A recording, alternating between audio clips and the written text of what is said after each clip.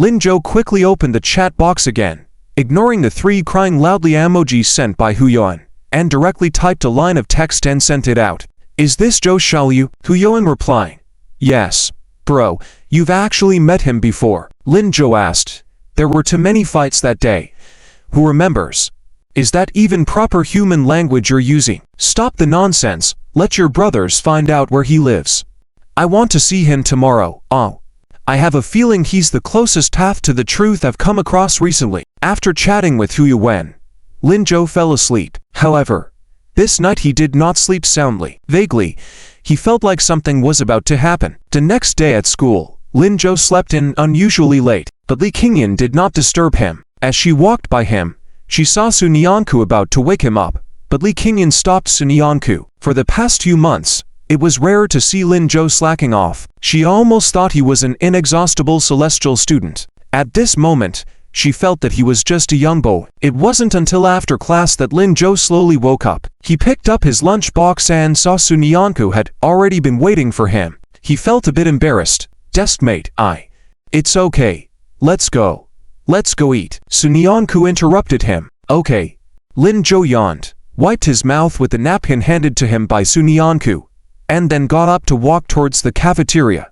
After finishing their meal, as they prepared to wash the dishes, Lin Zhou saw Qian Guo walking over with her lunchbox. These days, Qian Guo hadn't joined them for meals, and Liu Shiming had been hanging out with Xia Dongqing. Seeing Qian Guo, Lin Zhou was a bit curious. What's up? Is something wrong? Did Fatty Liu bully you again? No. No, he didn't. Qian Guo quickly shook her head, murmuring softly, he just didn't pay much attention to me. Feeling like she might be overreacting, Qian Guo quickly put on a smiling face, albeit a bit awkwardly. Nianku, I wanted to talk to Lin Zhou alone. Oh. Okay. I'll wait over there for you. Sun Yanku quickly took Lin Zhou's lunchbox and then, after a moment of thought, snatched Qian Guo's lunchbox as well and headed towards the sink. Qian Guo then turned to Lin Zhou. I just wanted to ask you about the house buying matter. Is it reliable? What? Lin Zhou looked at her puzzledly. Qian Guo quickly explained. It's my dad. He thinks you're unreliable and said Rainbow City is almost done for. Only a fool would buy. Oh, that's not what I meant. I actually believe in you, but I'm a bit worried.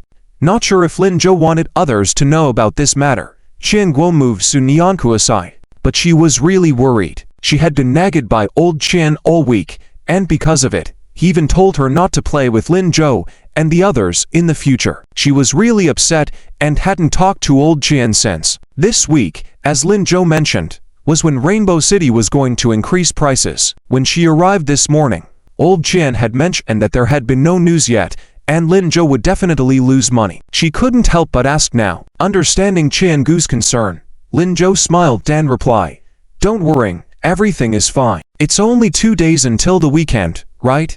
Really? Yes. Alright then. I can relax now. Good luck. Qian Guo gave a thumbs-up gesture to him before turning to leave, but she was stopped by Lin Zhou. Wait. Qian Guo, about you and Fatty Liu. Qian Gu's smile instantly disappeared. Lin Zhou continued, actually, if Fatty Liu still hasn't figured out his feelings by now, maybe we should. No need. Qian Guo lowered her head. It's almost the college entrance examination. If he can't figure it out, then there's no need to. Okay, if there's anything you need help with, just say so, or you can talk to Sun Yanku. Okay. Qian Guo smiled again. You guys are about to graduate, so keep it up. I have high hopes for you. After saying this, she quickly ran to Sun Yanku's side, grabbed her lunchbox back, and walked away to a distant spot. I'll wash my lunchbox myself. You wash Lin Zhou's. Sun Yanku. Sun Yanku was momentarily stunned. Realizing Lin Zhou was watching her, she quickly lowered her head and continued washing the lunchboxes. Lin Zhou was much more alert for the rest of the day, and his attention was more focused. Until the evening when Lin Zhou received a call from Hu Yuwen. Bro, I found him. Zhou Ziliu is currently living on Li Ming Road, in Chengguan Village, at number 48. Li Ming Road. Isn't that the road I have to take to go home? Lin Zhou was puzzled. Hu Yuwen affirmed, yes, that's the road. One of my brothers said, he'll take you there. Afraid you won't handle Zhou Ziliu alone. That's not necessary. But what if he runs away? It's better to have two people to catch him. Alright, That makes sense. His name is Yin Jikyong. Just call him Zikong. He'll be waiting for you at the school gate after class. Okay. After hanging up the phone, evening self-study had already begun. Seeing Lin Zhou knitting his brows tightly, Sun Yanku felt a bit worried. Lin Zhou, is everything okay? Lin Zhou finally put on a smile. It's okay. Everything is under control. Okay. Then be careful tonight. Don't worry. The two quickly got back into study mode, with Lin Zhou earnestly working on the problems given by Professor Yan. As he was halfway through, Li Qingyan's voice came from the door. Lin Zhou, come out for a bit. Lin Zhou paused, stood up, and walked out. What's wrong? Teacher Li. Li Qingyan looked a bit tense. After a brief silence, she said, Teacher Qin has come to the school. Aunt Shuyue. Why did she suddenly come? She's here to resign. She's currently packing her things in front. I'm not sure how to say, but I feel like something's not quite right. Lin Zhou, has her situation not been resolved yet? Lin Zhou shook his head. Not yet. What should we do if she really quits? How will it affect the school, the students, and me as well? I'll go take a look. Teacher Li. Don't worry. Great, you're smart. Maybe you can persuade her. Yeah. What about classes here? I'll get you a leave slip. Hurry over there. She's alone in the language department office. Okay. Lin Zhou turned around and ran towards the teaching building. Soon, he arrived at the language department store. Indeed, he saw Qin Shuyu packing her things. She was wearing casual clothes and sneakers today, her hair tied up casually. Her face looked a bit pale. She was packing slowly, as if she didn't want to leave but had to. Lin Zhou gently knocked on the door, and Qin Shuyu's hand trembled as she looked up. Seeing it was Lin Zhou, she instinctively pulled her cardboard box back a bit, but quickly relaxed. Leaning on the table, she looked at Lin Zhou. Are you here to persuade me? Yes. Aunt Shuyue, no need to persuade me. I'm no longer fit to teach and be a teacher here. I've thought about it for a long time before making this decision. It's for the good of the school, the students, and myself. That Aunt Shuyue, you clearly can. I can't. Qin Shuyu suddenly raised her voice. Almost instinctively, she touched her belly and quickly moved away, as if afraid Lin Zhou would notice something. You don't know what happened to me. I can't. Lin Zhou. I don't have a choice. Lin Zhou still wanted to say something, but he saw Qin Shuyu quickly approaching the office desk, hugging the paper box filled with her office supplies, and heading out. Lin Zhou, next Monday, Han Yuanmo and I will be getting our marriage certificate. I hope you can give us your blessings instead of trying to break us apart all the time. Lin Zhou was taken aback. Just as he was about to respond, he suddenly caught sight of something from the corner of his eye. A red envelope had fallen from the bottom of the paper box. Qin Shuyu subconsciously bent down to pick it up. Lin Zhou quickly stepped forward, saying, Aunt Shuyu, let me help you.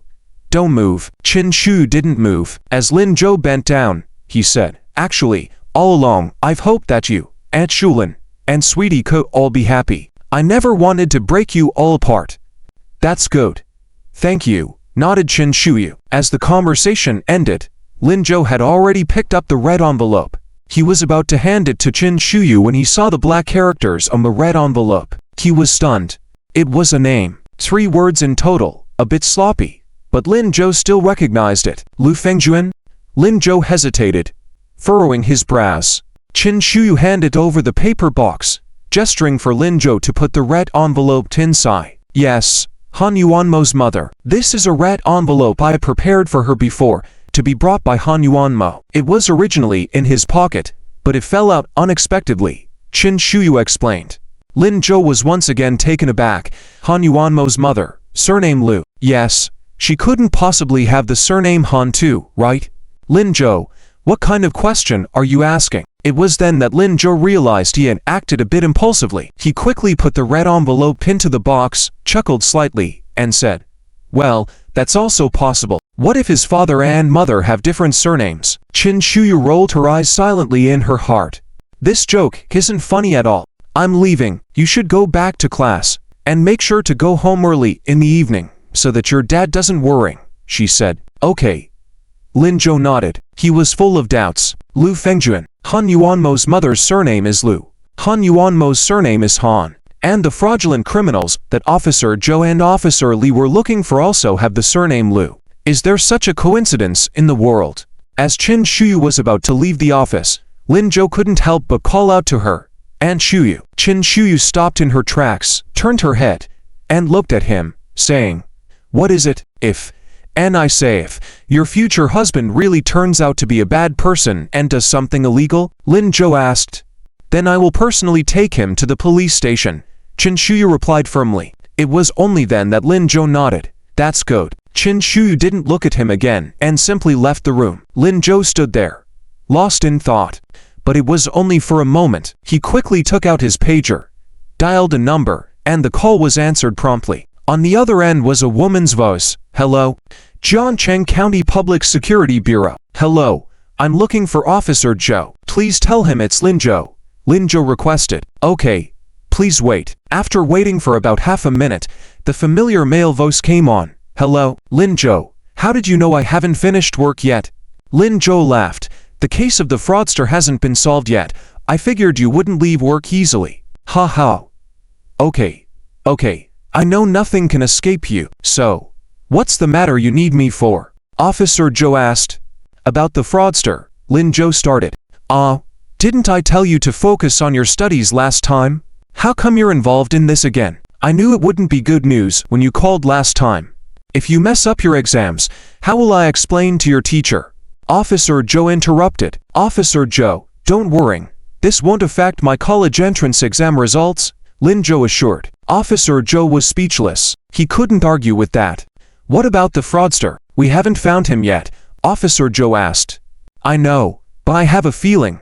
Maybe I know where he is," Lin Jo said. "Oh, you know?" Officer Joe was surprised.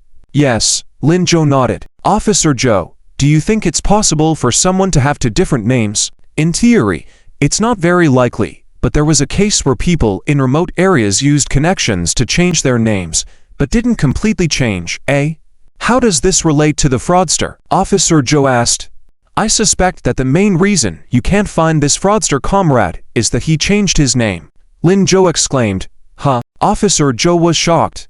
He quickly switched hands holding the receiver and asked, "What name did he change to?" "Han Yuanmo," Lin Jo stated. "What?" Officer Joe's brain felt inadequate to process the information. "How are you so sure?" "I'm not entirely sure. That's why I called you. Please check if Lu Shicheng's mother is named Lu Fengjun from the southwest," Lin Jo requested. Officer Joe hesitated. "Or you can tell Officer Lee to let me see Lu Shicheng's photo for identification." "Officer Lee doesn't have a photo, or else how would we not be able to find the person?" Officer Joe sighed. "He's been searching for a long time. We only knew a name, and that was through one of his captured accomplices. We suspected he changed his name before. But, alright, I understand. The mother of this Han Yuanmo I mentioned is Lu Fengjun. She came from the southwest half a month ago to Jiangcheng County. Previously, she had some involvement in gambling and prostitution, but it's likely minor offenses that went undetected. However, her recent actions are very suspicious, and I suspect it's him," Lin Jo explained. "I'll check tomorrow," Officer Joe said. "Officer Joe, from what I know, he's planning to leave Jiangcheng County tomorrow night. You might have to work overtime tonight," Lin Jo suggested. Officer Joe was speechless, but he quickly agreed. "Don't worry, Officer Lee, and I will stay up all night if necessary to get to the bottom of this." "Okay. Thank you. I won't tip him off for now. Let's talk after you've checked," Lin Jo said. "Sure. You're really smart. Hang up now, and as always, study hard," Officer Joe concluded. "All right." Lin Jo hung up. He returned to the classroom, anticipating finding Ziliu later. At the gate of Yizhang, Chin Shuyu had already left with the paper box. Han Yuanmo, waiting on the roadside, hurried over and took the paper box. "Everything okay, Shuyu?" "It's fine. What could happen?" "Let's go back. You must be tired." "Okay. It's all my fault, making you suffer with me, and now I've lost this job." Han Yuanmo. Chin Shuyu stopped him. "Stop with the negative talk." Okay, I won't say it anymore. But Shuyu, I promise you, one day you'll live lavishly with me. I will buy you a villa, a luxury car, everything you want," Han Yuanmo said. Chin Shuyu couldn't help but give him a side eye. "Han Yuanmo, why are you talking like my dad lately?" After school, Lin Jo walked Sunyanka back to the dormitory and told her that he had something to do on Saturday, so they probably couldn't go to the library together. After saying goodbye to Sunyanku, he walked towards the school gate. Outside the school, he saw a red-haired teenager standing at the entrance. The teenager's hair covered half of his height. He was adorned with lots of accessories on his clothes, giving him a particularly non-mainstream appearance. His face was also very cold, which scared the passing girls so much that they quickened their pace.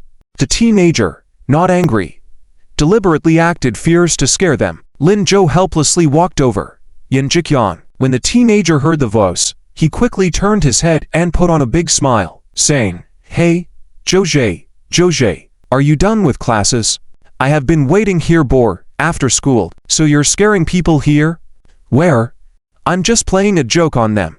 I'm now on the right path, following brother now." Lin Zhou silently glanced at the good kid and nodded. "All right, lead the way." "Sure. Right this way. This way, Zhou. Follow me." The teenager turned and walked in a direction, indeed towards Liming Road. Along the way, classmates couldn't help but glance at their strange pair. Yan Jikyong felt embarrassed. "Zhou, did I embarrass you?" "It's okay. Aren't you working? How can you do that?" "Oh, I can.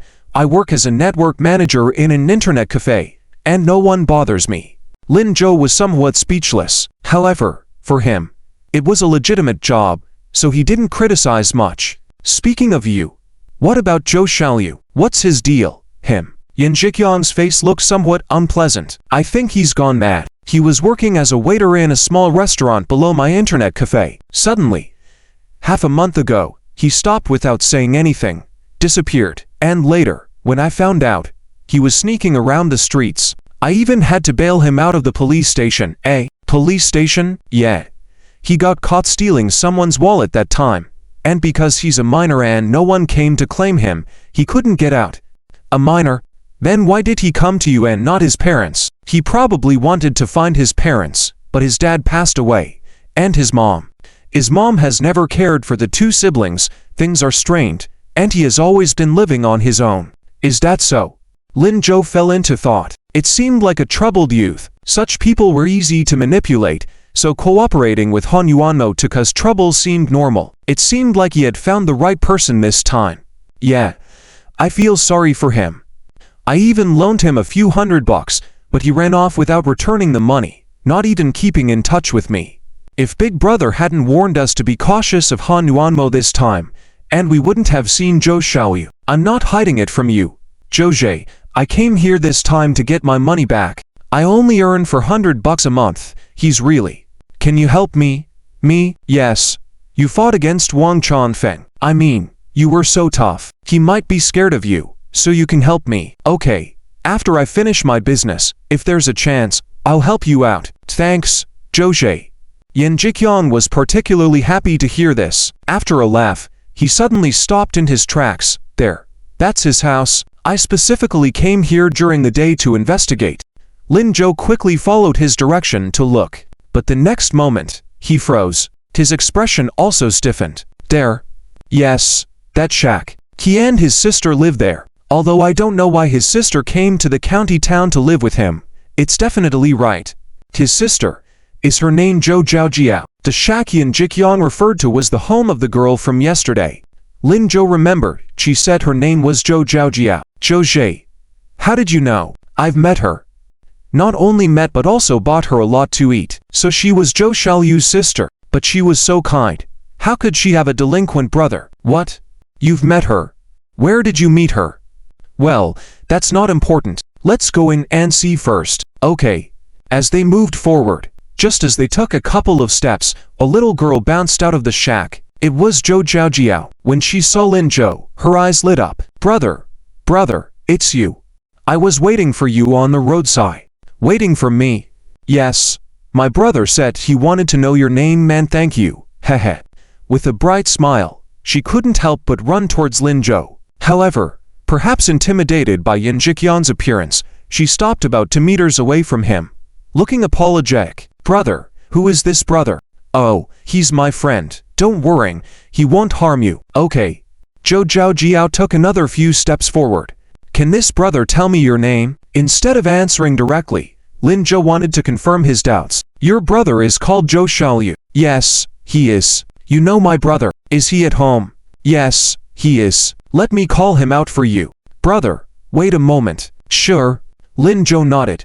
The little girl happily turned around, about to run off, when a teenage boy's voice came from the shack. Zhao Jiao, who are you talking to? Did your long-awaited big brother finally arrive? When a voice stepped out from the shack by lifting the curtain, Zhao Jiao exclaimed happily, Found him. Found him. Brother.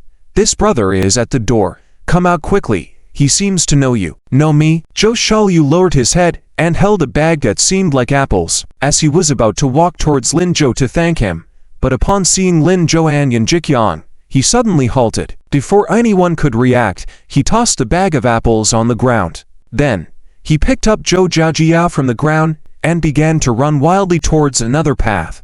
Lin Zhou was stunned, and Yan Jiqiang was even more dumbfounded. Hey, Zhou Xiaoyu, why are you running? Stop, stop. Hey, Zhou Xiaoyu, are you deaf? I'm telling you to stop. Zhou Zhe, what do we do now? How else can we handle this? Of course, we have to chase.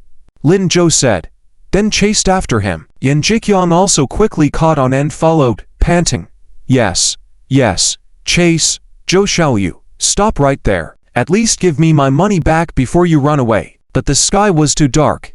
Zhou Xiaoyu seemed to be very familiar with the terrain around here. Soon, the two lost track of him. Yan Jiqiang was out of breath from running. He looked at Lin Zhou next to him, not even breaking a sweat, and almost cried. Zhou, how are you not tired at all? I can't go on much longer. Upon hearing this, Lin Zhou stopped. Seeing this, Yan Jiqiang hurriedly trembled and said, Don't stop. We can't let that brat get away. Zhou, we need to continue. No need to chase. Lin Zhou stopped in his tracks, looking around. Yan Jiqiang was a bit confused. Not chase him, but he must have hidden somewhere, or else, how could he have carried Zhou Jiao and we not catch up to him? Yan Jiqiang scratched his head, looking around but not seeing Zhou Xiaoyu. Feeling anxious, Zhou, what do we do now? I'll go find people, and you wait over by Zipeng's place. He might come back. Seeing Lin Zhou about to leave, Yan Jiqiang quickly stopped him. No, let me go find him. You go back and wait for him.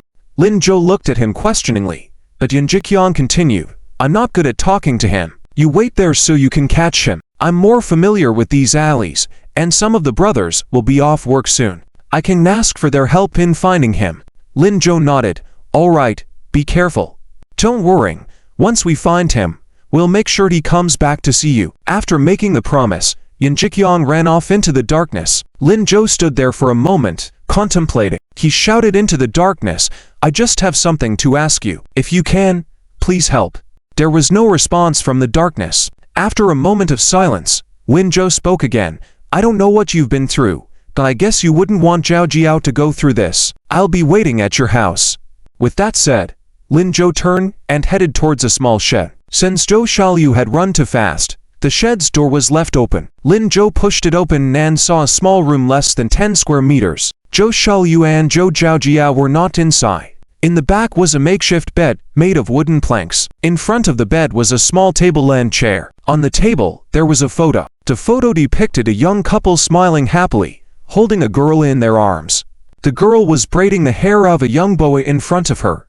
The boy, about 8 or 9 years old, looked somewhat troubled but didn't pull away. The girl was Zhou Jiao, and the boy was Zhou Xiaoyu. Were these Zhou Xiaoyu and Zhou Jiao's parents? They looked so loving. Even if the father was gone, why would the mother let the children stay in such a place? Unable to make sense of it, Lin Zhou checked the time and realized it was already past 10 p.m.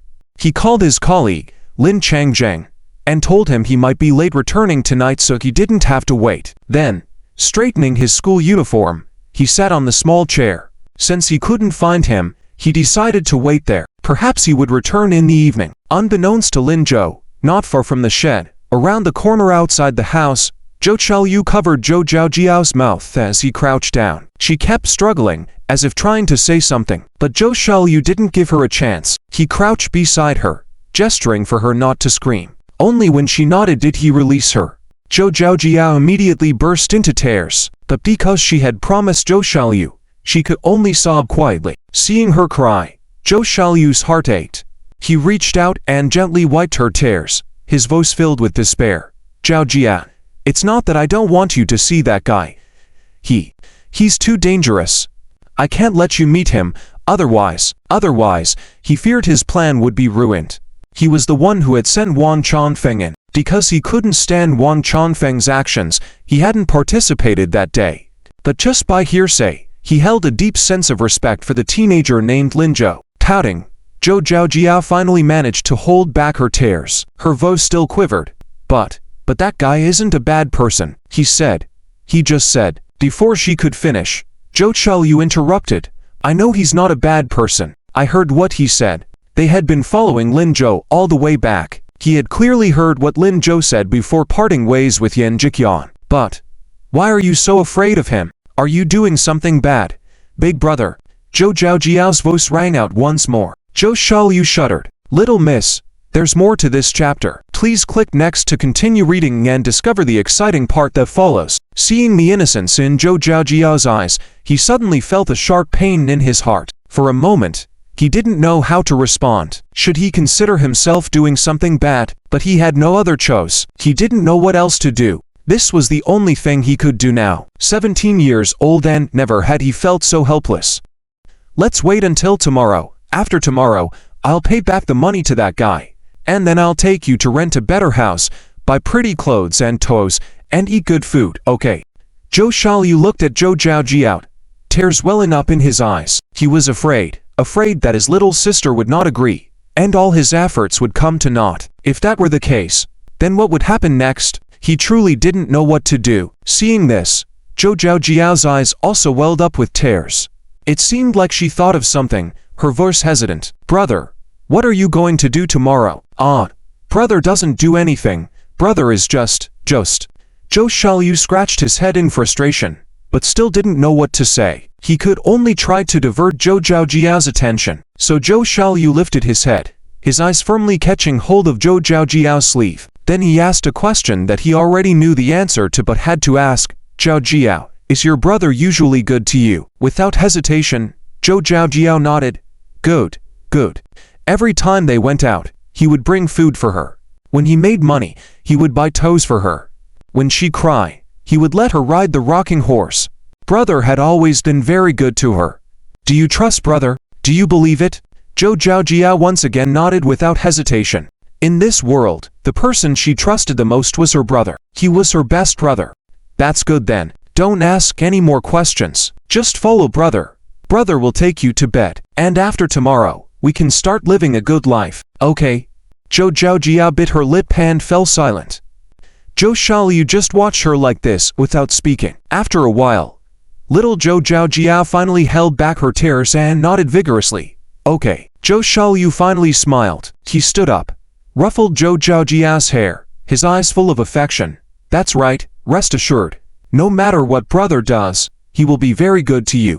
Zhou Zhaojiao tilted her little head up, nodding. Shall we go then? Find a place to sleep? Okay.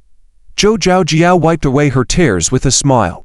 Zhou Xiaoyu held her hand and walked into the darkness together. They couldn't go home tonight. They would have to find a place to stay. As long as they got through tomorrow, everything would be over. Zhou Xiaoyu glanced back at the direction of Lin Zhou, quickening his pace. He didn't notice that although Zhou Zhaojiao was walking happily beside him, she was pursing her lips, lost in thought. After walking a long way, he looked at Zhou Zhaojiao. Brother, what's the name of that brother we just met? Him? His name is Lin Zhou. Lin Zhou brother.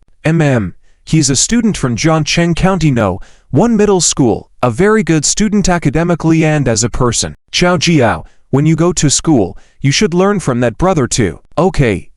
Zhou Zhaojiao nodded again. Their figures gradually disappear in the darkness. After about 20 minutes, Zhou Xiaoyu suddenly stopped at a phone booth. He crouched down, earnestly telling Zhou Zhaojiao, Zhaojiao, would you wait here for a moment? Brother needs to make a phone call. Okay. Zhou Zhaojiao obediently nodded again. Zhou Xiaoyu ruffled her hair and walked to the public telephone booth. Entering the card number and password, he dialed a familiar number. Soon, the call went through.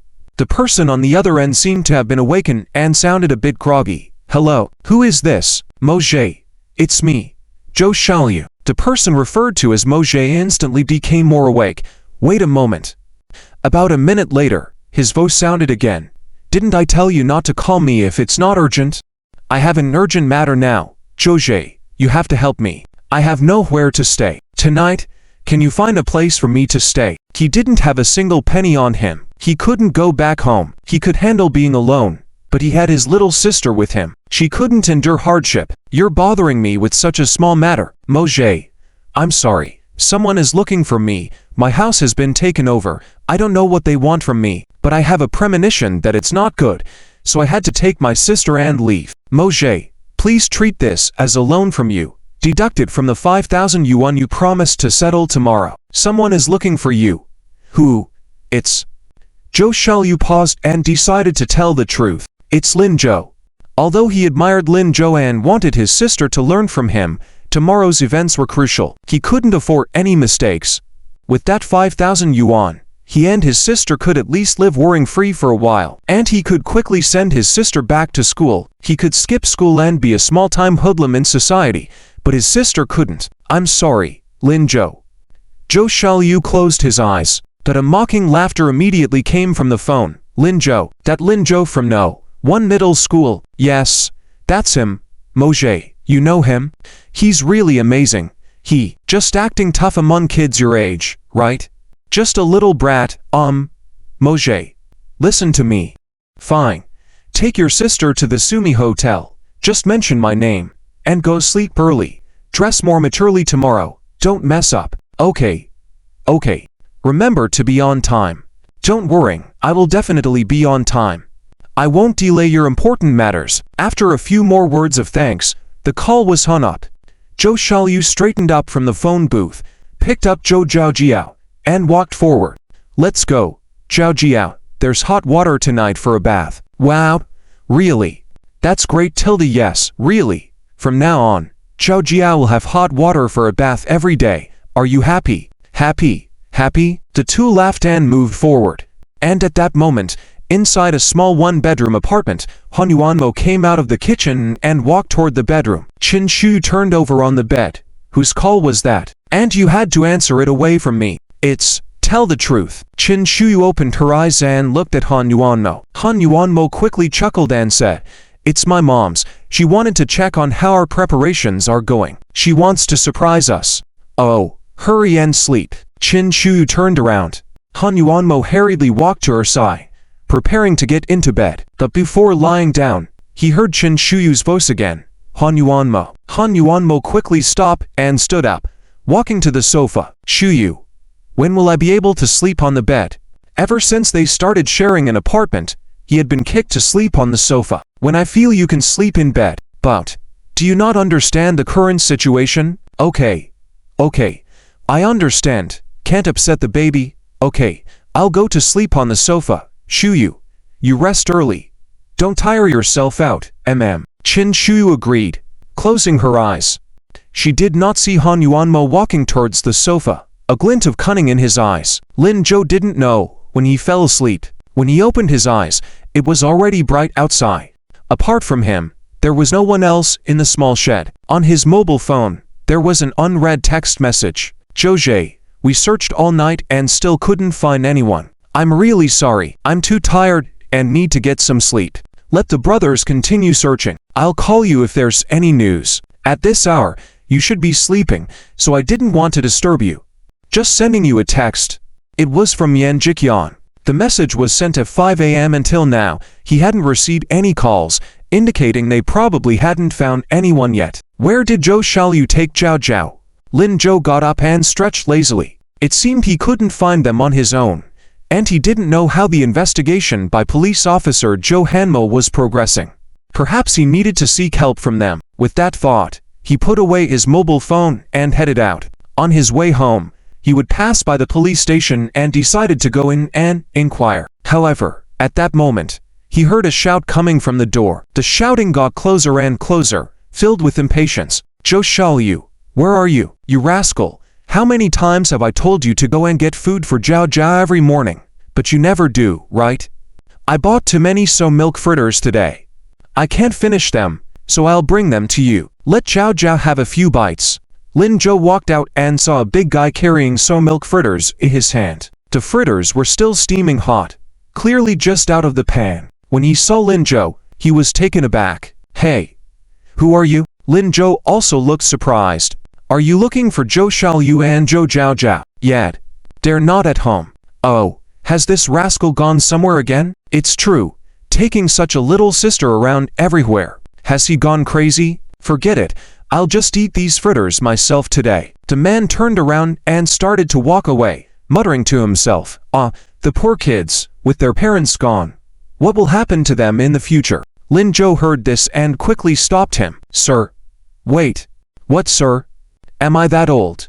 I'm only 30, okay." The man was impatient but still stopped. Lin Zhou had to change his address. "Brother, can I ask you something?" "What?" "It's about Zhou Xiaoyu and Zhou Zhaozhao. You said their parents are both gone, but Zhou Zhaozhao had told him that day that her dad was gone, and her mom had run away with someone else. How could they both be gone?" Seeing the man hesitate, Lin Zhou added quickly, "I'm a friend of Zhou Xiaoyu. I wanted to help them, but since Zhou Xiaoyu hasn't come back, I thought of waiting here. Do you know what happened to them?" The man's expression softened hearing the word friend. "Have you eaten? Come, have the soy milk fritters. Don't let me take them back, otherwise, I'll be scolded by my wife again." Lin Zhou reluctantly accepted, saying, "Thank you." The man sighed deeply. That kid, he's stubborn. His mother passed away in a car accident some time ago. To not let his sister get upset, he told her that she ran away with someone. What?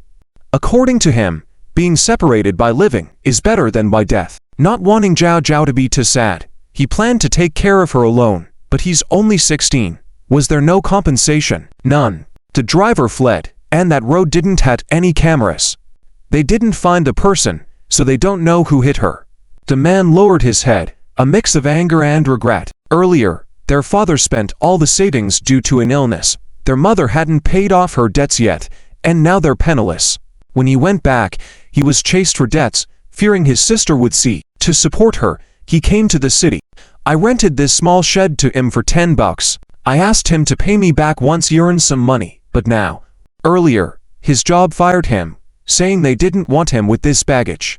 He couldn't find a job being underage. He is worried to leave his sister alone at home, so it came to this. As the man spoke, he sighed. Lin Zhou listened with a heavy heart. So he keeps stealing things because of this. Yes, I scolded him so many times, but he didn't do anything severe. Every time he stole, he failed and got beaten. I couldn't bring myself to involve the police. I wanted to help however I could. I wanted to find him a job, but my wife didn't agree, saying I'm meddling. I could only secretly send them some food. Forget it. I won't talk about this anymore. I see you're about the same age. If you can help, then help. If not, that's fine too. Everyone has their own fate. You can't force it. Okay. Lin Zhou nodded. The man said a few more words before leaving. Lin Zhou bit into the fritters, watching the man leave, lost in thought. No wonder now Anyan Jiqian said that Zhou Xiaoyu used to work but suddenly started stealing. Was it because of this? Was that why he was with Han Yuanmo? Did Han Yuanmo give him money?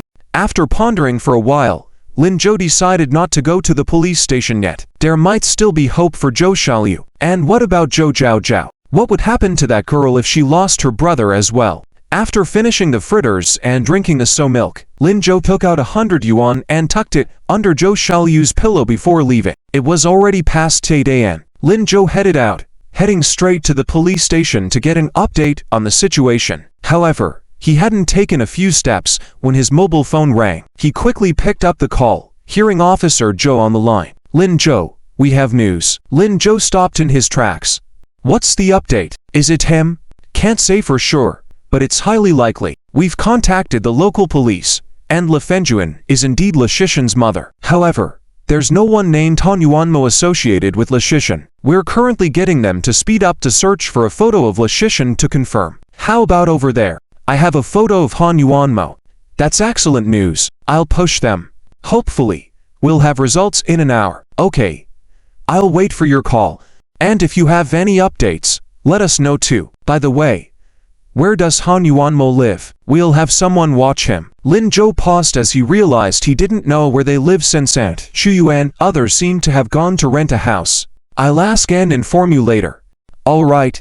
After ending the call, Lin Zhou's expression turned serious. It seemed almost certain that Han Yuanmo was the con artist Shishan. Now all that was missing was concrete evidence. So, was he getting close to Aunt Shuyu for her money? But Shuyu Annie completely ignored him. She also had no intention of using the family's money to buy a house, so wouldn't his plan be ruined? Perhaps, does he really like Shuyu Auntie? Would he rather not achieve anything but still marry Shuyu Auntie? It's really hard to understand. Lin Zhou decided to call Lin Changzheng first. The call went through. Lin Changzheng's anxious voice came over. Hello, Zhou, have you returned home? Dad is busy today, so make yourself some food to eat. Lin Zhou was stunned. Busy? Lao Lin, where are you? I'm at your Aunt Shulin's house. Huh, Lao Lin, you and Aunt Shulin. Hey, don't talk nonsense. I came over in the morning because something happened at your Aunt Shulin's house, so I came to help. Oh. Lin Zhou was somewhat disappointed. Alright, do you know where Aunt Shuyu and the others are living now? She's living at apartment 602, building 6 in the Wangyu community with Han Yuanmo. Why are you asking about this? Nothing. Just have some matters to discuss with them. Lin Zhou temporarily didn't tell Lin Changzheng the truth to avoid alerting the suspect. He would figure things out first, but soon, he thought of another question. What happened at Aunt Shulin's house? Is it serious? It's not about your Aunt Shulin, it's about your Grandpa Qin, sigh. Lin Changzheng sighed deeply and continued. This morning, your Aunt Shulin called and said that Grandpa Qin, who hasn't gone out for several days, insisted on going out today, acting suspicious and muttering about wanting to live a better life, buy some nice things, and have them prepare a big feast to celebrate when he returns in the evening. Celebrate? Yes. And he even asked Aunt Qin to lend him 20,000 yuan, saying he would pay her back in a few days with double the amount. Isn't this ridiculing Aunt Qin? He never asked Aunt Qin for money before, let alone borrowed it. Aunt Qin felt something was wrong, so she asked me to come and check. What kind of thing needs more than 20,000 to buy this? Lin Zhou was astonished. Grandpa Qin going out with money at this time, and asking Aunt Shulin for a loan. Under what circumstances would he need so much money? Lin Zhou instantly had a bad feeling. Could it be? He quickly said seriously, Dad, find a way to keep Grandpa Qin from going out. Why? Did you think of something related to that scammer? Not sure, but it's very likely. I'm going to find that scammer now. You just keep Grandpa Qin stable. But Lin Changzheng was very hesitant. Your Grandpa Qin already has a bad impression of me. If I keep blocking him from getting money and going out, then in the future, we'll deal with that later. Dad, after this is over, Grandpa Qin will naturally be grateful to you. Okay. I'll try my best, but I can't guarantee I can stop him. Zhou, you need to hurry. Okay. Lin Zhou nodded. After hanging up the phone, he started thinking quickly. Grandpa Qin seemed to have returned because of Shuyu Auntie's marriage matter. Lao Lin said he usually only came back at the end of the year. It's clear how seriously he takes this matter. But it seemed like everyone was not in favor of this marriage. Why was he so concerned? Was it because he couldn't make money now? Moreover, according to what Aunt Shulin and the others said, Grandpa Qin used to be very humble and honest. How did he suddenly become all about money and looking down on them? He also became so close with Han Yuanmo. It was all very abnormal. Unless Han Yuanmo had found a way to bring Grandpa Qin back. The only way a rural worker like him would be so trusting is money. As a scammer, he could talk convincingly and was good at stirring emotions. So, Grandpa Qin insisted on marrying Shuyu to him, firmly believing that they would be wealthy and have a better life in the future. That this was all just a mirage. Han Yuanmo couldn't really bring Grandpa Qin to wealth. What he intended to do was likely to scam Grandpa Qin of his money. But how? Lin Zhou's mind was in chaos, unable to figure it out. At that moment, he suddenly heard a crisp voice behind him. Big brother. Lin Zhou, big brother. I finally found you.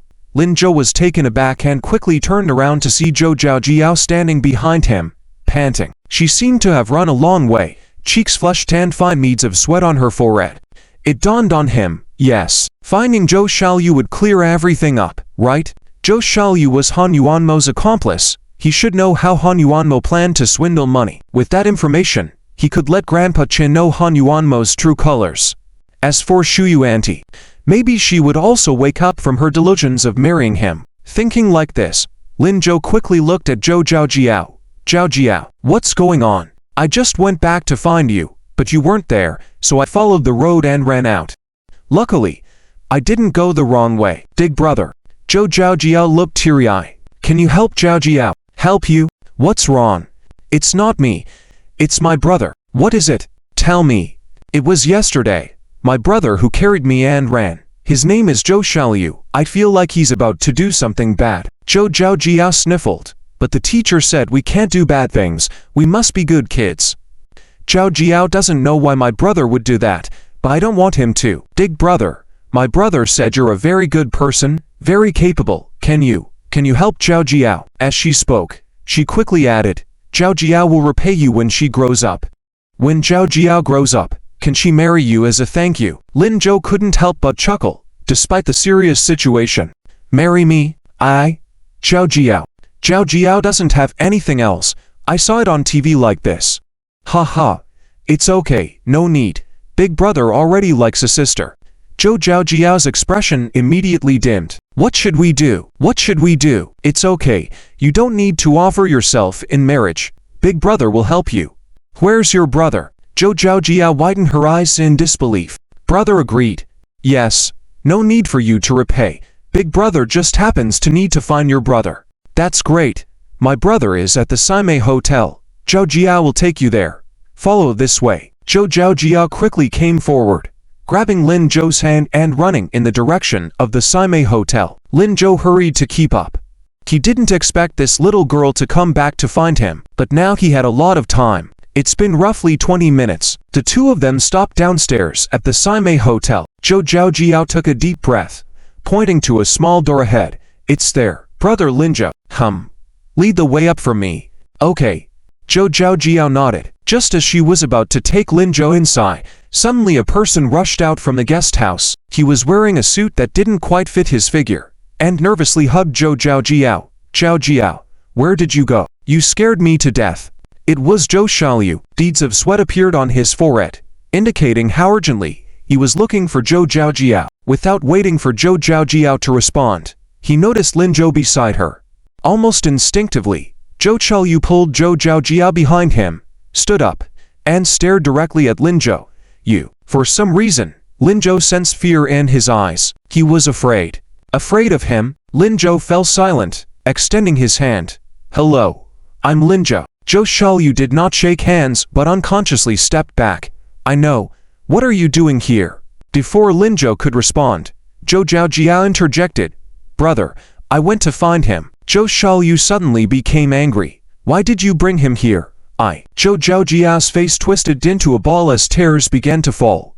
Brother, Zhao Jiao doesn't want you to do bad things. Boo-hoo. A brother who does bad things is not a good brother. Boo-hoo. Her tears made Zhou Xiaoliu flustered. He hurriedly squatted down, becoming somewhat incoherent. Zhao Jiao, don't cry. Brother was wrong. Brother won't yell at you again.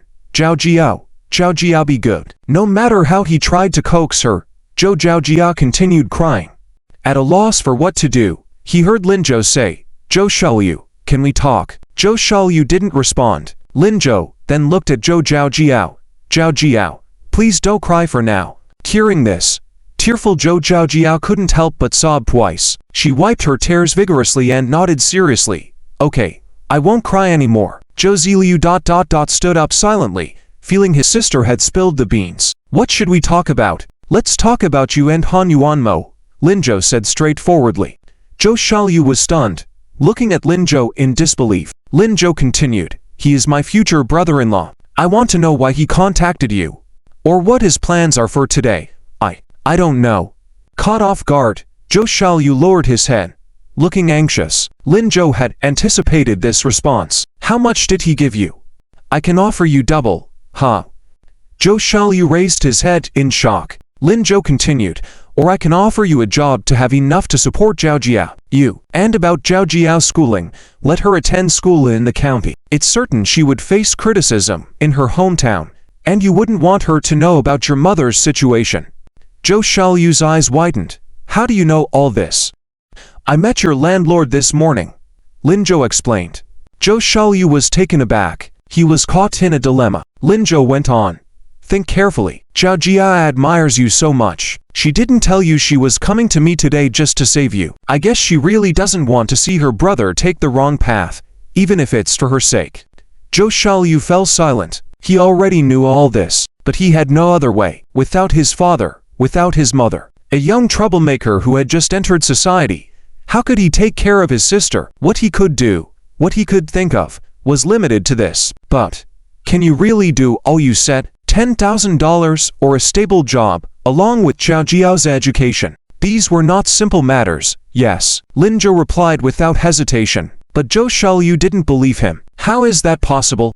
Even adults might not be able to do these things, and you are just a student. But before he could finish, he heard a voice from the front. Boss, what are you doing here? Lin Zhou turned and found it was Liu Li. Playing with friends, he replied. I'm going to get dizzy. Lin Zhou then turned back to face Zhou Xiaoliu. Just as he was about to speak, he noticed Zhou Xiaoliu was completely stunned. Lin Zhou had no choice but to call out to him. Zhou Xiaoliu. Zhou Xiaoliu snapped out of his daze. He swallowed hard, looking at Lin Zhou incredulously. The fruit stall is yours. He knew Liu Li. She was the famed owner of the fruit stand that was all the rage in the city. He had heard that she was very mysterious and never showed up herself. But every creative event was her idea. She was very business savvy. This person was Lin Zhou. Zhou Xiaoliu couldn't find the right words to say for a moment. Lin Zhou seized the opportunity. So, still think I can't do it? Zhou Xiaoliu lowered his head. I've already promised Han Yuanmo ... You just made the promise. We can seize this opportunity to catch him. What? What? Arrest him? Zhou Xiaoliu was completely stunned. Why arrest him? Well, yet, Lin Zhou was about to nod. But hearing the second half of Zhou Xiaoliu's sentence, he became puzzled. You don't know what Han Yuanmo wants to do. Zhou Xiaoliu shook his head blankly. I don't know. He just told me to help him, and then he gave me money. A lot of money, and you agreed. Zhou Xiaoliu nodded. Yet, he said to dress more formally today, and once we get there, he will naturally tell me what to do. Lin Zhou. He silently glanced at Zhou Xiaoliu, couldn't help but shake his head. You almost got taken advantage of by him. What? He might be a scam artist. Zhou Xiaoliu was once again surprised. A scam artist? But quickly, he shook his head again. No, that's not possible. He doesn't look like a bad person. I remember you didn't answer me earlier. How much money did he give you for helping him? 5,000. All right, let me ask you this. If helping someone gives you 5,000, does he look very wealthy to you? Han Yuanmo didn't seem like it. Or, do you think there's anything on you worth 5,000? Zhou Xiaoliu had nothing to say. The way he looked now, indeed wasn't worth it. But, do you have any evidence to prove he's a scam artist? Not at the moment. The police are already investigating, and will have results soon. The probability is 99.9%. It's up to you whether you believe me or not. If you trust me and cooperate, not only can we change Zhao Jiao's life, but you can also make amends for what you did before, which didn't cause any substantial harm. The police might turn a blind eye to it. Zhou Xiaoliu was somewhat dumbfounded after hearing this. But what? Zhou Xiaoliu. Look at Zhao Jia. How happy she is now. Are you really willing to help Han Yuanmo for 5,000 and then end up like Wang rushing in, leaving Zhao Jia alone to live a desperate life? Zhou Xiaoliu fell silent. He raised his head and looked at Zhao Jia not far away. She was playing with a little corgi that passed by, looking exceptionally happy. In that moment, ripples suddenly stirred in Zhou Xiaoliu's heart. How wonderful would it be to keep Zhao Jia this happy all the time in the future? With this thought, Zhou Xiaoliu made up his mind. He clenched his fists, took a deep breath. Turning around, facing Lin Zhou, he said seriously, All right, I agree to help you, but your promise just now, for Zhao Jia, for living well. Zhou Xiaoliu decided to take a chance. After all, cooperating with Han Yuanmo was also a gamble. He had a gut feeling that following Lin Zhou might lead to a better outcome. I will keep my word. Lin Zhou nodded. Zhou Xiaoliu let out a long sigh of relief. Thank you. But quickly, his tension rose again. But Lin, can I call you that? Of course. What should we do next? Let's wait for news from Han Yuanmo. Didn't you say he would contact you to tell you exactly what to do? Yes. Then let's wait and see what he wants you to do, and then we can decide what to do. But I don't have a phone. Should I just wait like this? Well, since he said so, he will naturally find a way to notify you. Don't worry. Oh, okay. Although Zhou Xiaoyu didn't fully understand, he nodded seriously. They walked together to Zhao Jiao's side and squatted down. The little girl lifted her head from playing with the corgi, looked at Lin Zhou, then at Zhou Xiaoyu. Finally, her gaze settled on Lin Zhou with a worried questioning look. Brother Lin Zhou. Lin Zhou understood her meaning, ruffled her furry head, and said, your brother won't do bad things anymore. Yet. That's great. Lin Zhou is amazing. The best. Seeing her like this, Zhou Xiaoyu felt a bit helpless. Zhao Jiao, how did your brother teach you? You should act like a little girl. Oh. Zhao Jiao lowered her head with a smirk on her face. Zhao Jiao knows. Zhao Jiao is just happy. Brother Lin Zhou is really awesome. Otherwise, she wouldn't know what to do. Lin Zhou smiled helplessly. All right, you go play over there. The brothers have something important to do now. Okay. Okay. Zhao Jiao won't disturb you then. Zhao Jiao happily made a heart-shaped and then went to join the corgi. The smile on her face was even more radiant. Lin Zhou and Zhou Xiaoyu watched, feeling joyful. Each passing moment ticked by. Just when Zhou Xiaoyu was getting anxious, Lin Zhou's phone rang. He picked up the pager and saw it was Officer Zhou calling, so he quickly answered. Excitedly, Officer Zhou's voice came through. Hello, Lin Zhou, we found something. The photos have been sent to your email. Take a look. Email? Lin Zhou looked around, quickly spotted the front desk, and hurried over, indicating he needed to use the computer. After logging into the email and opening the photos, Lin Zhou's expression tensed. It's him. That's right, these two are the same person. Officer Li contacted the headquarters in Kyoto for further investigation and traced the name Han Yuanmo. It was fabricated when he first entered society and has been used ever since. Used ever since? Our staff's negligence. We will correct it immediately. Now, where is Han Yuanmo? Didn't you send people to monitor his home? Our guys did follow the address you provided, disguised as deliverymen, knocked on the door, but only a woman and a little girl were home. The little girl seems to be your sister. What's her name? Qin Yushan? Yes, that little sister of yours. It was just the two of them at home. Han Yuanmo wasn't there. What? Where did he go then? I don't know yet. We're still looking for him. Initially, we wanted to ask your aunt, but she seems to be unwell, so I thought of asking you. Are you able to help? After all, this matter was based on Lin Zhou's clues. The officer decided to seek Lin Zhou's opinion. Lin Zhou turned around, looked at Zhou Xiaoyu beside him, and made up his mind. Just wait a moment. He should contact a friend of mine soon. I'll call you later. Okay. Let's do that then. We'll contact you once we have news. All right. Lin Zhou hung up the phone and saw Zhou Ziliu looking at him in shock. He said, Did you hear that? I didn't lie to you. I know. Thank you so much. Really thank you. Zhou Ziliu clenched his fists and bowed deeply to Lin Zhou. Thank goodness he was there. Otherwise he might have been in real trouble this time. It's all right. Now, we'll wait for news from Han Yuanmo. Okay. Zhou Ziliu nodded. But when will he give us the news? Lin Zhou also didn't have an answer to that question. Go over there and play with Zhao Zhao. Stay a bit further away from me, he said. If you stay too close to me, we might not receive the news. The messenger wouldn't be so obvious. Oh. Okay. Zhou Ziliu nodded blankly and quickly walked towards Zhou Zhao. But he was just a teenager after all, and he was soon amused by the short legs that were hugging him. The two of them, along with the dog, were having a great time playing. Lin Zhou watched the scene and thought that maybe in the future, when he and Sunyanku were together, they should also get a dog to lighten the mood. Lost in thought, he suddenly noticed someone not far away holding a phone and heading straight for Zhou Ziliu. Lin Zhou quickly averted his gaze and moved to the side to avoid suspicion. After hiding, he saw the person walking towards Zhou Ziliu and handing him the phone. Zhou Ziliu took the phone, muttered something into it, and then handed it back to the person who had no expression and left. Zhou Ziliu instinctively wanted to walk towards Lin Zhou. Lin Zhou quickly shook his head, signaling him not to move because the person hadn't gone far yet. When the person was out of sight, Lin Zhou quickly approached Zhou Ziliu and asked, What did they say? They told me to go to Phoenix City. Be there by 9:30. and then pretend to be a salesperson. He even taught me a set of sales techniques just now. A salesperson? Why do they want you to pretend to be one? I'm curious too, but he didn't give me specific details. He just said someone would come to buy a house, and I should convince the person to sign a contract with him. Buy a house? A contract? Lin Zhou rubbed his chin, lost in thought. Why would Han Yuanmo do this? If he's the one buying a house, isn't it for himself? Why does he need to sign a contract with someone else? Could it be?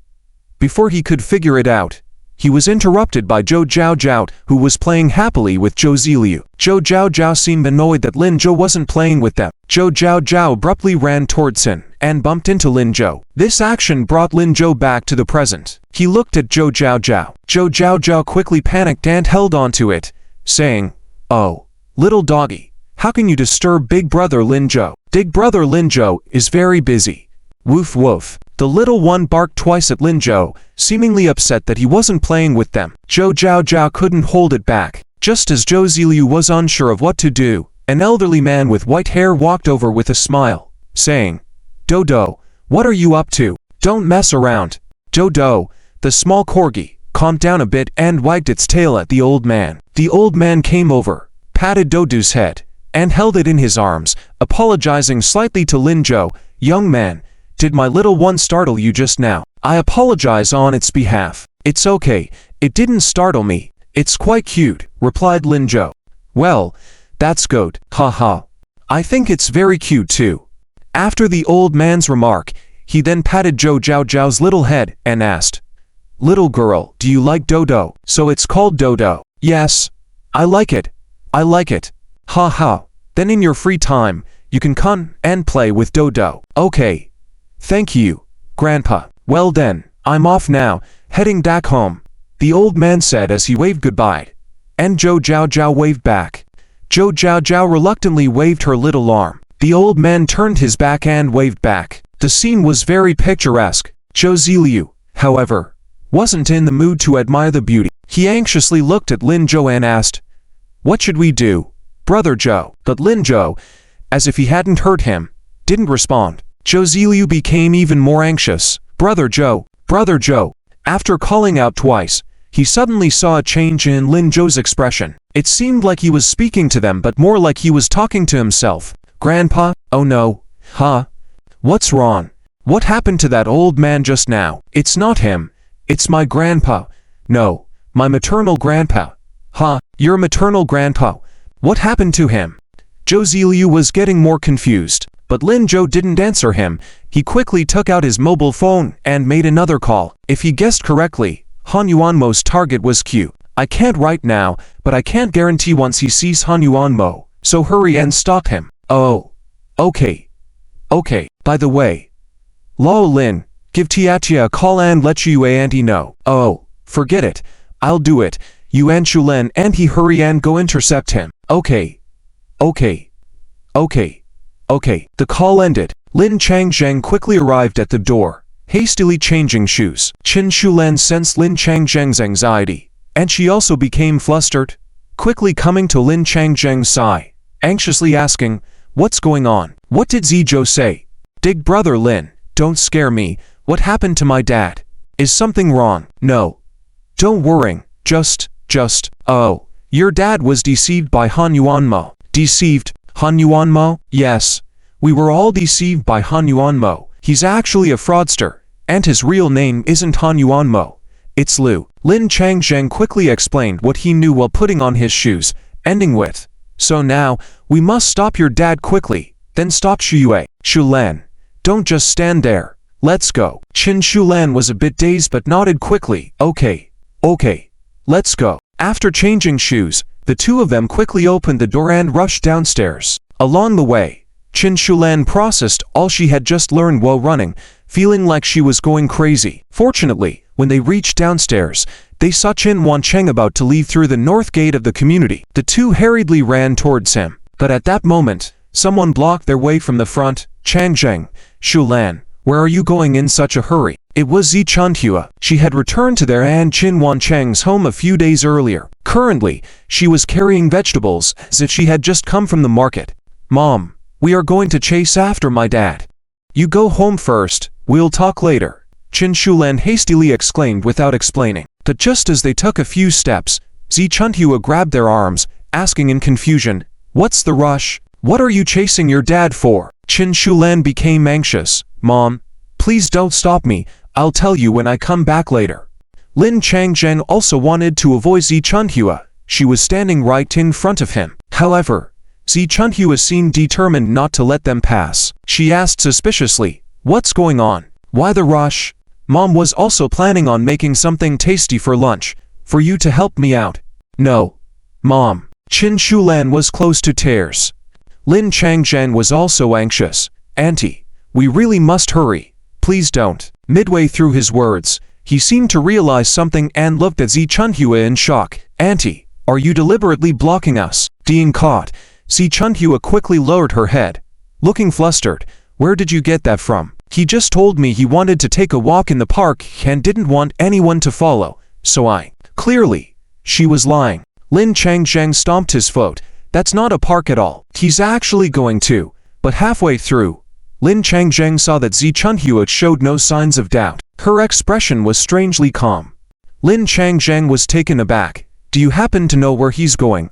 Zi Chunhua buried her head again. Lin Changjeng and Qin Shulan exchanged a glance, suddenly feeling a bad premonition. "Mom, did you also get deceived?" "Deceived?" Zi Chunhua raised her head, looking puzzled. "Deceived? What are you talking about? If you weren't deceived, why are you blocking us?" "My dad was tricked by Han Yuanmo, going to give money to him." "Move aside quickly, there's no time to lose." Upon hearing this, Zi Chunhua could no longer contain herself. "Han Yuanmo? What? What happened to him?" "No. Your dad, he was going to buy a house, right?" "Buy a house?" "Yes. He kept saying he wanted to buy a house for Xu Yue. I thought about it, although Xu Yue is reluctant. She's getting married and needs a place to live, so we should buy one. I gave all the money at home to your dad to buy it." "All the money to my dad?" Qin Shulan's face changed color. Yes. He said you definitely wouldn't agree, so he asked me to keep it secret from you for now. I was also worried you'd be concerned, so I planned to tell you after it was bought." Lin Changjeng and Qin Shulan felt a headache coming on from listening. "Mom, you're confused. He wasn't going to buy a house. Xu Yue can't marry Han Yuanmo." It's complicated to explain right now. Move aside quickly. Let's go find my dad first. Otherwise, it'll be too late." "Oh. Okay." Zi Chunhua didn't dare to ask further, quickly stepping aside. Lin Changjeng and Qin Shulan anxiously ran out, but when they reached outside the community, there was no trace of Qin Wanchen. The two stood blankly by the roadside. Qin Shulan was close to tears. "Big brother Lin, what do we do? What do we do? Let me think, don't worry. I think. Lin Changjeng scratched his head, feeling like his brain was mush at the moment. He couldn't understand why that brat Lin Zhou was so clever, while he couldn't think of anything. After a moment of agony, he suddenly had a realization. "Right, ask Zi Zhou. He must know where they are heading." Meanwhile, on the other side, Zhou Xiaoyu was anxiously waiting on the roadside for a taxi. For some reason, there were fewer taxis today. They had already been waiting for 5 minutes. Lin Zhou was holding Zhou Zhaojiao's hand, standing on the roadside making a phone call. The call was quickly answered, and on the other end was Qin Shuyu's voice. "Lin Zhou." "Yes, it's me." "Shuyu auntie, is Tia with you?" "Yes, she's here." "Let her take the call." Qin Yushin didn't have a mobile phone, so Lin Zhou had to call Qin Shuyu's phone. "Is there something you need her for?" "Lin Zhou, I must remind you that you have exams in a week." "I know, I need to talk to her about something without delaying her studies." "All right then, hold on." After a few seconds of silence on the phone, Lin Zhou soon heard what seemed like a displeased voice of Qin Yushin. "Brother." Lin Zhou was taken aback. "What's wrong? Why do you sound like you're about to cry?" "No, not at all." Qin Yushin quickly covered the phone, cautiously glancing at Qin Shuyu. Seeing that she didn't hear her conversation with Lin Zhou, Qin Yushin whispered, "I'm just not feeling happy here." "It's okay, you won't have to see Han Yuanmo soon." "Really?" Qin Yushin smiled immediately. Afraid of Qin Shuyu noticing her change in demeanor, she quickly lowered her head. "Okay, when do I help out my brother?" "Today. Find a way to stay at home with Shuyu auntie. Don't go out. We'll talk later." "Huh? Why?" "I wanted to take auntie out shopping, Don't ask why. Just do as I say, and we'll talk soon. Oh. Okay. I'll do my best. Chin Yushin peeked at Chin Shuyu again and saw she had gone into the bathroom, nodding her head. After hanging up the phone, Chin Yushin still had a face full of doubt. She didn't know why her brother wouldn't let them go out shopping. She had originally planned to take her younger aunt out while Han Yumo was not around, to cheer her aunt up and have a good chat with her about her aunt's husband. Even though she knew she couldn't change anything, she still wanted to try. However, since her brother had instructed her, she decided to listen to him. With this in mind, Chin Yushin took a deep breath and headed towards the living room. Seeing Chin Shuyu coming out of the bathroom, she quickly sat down on the sofa, turned on the TV, and tuned in seriously. Chin Shuyu was puzzled, not leaving. How about we don't go out for now, Aunt? A drama I've been following has been updated, and I want to watch it for a while. Shall we go in the afternoon instead? A drama? What drama? It's about He Shu Huan and Li Yiping. I don't know if they will end up together. I'm so anxious. Chin Yushin quickly pressed the remote control, making up an excuse without caring about what was actually playing on TV. Chin Shuyu frowned. But hasn't this drama aired many times? Yes, but I haven't finished watching it. You know I've been studying all the time. Oh Aunt, please watch a little with me. Just 2 episodes and then we'll go. Please Aunt. Chin Shuyu couldn't resist this persuasion and reluctantly agreed. Well then, she walked over to Chin Yushin's side and sat down helplessly. But let's make it clear, the people on this show are unreasonable. Don't learn from them. I know. My brother has already reminded me. Hehe. Chin Yushin kept changing channels. After about 2 minutes of switching, Chin Shuyu was speechless. Which channel? Why haven't you found it yet? I forgot. Let me keep looking. However, after switching more than a dozen channels, none were showing the drama. Chin Yushin was going crazy. What was going on? There are usually so many channels playing it continuously. Why is there not even one today? What should she do? She had never followed this drama. What if Aunt Shuyu sees through it? Chin Yushin. Oh Chin Yushin. Come up with a solution quickly. In the midst of her dilemma, Chin Yushin heard Chin Shuyu say, I remember. It seems to be on the blue channel, channel 14. Okay. I'll switch over now. Chin Yushin quickly pressed 14 and saw He Shu Huan talking to Du Fei. She breathed a sigh of relief. But Chin Yushin soon became curious again. Aunt, how did you know the channel? Didn't you say you wanted to watch less? Chin Shuyu felt embarrassed. She coughed lightly. I just glanced at it occasionally. Oh. Chin Yushin nodded, thinking of finding another excuse to chat and divert her aunt's attention. Aunt, who is your favorite character in there? Me. I like.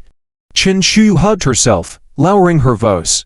Kaeyeon. I like Kaeyeon. Chin Shuyu smiled bitterly. Isn't it special? I actually like a crazy person. Chin Yushin quickly shook her head. No way. How could it be? Kaeyeon is actually very pitiful. I really like her. She's really so miserable. That how? He's not even human. Chin Yushin became angrier as she spoke. However, she soon noticed that Chin Shuyu's expression was off. She quickly leaned on her shoulder. But Aunt, not everyone can turn into Kaeyeon. Kaeyeon had a bad encounter. We won't have that. Really? She couldn't even protect her own child. Yes, we will be happy. Chin Shuyu smiled and lowered her head. At this moment, Zhou Shaoli finally flagged down a car. He waved and shouted for Lin Zhou. Lin Zhou quickly carried Zhou Zhaojiao forward. But after taking a few steps, he felt something was wrong. Lin Zhou quickly took out $100 from his pocket and handed it to Zhou Shaoli. You go first. Tout. Me? By myself. Let's go together. In case Han Yuimo's accomplices see us, we might give ourselves away. That makes sense. Zhou Shaoli scratched his head. But what am I supposed to do once I'm there? I'm not very smart. Act in a play. Tout. Act. Yes, act. According to what Han Yumo said, you pretend to be a salesperson, but your job is to flatter Han Yumo, while stalling the old man who wants to buy the house. Don't let him pay. And of course, try not to let Han Yumo notice. I suspect he still has a gang. Just the 2 of us might not be enough. Wait for the police. After hanging up the phone, he called Officer Zhou again, instructing their people to go to Fenhuan City. But Zhou, didn't you just ask your dad to stop your grandfather? Yes, but I feel like they might not be able to stop him. Anyway, if they can stop him, that's best. If they can't, then follow what I said. Okay.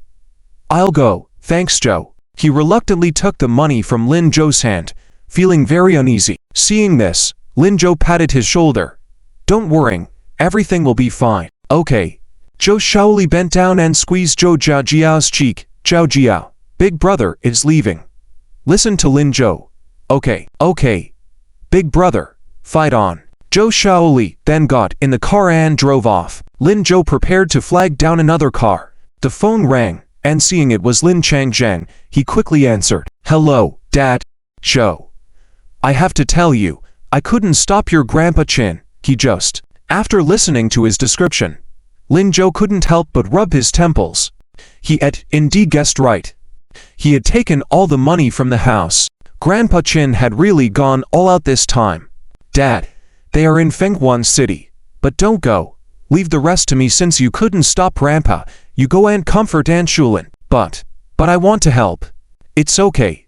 Trust me. Well then, be careful. Han Yumo is not like the kids of your age. He's definitely more dangerous than the previous Wang Chongfeng. You must take care of yourself. Whether you catch him or not is not important. Take care of yourself. Okay. Just before ending the call, Lin Zhou suddenly remembered something. Oh Dad, I have a little girl here who might need your help. Zhao Jiao was too young. Lin Changzhen was right. Han Yumo wasn't Wan Chongfeng. Wan Chongfeng had already been so bad.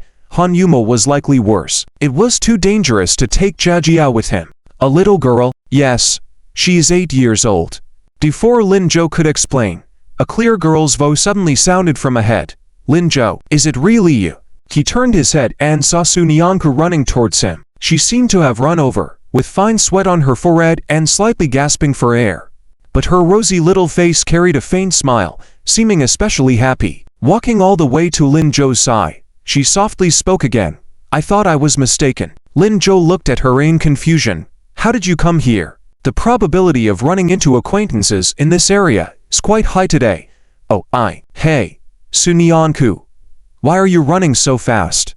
We're not going this way. You're going the wrong way. Sunyanku was about to explain when there came Wan Zhaoking's shout from behind. Sunyanku suddenly embarrassedly lowered her head. Lin Zhou. What are you doing here? Wan Zhaoking ran over gasping for breath and looked surprised when she saw Lin Zhou. Panting heavily, she said, I was wondering why Sunyanku suddenly turned and ran off. Turns out she saw you. Before Lin Zhou could respond, Sunyanku awkwardly said, That's not true.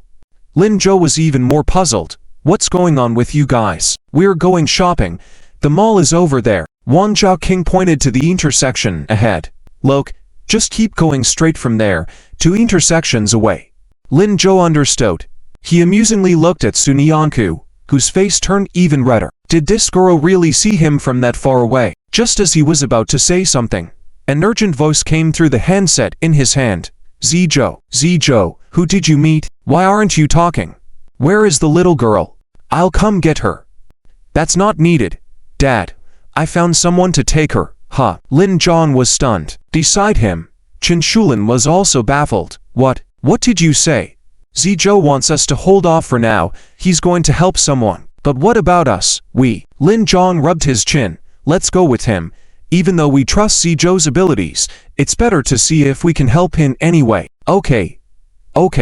Chen Shulin nodded repeatedly. They made a decision and began walking towards Phoenix City. Meanwhile, on Lin Zhou's side, Wan Zhaoking was looking at him bewilderedly.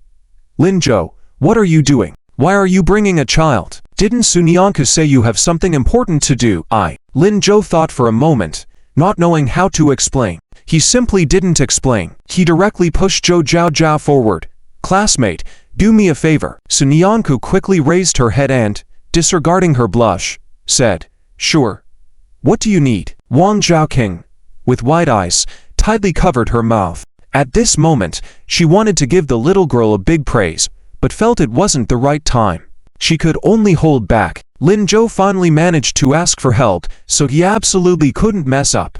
Zhao looked at Lin Zhou, then at Sunyanku beside her, then back at Lin Zhou. Finally, tilting her head in confusion, she said, Brother, is this the person you like? The room fell silent instantly. Lin Zhou didn't know how to respond at once. Sunyanku light-eyed, wanted to look at Lin Zhou, but dared not.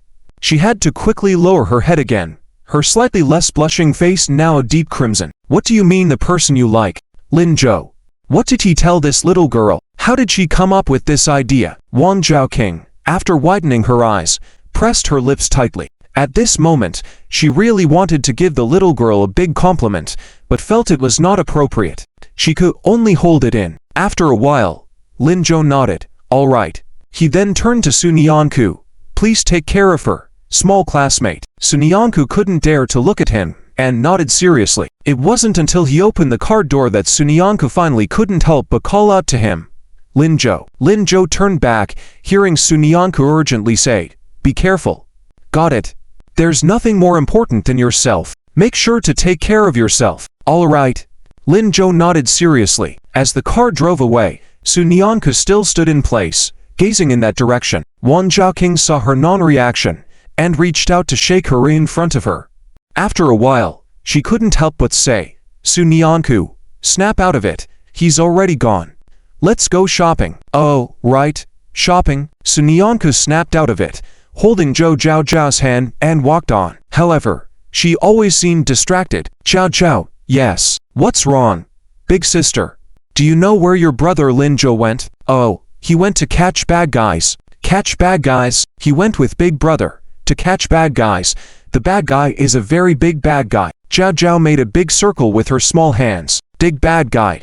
Sun Yanku couldn't help but mutter again. The more she muttered, the more she felt something was off. Do you know where he went to catch the bad guys? Zhao was about to answer, and Wang Zhaoqing quickly stopped her. Oh, Sun Yanku, we finally came out to shop. Don't have Lin Zhou on your mind all the time. He's so capable, he'll be fine. It's not his first time catching bad guys. Let's go, shopping, buying clothes. Oh, all right. Sun Yanku lowered her head again, but for some reason, she felt a bit uneasy in her heart. Will Lin Zhou really be okay? Meanwhile, in the hall of Phoenix City, Han Yuanmo had been wandering around for a while. He carefully familiarized himself with the surroundings, then sat in the most conspicuous position at the entrance, waiting for the person he was looking for. When Zhou Xiaoyu arrived, he immediately saw Han Yuanmo sitting there. Looking around, he noticed there was no one else present. He let out a sigh of relief, approached Han Yuanmo with a big smile, and said, Moje, the road was quite congested, causing a delay. Han Yuanmo nodded, then glanced behind Zhou Xiaoyu with a puzzled expression. Sensing the chill down his spine, Zhou Xiaoyu felt uneasy for some reason. This feeling didn't occur when he first met Han Yuanmo. Zhou Xiaoyu quickly stood up again and followed Han Yuanmo's gaze backward. The moment he saw Lin Zhou's figure outside the door, Zhou Xiaoyu froze. How did Lin Zhou arrive so quickly? His expression seemed to indicate he had something to tell Zhou Xiaoyu, but wouldn't Han Yuanmo notice if he acted this way? Did Han Yuanmo just see him? Shocked, Zhou Xiaoyu didn't know what to do. Then he heard Han Yuanmo's voice. What are you looking at? Did you bring someone with you? Zhou Xiaoyu turned around and saw that although Han Yuanmo's gaze was deep, there was no hostility in it. Did he not see Lin Zhou? That's a relief. No. I was looking for Zhao Jiao, my sister. This morning, when I left, she insisted on coming with me, but I didn't agree. When I saw you looking over, I thought she followed me, giving me a scare. Oh, that little girl, she didn't come. Just have a seat. Han Yuanmo didn't suspect anything and pointed to the chair next to Zhou Xiaoyu. Okay. Zhou Xiaoyu quickly sat down and asked, Moje, where is the person who wants to buy the house? Hasn't he arrived yet? Oh, right. Han Yuanmo took out a bag from behind. I know your clothes are a bit shabby. Change into this and tidy up your hair. Zhou Xiaoyu opened it to find a neatly folded suit inside. He quickly stood up again and rushed out to change. All right, I'm going to change, Zhou Xiaoyu said, while leaving hastily. Once at the door, he heard Han Yuanmo shout, There's a restroom inside. Forget it. I'm not used to those fancy places. I'll go outside. Without looking back, he rushed out. Han Yuanmo couldn't help but sneer. Provincial bumpkin. Zhou Xiaoyu didn't hear this. Outside, he started looking for Lin Zhou. Seeing Lin Zhou motioning toward the adjacent restroom, Zhou Xiaoyu hurried inside, nervously holding the clothes and hastily putting them on. Zhou Xiaoyu was relieved that the restroom wasn't crowded. After a while, Lin Zhou's light laughter sounded behind him. Your clothes are on backward. Oh. Zhou Xiaoyu hurriedly took the clothes off. Seeing Lin Zhou calmly watching him, Zhou Xiaoyu was puzzled. Zhou, how come you're not nervous at all? Nervous about what? We're here to catch someone. Shouldn't we be nervous? Are you acting in a TV drama? Relax, everything is fine. I'm here to tell you that Officer Zhou said they'd be delayed a bit, so we need to stall. It's up to you. But just now, Han Yuanmo hasn't really seen me. As long as I don't draw attention in front of him, he won't notice me. But isn't he your future uncle? Yes. But my future aunt has never formally introduced him to me. At most, we've only seen each other from afar. That's why I dared to call out to you earlier. Future aunt? Zhou Xiaoyu was even more confused. It was acceptable for an uncle to be a future relative, but how could an aunt be part of the future? Lin Zhou didn't elaborate further. Okay, remember, stay calm. And stall Han Yuanmo and Qing Laoyi. Okay, I'll try. But, aren't you stopping Qing Laoyi? He hasn't arrived yet. My words won't work on him. I thought carefully in the cab. Qing Laoyi is deeply brainwashed now. Only the police might be able to stop him. He might believe the police. After all, he and Han Yuanmo share a similar disdain for him. So those brief distant encounters mean nothing. Uncle. Future aunt? Zhou Xiaoyu was even more bewildered. The term uncle may fit, but how could an aunt be in this context? Zhou Xiaoyu was uncertain as he left. Suddenly, he thought of something. Hey, where's Zhou Jiao? I thought you forgot about her. Haha. I had my girlfriend take her. Don't worry, she's safe. It's risky for her to be with us. Girlfriend? Okay, I trust your girlfriend. Then I'll go. Lin Zhou was aware that this term would put Zhou Xiaoyu at ease. But sooner or later, his study partner would be his girlfriend, and it made sense to start using this term sooner. After all, the college entrance exam was drawing near. Looking around as Zhou Xiaoyu departed, Lin Zhou left the restroom too. The story continues in the next section. Please click on the next page for the exciting content. Soon after, Qin Wancheng sneaked in hurriedly. Lin Zhou furrowed his brows and found a spot not too far from them but still unnoticed to sit. Meanwhile, on Han Yuanmo's side, as soon as Zhou Xiaoyu sat down, an elderly man rushed over frantically. Yuanmo, oh Yuanmo, I found you. I'm so... Gosh, they wouldn't let me out. I'm so frustrated. He sat down in agitation, and Han Yuanmo quickly poured him a glass of water. Dad, calm down. Calm down. They're also doing it for your good. Hearing the term dad made Zhou Xiaoyu suspicious. How could a future uncle refer to the grandfather as dad? The flattery was nauseating, but Zhou Xiaoyu kept a straight face, imitating the manner taught by Han Yuanmo, and picked up a glass of water. Doing it for my good. How are they helping me by delaying me from making money? Don't they know how important money is now? I'm doing it to secure a better life for them in the future. Why don't they understand? Han Yuanmo continued with a smile. After all, they've never been out, never seen the world. How could they compare to you, Dad? You've traveled far and wide for many years. Their understanding is limited. But it's okay. Once you finish buying this house and then make a big profit, they will naturally look at you with new eyes, understand your intentions better, and respect you more. Right? That's so true.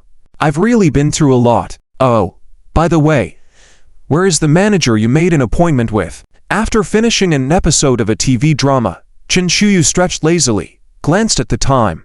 It was only 10 a.m. Previews for the next episode on TV indicated it would air the following day. Setting her arms down, she looked at Chen Yushin and asked, "Ready to go?" Chen Yushin was startled.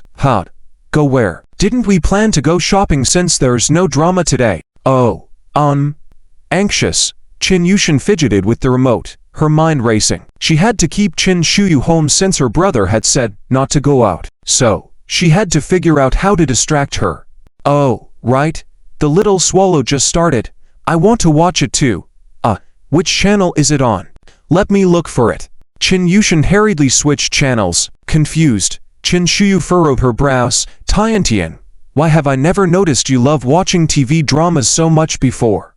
I only recently got interested, feeling a bit stressed lately. Alright, go ahead and watch. Chen Shuyu waved her hand. I'll go wash some fruits. Okay. Chen Yushin nodded, watching Chen Shuyu head inside, slightly easing her tension. But before she could find the Little Swallow, Chen Shuyu's phone rang.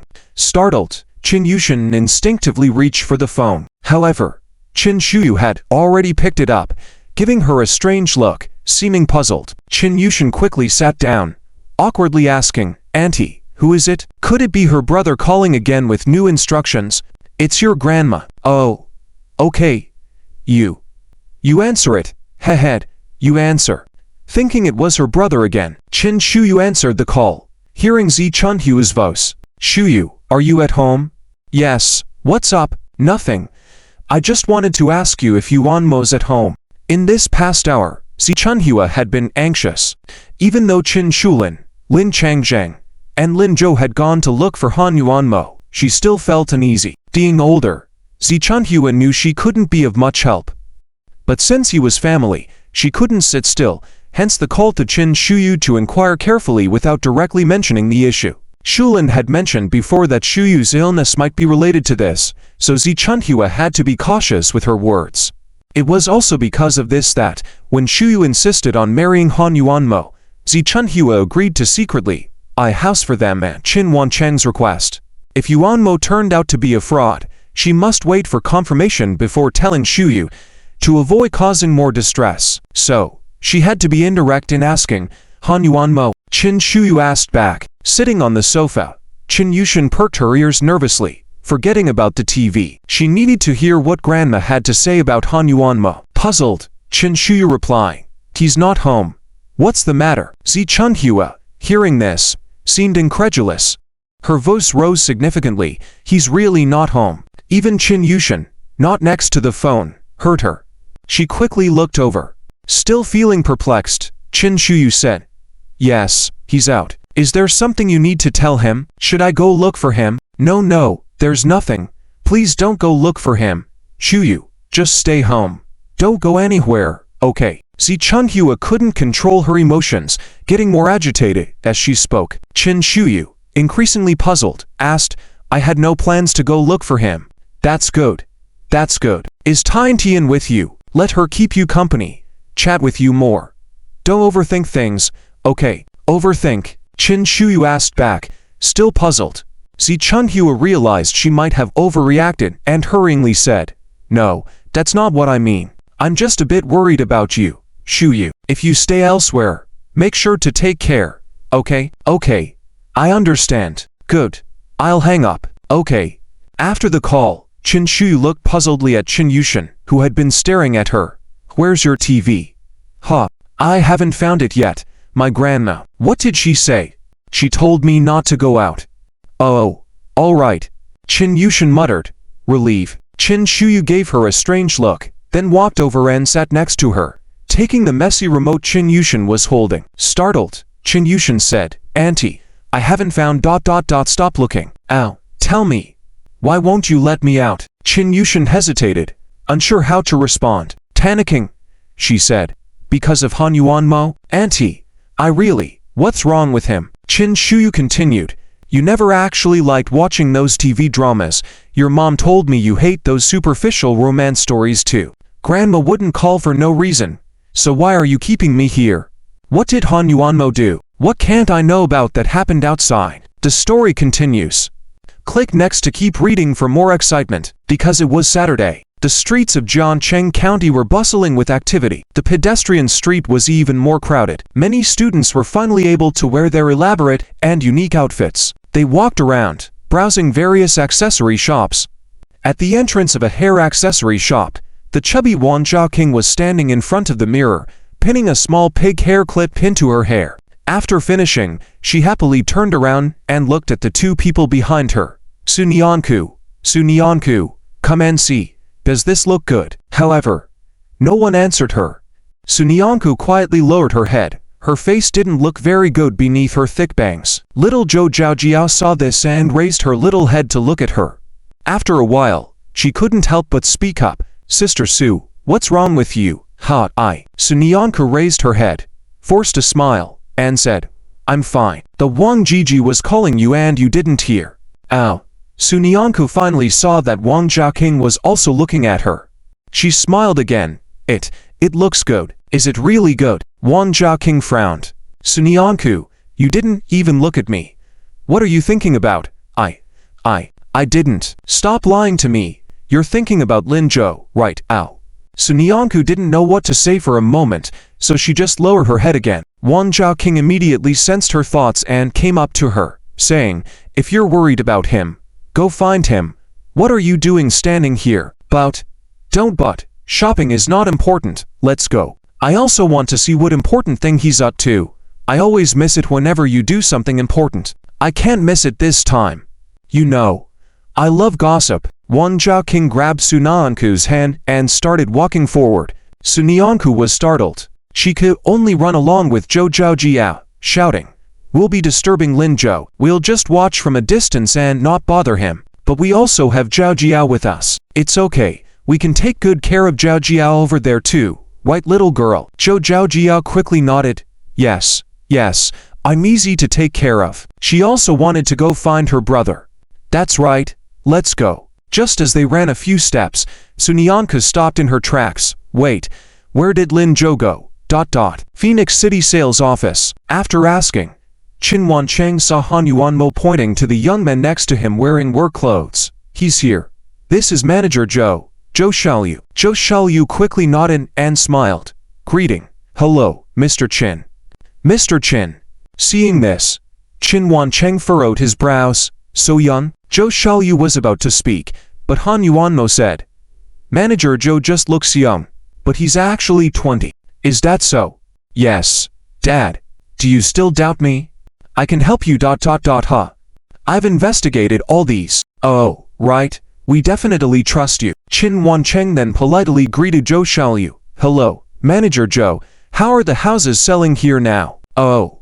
Well, about that. Zhou Xiaoyu nervously looked at Han Yuanmo. Remembering his mission this time, he didn't wait for Han Yuanmo to speak and said, they are selling okay, but for some reason, sales have dropped a bit in the past 2 days. While saying this, he deliberately looked in Qin Wancheng's direction, hoping he would take notice. If he could remind Qin Wancheng not to sign the contract and not pay, his mission would be half completed. But Qin Wancheng completely missed his subtle expression. He furrowed his brows, dropped. Oh, right, there are fewer buyers recently. Dad, I know the reason for this. Before Zhou Xiaoyu could finish, Han Yuanmo interrupted him. I heard there's an event at Rainbow City recently and everyone is going there for fun. Not realizing that place won't be developed anymore. As he spoke, he even glared at Zhou Xiaoyu. Zhou Xiaoyu quickly pretended not to understand, feeling embarrassed, and didn't speak. Qin Wancheng nodded. Indeed, who would buy in that dump called Rainbow City? Yes, Dad, rest assured, I've checked everything here. We can definitely make the purchase. Do you have the money with you? I've brought it all from your mom's side today. After buying the house, you and Shu will get married. Yes, we've already agreed. We'll go get our license on Monday. Don't worry, I will definitely make big money for you then. Good, but leave a few projects for me. No problem. As Han Yuanmo spoke, he directly took out a contract and handed it to Qin Wancheng, saying, I've just checked this, the contract is go. I've also spoken to Manager Zhou, and he said he would give us the best discount. Just sign it, and we can pay later. Okay. Good. Qin Wancheng picked up the pen, ready to sign. Zhou Xiaoyu felt something was off. He subconsciously turned to look at Lin Zhou, but then felt it was inappropriate. What if Han Yuanmo saw Lin Zhou? He quickly turned back and shouted, Wait. Qin Wancheng paused, looking at Zhou Xiaoyu in confusion. Han Yuanmo's eyes turned cold. Zhou Xiaoyu shuddered but knew he couldn't show weakness.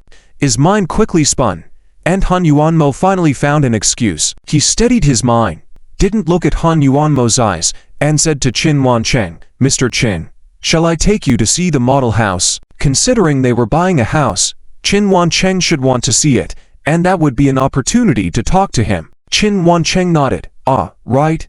Manager Zhou is considerate. Han Yuanmo's face turned dark, his voice almost squeezing through teeth as he said, I just went to see it. Zhou Xiaoyu felt a cold sweat coming out.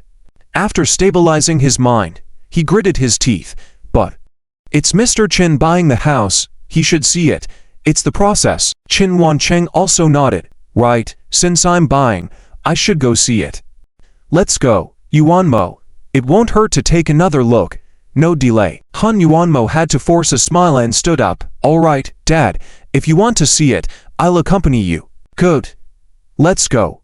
Qin Wancheng stood up and walked ahead. Zhou Xiaoyu also quickly stood up and followed. After a few steps, he felt his clothes being tugged. He turned around and saw Han Yuanmo. His face was even colder than before. Using a voice only the two of them could hear, Han Yuanmo said, "Zhou Xiaoyu, what are you doing?" Zhou Xiaoyu was startled. He quickly explained cautiously, is it wrong for me to do this? I've always seen others go through this process when buying a house. I've never seen anyone sign a contract directly. Without seeing it, no one will buy it. He spoke sincerely, with a hint of confusion on his face. Didn't you say you wanted me to act a bit more? Han Yuanmo. His mouth twitched, feeling like finding Zhou Xiaoyu was a mistake. He had thought he was smart and decent looking, but who would have thought he was actually foolish? Are we really selling houses now? Han. No. Aren't we? You. Han Yuanmo pointed at him, almost bursting into anger. At that moment, Qin Wancheng, who was walking in front, curiously turned around. Yuanmo, Manager Zhou, why are you not moving yet? What are you whispering about? Han Yuanmo had to quickly retract his hand, putting on a smile. Right away. I was just asking Manager Zhou if he could offer us a better deal. Oh. I see, we should ask about that. Let's look at the house first, and then we'll ask. Okay. Han Yuanmo gave Zhou Xiaoyu a fierce glare and followed along. Zhou Xiaoyu shrank back and straightened his clothes. While Han Yuanmo wasn't looking, he glanced back in the direction of Lin Zhou, pointing towards the model house. Lin Zhou nodded, indicating for him to relax. Only then did Zhou Xiaoyu turn and catch up. The model building in Phoenix City had a total of 4 floors, looking exceptionally luxurious. Each floor was meticulously furnished. Lin Zhou knew Zhou Xiaoyu was stalling for time. Seeing them go upstairs, he quickly called Police Officer Zhou. The voice on the other end was a bit muddled, but Lin Zhou heard Officer Zhou's breathlessness. Hello. Lin Zhou, I'm busy right now. There's an urgent matter I need to deal with. Can you wait a little longer? Lin Zhou could only nod. Okay. After hanging up, Lin Zhou saw that they had already reached the 2nd floor. He ran his hand through his hair, trying to cover his face, and cautiously followed up. Just as he took a few steps, he felt a tap on his shoulder. Lin Zhou was startled. Turning around, he saw Lin Changzhen looking at him anxiously. How is it? Where is your fortune teller, Grandpa Qin? Lin Zhou furrowed his brow. Why are you all here? We were worried. We. Beside him, Qin Shulin chimed in. Yes. Lin Zhou, I'm too worried. I dragged your dad here. Don't blame him. Lin Zhou had 2 points upstairs. Qin Shulin was about to rush up to stop him when Lin Zhou hurriedly stopped her. Qin Shulin said anxiously, Lin Zhou, don't stop me. I'll go stop your fortune teller, Grandpa. You see? This is why I asked you all to wait at home. Aunt Qin, do you think he'll listen if you go stop him? Qin Shulin paused. She suddenly remembered that these days at home, she had tried all sorts of kind words to get Grandpa Qin to listen, but nothing worked. The gap between them was growing. So, we just ignore him. It's not ignoring, it's not alerting the enemy. The police are on their way. Words won't work, but they will. Grandpa Qin is brainwashed now. He won't listen to us. And more importantly, if we go out and alert him, what if Han Yuanmo runs away? Losing money is a small matter, but if he keeps deceiving Aunt Shuyu and Grandpa Qin, our family will fall apart. Qin Shulin deflated, looking pained. It's all my fault. How come I can't even persuade them on this? It's not your fault at all. Blame those con artists. Aunt Shulin, you've tried your best. Lao Lin, help Aunt Shulin to rest over there. Don't let them see. I'll keep an eye on this side. Okay. Got it. Lin Changzhen quickly agreed. Shulin, let's go over there. Don't disturb Lin Zhou and the others. Okay. Qin Shulin nodded in distress, looking visibly unwell. How did we end up in such trouble? Because there are too many bad people. Even if it's not us, it would be someone else. Let's catch them. Yes, let's catch them. We must catch them. The two moved aside, and Lin Zhou cautiously continued upstairs. Upstairs at this moment, Zhou Xiaoyu remembered Lin Zhou's words and carefully explained every detail of this floor to Qin Wancheng. But only 5 minutes had passed, and he was getting anxious. Seeing Han Yuanmo leading the very satisfied Qin Wancheng and preparing to have him sign the contract again, Zhou Xiaoyu quickly shouted around, "What? You've seen the third floor. The decoration is even better. Oh, Mr. Qin, would you like to see the layout of the third floor? It's different from the second floor." Qin Wanchen, who had picked up the pen, put it down again. "Oh, all right, let's go, let's go. Let's also look at the third floor." This time, Zhou Xiaoyu didn't give Han Yuanmo a chance to question him. He walked directly to Qin Wancheng's side, leading him upstairs, while saying, "Over here, Mr. Qin. I have to tell you, our third floor." Zhou Xiaoyu's mind raced as he mentioned all the advantages of the houses he knew about. Continued in the next message, "Oh yes, time is getting late. Manager Zhou, let's just take a look at these today. I'm quite satisfied." He picked up the pen for the third time. Zhou Xiaoyu was in a hurry, but he really didn't know how to stop it. He could only watch as Qin Wancheng quickly signed the documents. Then, as expected, he heard Han Yuanmo recite the prepared lines. "All right, Dad. Manager Zhou and I have already discussed.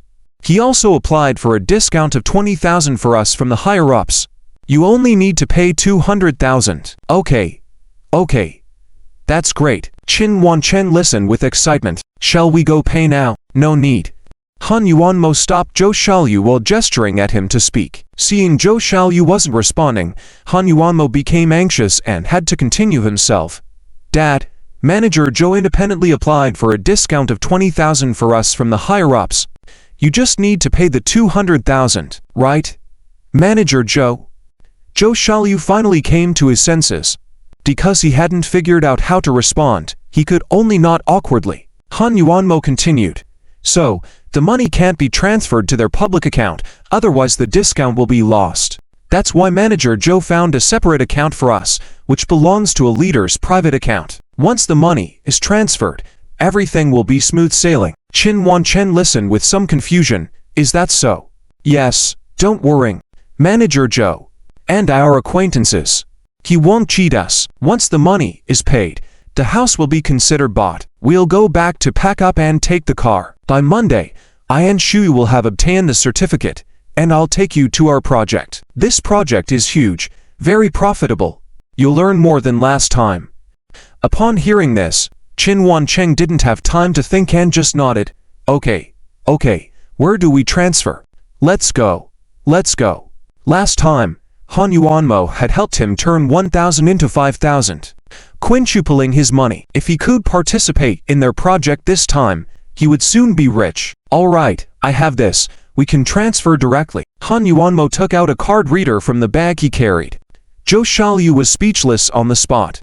Although he knew Han Yuanmo was fully prepared, he didn't expect it to be this complete. What to do now? Seeing Qin Wancheng about to put the card into the reader, Zhou Xiaoyu panicked and shouted, "Wait!" Qin Wancheng's hand shook, turning around to look at Zhou Xiaoyu in confusion. "What's wrong?" "Manager Zhou." Han Yuanmo also frowned tightly. Today, Zhou Xiaoyu seemed especially abnormal. A few days ago, when he interacted with him, he didn't seem like this. Han Yuanmo lightly opened his lips, with a hint of warning in his tone. "Manager Zhou. Mr. Qin. I have something to tell you privately." There was no other way. He had to try his best.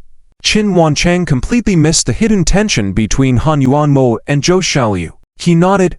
"Okay, Yuanmo, is Manager Zhou going to tell me about the drawbacks of the community? I'll go listen and come back to transfer the money." "Okay," Qin Wancheng said, so Han Yuanmo had to nod. Then, he said towards Zhou Xiaoyu's direction, "Don't forget about your sister." "I'll remember. I'll just say a few words to Mr. Qin." Zhou Xiaoyu took 2 steps back, and Qin Wancheng walked 2 steps forward. Zhou Xiaoyu looked around and saw only Lin Zhou standing at the stairwell, with no sign of anyone else arriving, or a siren sounding. He looked towards Lin Zhou for help and found him nodding. Zhou Xiaoyu closed his eyes, then opened them, and grabbed Qin Wancheng, speaking in a voice only they could hear. "Mr. Qin, this money cannot be transferred." Qin Wancheng was puzzled. Looking up at him, "Can't be transferred? Why? No reason. It just can't be transferred. Trust me on this." Is it because that account isn't reliable? Then, find me a reliable account. I have the money ready." Zhou Xiaoyu was anxious. "It's not about the account. You can't transfer to any account because ... because Han Yuanmo, What about him? He's a swindler. Can't you see? Zhou Xiaoyu went all out. After all, it was to delay time. He had to try and see if he could convince him. After saying this, Zhou Xiaoyu saw Qin Wancheng stung. He thought there might be some hope and was about to continue. But then Qin Wancheng suddenly laughed. Manager Zhou, don't joke around. Han Yuanmo a swindler. He's my son-in-law. Are you telling me my son-in-law is a swindler? Do you think I'd believe that? But haven't he and your daughter not married yet? Maybe he never intended to marry your daughter and just wants your money. Money? For this 200,000 I hold.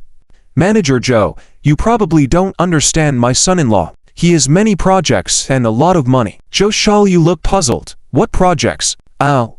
Well, Qin Wancheng stuttered for a while and couldn't say a word. Seeing this, Zhou Xiaoyu quickly said, you see, he didn't even tell you about the projects, but wants you to invest money. Isn't that deceiving you? After a moment of hesitation, Qin Wancheng quickly convinced himself, oh, you just don't understand. He has made me a lot of money before. His projects are confidential. Of course he won't tell me, as long as he makes me money. Zhou Xiaoyu, he was speechless. He couldn't believe there were people so easily deceived in the world. Mr. Qin, listen to me. Aren't you familiar with me and Yuanmo? Why do I see you constantly opposing Yuanmo? No, I'm not. All right, stop talking. I have to buy this house today. Once I buy it, my whole family will have endless wealth and glory. Don't you get it? After saying this, Qin Wancheng turned directly and started walking towards Han Yuanmo. Yuanmo. Zhou Xiaoyu's face turned pale. Sen. Mr. Qin. But Qin Wancheng didn't pay him any attention and continued. This kid isn't sincere. He was saying bad things about you behind your back. Should we change the manager? Zhou Xiaoyu was desperate. Han Yuanmo also narrowed his eyes, said bad things about me. What did he say? He said not to let me transfer money. Also said you are deceiving me. How could you deceive me? Really? Han Yuanmo was surprised. He looked deeply at Zhou Xiaoyu and then took out the card reader again, handing it directly to Qin Wancheng. Then let's not mind him. I was even planning to give him some performance, but it seems unnecessary now. Since the contract is already signed, he can't back out. Dad, I also have some connections with the leader over there. Once the money is paid, I'll go directly to inform him. We don't need to go through Manager Zhou. Lin Zhou listened silently on the side for a while. He had always been curious about what kind of tricks Han Yuanmo had played on Qin Wancheng. Now he knew. It turned out that Han Yuanmo had helped him earn 4,000 yuan before. For Qin Wancheng, 4,000 yuan seemed like a lot indeed. The way he looked now, it was obvious that no one believed him except for Han Yuanmo. Officer Zhou had not arrived yet. Lin Zhou was starting to feel anxious. He contemplated whether he should go out to stop everything. At the very least, he could buy some time. At that moment, he suddenly saw Han Yuanmo looking at Zhou Xiaoyu with a fierce gaze. It seemed like if this plan failed, he was going to do something. Lin Zhou was startled. After a moment of consideration, he picked up his phone, walked to the corner of the stairs, and gave a call to Hu Yuan. The call was quickly answered, and Hu Yuan's voice sounded somewhat dejected. Bro, there's still no news from Zhou Xiaoyu. Alas, no need to look for him. I'm with him right now. Lin Zhou lowered his voice and said softly. Hu Yuan was surprised. You are with him. Why is your voice so low? Could it be you're working with Zhou Xiaoyu to deal with Han Yuanmo? Wow, that's so exciting. Why didn't you take me with you? I want to go too. I want to go. Did you run into some trouble? I'll pack up and come over right away. Give me the address. Hu Yuan was becoming excited but didn't hear Lin Zhou's response. Perplexed, he called out, Bro, are you done talking? Finished. Good. You don't need to come here right now. I have an urgent task for you. Hurry up and take care of it. All right. What do you need me to do? Hu Yuan was thrilled. Lin Zhou spoke a few more words in a low voice. Amidst Hu Yuan's increasing excitement, he hung up the phone, walking back towards the rooftop, trying to figure out a way to delay the situation. Lin Zhou saw Han Yuanmo and Qin Wancheng looking in their direction.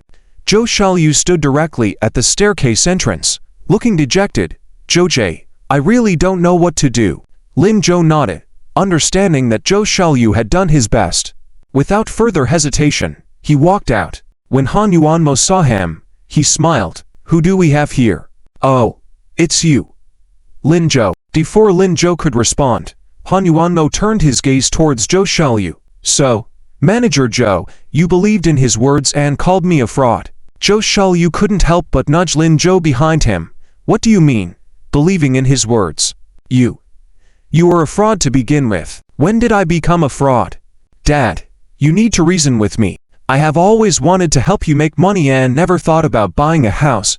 It was you who wanted to buy one for us. Besides, even if the house is bought now, it is under Shuyu's name.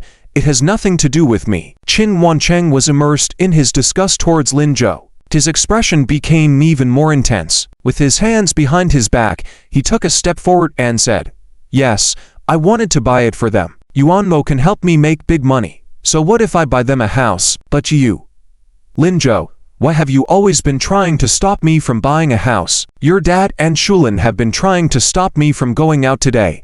I found it strange at the time. Turns out you were playing tricks, right? Lin Zhou didn't argue. It was me. But Mr. Qin, Han Yuanmo, really, you are quite something. At such a young age, do you dare to meddle in adult affairs just because you scored a bit higher? What?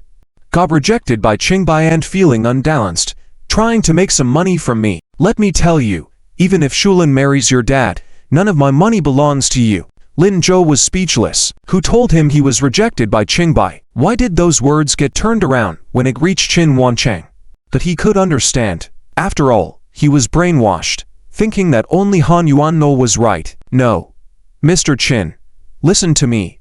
What should I listen to? I was a bit worried about buying the house, but you have reassured me. I heard you went to Rainbow City to look at houses. Did you buy them?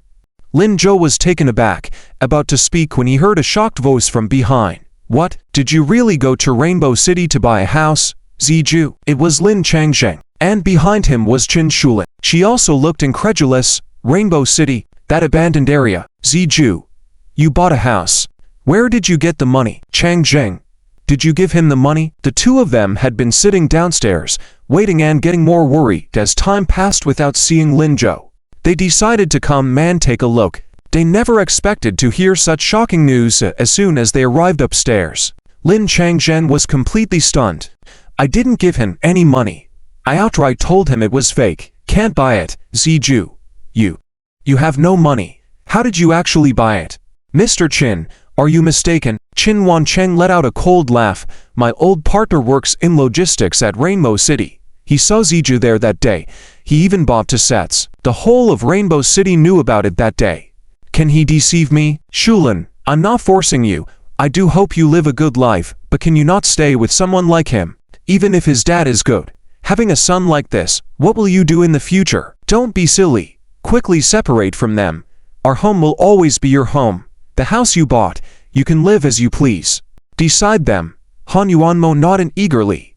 Yes, sis, just separate from him. I'll leave a room for you and Sweetie in that house. Han Yuanmo was still thinking about how to continue deceiving them. He hadn't expected Lin Zhou to mess things up himself. This commotion was even more advantageous for him. Lin Changzheng was now even more bewildered. Ziju. Lin Zhou knew he couldn't keep up the deception. The news of the price hike in Rainbow City would soon be spread. He decided not to hide anymore. Yes, I bought it. I borrowed the money, but, again, before he could finish, Qin Wancheng started clicking his tongue. Hear that? Such a person. Shulin, just listen to me this one time. Can't carry on like this. I'll have Yuanmo talk to them again. Sell 2 sets to us at a discounted price. I'll put in some money. You put in some. One for you, one for Shuyu. You can live together. And I'll have peace of mind too. When Han Yuanmo heard this, he was even more delighted. Great. I'll go call the boss right away. And with that, he pretended to walk to the side and pulled out his phone. Qin Shulin was also at a loss, feeling a bit confused in her mind. She looked at Lin Zhou, then at Qin Wancheng, suddenly feeling that none of them were reliable. Lin Zhou couldn't bear to watch any longer. He said, Dad, Aunt Qin, now is not the time to question me. Don't be misled. I'll explain the Rainbow City situation to you later. Mr. Qin is about to pay Yuanmo. Lin Zhou's words finally made Lin Changzheng and Qin Shulin sober up a bit. The two quickly turned around. Yes, Dad, Let's talk about Xiao Zhou's issues later. You really can't give money to Han Yuanmo. Yes. Qin Shu, Xiao Zhou never lies. Han Yuanmo is truly a scammer. His real name isn't even Han Yuanmo, his last name is. But Qin Wancheng didn't listen at all. Without waiting for Lin Changzhen to finish, he shook his head in disappointment and stopped looking at Qin Shulin. Shulin, how many times have I told you? You just don't listen to me. Ah, you've been drugged? Well, if you don't want to make money, I'll do it. Who made me the head of the family? When I am successful, you'll come back to me, he said as he walked up to Han Yuanmo, picked up the card reader in his hands. Yuanmo, forget about them. I'll make the transfer first, otherwise it'll be hard to explain to the leaders later. Thank you, Dad. Han Yuanmo smiled happily, turning back to look at Lin Zhou smugly. The others were anxious at this sight. Dad, you can't? Why don't you believe me? I am your own daughter. I am also Shuyu's older sister. Why don't you trust me? Qin Shulin was trembling with anger. She subconsciously took 2 steps forward, trying to snatch the card reader from Qin Wancheng's hands. Qin Wancheng had anticipated this, and he stepped back before she could reach him. Shulin, I think you're the one being stubborn. I am also your father. I wouldn't harm you, right? But stop talking. If Yuanmo is really a scammer, do you think we need you? If he were a scammer, wouldn't the police have caught him? He's been in Zhangcheng for so long. Why hasn't the police come for him? Who is he trying to deceive? If you come any closer, I'll get angry. Qin Wancheng pointed to the distant rooftop, about to say something harsh. Suddenly, the sound of police sirens came from downstairs. The sound approached rapidly and soon stopped downstairs. Qin Wancheng was taken aback. Qin Shulin hurriedly said, Dad, look, the police are here. They've come to arrest Han Yuanmo. Quickly put down the card reader. Qin Wancheng's hand shook. His expression became conflicted. He looked towards Han Yuanmo, seeming puzzled about the police actually arriving. Han Yuanmo squinted briefly, but quickly found an excuse. Who knows who they're looking for? There are so many people here. How could it be for me? It's just a coincidence. Dad, make the transfer. The manager just texted me urging me. He's very impatient, saying we have 5 minutes at most. It's already been 2 minutes. That discount is worth 20,000. Dad, please don't be foolish. This. Qin Wancheng shook and after a moment, he nodded. Yuanmo is right. You can't deceive me.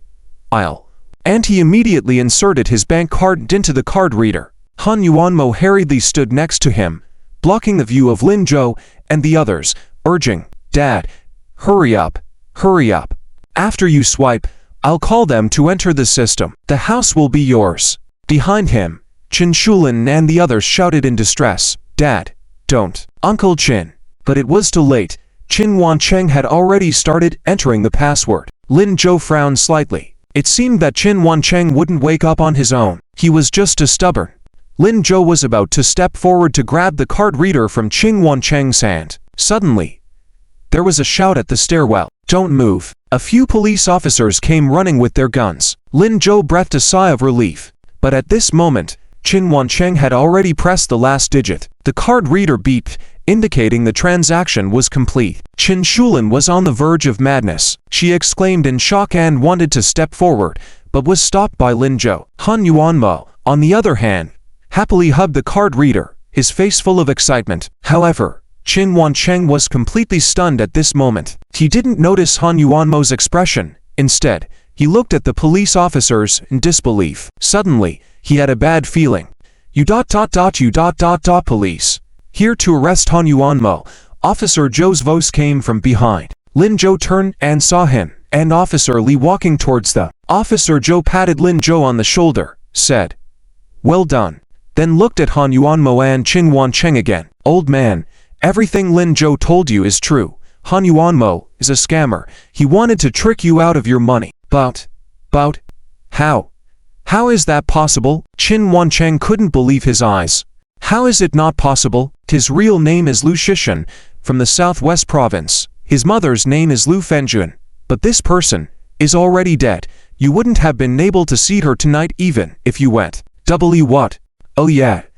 We verified it. Han Yuanmo already refunded the train ticket. He only showed it to you briefly. He switched to the ticket for 1 p.m. today. Destination is Gothica. Qin Wancheng took a step back, looking at Han Yuan with disbelief, his fingers trembling.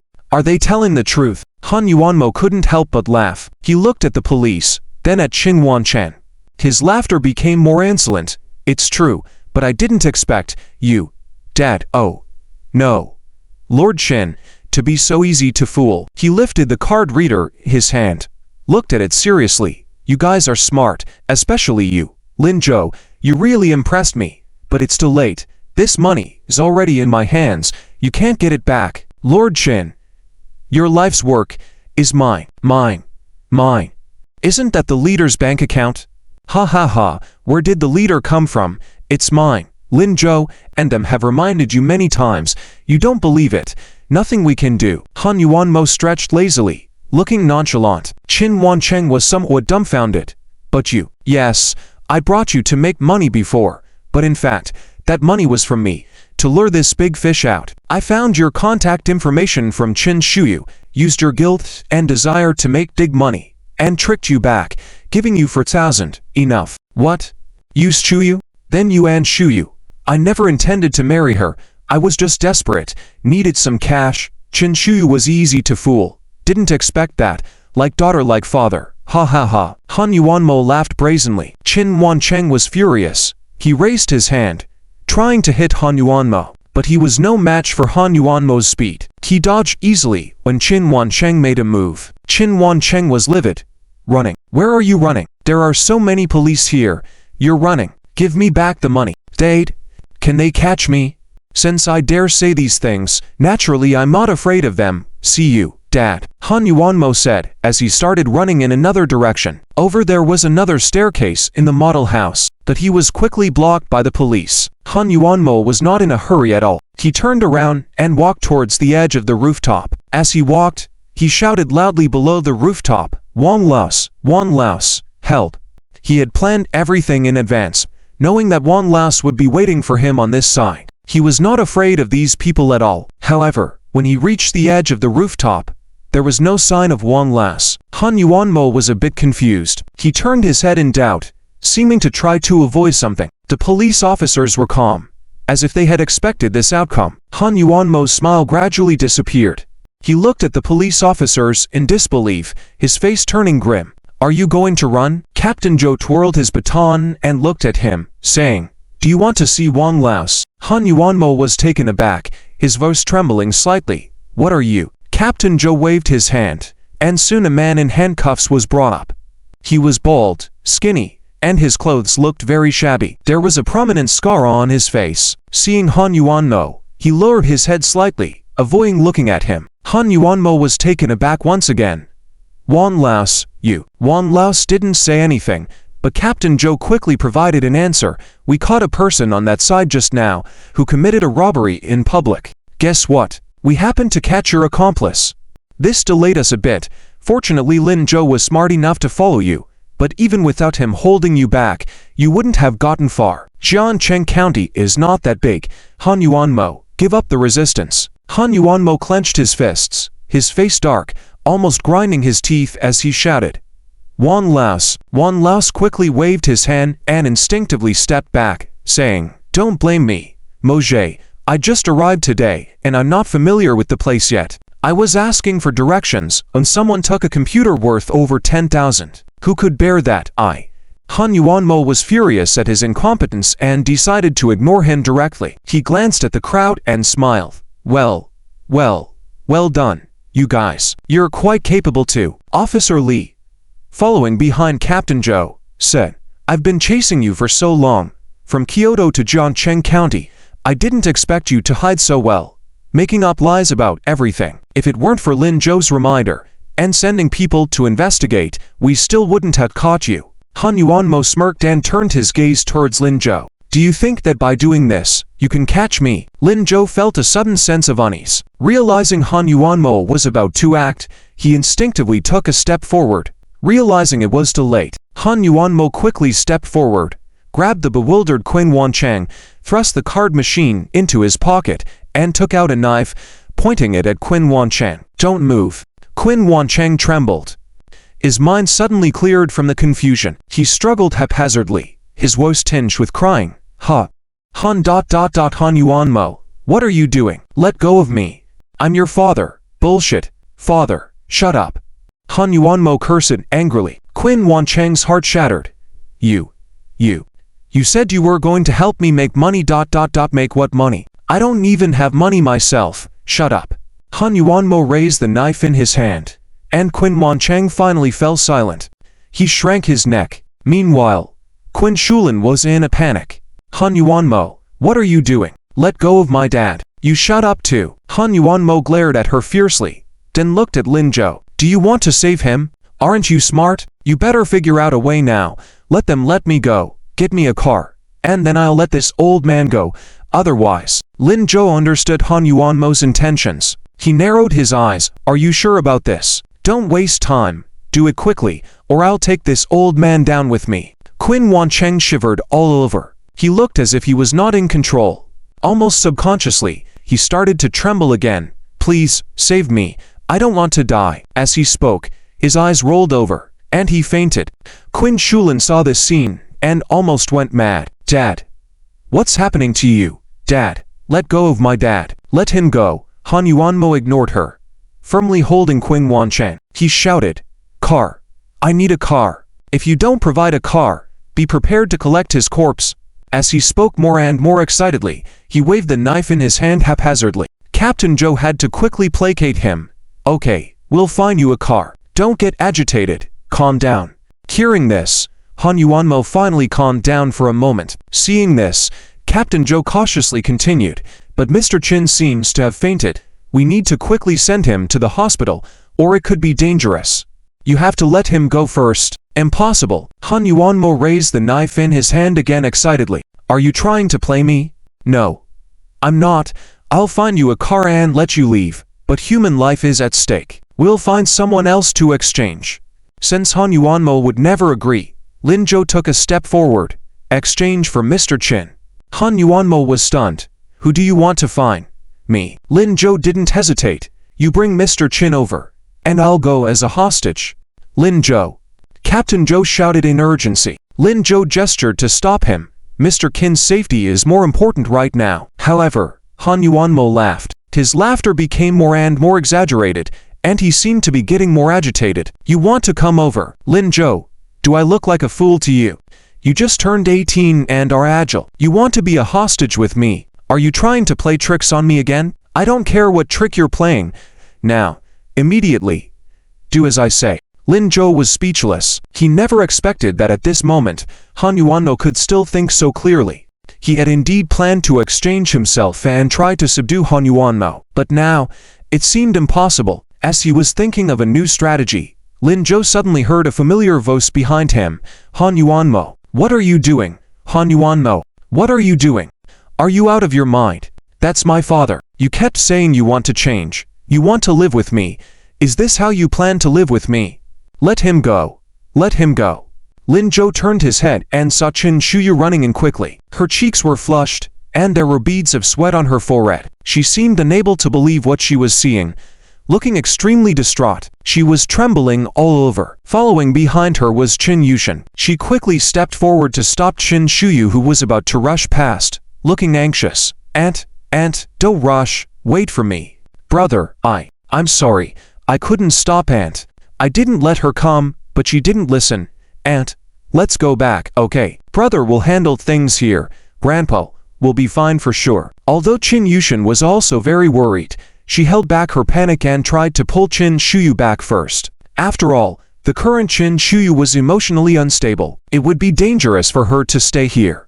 However, Qin Shuyu didn't listen at all. She desperately tried to break free from Qin Yushan, but found herself lacking strength, shouting anxiously, Sweetie, let go of me. Han Yuanmo, what are you trying to do? Say something. You explain. You say all of this is false. Say it. Han Yuanmo seemed surprised by her arrival.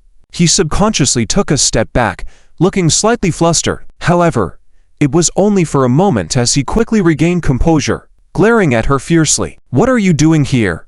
Why am I here? What can I do here? What are you doing? Tell me. What am I doing? Can't you see? Qin Shuyu's tears flowed instantly. Instead of wiping them away, she stared at Han Yuanmo with wide eyes. Her heart ached, and she tried to steady her breath before finally asking the question she wanted to ask. But, you said you would marry me, live together with me, Han Yuanmo, you said. Did I say that? I only said I would marry you. Oh, right. Marrying you is also for your family's money. I'm broke now, the police are after me, so I had to take the risk. I know you are soft-hearted, and would take me in. Hasn't it been like this for these years? Han Yuanmo spoke indifferently. But each word was like a knife stabbing into Qin Shuyu's heart. Just because of this. Just because of this. What else? Don't you also believe I can change for the better? I deliberately didn't buy the house we planned, preferring to rent with you. Luckily, I was smart enough to find your dad's number from your phone. Contacted him. Your dad is quite gullible, just like those old men I fooled before. Ha ha ha. Shut up. Shut up. Qin Shuyu was on the verge of losing her mind. I don't believe it. None of this is true. None of it. Why isn't it true? Qin Shuyu. Stop deceiving yourself. I've never loved you from the beginning. These years by your side were just me using you. Remember when we had that breakup? That was intentional. I've nearly sucked you dry of money. You have no value left. I had to force you to leave. I didn't expect the police to come after me in the end. I could only come to you. It's not like that. It's not like that. Stop saying it. Stop it. Qin Shuyu knelt down in pain, gripping her stomach tightly. Qin Shulin rushed forward to assist along with Qin Yushin. Lin Changzhen also wanted to step forward to comfort her but was stopped by Lin Zhou. This was the perfect opportunity for Qin Shuyu to fully realize the truth about Han Yuanmo. The harsher he spoke, the more effective it would be. So, he didn't want to intervene. After crying for a while, Qin Shuyu suddenly stopped. She took a deep breath, stood up, then placed her hands on her stomach. Slowly, she walked towards Han Yuanmo. On the side, Qin Shulin was startled by this sight. She wanted to stop but was pushed away by Qin Shuyu. She didn't even look at her. Qin Shulin panicked. Shuyu, Shuyu, what are you doing? Don't scare me. Shuyu, stop. Han Yuanmo was also taken aback. What are you doing? Changing the hostage. Qin Shuyu's voice was icy. Since Lin Zhou isn't suitable, then it's me. No, stop. Han Yuanmo quickly refused, but Qin Shuyu didn't halt. She took another step forward. If just myself isn't enough, then add my child in the belly. Han Yuanmo grew even more panicked. I told you to stop. You stop. Didn't you hear me? If you come any closer, I'll jump off with your dad. Qin Shuyu, are you deaf? Han Yuanmo looked towards Lin Zhou. You. Stop her. If you don't stop her, I am really going to jump, he said, taking 2 steps towards the edge of the rooftop. Qin Shulin was completely stunned. What? What child? It's not. Shuyu, are you serious? Qin Shuyu ignored her, continuing to walk forward. Lin Zhou frowned, taking a step back. He took out his phone, quickly sent a message, then walked behind Qin Shuyu. Aunt, forget it. Don't go there. Your health isn't good. Even if you don't consider yourself, at least consider the child in your belly. Qin Shuyu clenched her lips tightly. Whether she didn't hear Lin Zhou's words or had no reaction, no one knew. Han Yuanmo was about to go crazy. Holding a knife, he waved it continuously, occasionally looking back at the rooftop. Perhaps out of fear, his body shook. Qin Shuyu, stop. You. Don't come closer. I don't want to die with you. You stop. Qin Shuyu's lips curled slightly. She faintly smiled. Just 2 steps away from Han Yuanmo, she stopped. Everyone nervously watched her, expecting a certain action, but to their surprise, she simply collapsed to the ground. Qin Yushin and Lin Changzhen instinctively stepped forward, supporting her. When Han Yuanmo saw Qin Shuyu being rescued, he heaved a long sigh of relief, stabilizing himself. Again, he looked towards Lin Zhou and the others. Get a car. Don't waste any more time, or I'll really jump. No one will have it easy today. Several police officers swiftly escorted Qin Shuyu downstairs. Officer Zhou expressed concern. We'd gone to look for him, but now it's not just Qin Shuyu, but also Qin Wancheng. I won't let him go. He pointed at the smallest, Qin Yushin. Unless, perhaps feeling guilty himself, he pointed at her. Unless she comes to exchange with me. Everyone was shocked. What? What?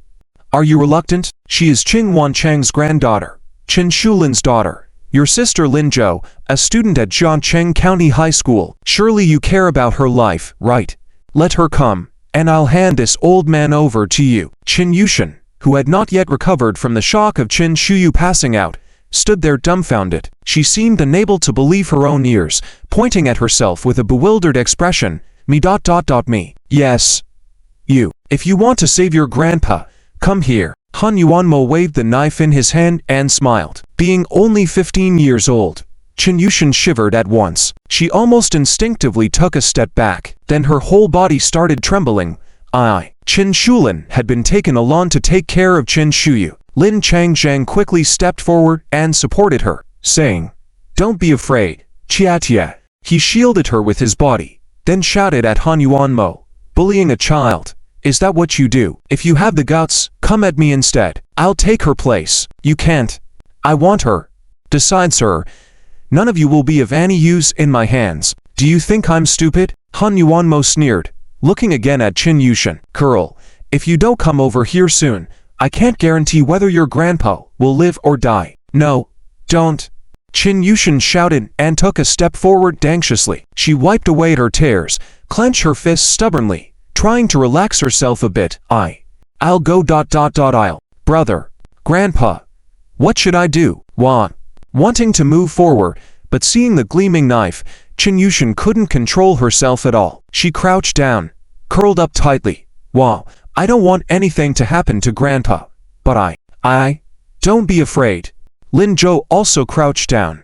He gently consoled Qin Yushan, saying seriously, Tia, do you trust me?" Qin Yushan nodded while crying. "I trust you.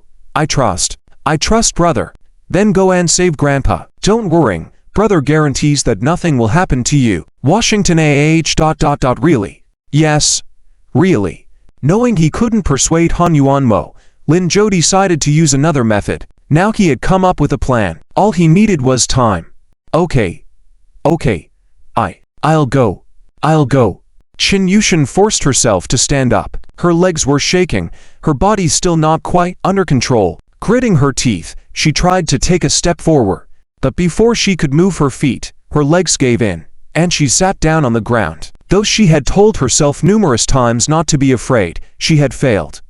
Lin Zhou quickly went forward again and supported her, worriedly saying, "If you can't do it, forget it." Han Yuanmo, name another condition. Han Yuanmo sneered. "No other conditions, just this one. Unless you don't want to save Qin Wanchen, no." Qin Yushan shouted, trying repeatedly to get up, but she couldn't succeed. She broke down, pounding her legs in frustration and sobbing loudly.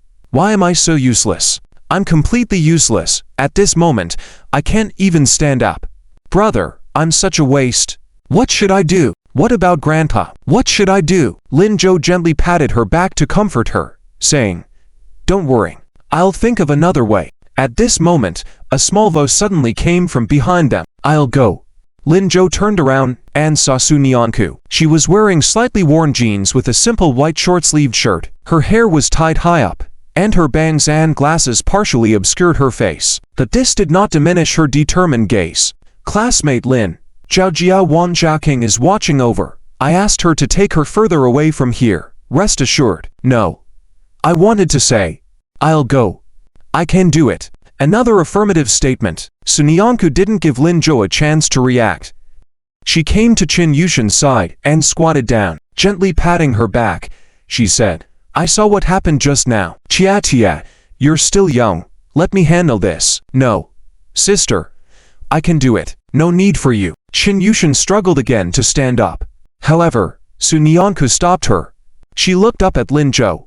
Lin Zhou didn't say much at this moment either. At this point, having someone take Qin Wancheng's place was the best outcome. He gazed at Su Nianku and saw her resolute expression. He nodded. "Go ahead." "All right." Their conversation was surprisingly calm, as if discussing a trivial matter. Everyone around them was shocked, especially when they saw Su Nianku actually stand up and walk towards Han Yuanmo. Lin Zhou, Officers Zhou, Li, and Lin Changzheng all shouted at once. Lin Zhou handed Qin Yushan to Lin Changzheng, blocking them. "Let her go. It's okay, but I trust Lin Zhou." This time, the voice came from the front. It was Su Nianku. She remained steady, as if walking towards a playground instead of a dangerous situation. "You, even if you trust Lin Zhou, can't play around with your own life. Su young lady, Listen to me. Come back. Let's think of another way. Without answering the officers, Sunyanku stared at Han Yuanmo seriously. Her voice remained calm but firm.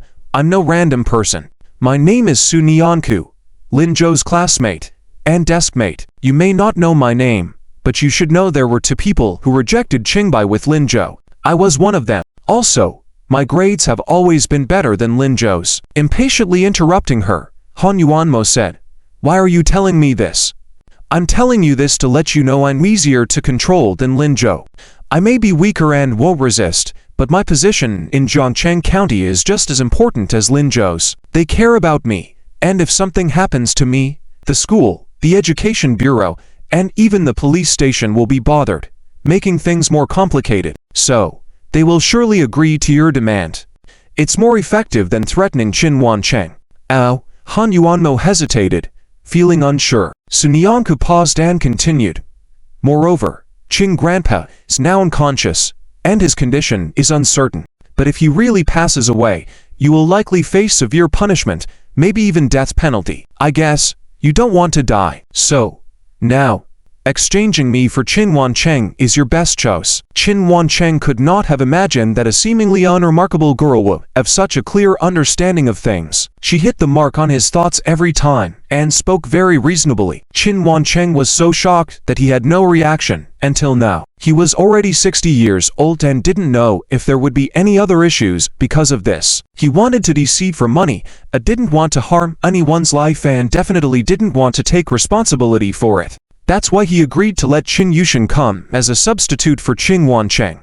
It's just that Qin Yushin was too timid. The girl's words were quite right, but should he really make the switch? Will there be other dangers if he does? Han Yuanmo was a bit worried. On the opposite side, Sunyanku seemed to have seen through his thoughts. She turned back and glanced at Lin Zhou.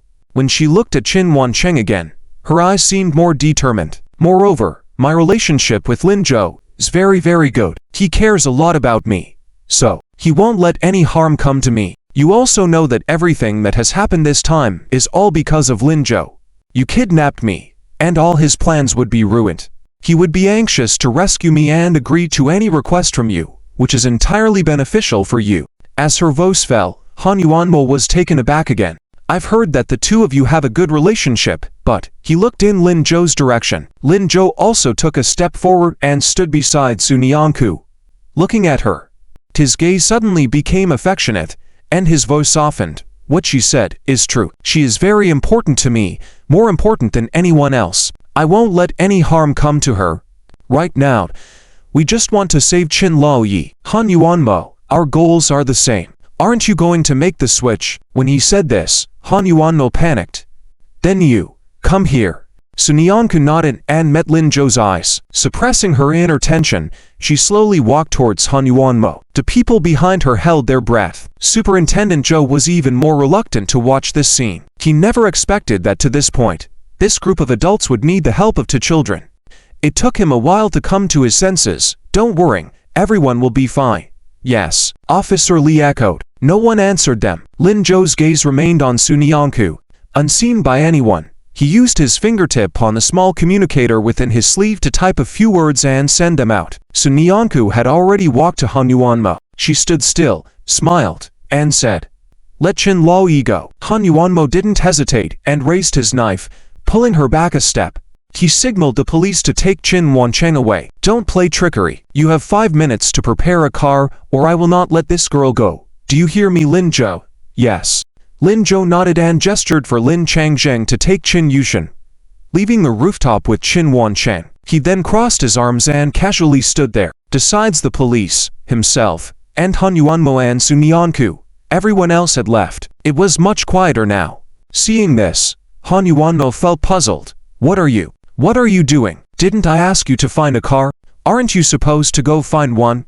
Lin Zhou looked up. Do I need to personally search for one? Superintendent Zhou's man will handle it. We just need to wait here. You. Han Yuanmo was speechless. Aren't you supposed to treat the most important person to you like this? Superintendent Zhou and Officer Li looked at each other in confusion, then walked over to Lin Zhou. Lin Zhou smiled. I didn't lie to you about that, but I don't think you will harm her. You were just too tense earlier. Take a rest for a while. Han Yuanmo didn't know what to say. At this point, he saw Superintendent Zhou and Officer Li sitting in front of Lin Zhou. A few of them gathered together and whispered a few words. Han Yuanmo began to feel uneasy. What are you discussing? Stop it. Stand up. Don't huddle together. But the three of them didn't listen to him. Instead, they looked at him strangely. We're discussing when your car will return. It's against the rules to call for a car at this time, so we need to come up with a reasonable excuse. Han Yuanmo fell silent. Little master, there's more to this chapter. Please click on the next page to continue reading. It's even more exciting. Han Yuanmo continued to stare at the three people closely. Superintendent Zhou turned and looked at Lin Zhou. In a voice only the three of them could hear, he said, "Is this reliable? It should be. Should be. That's Sunyanku. You really have the heart. Well, there can't be any mishaps. Even if I died, I can't let him die. All right then, we'll cooperate with you." After Superintendent Zhou finished speaking, he stood up. Then, swiftly drawing his gun before Han Yuanmo could react, he suddenly turned and aimed at him. Han Yuanmo was startled. He also quickly picked up a gun and aimed it at Sunyanku, taking a step back. What? What are you doing? Are you trying to back out? No. We're not going to back out. We just want to watch you. Don't move recklessly, or if you hurt the little girl, we won't forgive you. I didn't intend to harm. No. Quickly get me a car. Stop wasting time. Han Yuanmo became flustered once again. He couldn't understand why Superintendent Zhou was doing this, but the gun pointed at him was just too terrifying. He could only stare fixedly at the gun's direction and dare not move. Lin Zhou didn't speak. The entire rooftop fell silent. After some time, Han Yuanmo once again felt that something was amiss. It's been 5 minutes, right? Where's my car? Where is it? What are you guys doing? The car? Well, Superintendent Zhou looked towards Lin Zhou. You guys haven't prepared it for me yet? Lin Zhou, are you fooling me? I swear, if you don't want her life, I will kill her now. As soon as he spoke, Han Yuanmo's knife once again pressed towards Sunyanku. At the same moment, Lin Zhou's small communicator rang. He raised his voice. The car is here. Where? Where is it? Han Yuanmo anxiously looked backwards. However, at that moment, he suddenly felt a strong force coming towards him. His body uncontrollably fell backward. Not far from them, Zhou Xiaoyu, who didn't know what to do, saw the scene and widened his eyes. However, before he could react, Han Yuanmo downstairs just grabbed the arm of the main culprit Sunyanku in return. Then, just as Sunyanku, who had just pushed someone, was also taken away, Zhou Xiaoyu subconsciously wanted to go forward, but saw someone faster than him. It was Lin Zhou. In almost an instant, he reached the edge of the rooftop, perhaps because he didn't catch Sunyanku. Without hesitation, he followed their figures and jumped down. Ha! Zhou Xiaoyu shouted, but didn't stop them. He was stunned once again. Not knowing what to do, he anxiously looked at the indifferent Zhou officer and Li officer. Hey! Why are you so indifferent? They all jumped off the building. Shouting twice, he finally found that the two of them moved. However, their movements were extremely slow. It seemed like they weren't worried at all. Zhou Xiaoyu ignored them, taking 3 steps and then 2 steps, quickly walking to the edge of the rooftop and looking down. Zhouji ... Just as he uttered a sentence, Zhou Xiaoyu's voice got stuck in his throat. Instead of lying on the ground with serious injuries, the 3 people had all landed on a huge airbag at this moment. Lin Zhou was even closer to Han Yuanmo, pressing him down with his leg in a panicked state. Sunyanku was not far from them, looking indifferent and showing no emotions. Beside the airbag, there were many firefighters. The leader of them seemed somewhat familiar. Zhou Xiaoyu carefully confirmed and realized he wasn't mistaken, it was Huyan. At this moment, he joyfully shouted towards Lin Zhou's direction, "Brother, how was my performance?" Lin Zhou didn't look up at him but responded, "Very good." Hehe. Huyan laughed randomly. Zhou Xiaoyu was puzzled. What's going on? When did the firefighters arrive? No one answered him. Officer Zhou lightly patted his shoulder. Let's go. Downstairs. End of work. Ow. We're done just like that. Don't you all know it would end up like this? Why didn't anyone inform him? He had been worrying upstairs.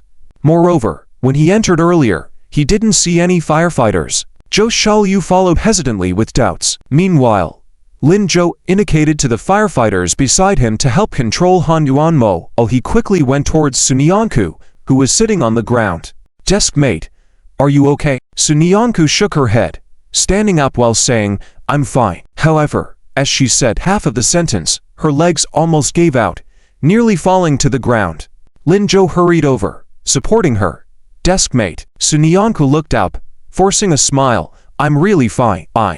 Don't force it, you don't have to. I'm here, no need to act tough. Lin Zhou's voice was gentle as he lightly patted her back. Sunyanku hesitated for a moment. Seeing her determined eyes, she nodded slightly. Then, she swayed and fell into Lin Zhou's arms. This time, she didn't resist. How could she not be afraid? Being pushed from above the building, and then getting pulled down herself. Even though she had vaguely guessed Lin Zhou's plan beforehand, when she saw him signal to push Han Yuanmo, she was still shocked. Because of Lin Zhou, her actions were not slow, but her heart was beating uncontrollably fast. The sense of loss falling from the rooftop made her want to cry. Just for a moment, Sunyanku felt like she might die, until she actually landed on the airbag as Lin Zhou said. Until Lin Zhou appeared by her side. Until he controlled Han Yuanmo, she finally breathed a sigh of relief. However, the tension in her heart remained. She tried a few times to calm herself down, at least, not let Lin Zhou worrying when facing him. But she couldn't. Not at all. Only at this moment, surrounded by Lin Zhou's warmth, did she finally relax a bit. Sunyanku closed her eyes, couldn't help but sniff, and said dejectedly, Lin Zhou, am I too pathetic? Why was she so foolish? She knew she wouldn't die, but her legs were weak and she couldn't control her body. How could you be? You're great. You're the most amazing girl I've ever seen. Any other person wouldn't dare to do so, Lin Zhou said with a hint of tenderness. He knew that it was because of her complete trust in him that she acted without hesitation. She was just an 18-year-old girl, went through life and death with him like this. She was really amazing. Really? Yes. Lin Zhou gently rubbed her head, supporting her as they walked beneath the airbag. Sunyanku couldn't help but sniff again. Actually, you didn't have to jump down. It would have been enough if Han Yuanmo had fallen down. She just misjudged the situation and ended up being pulled down by Han Yuanmo. But Lin Zhou didn't have to do it at all. With firefighters below, and many people around, they would have caught Han Yuanmo anyway. No one paid attention to Han Yuanmo. Lin Zhou didn't even look at him, helping Sunyanku to sit down on the side, and handing her the water prepared by Huyon. He gently looked at her and said, have a drink, little classmate, relax a bit. Sunyanku nodded lightly, took the water and had a sip. Her face slightly regained some color. Sunyanku looked around and asked, is there no more water left? What are you going to drink? Before Lin Zhou could respond, Huyon scratched his head awkwardly. Oh, I was in a hurry and only bought one bottle. Should I go buy more? No need. Sunyanku lowered her head and offered the water in her hand to Lin Zhou, saying, would you like to have mine? She was surprised by her own words, but didn't retract them this time. She continued, it's troublesome to go buy more. You also just came down. You should. As she spoke, she noticed Lin Zhou was intensely looking at her. There seemed to be some complexity in his gaze. Sunyanku quickly lowered her head in embarrassment. If you don't want to drink, I can ask Huyon to go. No. I'll drink it.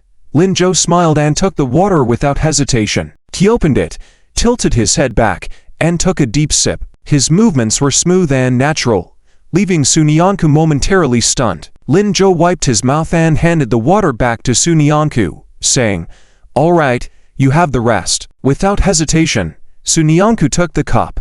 Huyon, standing beside them, suddenly felt unnecessary. Without a word, he quietly walked away, trying to give the two some privacy. But at that moment, he heard the voice of Zhou Xiaoyu. Brother Zhou, what's going on? Why did you both jump down out of the blue? Huyon quickly made a gesture for silence and pulled Zhou Xiaoyu away. However, Zhou Xiaoyu's curiosity piqued.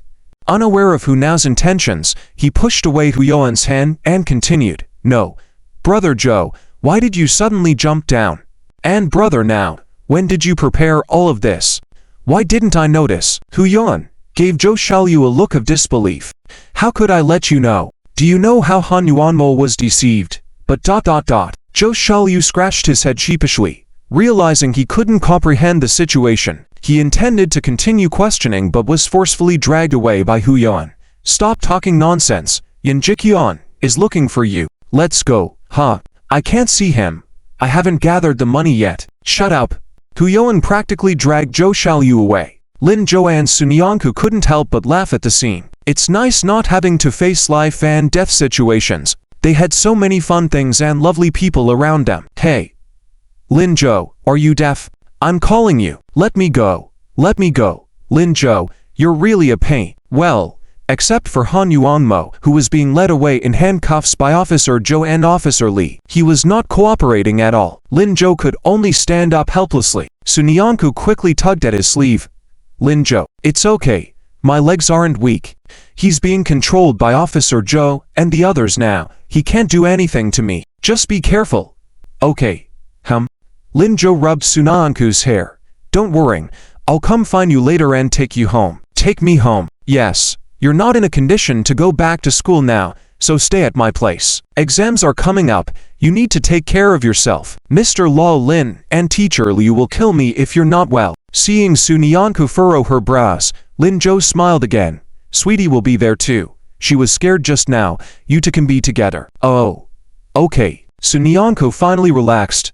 Lin Zhou turned and walked towards Han Yuanmo. Upon seeing him approach, Han Yuanmo's expression grew even darker. He spat out. How dare you come over here? Lin Zhou was speechless. But didn't you call me over, you? Han Yuanmo was furious. When did you prepare all this? When you were holding Qin Lai hostage. So, you never intended to let me go. What do you think? Han Yuanmo was livid. With all that commotion, how did I not see through it? It's impossible. You can't be this smart. How did you know all this would happen and prepare in advance? I didn't know in advance. I just sent now to the fire department to bring various first aid supplies to help out. But there was nothing happening here. Why would they agree to come? Oh, that's because I mentioned my brother Zhou's name. Huyoan's voice approached from a distance. He ran over excitedly. Bro, in this glorious moment, let me say something too. I want to be a little hero as well. This is the end of the first part. Click on the next page to continue reading the exciting content ahead. Lin Zhou felt extremely helpless. This guy is addicted to Ultraman, but he didn't stop him. Officer Zhou and Officer Li watched from the side, not rushing them. Huyoan quickly arrived beside Han Yuanmo and said with a smile, I told them it was my brother Zhou who sent me to look for people, so they followed me. How? Is that possible? He's just a kid. Why would they listen to him? Han Yuanmo clearly didn't believe it. Huyoan had anticipated this and laughed. You don't know. It's because my brother is well known for doing good deeds in Jiangcheng County. What? He saved people and caught criminals. Thanks to him, many people who should have been seriously injured or killed are safe and sound. Because of him, a villain who harmed young girls was caught. He's a model student in our Jiangcheng County, very respected in the fire department. They all know that if my brother asks for their help, it's a matter of life and death. It's better to make a mistake and act, and to overlook it. Naturally, they will come. Huyoan became more and more proud as he spoke. So, when you went to the rooftop, we were nearby, and when we saw something was wrong, my brother texted me, and we made the arrangements. But, are you trying to say why there was no commotion at all? Seeing Han Yuanmo's shocked expression, Huyoan laughed. Ha, you can thank yourself for that. You chose Phoenix City, a new property, or there are not many people, and it's isolated around. No onlookers, only our own people. Our own people won't make a scene. They will work quietly. And you got the attention of my brother and a few police officers. Naturally, you didn't see anything. Qin Wancheng's face suddenly changed. He finally understood why Lin Zhou and Officer Zhou were sitting openly in front of him chatting. Why did Officer Zhou pull out a gun? It turns out that all of this was to attract his attention. Because he was worried that something might go wrong, he completely ignored what was happening below the rooftop. Before he could react, Sun Yanku pushed him down. So that's how it is. So that's how it is. Huyoan saw his shocked expression, and became even more excited. So, you're caught now. Ha. Why did you come to our Jiangcheng County? Don't you know my brother and I are here? Make trouble. Lin Zhou quickly stopped him, as he realized that Huyoan was going off track. Huyoan quickly changed his tone. And our heroic Officer Zhou, as well as all the hardworking police uncles, you've walked right into the trap, haven't you? You. Han Yuanmo opened his mouth, not knowing what to say. He gritted his teeth and nodded. All right, well done Lin Zhou. When he looked at Lin Zhou, Han Yuanmo's eyes were full of hostility. Lin Zhou nodded without hesitation. Thank you for the compliment, Han Yuanmo. He snorted coldly, turned around, and ignored him. This time, he underestimated the situation. He never took Lin Zhou seriously, and now Officer Zhou was leading him forward. Officer Li walked over to Lin Zhou's side and said with a smile, Lin Zhou, we owe you this time. Before Lin Zhou could respond, Hu Yuan eagerly leaned over. What about me, Officer Li? Ha ha ha, yes. And you, and your brothers, and… Officer Li turned his head and looked at Su Nianku, who had been sitting by the roadside resting. And Su, I will report back to the higher-ups about what happened today and make sure you get rewarded. Su, you don't look too good. Lin Zhou, please pass on my message. Got it. Lin Zhou nodded without hesitation. Officer Li continued, with what happened with Wan Che last time, the rewards this time should be substantial. Lin Zhou, you've changed my perception of young people nowadays. Officer Li, you're too kind. Ha ha. I originally wanted to chat with you all more, but Han Yuanmo's situation is likely just the beginning. I need to go back and investigate the forces behind him. I'll leave first. We can talk more when you go to Kyoto. All right. Lin Zhou bid farewell to Officer Li as he walked away. At that moment, Han Yuanmo, who hadn't gone far, turned back and looked at Lin Zhou. Is she called Su Nianku? Lin Zhou was puzzled and frowned. What's the matter? Han Yuanmo had been with Qin Shuyu for so long, he couldn't possibly not know Su Nianku. Why would he suddenly ask about her? Su Nianku, not far away, heard his voice and quickly looked up. Han Yuanmo smiled at her and then turned back to Lin Zhou. Nothing, just asking. With that, his smile widened a bit before he turned and followed Officer Zhou and the others. Hu Yuan also frowned. What's he talking about? Han Yuanmo, explain yourself. But Han Yuanmo didn't look back and continued walking further away. Su Nianku got up and stumbled over to Lin Zhou. What was he saying just now? Lin Zhou shook his head. He couldn't figure out why Han Yuanmo would ask that. Soon, his expression became grim. Little classmate, call your grandparents, ask them how they're doing and if anything strange has happened to them. Oh, okay. Su Nianku nodded and was about to find a phone booth nearby. Lin Zhou handed her his cell phone. Use this. Okay. Su Nianku took it without hesitation and dialed the number. Hu Yuan, who had finally realized the situation, anxiously said, could it be? There was no response. Lin Zhou was watching Su Nianku the whole time. The call was answered. Su Nianku looked nervous. Hello? Grandma, it's me, Xiaochu. The voice on the other end, full of age, quickly responded, Xiaochu, what's wrong? How are things at school? Running out of money? I'll ask the driver on the shuttle to bring you some. No need. Grandma, Su Nianku glanced at Lin Zhou, then continued, I just missed you. It's the weekend, so I wanted to call and see what you were doing. Oh, ha. I'm in the fields with your grandpa picking corn. Everything's fine. That's good. What about you and grandpa? Have you met any strange people these days? Strange people? Grandma pondered for a moment, then shook her head. I haven't seen any. Our village is so remote. Where would strange people come from? It's busy with farming. Not many outsiders around. Really? Su Nianku looked at Lin Zhou again. Lin Zhou was puzzled too. In such a remote and impoverished village, Han Yuanmo shouldn't have set his sights there. The next part of this chapter is still available.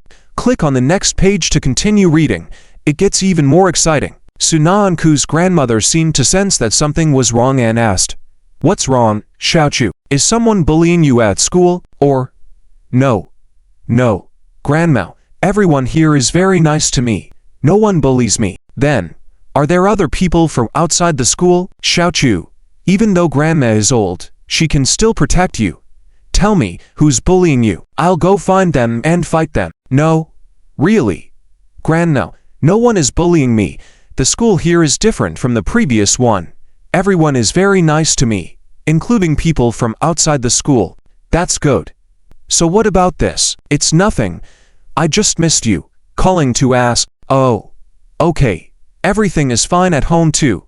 You're about to take exams, right? I heard the college entrance exam is in a week. Other parents are also going to accompany their children to the exam. Should Grandma go too since Grandpa can't? No need. Grandma, I can do well in the exam. You and Grandpa wait at home for good news. All right, I knew it. Our Xiaochu is the smartest and most capable. Grandma will wait at home, Sun Yanku answered seriously with a smile, holding back the feeling of discomfort that hadn't completely disappeared from her heart. Her grandmother on the other end was about to hang up. At that moment, Sun Yanku saw Lin Zhou mouthing something to her. She was startled, then quickly added, Grandma, don't hang up. Where is Xiaochen? Is he at home? The voice on the other end suddenly became serious, but it was just a moment, and quickly, she smiled kindly again, saying, Zicheng, he went to school. School? Sun Yanku always felt something was off, but she couldn't quite put her finger on it. She could only look towards Lin Zhou. Lin Zhou gently reminded her with his mouth movements, and Sun Yanku finally realized, but Grandma, today is the weekend. Weekend? Yes. Weekends don't have classes. Why did Zicheng go to study? Oh right, it's the weekend. You don't know, Zicheng is really studying hard now. Their teacher arranged weekend tutoring classes for them. He goes every week. After you left, he hasn't been back for a weekend. It made me forget. I see, Sun Yanku nodded. Is he improving in his studies? He's improving. He said he wants to learn from his sister and get into a good high school. Okay. Then Grandma, tell him that if he doesn't understand something, he can ask me. All right, when he comes back from school, I'll tell him. After chatting for a bit more, they hung up. Sun Yanku looked at Lin Zhou. Everything is fine at home. Can we trust your grandma's words? Lin Zhou asked with some worrying. Sun Yanku nodded. Yes, Grandma never lies.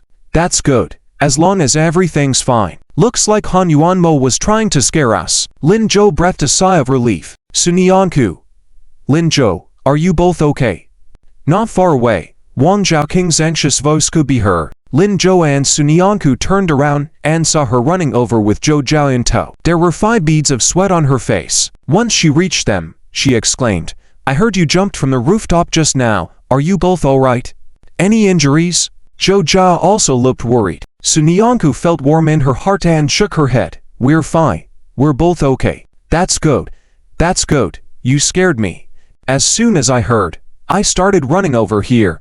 Thankfully all is well. She patted her chest. But then she realized something. Wait, did I miss your heroic moment of capturing the criminals? I mean, your exciting scene? Oh my, I missed out on a jackpot. Sun Yanku and Tu Yuan couldn't help but laugh. Lin Zhou was quite helpless. He never expected to hear the term jackpot from Wang Zhaoqing. Wang Zhaoqing seemed oblivious to their laughter and continued, What a pity, such a good opportunity. Sigh, I should have come earlier.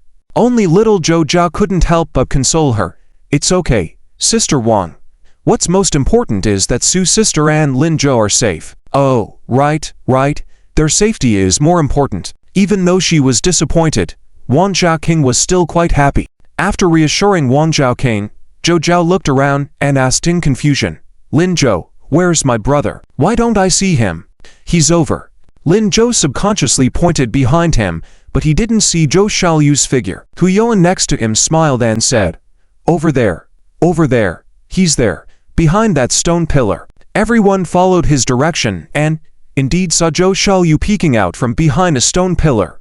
Looking at them, beside him stood Yan Jiqian. It seemed like he wanted to come over but hesitated. Lin Zhou and Zhou Zhao were both puzzled. Why isn't he coming over? Hu Yuan explained. He's in shock. On the way here, I told him about your plan, and he's probably still processing it in his mind. So he's hesitant to come over. Lin Zhou squatted down with a smile, grabbed Zhou Zhao's hand, and said, Zhao Zhao, call your brother over. Oh, okay. Zhou Zhao happily stood straight, cupped her hands around her mouth, and shouted in Hu Yuan's direction, Brother, come over here. Brother, Lin Zhou is calling you. Zhou Xiaoyu froze for a moment, but soon he was escorted over by Yan Jiqian. Seeing Lin Zhou and the others, he blushed and smiled awkwardly. Hello, Zhou Jie, Su Yan, and all the seniors. He seemed genuinely afraid of them. Lin Zhou was even more helpless. There's no need for that. You also contributed to what happened just now. No. I didn't do anything worth mentioning. It was Oyu and Suya. You two were really amazing. I I really I. Zhou Xiaoyu didn't know how to describe his excited feelings. Initially skeptical along the way, after hearing explanations from Yan Jiqian and Tu Yuan, he found Lin Zhou especially impressive. More impressive than anyone his age. He was very grateful that he chose to collaborate with Lin Zhou before. Otherwise, he would probably have been taken away by the police by now. Zhou Xiaoyu didn't even consider how Lin Zhou would have managed to distract Han Yuanmo without his help. But he had a gut feeling that Lin Zhou would have handled it. It really isn't. The credit mostly goes to you. You just, alright, Jie Zhou, you don't need to explain anymore. Don't say it was Zhou Xiaoyu. We all admire you, including you, Xiaoyu. Although you usually fall short, this time, you were indeed impressive. It's mutual help between all of you, so don't push it away. Before the story continues, please click on next to read more exciting content. Hu Yuan quickly interrupted the two. Lin Zhou nodded in agreement. Zhou Xiaoyu couldn't help but laugh. Really? Am I? Really amazing. You're quite impressive indeed. Hu Yuan gave him a thumbs up. Yan Jiqiang also added, Yes. Xiaoyu, I used to look down on you, but starting from today, you're my bro. Zhou Xiaoyu scratched his head and couldn't help but smile, feeling quite content. Seeing this, Lin Zhou gestured for Wan Zhaoqing and Sunyanku to take Zhou Zhao to play somewhere else. He then turned to Hu Yuan and said seriously, Hurry, take Zhou Xiaoyu and Zhou Zhao to Li Ji spicy hot pot. Look for the boss Li Qiansheng. Hu Yuan was taken aback. Zhou Xiaoyu was also puzzled. What are we going there for? Didn't I promise to find you a job? You go there to work. Zhou Xiaoyu was astonished that you were with me the whole time just now, and how? How did you manage to find me a job so quickly? Lin Zhou noticed Zhou Xiaoyu's uncertainty and said directly, They will want you, no need to worry. Hu Yuan also patted Zhou Xiaoyu's shoulder and said, My bro is amazing. I don't know what he did, but he's arranged for you to go there, so just go. Oh. Okay. Thank you. You're welcome. Oh. And there's also the 10,000 yuan I promised you. Today was a bit chaotic, so I'll get the money tomorrow and give it to you. No need. Hearing this, Zhou Xiaoyu quickly shook his head. I don't want it.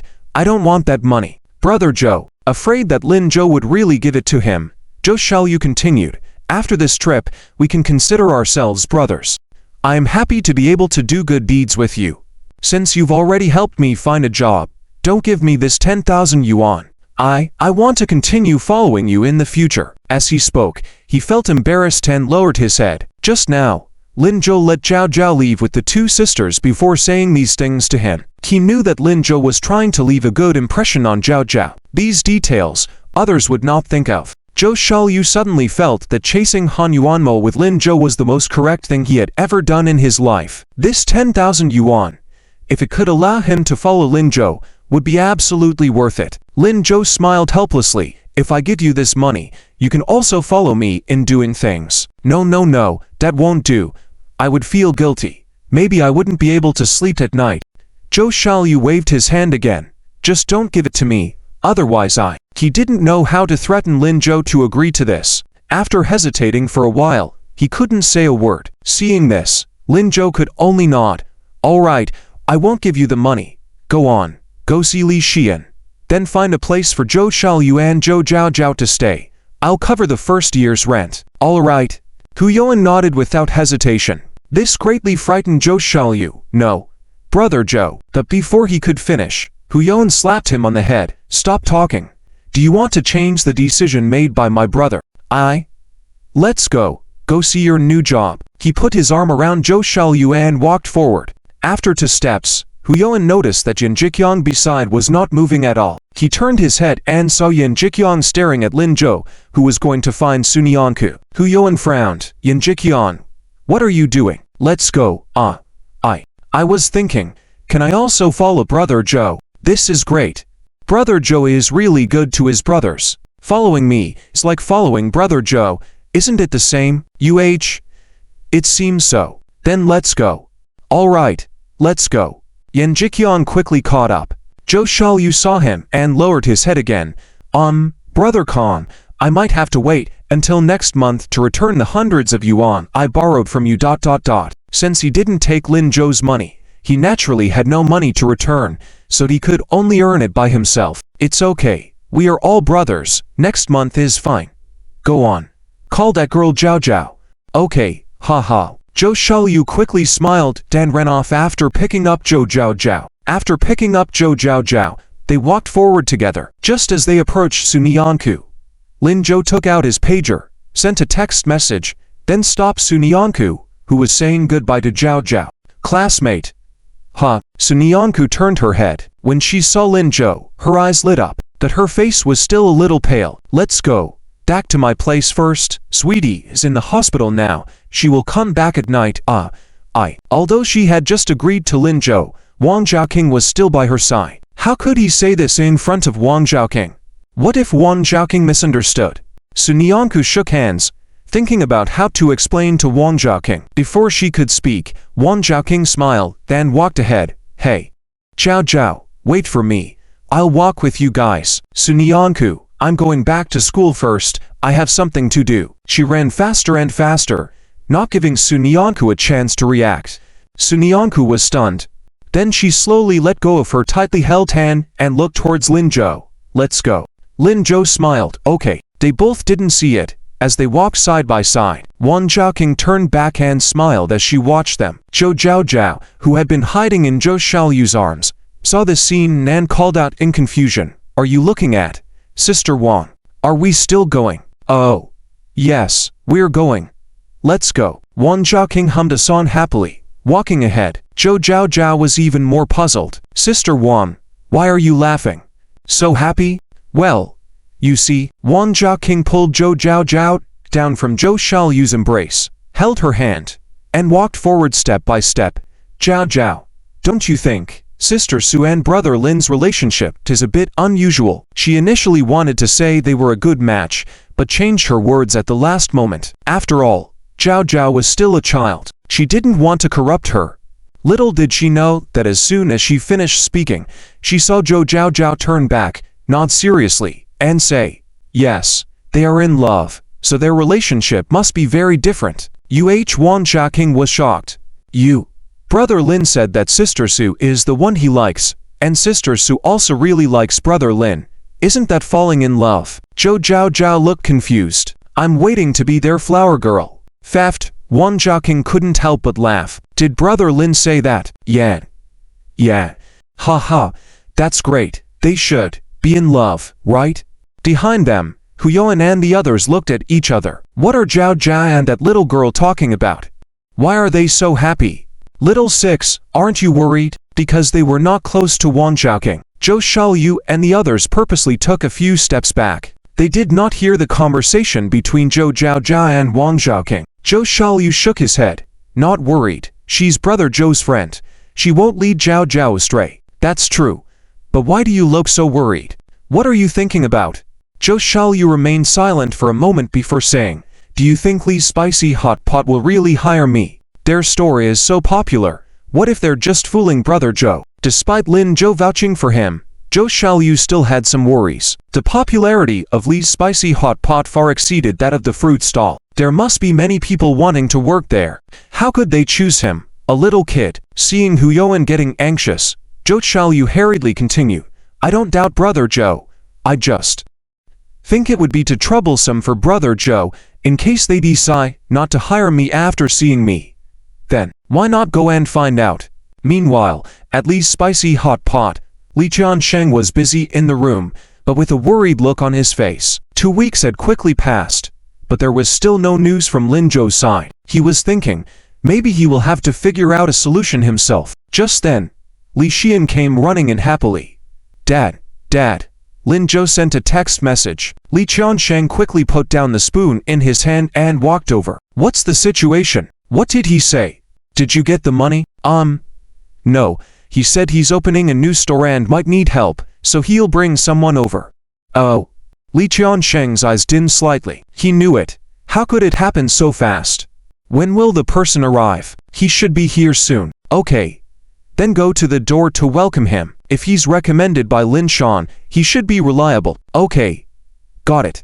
Li Xian happily turned around, ready to walk towards the door. Seeing this, Li Qiansheng couldn't help but call out to her again. Wait, did he say anything else?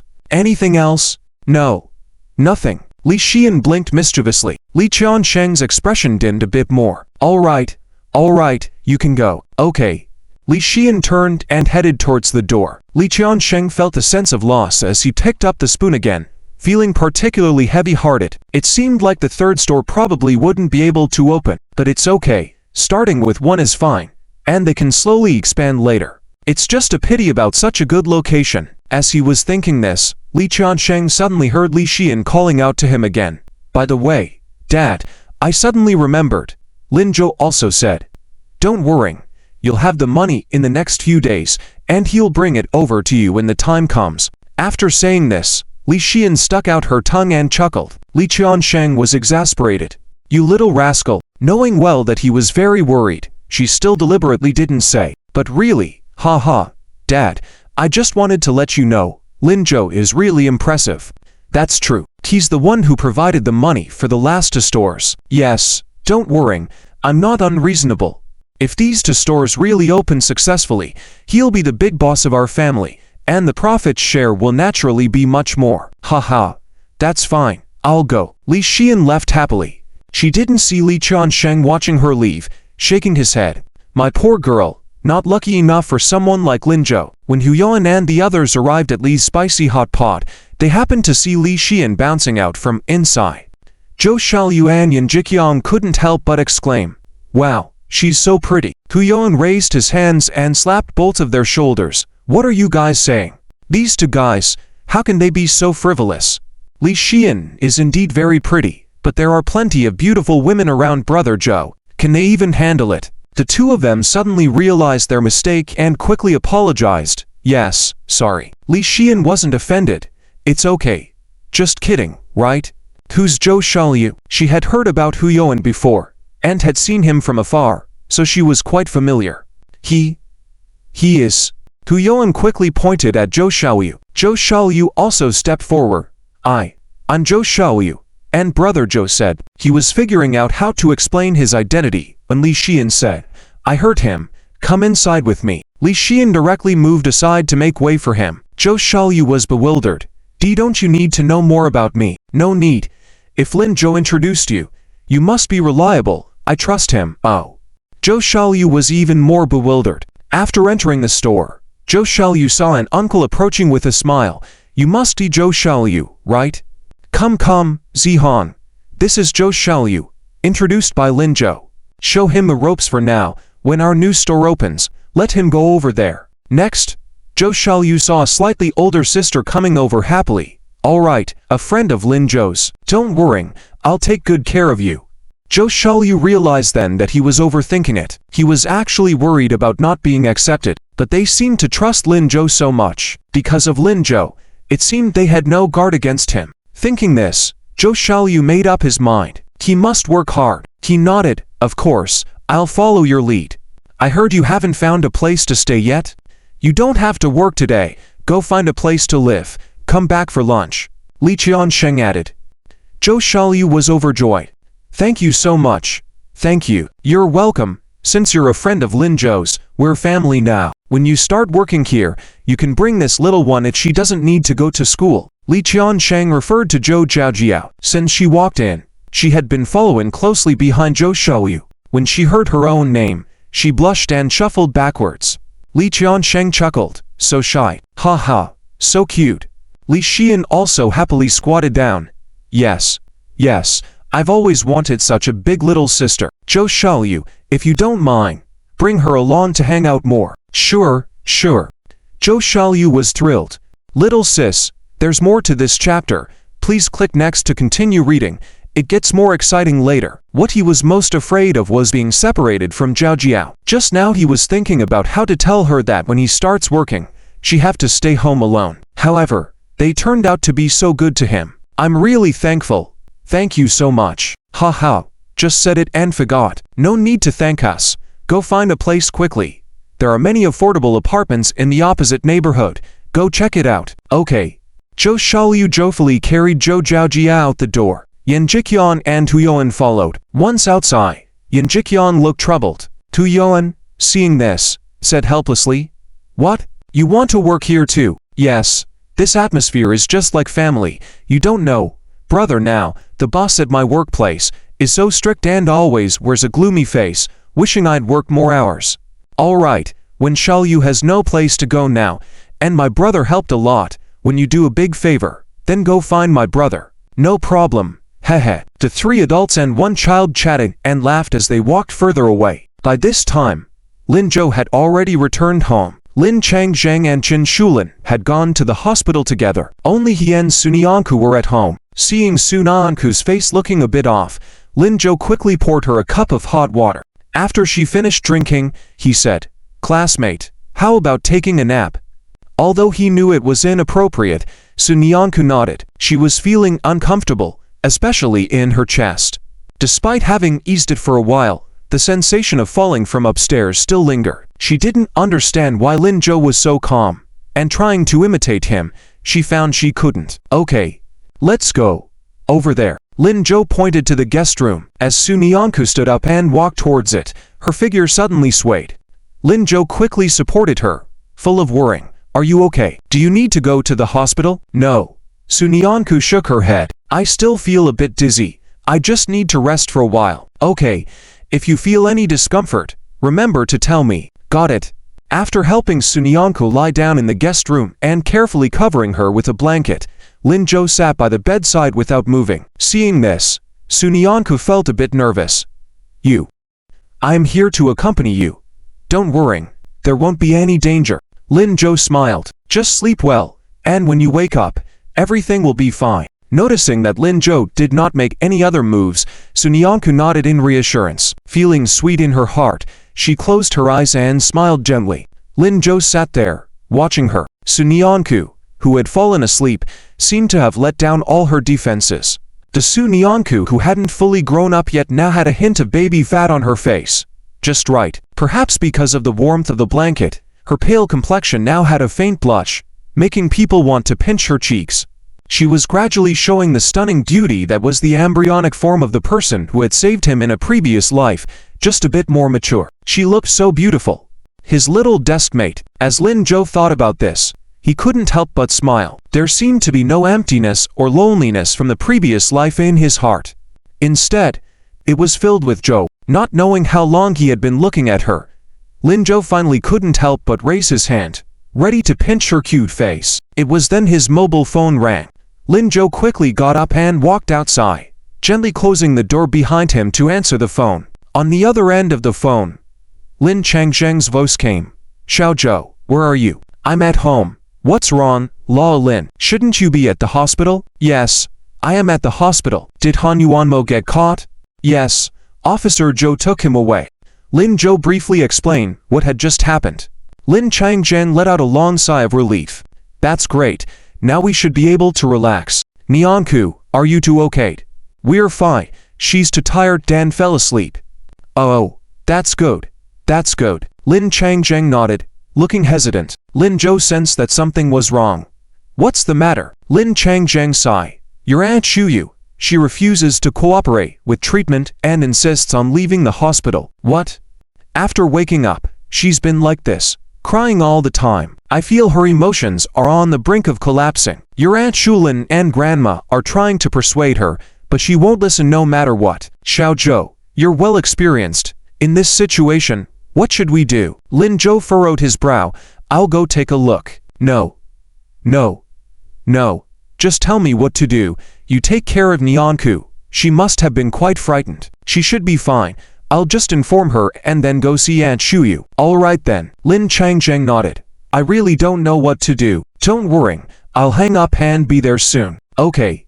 After hanging up the phone, Lin Zhou picked up his mobile phone and made another call. After hanging up, he walked towards the guest room. Just as he was about to push the door, he saw the door suddenly opening. Sunyanku came out from inside, saying, "I'll come with you."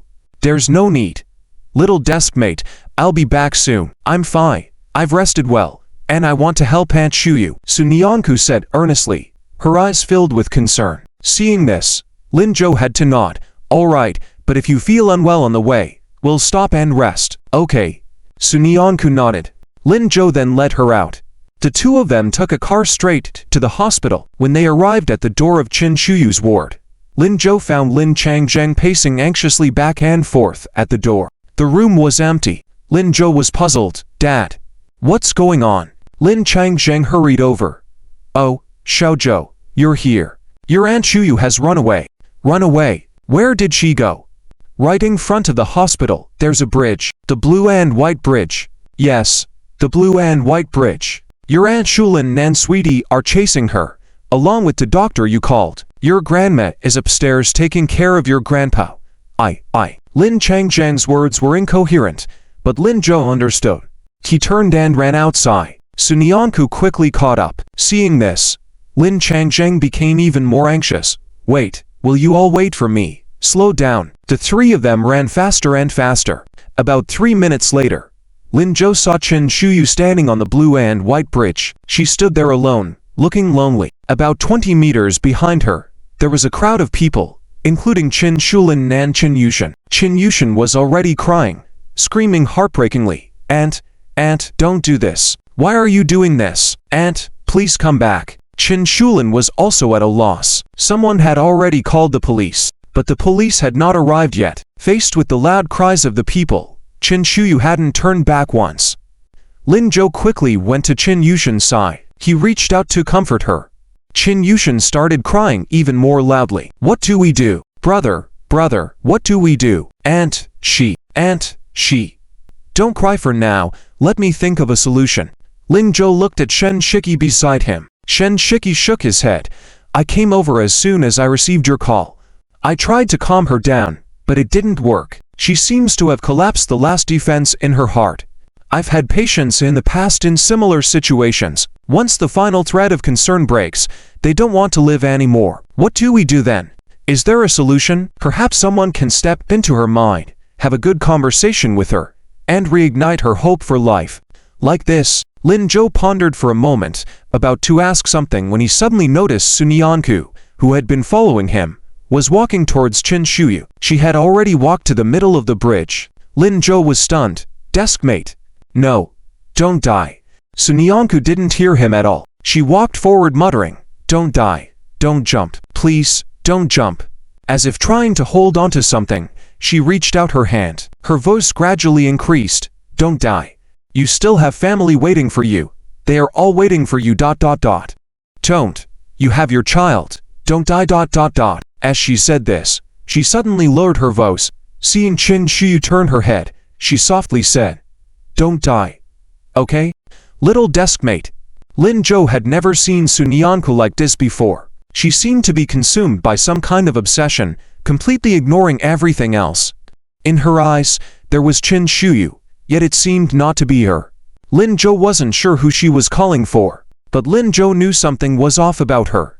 His little desk mate had never ignored his calls, but now, Sun Yanku. Lin Zhou raised his voice and called out again, but Sun Yanku still didn't react.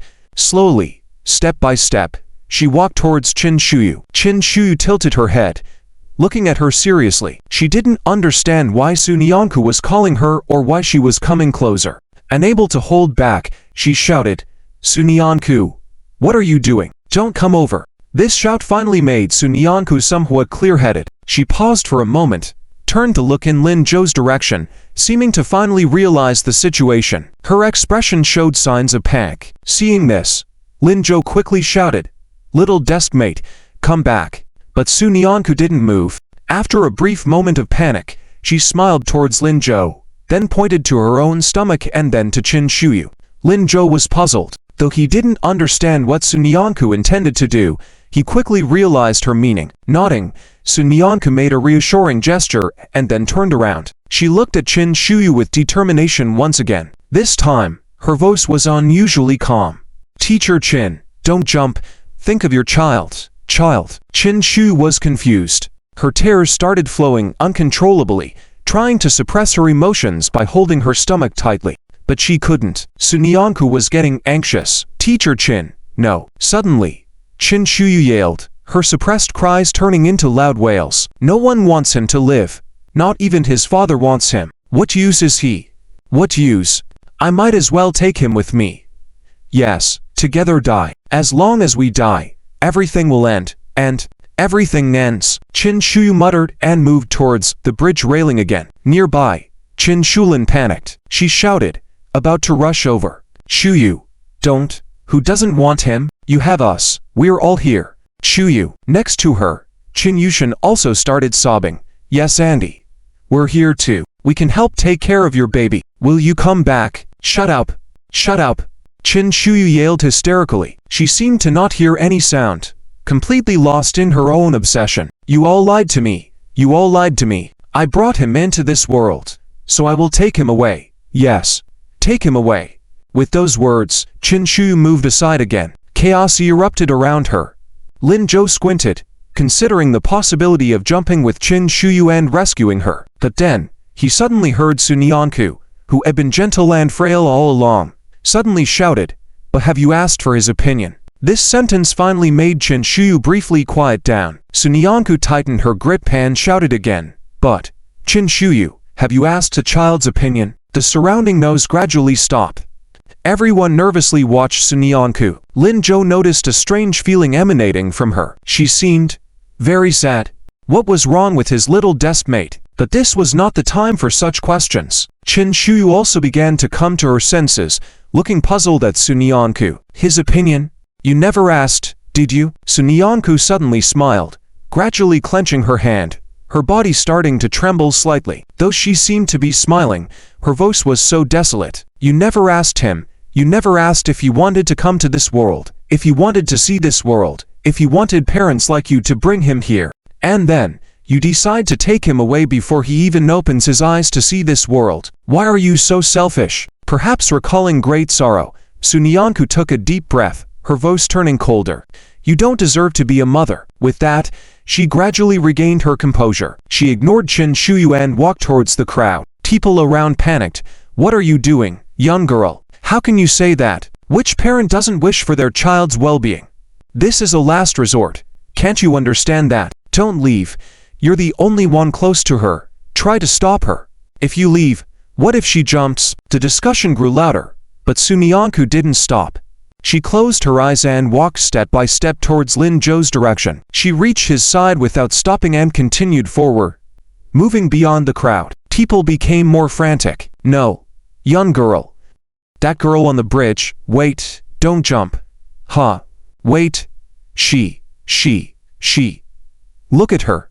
Someone shouted, causing everyone to turn their heads and see Qin Shuyu, who had unexpectedly sat down on the railing. It seemed she had been greatly shocked, leaning back against the railing, deflated, not moving anymore. Shen Shiki shouted, Lin Zhou, save her.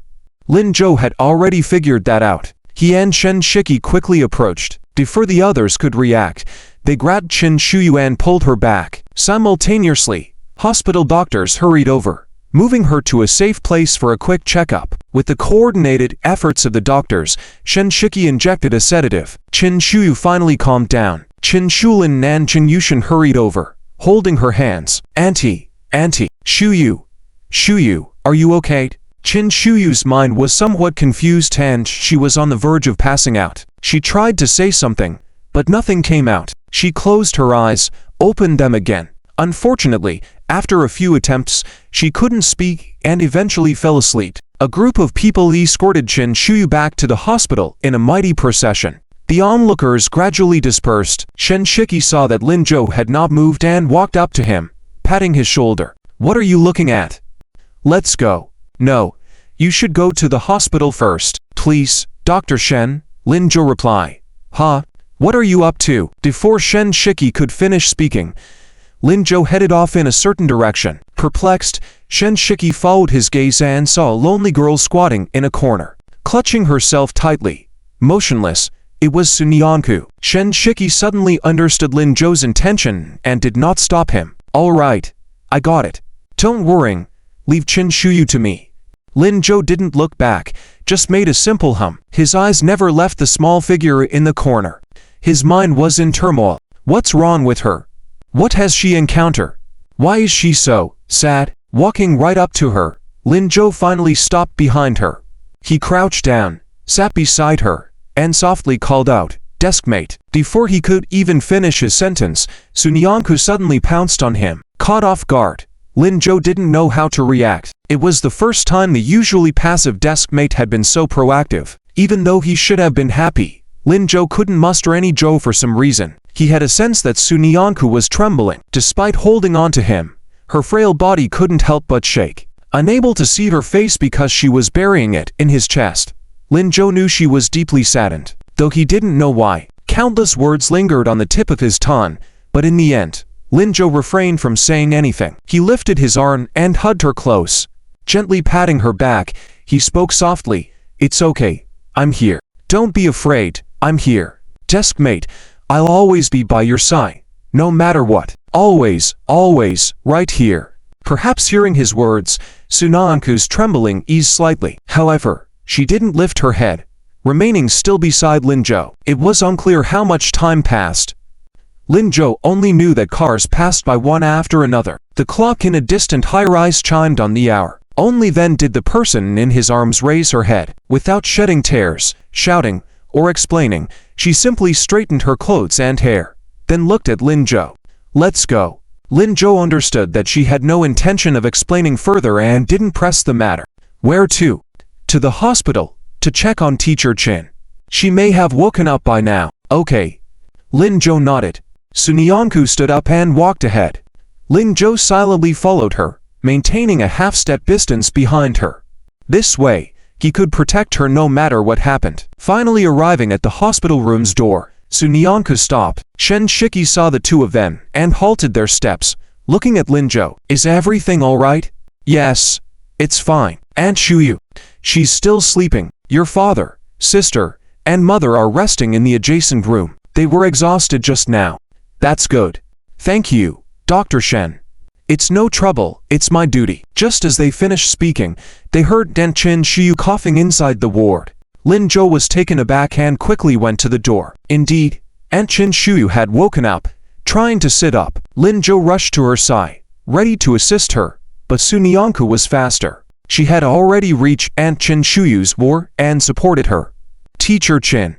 She adjusted the pillow, allowing Aunt Chin Shuyu to lie back down. A bit uneasy, Sunyanku said, "Teacher Chin, I didn't mean to do that earlier.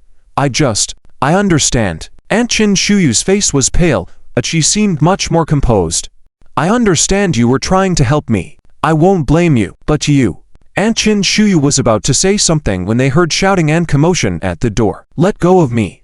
Why are you blocking me? I want to see my granddaughter." "Dad, please wait. Shuyu hasn't woken up yet. Just let her rest a little longer." "Grandpa, rest my foot. She can still sleep through such a big event. Wake her up. Wake her up. I have something to tell her." "Oh my, sir. You. Let me through, all of you." Qin Wancheng was going crazy. As soon as he woke up, he started looking for Aunt Chin Shuyu. Hearing about her intent to jump into the river had infuriated him. Without a second thought, he leapt from the hospital bed and rushed to Aunt Chin Shuyu's ward only to encounter these people blocking his way. Inside the ward, Aunt Chin Shuyu felt frozen. She quickly covered her stomach, looking nervously towards the door. Her parents and sister were likely aware of her situation by now, and she was anxious. What if they did not accept this child? Although she was in disarray, the child was in her body, and she had considered taking him away with her. But terminating the pregnancy hadn't crossed her mind. The story continues on the next page, so please proceed to read the exciting continuation. Aunt Chin Shuyu subconsciously glanced in Lin Zhou's direction. Lin Zhou. Perhaps this was the moment Lin Zhou's words could make a difference. He was so clever. Lin Zhou immediately grasped Aunt Chin Shuyu's meaning and nodded. "Don't worry, they may not necessarily reject this child, but if they do, I'll do my best. Dr. Shen, please cooperate with me later." "No problem." Shen Shiki, also astute, understood Lin Zhou's intention. As they spoke, Qin Wancheng had already arrived at the door of the ward. Seeing Lin Zhou and Shen Shiki prepared to intercept him, he grew even angrier. "Shut up. I don't want to hear you talk." Then he forcefully pushed them aside and entered the room. Sunyanku instinctively stood in front of the bed, shielding Aunt Chin Shuyu behind her. Qin Wancheng's steps finally eased slightly, but he showed no signs of retreat. "Chin Shuyu, what do you want? Do you think they can stop me?" Aunt Chin Shuyu didn't know what to say for a moment. Biting her lip, she finally sat up from the bed. Bending down, she knelt on the bed. "Dad, your daughter is unfilial. I've done something wrong, embarrassed you, but after this experience, I still want to keep this child. I hope you agree. You also know you're wrong. Tell me. Tell me. What were you trying to do by jumping off the bridge? You also want to keep this child. Why did you want to jump off the bridge? Are you crazy? Still kneeling. Don't you think you've caused enough trouble? You think the baby in your belly has a tough fate, isn't it? Lie down now. Qin Wancheng was seething with anger and unleashed a torrent of scolding. But this torrent of words stunned everyone present. Aunt Qin Shuyu herself was bewildered. Dad, what are you talking about? What did I say? I said lie down.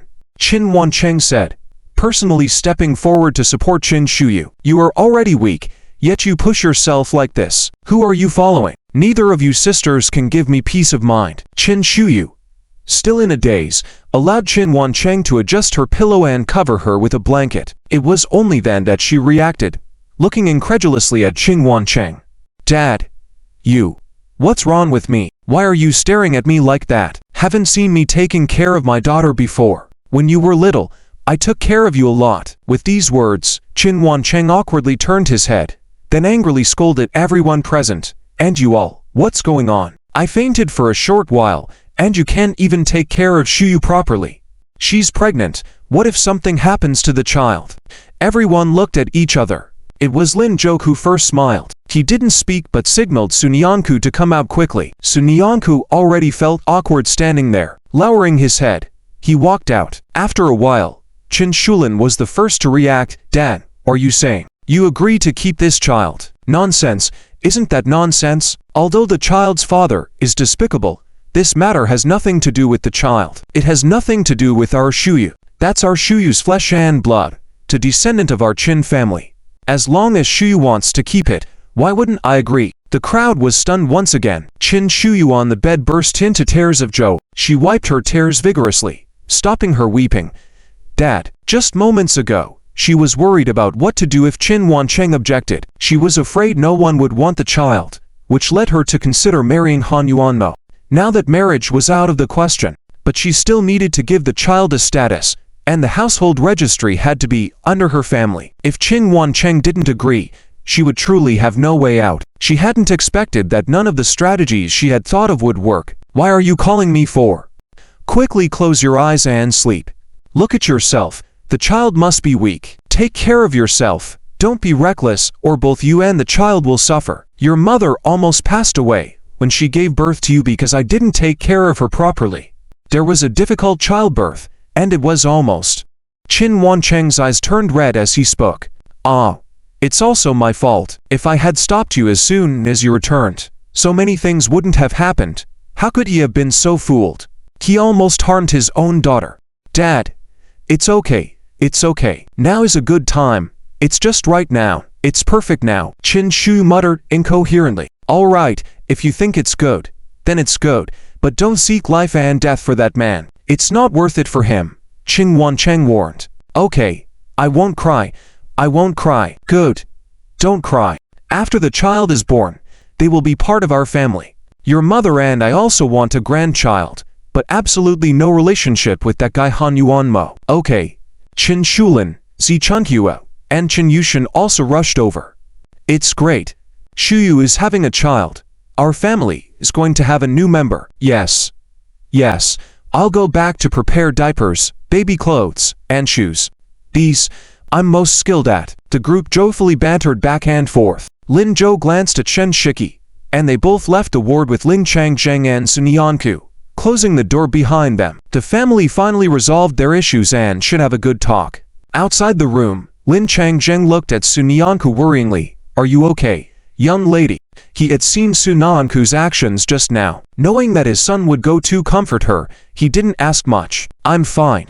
Thank you for your concern, Uncle Lin. Sun Yanku shook her head and smiled sweetly. Lin Changzheng slightly relaxed. That's good. That's good. But, young lady, anything you want to say in the future, if it's inconvenient to talk to Lin Zhou, tell me. You are like my half-daughter now. Don't keep it all in your heart. It will only make you feel uncomfortable. Sun Yanku was in turmoil. She obediently nodded. Okay. Shen Shiki, who had been watching the scene all this while, silently tapped Lin Zhou and gave him a big thumbs up. Not bad. Young man, you have a great relationship. Naturally, Lin Zhou replied without hesitation. Establishing good relationships early on will make things easier in the future. Ha ha. Hearing this from an 18-year-old beau, Shen Shiki found it amusing despite knowing that Lin Zhou's words were true. This laughter caught the attention of Sun Yanku and Lin Changjing. They turned to look at them. What's so funny? Nothing, just casual laughter. The two quickly made up a reason. Lin Changjing chatted with a few people around for a while, but his attention was drawn back to the ward. They had been talking for a long time, and hadn't come out yet, making him a bit worried. Seeing this, Lin Zhou stepped forward and patted Lin Changjing on the shoulder. Don't worry, I think things between you and Aunt Qin won't be far off. Really? Lin Changjing couldn't believe it. Lin Zhou nodded. Of course, it's true. But, with such a big incident at home, I'm afraid Qin grandfather. Don't worry, it won't happen. Just as they were speaking, the door of the ward opened. Qin Wancheng repeatedly reminded Qin Shuyu to sleep well. Then he took Qin Shulin and the others to the next ward to rest, saying they wouldn't disturb Qin Shuyu. Lin Changjing hurriedly stepped forward. After all, he was also considered half of the Qin family and wanted to see if he could help. However, before he could approach, he heard Qin Wancheng's cold voice. What are you doing? Uncle Qin. I was just. Lin Changjing didn't know how to respond for a moment, feeling somewhat awkward. Without waiting for his answer, Qin Wancheng continued. Take your son and leave. I don't want to see you. Ow. Lin Changjing was stunned, quietly turning to look at Lin Zhou. Lin Zhou raised an eyebrow. What was wrong with Qin Wancheng? Before he could ask, Qin Yushan stepped forward. Grandpa, you can't treat brother and Uncle Lin like this. They are the ones who saved you and Shuyu aunt. Them, if not for them, we wouldn't have been in danger at all. I could have seen through Han Yuanmo's tricks by myself. Everyone may have ended up injured or fainting. The crowd was speechless. Grandpa, besides, this Bo Lin Zhou is buying a house in Rainbow City with borrowed money. A person like him can see through scammers? I think he just got lucky stumbling into it. No, Grandpa. Qin Yushan was about to explode with anger. She felt that Grandpa was being unreasonable. She was about to retort when Qin Wancheng interrupted her again. All right, I'm going back to rest. Yushan, instead of criticizing me, why don't you advise him to quickly sell the house at a slightly lower price now? Otherwise, will your mother take you to marry and face the northwestern wind? With that, Qin Wancheng walked towards his hospital room without looking back. Grandpa, Qin Yushan wanted to argue a bit more but was stopped by Lin Zhou. Yushan, don't go. Let Grandpa rest well, he said while smiling. Qin Yushan became more anxious. Brother, how can you still be laughing? Ha ha. Why not laugh? Have you not heard what my grandpa said? I am laughing precisely because I heard it. Qin Yushan looked puzzled. Lin Changjing was also confused at this point. Xiaozhou, what's going on here? Did you really borrow money to buy a house? Let's put the house buying aside for now. Lao Lin, you should go back and prepare for your wedding with Qin Nanti. Lin Changjing was even more puzzled. What are you talking about? My marriage with Qin Auntie. Your grandpa hasn't agreed to it yet. Who said he hasn't agreed? Lin Changjing looked blankly at Qin Shulin. Has your dad agreed? Qin Yushan was also puzzled. When did my grandpa agree? Qin Shulin ignored both of them. Blushing, she lowered her head and ran towards Qin Wancheng's hospital room. I will take care of your grandpa. Lin Changjing, he looked at Lin Zhou in confusion. You kid, explain clearly. Are you trying to confuse me on purpose? Sun Yanku couldn't help but laugh. Uncle Lin, do you remember what Qin grandpa said earlier? He said. Let Lin Zhou quickly sell the house, otherwise Aunt Qin will bring Yushan over, and they will suffer hardship. In other words, he has agreed to your marriage with Aunt Qin, but just wants Lin Zhou to lose less money No. Lin Changjing, who had not reacted, exclaimed multiple as before finally understanding the meaning. Your Qin grandpa is a tough on the outside but kind on the inside. Probably trying to save face, right? Lin Changjing couldn't help but laugh. Qin Yushan also burst into laughter beside them. That's great. But just when Lin Changjing was happy, he quickly began to frown again. So Xiaozhou, what's the situation with that house of yours? If you really bought it, hurry up and sell it, or else your old man. It's fine. Just wait a couple more days. Don't worry, It won't affect you marrying Aunt Chan, but... Alright, you go think about proposing and wedding plans, I'm leaving. After saying that, he turned and walked out with Sunyanku. Lin Changzhen looked confused again. Yushin, is your brother deliberately changing the subject? Probably. But, Uncle Lin, forget about my brother, he's an adult, he's capable. What he said is right, you should start thinking about you and my mom. You're right. Lin Changzhen scratched his head, lost in thought. As Lin Zhou was about to take Sunyanku home to rest, she said, should I go back to school first? Seeing Lin Zhou's confusion, she added, Aunt Chin and Teacher Qin's matters here have just come to a conclusion. There are probably a lot of things to handle. They might ask for your opinion. You might be busy today. I'm feeling much better now. I want to go back to school to rest. But, don't worry, I'll take care of myself, since Sunyanku insisted on leaving. Lin Zhou nodded, okay, I'll call a car for you. Sunyanku didn't refuse. While waiting for the car, she thought for a moment, then bit her lip and looked at Lin Zhou. I know you don't care about my money, but Lin Zhou, I still want to help you. I don't know why you borrowed money to buy a house, but if you need it, you can have my money. Lin Zhou was slightly taken aback. Unable to resist, he raised his head, touched Sunyanku's hair. This girl, for the second time, was willing to give him all her savings. No. I do care about your money. In fact, I care a lot. Why do you think I spend money so generously? Because I have a backup. You know, if I lose everything and have no money to eat, my kindest little tablemate will treat me to a meal. You are my biggest safety net. So listen to me. Little tablemate, don't touch your money. Keep it as my support. What if I starve to death? Sunyanku laughed. All right, I promise. If you ever run out of money, you must find me. I'll treat you to meals for a long time. Just like how you've been treating me to meals all along. Okay. Deal. Lin Zhou looked at her earnestly, full of tenderness in his eyes. Sunyanku blushed under his gaze. Fortunately, at that moment, the taxi arrived in front of them. She said, I'm leaving, and quickly got into the car. As the car drove away, Lin Zhou was still smiling in that direction. The rest of the story continues in the following pages. With a little tablemate around, there was indeed a lot more warmth. As Lin Zhou walked back to the hospital, he noticed Qin Yushin standing at the door, looking at him with a smile. Lin Zhou rubbed his nose, intending to ignore her gossipy expression. But Qin Yushin wouldn't let him off. She directly grabbed him and asked, how's it going, brother? Any progress with my sister? Huh, what progress could there possibly be? Oh, Lao Lin and my mom are about to get married. Why aren't you moving faster with Lao Lin? Yushin, Lin Zhou sighed quietly. I do want to move faster, but have you thought about the fact that we just turned 18? Damn, this 18 years old. True. Qin Yushin nodded a bit dejectedly. So when do you plan to confess? Confess? Probably. Soon? Ha ha ha. Alright, if you need any help, be sure to let me know. Alright, I will. The two chatted for a while and then sat idly in the hospital lobby. Qin Shuyu was still sleeping, and it seemed that Qin Wancheng had also dozed off. Shen Shiki walked over at this point and said to Lin Zhou, just one more day. What? You said last time that the Rainbow City prices would rise. Today is Saturday. No movement yet. Tomorrow is the last day. Indeed. Lin Zhou nodded. If Dr. Shen wants to sell the house, there should still be time. Ha ha. I was just talking.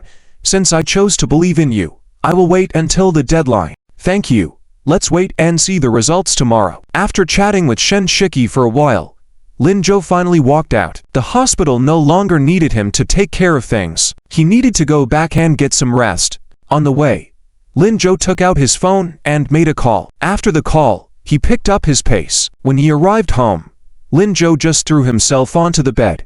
Then he closed his eyes to rest. At that moment, Sunyanku had already arrived at the school gate. After paying the fare and getting off the car, she raised her hand, rubbed her forehead, and sniffed. Then she walked towards the campus. When she got to the dormitory, Sunyanku climbed onto the bed without glancing around, and immediately fell asleep. Wang Xiaoxian, who had just jumped up from the bed, was a bit worried. She hid her phone under the pillow and approached Sunyanku's bed. Sunyanku, what's wrong with you? Sunyanku didn't move, her voice soft. Nothing. It was a completely different tone from her usual self. Wang Xiaoxian furrowed her brows.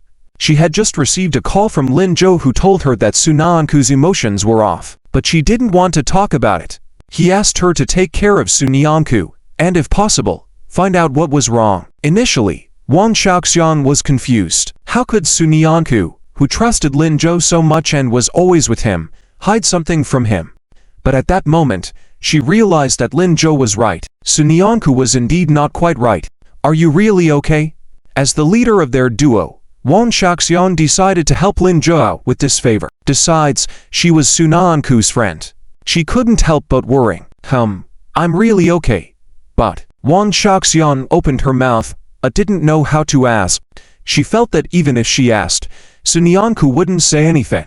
After thinking for a while, Wang Xiaoxian decided to find a way to indirectly bring it up. Hey, Sunyanku, I read a really interesting novel today. Let me tell you. Wang Xiaoxian. Sunyanku interrupted her before she could finish her sentence. I'm a bit tired and want to sleep. Okay then. Wang Xiaoxian had to stop herself from climbing onto Sunyanku's bed. You should rest first. I'll talk to you when you wake up. Okay. Sunyanku closed her eyes.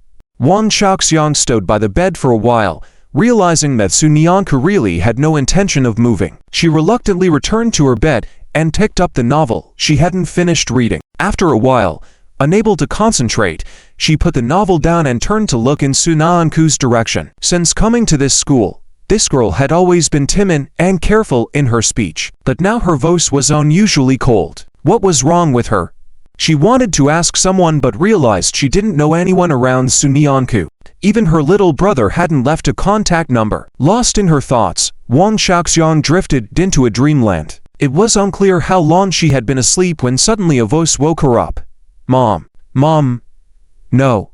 Wang Xiaoxian abruptly opened her eyes to see Sunyanku sitting up on the bed in panic. Her hair was disheveled, and her forehead was covered in sweat. She seemed to have had a nightmare and was very anxious. Wang Xiaoxian quickly jumped off the bed. Sunyanku, are you okay? Do you need anything? Perhaps hearing her voice, Sunyanku came back to her senses. She quickly adjusted her hair and lay back down on the bed. No. I'm fine. But I really am fine. Sunyanku insisted. Do you miss your mom? She remembered that her mom seemed to have passed away. Sunyanku hesitated, seemingly trying to figure out how to respond. After a while, she turned around, hugged the blanket, and said stubbornly, I don't miss her. But her tone sounded defiant and hurt. Wang Xiaoxian could tell she was being sarcastic. Trying to comfort her, Wang Xiaoxian said, if you're feeling upset, you can tell me. I really don't miss her. Sunyanku suddenly raised her voice and sat up. Wang Xiaoxian looked at her, noticing her cold expression. This was completely different from the usual Sunyanku. I really don't miss her. Sunyanku repeated, lowering her head and hugging herself. Sunyanku. Wang Xiaoxian was startled. She tried to say something but couldn't find the right words. Just when she didn't know how to console her, she heard Sunyanku say, I'm hungry. Wang Xiaoxian. Let's go eat. Wang Xiaoxian was taken aback. She looked up to see Sunyanku tilting her head and smiling at her. I'm really hungry. I feel like I'm going to starve. Wang Xiaoxian nodded in confusion. Okay. Let's go eat. It's almost dinner time anyway. Sunyanku quickly tidied her hair and got off the bed, changing her clothes. She then pulled Wang Xiaoxian, who was still messy, and walked outside. The two of them walked slowly, pausing from time to time, until they reached the restaurant. While Sunyanku went to get food, Wang Xiaoxian took out her phone and quickly sent a text message. Lin Zhou was awakened by the vibration of his pager. He opened it and saw the message from Wang Xiaoxian. Lin Zhou was slightly puzzled. Miss her mom? He really had no idea what was going on with his desk partner's mom. All he knew was that she and her little brother were raised by their grandparents. How could he make his desk partner feel better? Lin Zhou put his phone down and sank into thought. The door was opened. Lin Changzhen's voice came from outside. Xiao Zhou, are you back? Lin Zhou walked out. What's wrong? You need to explain to me what's going on with that house. Grandpa Chin has been acting weird about it all afternoon. And when I didn't call you, he kicked me out of the hospital at night, telling me to come back to stop you. Otherwise, he won't let me see Shulin. It's fine. We won't meet for now. It won't take long. At most a day. What do you mean a day? You will receive news about Rainbow City's price increase tomorrow. Then we'll see if he lets me sell. Price increase? Rainbow City? You believed those male clinic ads? Lin Zhou poured 2 glasses of water by the coffee table, handing one to Lin Changzheng. Dad, it's true. How do you know? I guessed. Lin Changzheng was speechless. Stop joking, Xiao Zhou.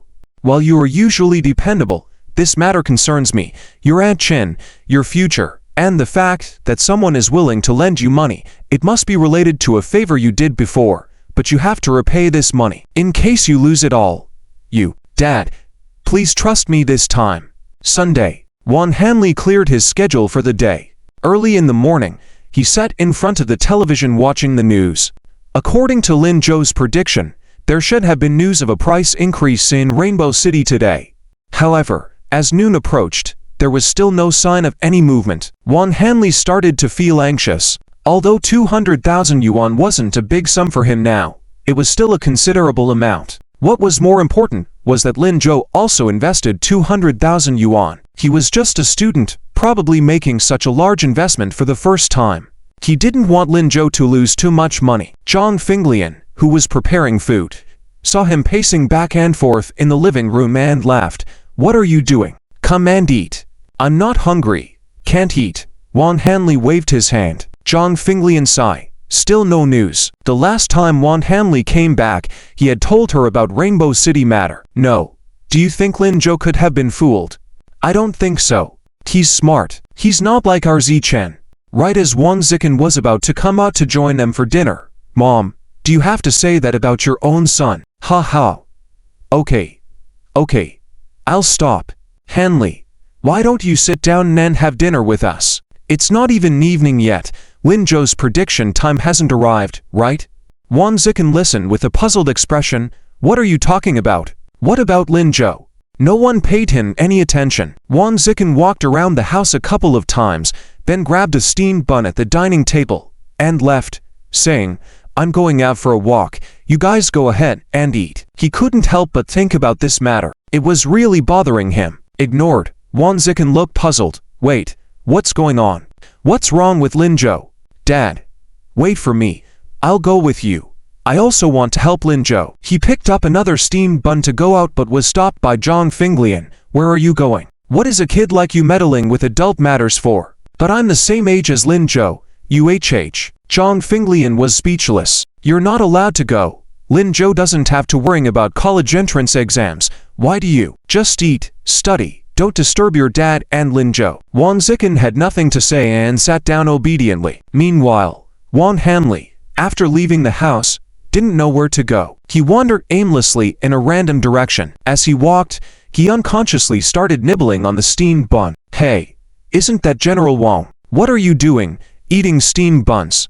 A man's voice suddenly sounded up ahead. Wan Hanli looked up and realized he had walked to the side of the national highway. The man talking to him was his distant cousin, Sun Ming. He was riding his old motorcycle, smoking a cigarette, and looking at him with a smile. Wan Hanli furrowed his brows. Although he and Sun Ming were related, he didn't like this person. Sun Ming was arrogant, careless, and had a strong sense of jealousy. Despite being close in age, Sun Ming, now in his 40s, still didn't have a proper job. He worked odd jobs here and there just to get by and liked to boast. Wan Hanli had once recommended a job to him at his factory out of family ties, and Sun Ming had taken advantage of it by bullying other workers. Unable to tolerate it, Wan Hanli paid him for an entire month and sent him away. Since then, Sun Ming had spread rumors about him. Recently, Wan Hanli's company was on the verge of collapse.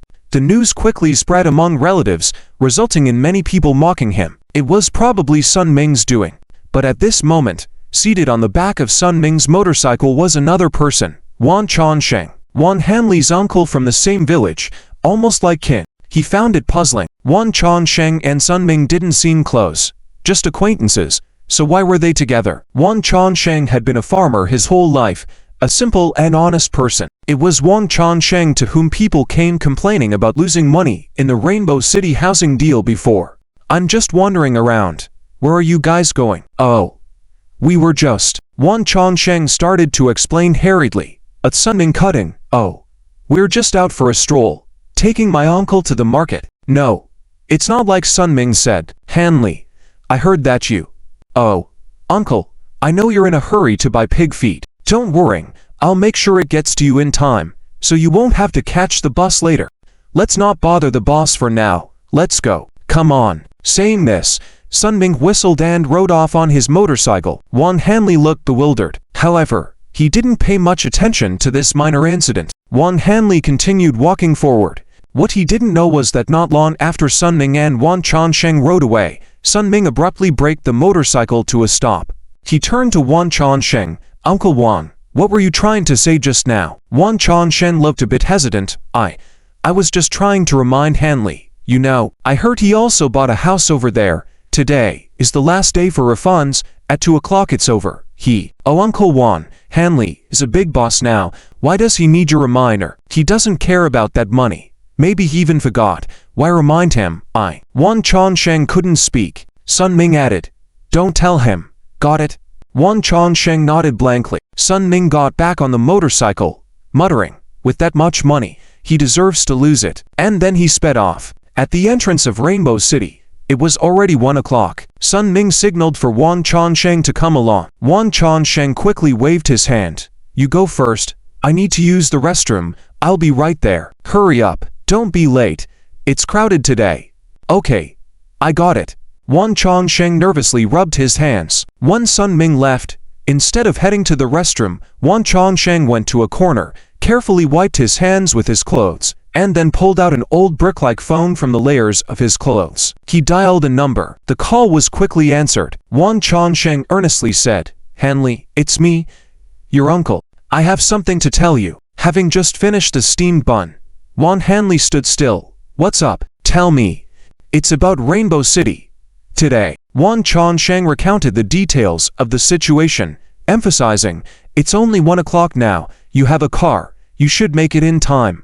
Hurry over. Wan Hanley furrowed his brow slightly. Were you in such a hurry earlier because of this? And Sun Ming stopped you from telling me?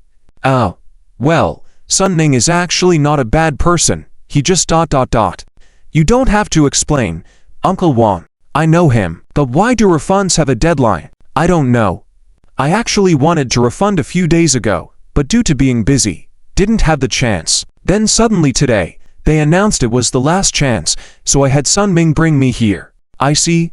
Wan Hanley furrowed his brows again. Seemingly coming to a realization, he said, Thank you for reminding me, Uncle Wan, but I don't intend to go there anymore. It was the same day. Qian Yokai was also at home watching the news, but he wasn't as nervous as Wan Hanley. Although the TV was tuned to the local news channel of Jiangcheng County, he hardly watched it. He leisurely snacked on various foods, occasionally peeking into his daughter Qian Guoguo's room. Since breakfast, she had locked herself in her room studying. Qian Yokai felt relieved about this. Unfortunately, in these past few days, his daughter hadn't talked much to him. Without needing to think, he knew it was because of Lin Zhou. Qian Yokai firmly believed that Lin Zhou was just wasting money. But Qian Guoguo always thought Lin Zhou would make a fortune. This led to a significant conflict between them. Qian Yokai could understand the situation. After all, having been through it himself, he knew that an 18-year-old girl was at the age of first love. Lin Zhou, that was indeed good-looking and somewhat talented. It was highly likely that his daughter was infatuated with him. But as a father, Qian Yokai was very worried. He had raised his daughter to this age with difficulty, and now it seemed like she was being led astray by a young boy. He couldn't directly speak to his daughter about it, fearing that she might get angry. So, he could only cautiously seek advice from the people around him. In the end, he concluded that as long as he could make his daughter realize that Lin Zhou wasn't as impressive as she thought, she would likely change her mind. After all, his daughter would marry a wealthy man in the future. How could she settle for someone like Lin Zhou? With this in mind, Qian Yokai picked up a plate of melon seeds and sat in front of the TV. Didn't Lin Zhou say that Rainbow City would raise prices in a week? Today was the last day. He refused to believe that a lone gambler like Lin Zhou could make any significant progress. Once today passed, he could reconcile with his daughter. After watching for a while, Qian Yokai suddenly noticed a new regulation in Rainbow City. After 2 p.m., there would be no more refunds.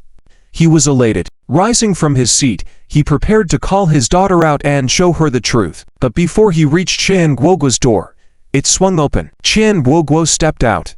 Qian Yokai hurriedly called out to her. Hey, Guoguo, come here. I want to show you something good.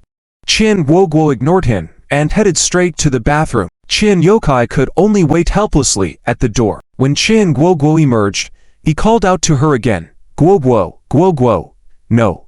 Please listen to your dad. But as Qian Guoguo reached the door, she coldly said, as she closed it, What's there to see?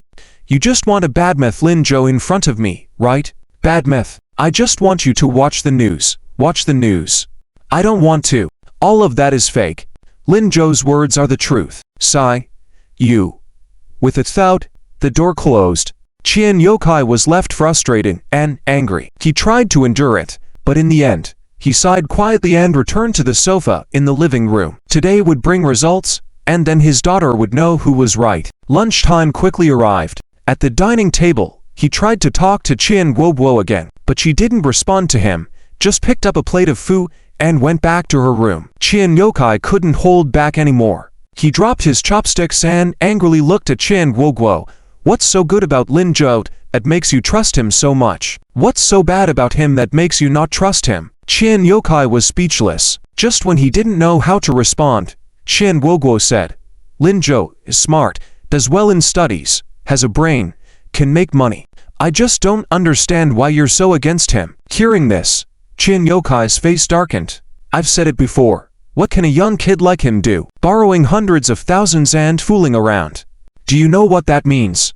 It means Lin Zhou has the courage to make money. He's stronger than you older folks. Qian Yokai was enraged. He angrily threw his chopsticks on the table and glared at Qian Guoguo.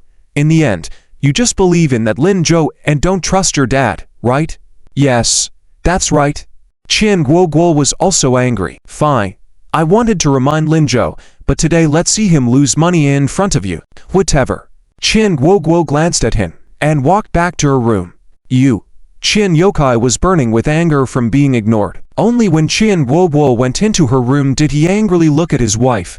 Sun Yururu, why does this girl learn everything but stubbornness from me? Ha ha, she's your own daughter. What can you do about it? Sigh. Qian Yokai sighed deeply. What am I going to do? I can't control her anymore. Since you can't control her, just let it be. How can I do that? That?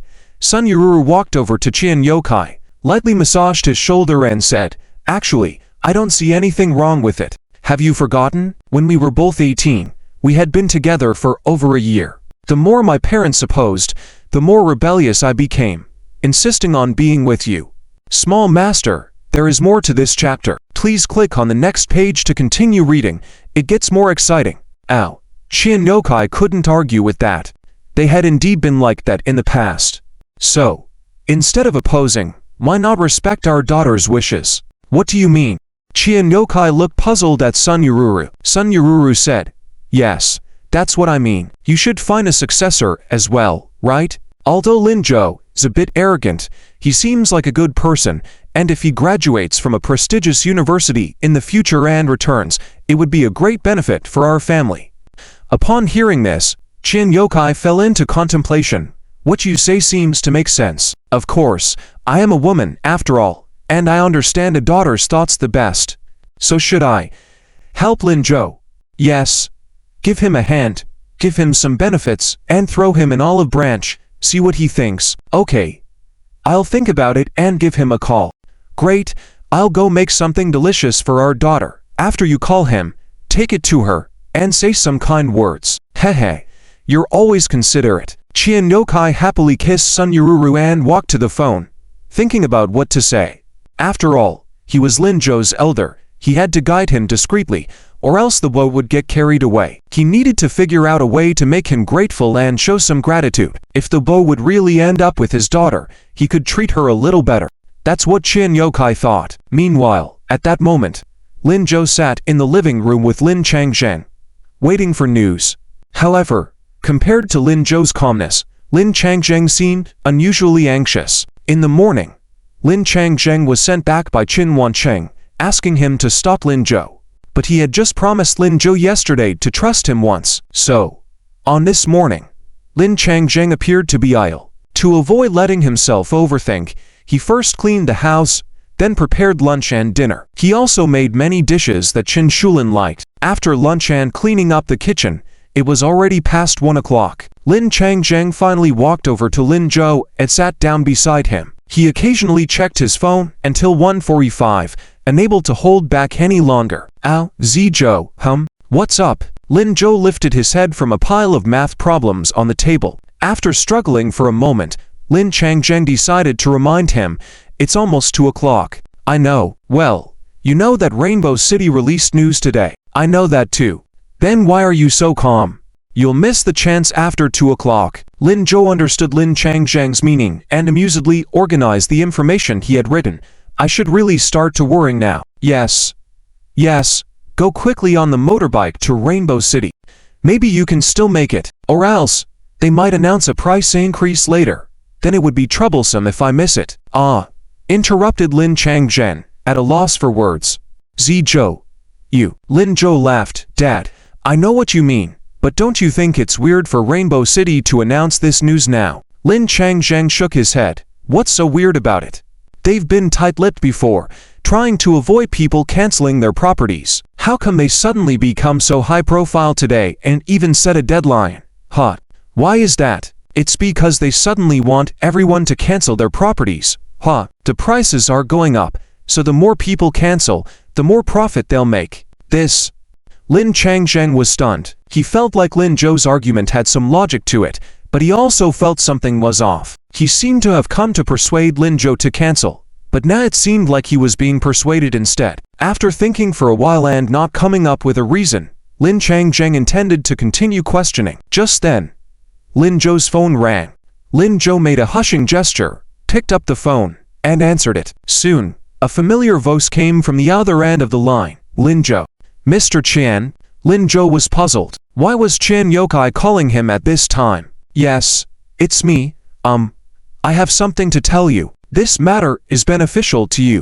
I think, our family, Guo. You are a smart person.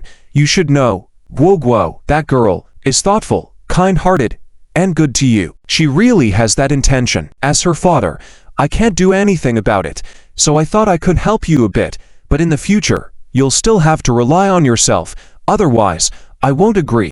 Lin Zhou. What is Qian Yokai talking about? It seems unrelated. What is he trying to express? "Mr. Qian, I don't understand what you mean." "You don't understand? How could you not understand? My meaning is so obvious, can't you see it? I'm not that old-fashioned in my thinking. And Guo is my only daughter. In the future, my family's business should be Guo's, and you, Lin Zhou. I hope you can grow up well. Don't aim too high, otherwise, how can you match up to—" Wait a minute. Lin Zhou finally understood now. He couldn't help but feel helpless. "Sir, do you think Qian Guo and I—" "Yes, don't you? That girl hasn't talked to me for a week. I compromised with her. Since I only have her as a daughter. So you plan to help me today? Because of Rainbow City?" "Yes, I spoke with the leaders over there. You can go now to cancel your property. They'll give you some extra time.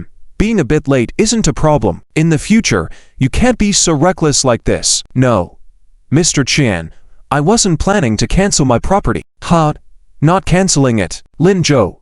Why are you so stubborn? Doing business shouldn't be like this. You, little kid, have a lot to learn. Let's not talk about this, Mr. Qian. It seems you've misunderstood something." "What? Miss Qian Guo probably isn't ignoring you because of this. Then why is that?" "Lin Zhou, you rascal, are you denying it? My daughter has been acting strange for a whole day. I'm telling you, if you treat our Guo badly." Lin Zhou felt more and more helpless. "But it's really not because of me. Otherwise, why don't you ask her?" "What should I ask her? I know my own daughter very well. Anyway, stop making excuses. Go cancel your property." Lin Zhou was speechless. The situation between Qian Guo and Liu Shiming was something he couldn't talk much about. But Qian Yokai seemed to be misunderstanding something. Looking at the time, he decided not to explain further. "I'm sorry, Mr. Qian. I won't cancel the property. You brat.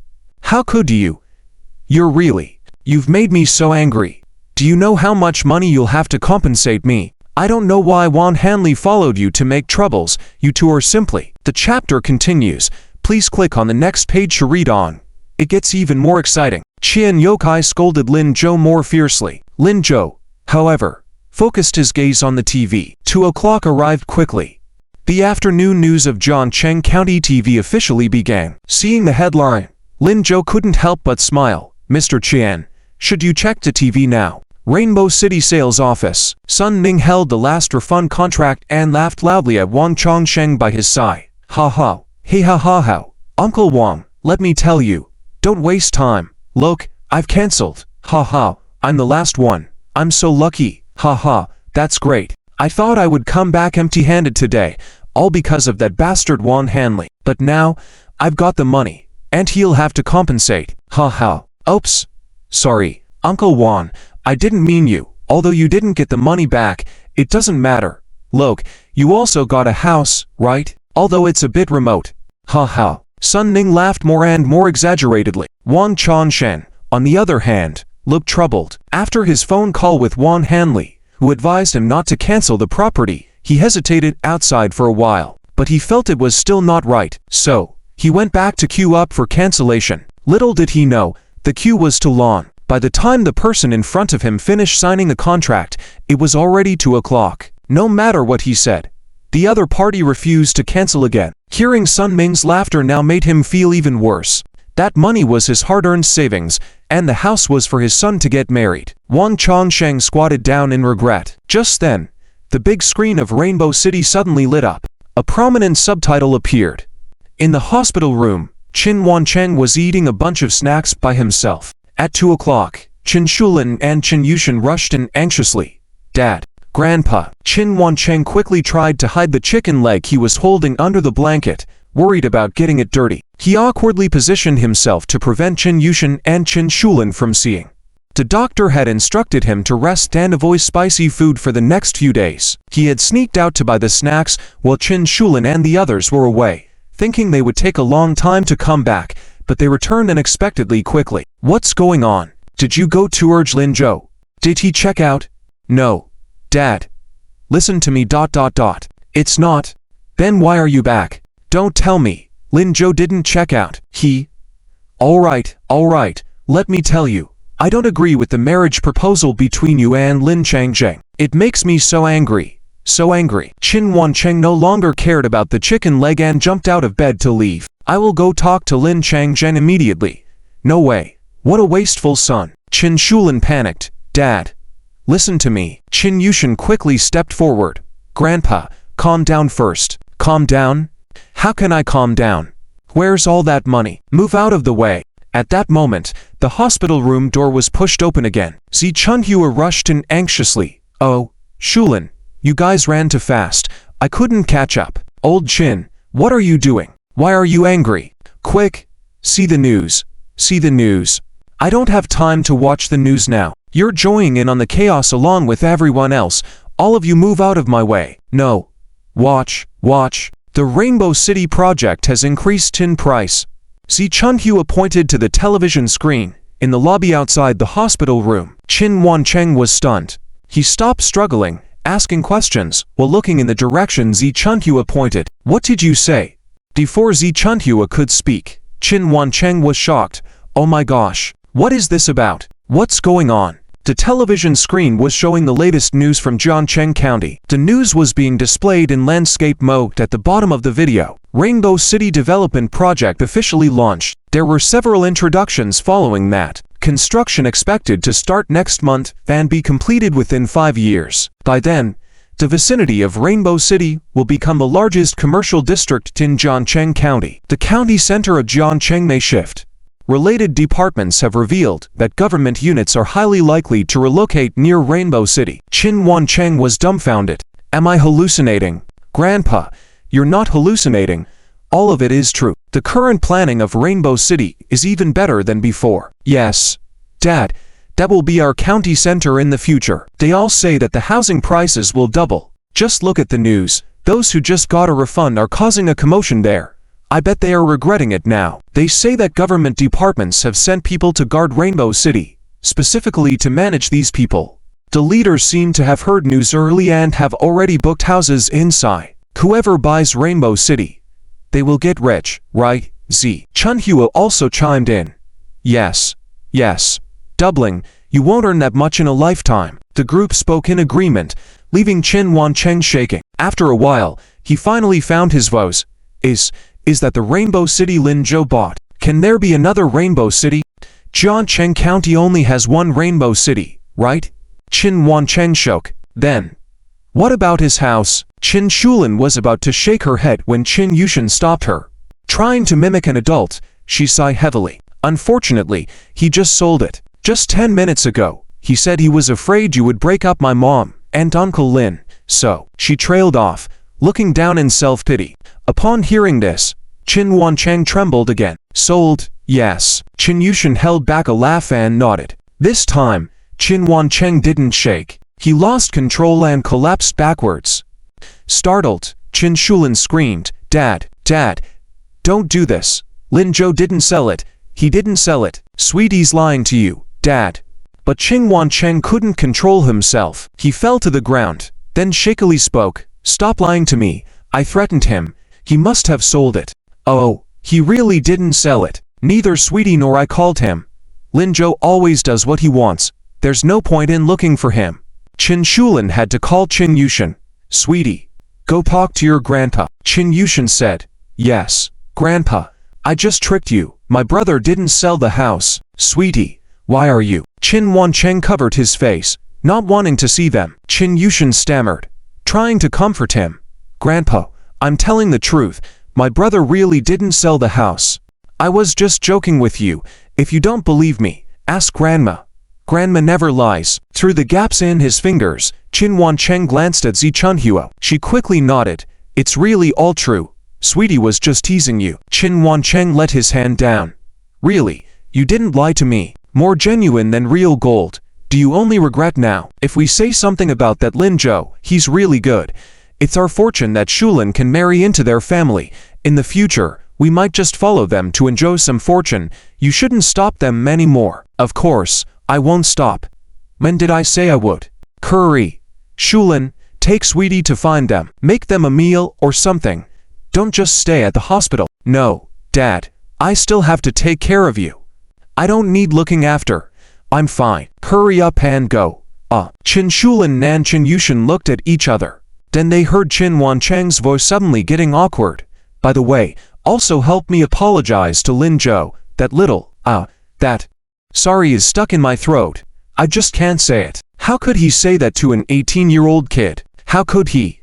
Oh well, he rubbed his nose, trying to convey his meaning to Qin Shulin and Qin Yushin. But Qin Yushin pretended not to see and mischievously said, Grandpa, what did you say? Why can't I understand? Today is a sunny day. Sunyanku and Lin Zhou didn't have plans to meet, so they both slept in a bit later than usual. Wang Zhaoqing got up early to buy breakfast. When she saw Sunyanku wake up, she handed it to her, trying to think of a way to get her to talk and find out what was bothering her.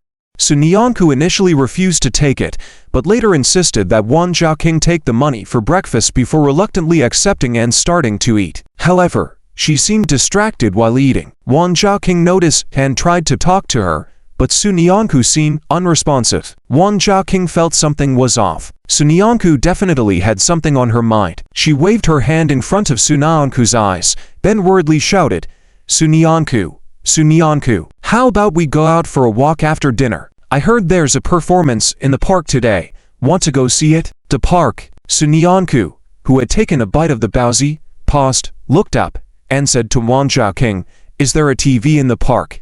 I want to watch TV. Watch TV. There's no TV in the park, right? Yet. Sunyanku looked disappointed. Seeing this, Wang Zhaoqing hesitated and said, Do you really want to watch TV? Yes. Actually, I have a way. What? Sunyanku's eyes lit up again. After thinking for a moment, Wang Zhaoqing said, We can go to the internet cafe. Sunyanku was taken aback. But aren't we not allowed to go to internet cafes by the teacher? Yes. So let's forget it. Let's go to the park. Let's sneak out. Before Wang Zhaoqing could finish her sentence, Sunyanku said, let's go, right now.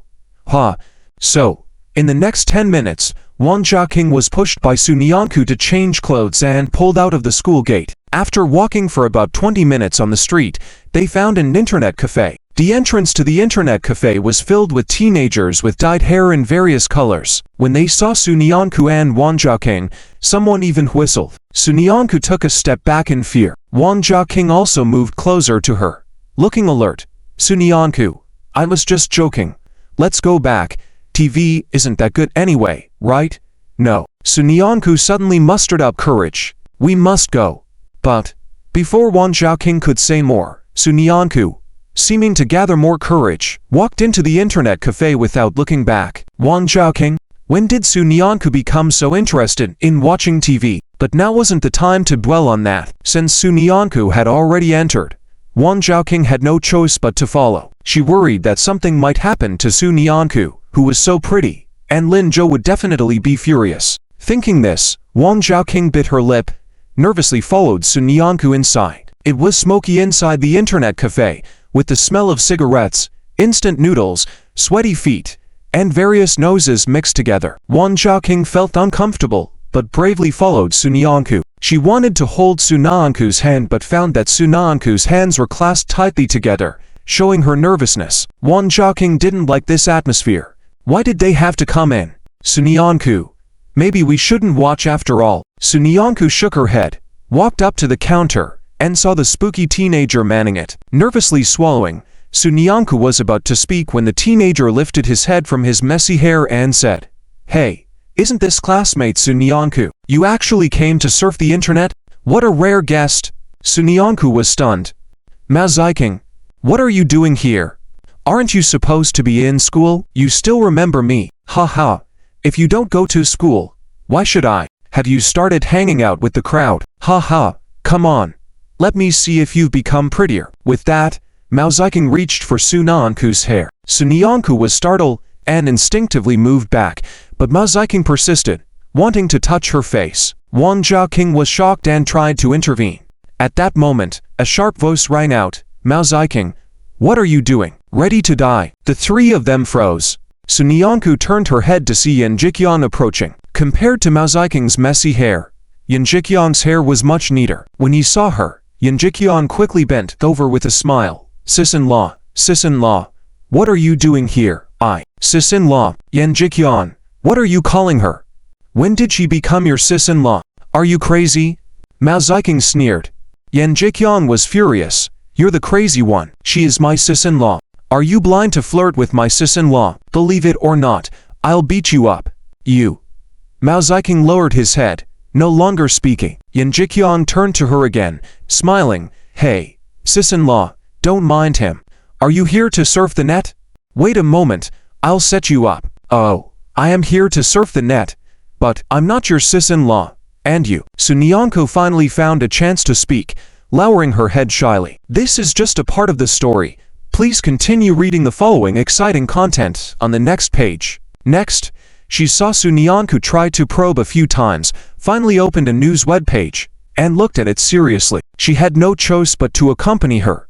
Unfortunately, not long after, Won Jiaking couldn't hold on. She leaned her head to one side, and fell sound asleep. Won Jiaking was awakened by the nosy voices in the internet cafe. Opening her eyes, she saw Sunyanku still reading the news. Glancing at the time, it was already 2 in the afternoon. Because Sunyanku had headphones on, Won Jiaking couldn't hear the announcer's voice.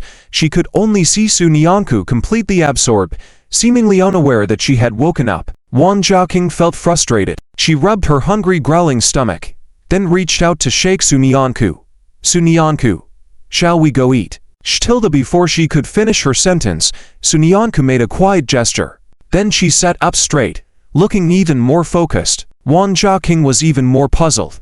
She seriously looked at the computer screen and found it was about Rainbow City. But why was Sunyanku so interested in this real estate news? Just as she was wondering, she saw Sunyanku suddenly smile. She smiled so happily and brightly. It was like she was a completely different person from yesterday and today. Won Jiaking was puzzled again. Before she could ask what she was happy about, she saw Sunyanku take off her headphones. She got up as if a burden had been lifted, looked at her, and said cheerfully, Let's go, Jiaking.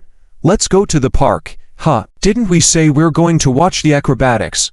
Oh right. But how did you suddenly become so happy? Nothing. I saw something that made me happy. After saying this, Sun Yanku went out. How? Really? Wang Zhaoqing saw that she ignored her, so she had no choice but to follow her out. Little did they know, at this moment, Mao Ziking, at the front desk, was staring closely at Sun Yanku's back. Seeing this, Yan Jiqiang raised his fist. What are you doing? Why are you looking at my sister-in-law? Want to die? Mao Ziking retracted his gaze and sneered, asking Yan Jiqiang, who is your brother? You don't even know my brother, Lin Zhou. He's the most handsome student in the entire Zhang City County. Although my sister-in-law is not as pretty, my brother likes her, so you better not look otherwise. The most handsome, ha. Mao Ziking sneered again and shook his head. Do you even understand anything? Anyway, close your eyes, or else, don't blame me for being rude. Yan Jiqiang scolded, then turned and left. Mao Ziking ignored him and looked at Sun Yanku's departing figure. Is she not pretty? Are those people blind? Sun Yanku went straight to the park after leaving. Along the way, she even hopped while walking, looking extremely happy. This made Wang Zhaoqing completely puzzled. Unable to figure it out, she took out her phone and messaged Lin Zhou. Lin Zhou, it's really unbelievable. Guess what? Sun Yanku suddenly became very happy. At this moment, Lin Zhou was snacking on sunflower seeds in the living room, watching Lin Changzheng pacing back and forth excitedly. When the message came, he put down the sunflower seeds, frowned, and replied. Suddenly, how sudden? Soon. A reply came from the other end. Exactly, suddenly, all of a sudden, very quickly. She's still walking and laughing on the way now. I asked her what she's happy about, but she won't say. Lin Zhou, is that so? What did you guys do before this? Did she mention anything was wrong? Wang Zhaoqing. No, she didn't mention anything. I'm just curious, thinking of taking her out to ask, but then she wanted to watch TV. Not just TV, but the news. After watching news for the whole morning at the internet cafe, she suddenly became like this. Do you think something shocked her? Lin Zhou burst into laughter when he saw this message. It seems that the little tablemate saw the news. Did it make her so happy? It seems his position in her heart is pretty good. Lin Zhou smiled and replied. I know why. It's nothing. She wasn't shocked. She's genuinely happy. Huh? Why? Tell me quickly. I'm so anxious. No need. Just accompany her more. How? Really? Lin Zhou, why are you so good at teasing like Sun Yanku? You're driving me crazy. After Wang Zhaoqing angrily sent this message, she realized that Lin Zhou truly didn't reply. She was furious. Just as she was about to send another message to Lin Zhou, Sun Yanku suddenly came over and said, Zhaoqing, what are you doing? Nothing. I was messaging my dad. Heh. Well, let's go. Let's go play. Wang Zhaoqing quickly put away her phone, afraid Sun Yanku would see it. But as soon as the words left her mouth, she felt something was off. But it was too late to change course, so she had to awkwardly drag Sun Yanku forward. Sun Yanku didn't mind and just nodded, okay. At Lin's house, Lin Zhou put down his phone and started snacking on sunflower seeds again. But this time, he was smiling the whole time. This smile confused Lin Changzheng. Ah, Xiao Zhou, you're finally smiling. I thought you'd be expressionless all the time. That's 2 sets of homes, tens of thousands of dollars, huge profits. Xiao Zhou, you're amazing. Do you know, just now your Qin aunt called me, said your Qin grandpa asked her to come talk to me about marriage. Ha, I'm getting married. Lin Changzheng said with a smile, laughing so hard that his body shook. Lin Zhou sighed helplessly. Dad, it's just tens of thousands, don't get so excited. He still had to make more money in the future. But this statement made Lin Changzheng anxious. He immediately looked stern. Just what? That's tens of thousands. I haven't saved up that much money in my whole life. Xiao Zhou, are you going to earn some money and fly away? Don't you value money anymore? Let me tell you, this is not acceptable. Our family tradition is ... be frugal. I know, Dad. Look at you. I haven't even said anything yet. And you're already impatient? Is this reasonable? Not only should you be thrifty, you should also know that earning money is not easy. You can't aim too high. You have to step on solid ground step by step. Lin Changzheng spoke earnestly for a while, finally stopping, and then added, Are you even listening, kid? Lin Zhou nodded. I'm listening, Dad. But this money, this time, I might not be able to be frugal. I need it. Can't keep the house, might spend it soon. Lin Changzheng was shocked. What? So much money? What are you going to do, kid? Lin Zhou contemplated how to tell Lao Lin about his investment in a spicy hot pot restaurant. After all, just letting Lao Lin know he had invested in a house had caused him to sleepless nights of worrying. He was afraid of saying too much at once and making Lao Lin nervous again. But before he could come up with an excuse, Lin Changzheng waved his hand and said, Forget it. No need to tell me. You do whatever you want to do. Huh? Lin Zhou looked at him in confusion. You don't care. I don't care. It's your money anyway. You've grown up, and you're so smart. I believe you have a sense of propriety. Lin Zhou smiled. All right. Thanks, Dad. No need to thank me, but I have to tell Qin Naiyi and Grandpa Qin about this, Lin Changzheng said as he got up to make a phone call. Lin Zhou watched him with amusement. You could have just not said anything. How could I do that? A person should be truthful. I don't want to deceive them, Lin Changzheng muttered while continuing to make the call. Lin Zhou silently praised Lin Changzheng and then went to the restroom. When he came out, Lin Changzheng had finished the call, but his expression seemed conflicted. Lin Zhou asked worriedly, What's wrong, Dad? Did Grandpa Qin not agree again? No. It's Sweet answering the call. She said she would ask, and her Grandpa Qin seems unhappy about something. I see. It's okay. We'll just have to wait then. I know we have to wait, but... Lin Changzheng nervously rubbed his hands together. What if Grandpa Qin really doesn't agree? Lin Zhou furrowed his brow, about to speak, when he received a text message on his pager. After reading it, he smiled. I don't think he will. Why not? He was strongly against it before. Because you have such an outstanding son. Huh, you're still making jokes with me at a time like this. Ha ha. Okay. No more jokes. I'll step out for a bit. Something came up. I'll be back before dinner. With that said, he left, leaving Lin Changzheng alone in the room, pondering. What Lin Changzheng didn't know was that the moment Lin Zhou closed the door, he immediately took out his pager to reply to Qin Yushan, You mischievous girl, daring to deceive your uncle Lin. In no time, he received a reply from Qin Yushan, Ha ha, brother, don't you understand? By making Uncle Lin a little nervous, he will treat my mom even better. When he finds out that Grandpa actually agreed earlier, he'll be very happy. I just pranked Grandpa as well. Do you know, he thought you had actually sold the house and was almost fainting. Now, he can't stop praising you, thinking you are exceptionally smart. As long as you make a decision, he won't object and even suggests my mom and me come to see you early to discuss marriage plans. You hurry up and call Uncle Lin. Don't make him wait too long, or he'll get really worried. Heh. Sure. But brother, I have to say, you're truly amazing. You are the most remarkable brother I know. Lin Zhou chuckled at the messages. After putting away the pager, he went downstairs, hailed a cab, and went to Rainbow City. Once the news about Rainbow City was out today, the prices were bound to rise in the afternoon. At this time, finding someone to sell his house to would surely bring a quick profit. He also decided it was time to send the money to Li Chanshan. With these thoughts in mind, Lin Zhou hailed a cab and arrived at Rainbow City, where the scene was bustling with activity. Some who had their houses returned in the morning were causing a scene. However, the relevant department sent people to help manage it, preventing any major disturbances. The rest who hadn't returned their houses were ecstatic. Of course, there were many others looking to seize an opportunity. Lin Zhou planned to find someone amidst this crowd to take over his house, when Wan Hanli excitedly walked over.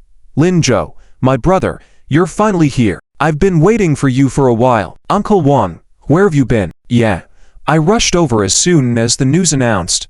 I figured you'd show up. Ha ha ha. I didn't expect Rainbow City will indeed hike prices. You're truly amazing, Lin Zhou.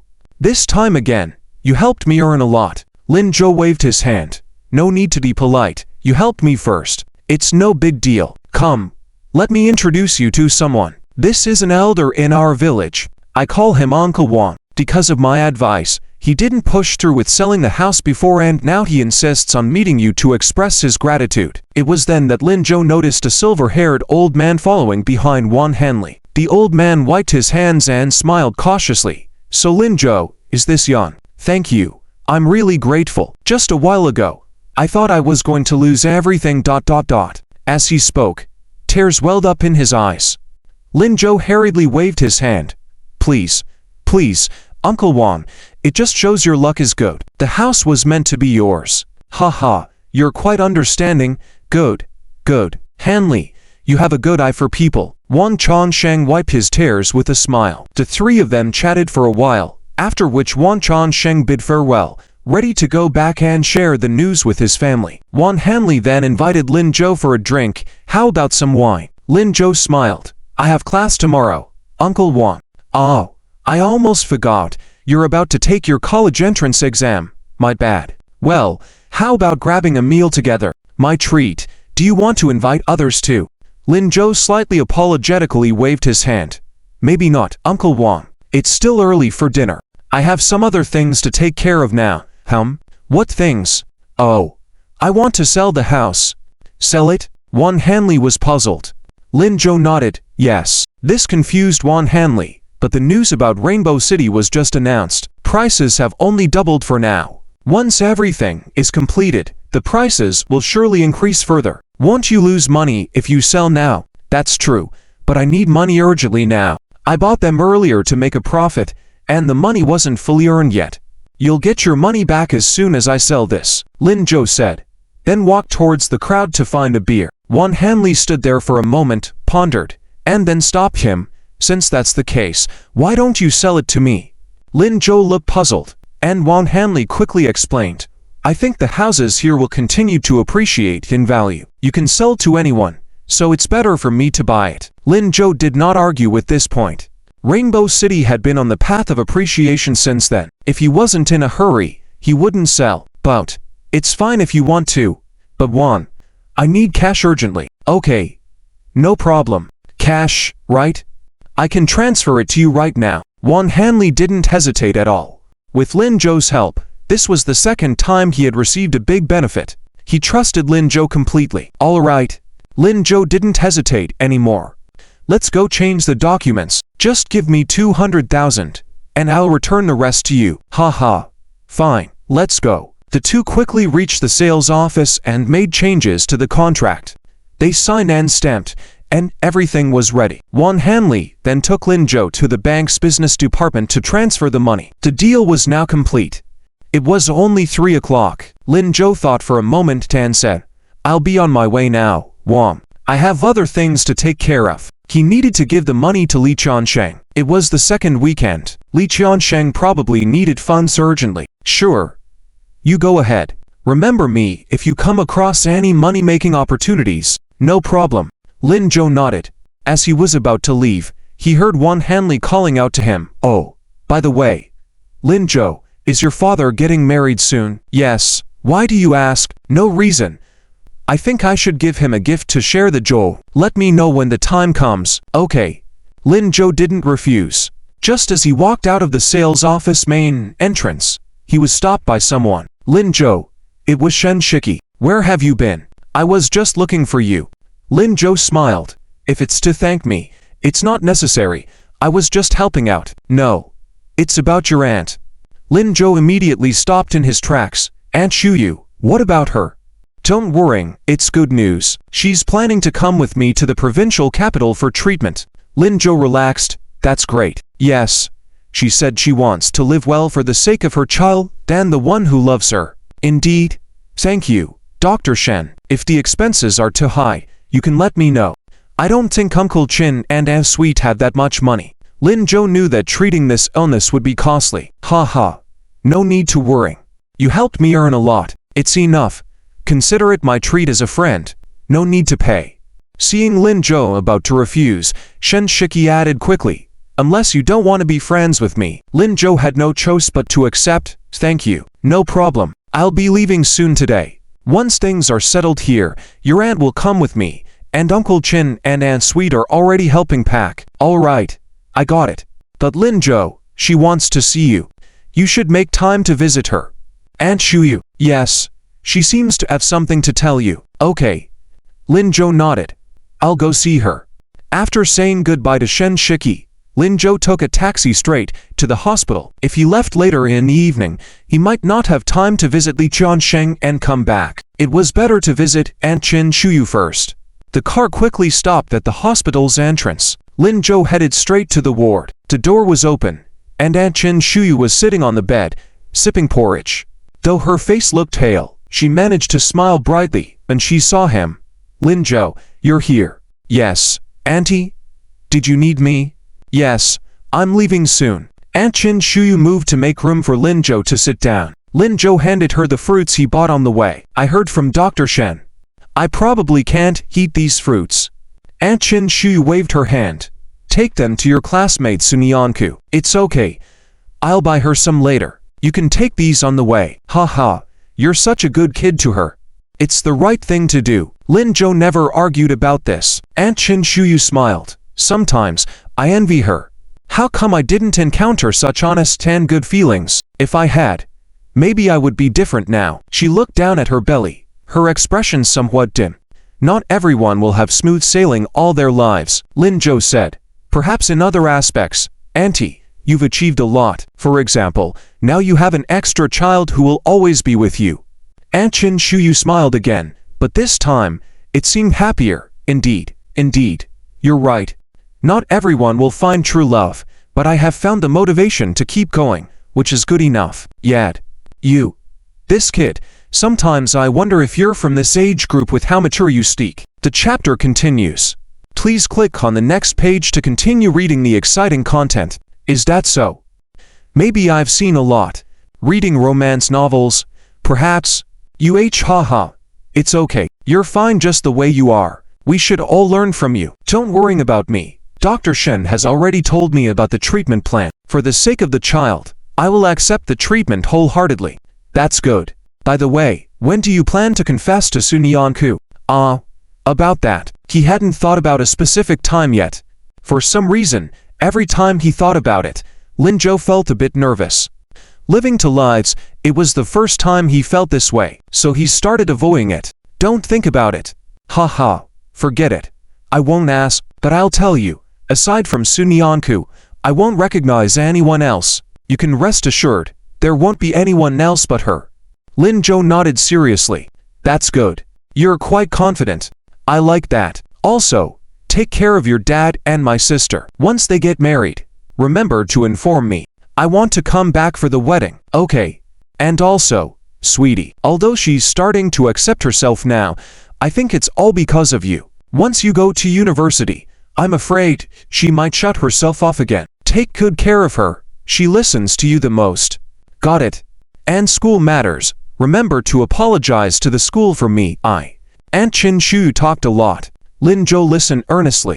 After about 20 minutes, she suddenly stopped. Her expression darkened once again, tinged with a hint of sadness. Lin Zhou, curious, looked at her. Aunt Shuyu, do you need my help with something else? Seeing Aunt Qin Shuyu remain silent, Lin Zhou directly hit the nail on the head. Is it about Han Yuan Mo? Aunt Qin Shuyu's hand suddenly tightened. After being silent for a while, Qin Shuyu suddenly smiled again. But this time, her smile was more desolate. Do you think I'm pathetic? No. After all, there are feelings involved. He is heartless, but we are not. How could we forget so quickly? It's okay. Qin Shuyu smiled knowingly. I knew you would understand me, but I didn't come to ask you to plead for him, she said, pulling open the drawer next to the hospital bed and taking out a piece of paper, handing it to Lin Zhou. I'm leaving. I don't want to see him again. Can you give this to him for me? Lin Zhou, puzzled, took the paper and after seeing its contents, he was shocked. This ... I had Dr. Shen help me with it. There's nothing else to give to Han Yuan Mo, so just give this to him. And in the future ... Qin Shuyu stretched lazily, as if it was an inconsequential matter. We will have no more relationship. Lin Zhou, seeing her reaction, smiled. That's for the best. It's good for you and the child. They chatted a little longer before Lin Zhou got up to leave, promising to deliver the item as it was. After he left, Qin Shuyu lowered her head and covered her stomach, smiling desolately and warmly. Baby, from now on, it will just be the two of us. We will be all right, won't we? Yes, we will definitely be all right, she murmured to herself for a while, gradually expanding her smile. Lin Zhou, having left the hospital, called Officer Joe. He found out that Han Yuanmo was currently at the train station, being escorted back to the capital by Officer Lee. The car was set to depart in 40 minutes. Lin Zhou quickly hailed a taxi and headed towards the train station. When he arrived, the train had not started ticketing yet. Officer Lee was waiting at the entrance with Han Yuanmo. Upon seeing Lin Zhou approaching, Han Yuanmo unconsciously looked behind him. After greeting him, both Officer Lee and Lin Zhou realized Han Yuanmo couldn't hear them. Lin Zhou looked puzzled at Officer Lee. What's wrong with him? Oh, I just told him you were coming, and he thought your ad would come too. Waiting for her. I'm not. Before Lin Zhou could answer, Han Yuanmo reflexively retorted. Officer Lee, feeling helpless, glanced at him. Lin Zhou probably understood what they meant and smiled. Aunt Shuyu indeed didn't come, but he asked me to bring something for you. Han Yuanmo's eyes lit up slightly. What? What is it? Lin Zhou took out the paper from his pocket and handed it to him. Han Yuanmo quickly accepted it and opened it. But the next moment, his smile gradually disappeared. Even his hands started shaking. Officer Lee, seeing this, looked puzzled. What is it? Why are you reacting like this? He leaned over to take a look and became even more puzzled. Medical record. Huh, miscarriage surgery? Your aunt, she. Lin Zhou nodded.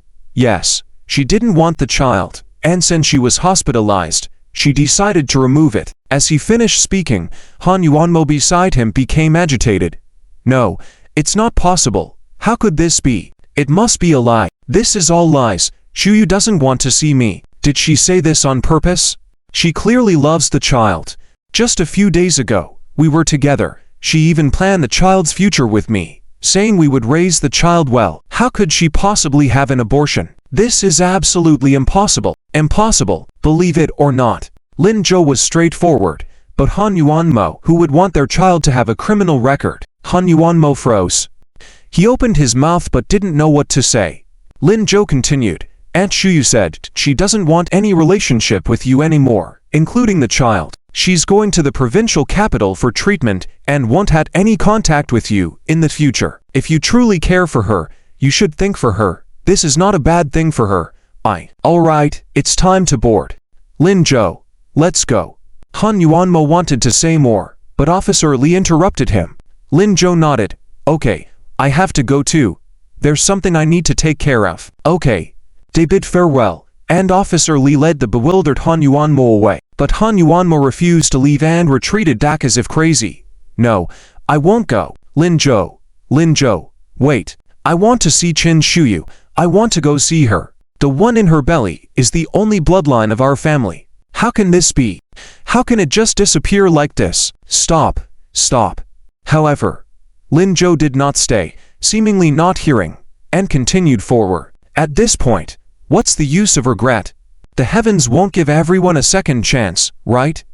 Thinking about this, Lin Zhou felt even luckier. In this life, he could still meet, could still change, could still ... struggle for it. The heavens had really been kind to him, so he had to cherish it. Along the road, he hailed a taxi and headed to Lee's Spicy Hot Pot restaurant. It was already 5 o'clock in the afternoon. Lee's Spicy Hot Pot restaurant, usually bustling, was unusually quiet at that moment. Zhou Xiaoyu was studying with Zhou Zhaojiao and Yuan Xiaohong. Li Xian was tidying up the tables, but Li Qiansheng sat silently on the side, not saying a word. Of course, Yuan Xiaohong started to say, then suddenly smiled mysteriously. Let me give you a little teaser, you'll find out soon. AI, Xiaohong, you. Seeing Yuan Xiaohong unwilling to speak, Zhou Xiaoyu stubbornly said, regardless of who it is, I don't like people who don't keep their promises. Zhou Zhaojiao nodded repeatedly on the side, showing her support for her brother. Yuan Xiaohong looked at the siblings, smiling even more happily. Really don't like? Yes, I don't like. Then you better not regret it later. What's there to regret? I always keep my promises. Right? Zhou Zhaojiao nodded again, emphatically saying, yes. Just then, the half-closed rolling shutter was pushed open from outside. Then, a voice Zhou Xiaoyu was extremely familiar with entered. Why is everyone resting today? There seemed to be a long queue at the door. Zhou Xiaoyu was shocked instantly, a bad feeling creeping into his heart. Before he could ask, Li Qiansheng, who had been fidgeting on the side, suddenly stood up. looking extremely excited. "Brother Linzhou, you've come. I thought. Li Xian smiled. "Dad, I told you, if Linzhou said he would come, he would definitely come." Zhou Xiaoyu was dumbfounded. Zhou Zhe, it's you. That's why Uncle Li and the others had been so good to him before. That's why he had been working here so smoothly. It's because of this. But he's only 18. How could an 18-year-old young man be the co-boss of a shop? Lin Zhou hadn't replied yet. Yuan Shaohan chuckled, patting Zhou Xiaoyu on the shoulder. "What do you think? Still not liking it?" I. Zhou Xiaoyu was somewhat hesitant when asked. At this moment, it was not appropriate to say he didn't like it, but saying he did like it didn't seem right either. Lin Zhou looked confused. What's going on? Everyone looked at Zhou Xiaoyu, but he didn't respond. However, Zhao Jiao happily hugged Lin Zhou's neck, pouting and sweetly saying, "My brother is silly. He just said he didn't like the co-boss here. Zhou Xiaoyu. It seemed like his sister was making matters worse. How could she forget about him as soon as she saw Lin Zhou? What was he supposed to say? As he was pondering how to explain, Zhao Jiao raised her voice. "But I didn't say I didn't like it. I like Lin Zhou Jij." Zhou Xiaoyu quietly lowered his head, not daring to look at everyone, then turned and ran to the back. I'll go wash the dishes."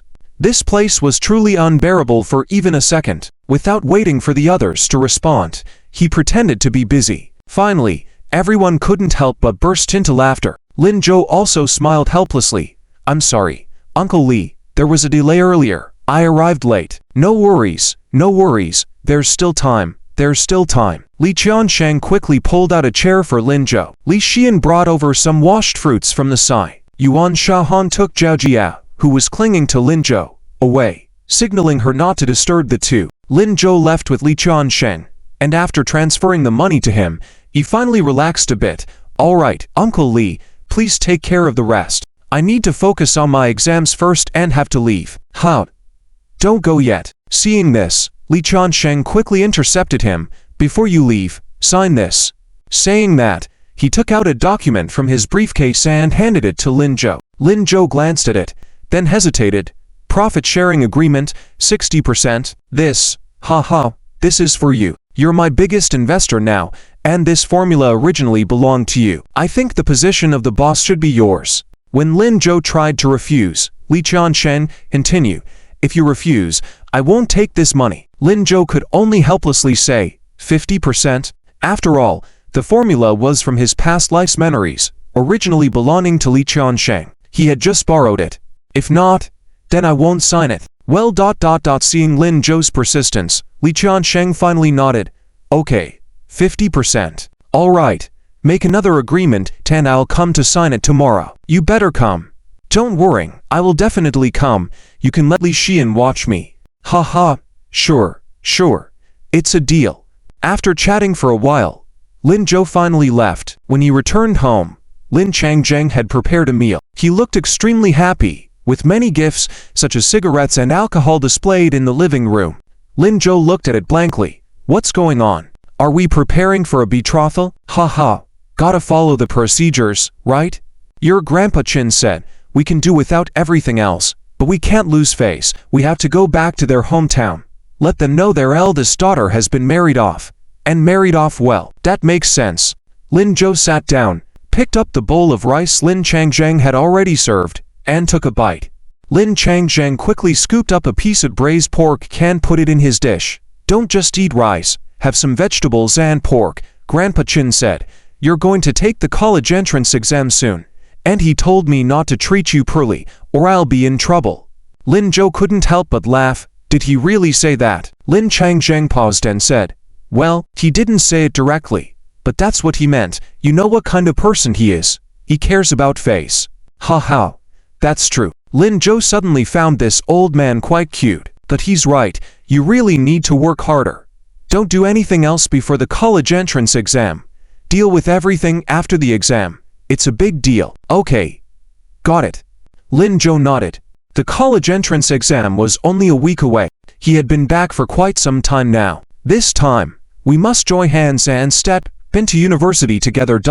Monday. Lin Zhou went to the classroom early in the morning. He also brought the breakfast that Lin Changjeng specially made for them. When he arrived at the classroom, he wanted to eat breakfast together with Sunyanku. However, he only saw Sunyanku smile at him, then take out his textbook and start reading, ignoring him completely. Perhaps it was because the college entrance exams were about to begin, and all the other students in the classroom were exceptionally serious. Lin Zhou felt embarrassed to call out to her. It wasn't until the end of the class that he finally brought out the breakfast and called out to Sunyanku, who was getting ready to go out to eat. Hey, Sunyanku, let's not go to the cafeteria. Lao Lin made buns and fried dough sticks for us to eat in the morning, and they are still warm. But what about Qian Guo over there? Sunyanku pointed to where Qian Guo was sitting. Lin Zhou realized that she kept looking at Sunyanku, but didn't turn around. On the other side, Liu Shiming was holding his lunchbox despondently, ignoring the calls from his deskmate Xia Dongging, seeming to be waiting for something. Lin Zhou sighed quietly. Fatty, aren't you going to find Qian Guo? Huh? Why should I find her? I'm going to eat. Without waiting for a response, he turned around and left. Xia Dongging hurriedly followed after. Hey, why are you running so fast? It's strange, I call you and you don't move, but when Lin Zhou mentions Qian Guo, you run so fast. Lin Zhou watched this scene and sighed quietly once more. Are Fatty and Qian Guo still not on good terms? Yeah. Sunyanku nodded. Then let's invite Qian Guo to eat together. Okay, sure. Okay. Sunyanku quickly put down her lunchbox and walked over to Qian Guo. Lin Zhou saw the two sisters whispering for a while. Then Qian Guo turned and walked away, giving Lin Zhou a meaningful look. Lin Zhou understood her meaning at a glance. She wanted to give herself and Sunyanku some personal space. Indeed, not long after, Sunyanku returned feeling disappointed. Qian Guo said she doesn't want to eat buns and went to the cafeteria to eat fried dough sticks. Well, in that case, shall we two eat together? Okay. Sunyanku had no choice but to sit down. Lin Zhou handed her a bun, signaling her to eat first. Then he earnestly peeled a boiled egg. After finishing one egg, he subconsciously handed it to Sunyanku. However, after calling out to her, he noticed that Sunyanku didn't seem to react. She mechanically nibbled on the bun, looking dazed. Was she daydreaming?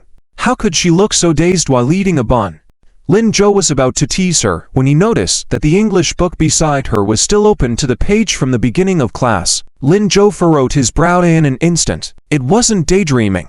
She was lost in thought. But what could preoccupy her so much? Was it because she remembered something about her mother after saving Qin Shui yesterday? What happened to her deskmate's mother? Knowing that she wouldn't speak about it, Lin Zhou pondered for a moment and decided not to ask directly.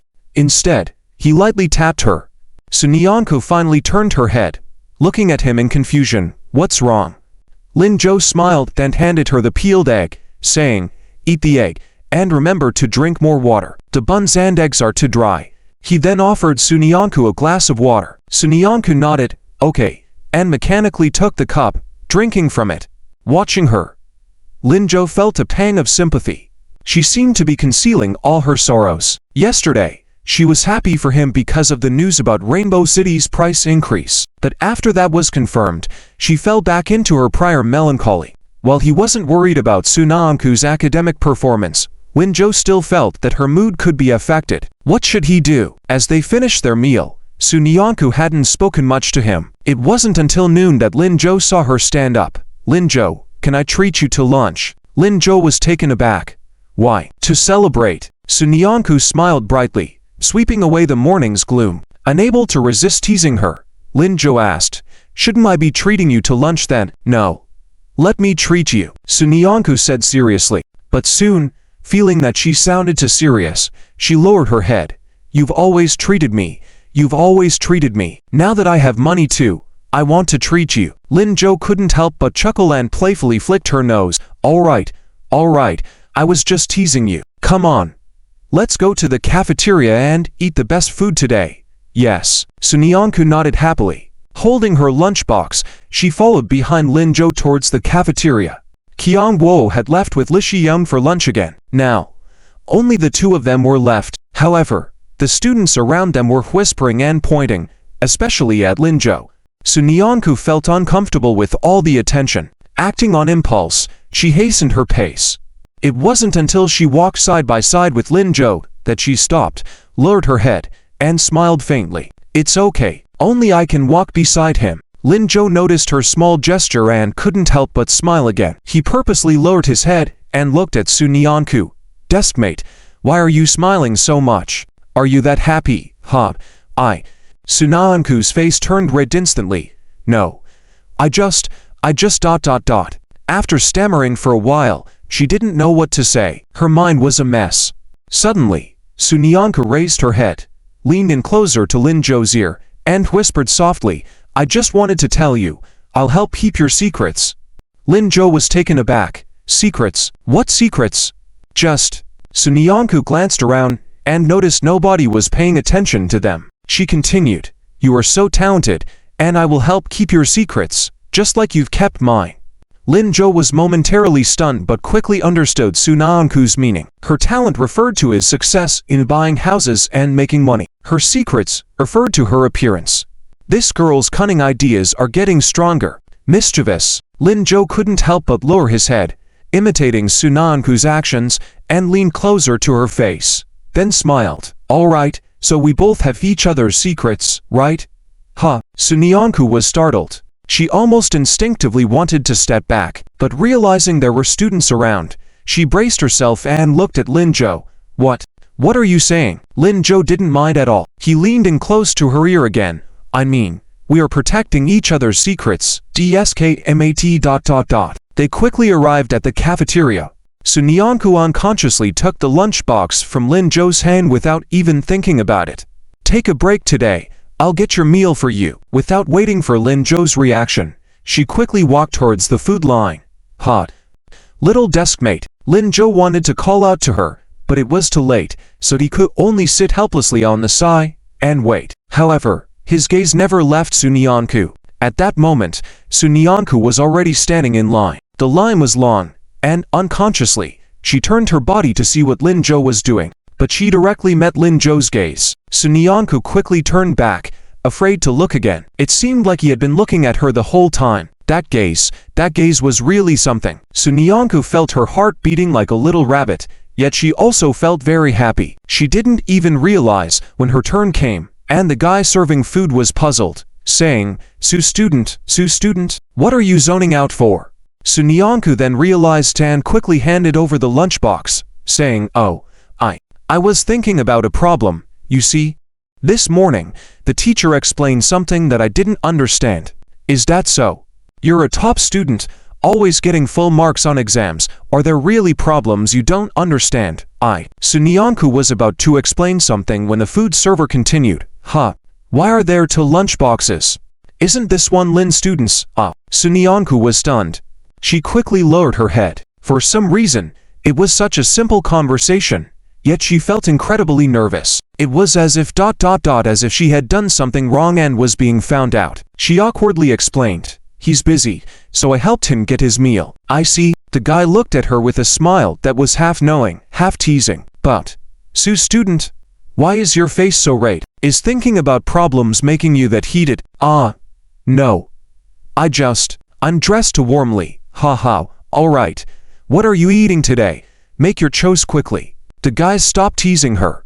After all, girls in the early stages of love didn't respond well to teasing. Just a bit of everything. Su Nianku was flustered by now, unable to think properly, and just blurted out, Okay, the guy nodded.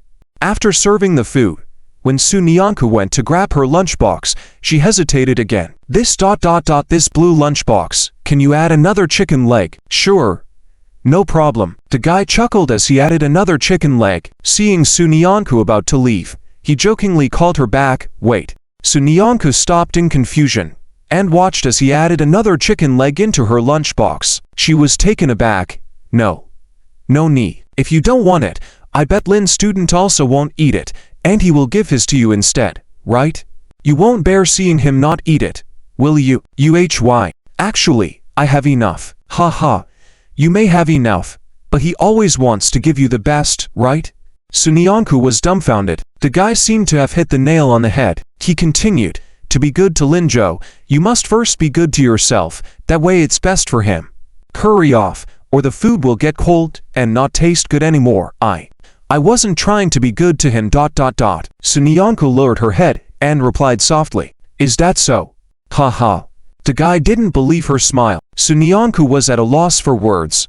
She picked up her lunchbox and left with a red face, but throughout the way, she felt strangely emotional. Was being good to herself the best way to be good to Linjo? Did he value her more than himself? The more she thought about it, the more confused she felt. When she saw Linjo, she didn't dare look directly at him, simply placed the lunchbox in front of him and sat opposite. Linjo looked puzzled. What was the little girl up to now? He picked up his chopsticks, subconsciously reaching for the chicken leg in his lunchbox, wanting to put it in Sunyanko's bowl, only to find one inside hers as well. Linjo paused, feeling slightly comforted. Let's eat.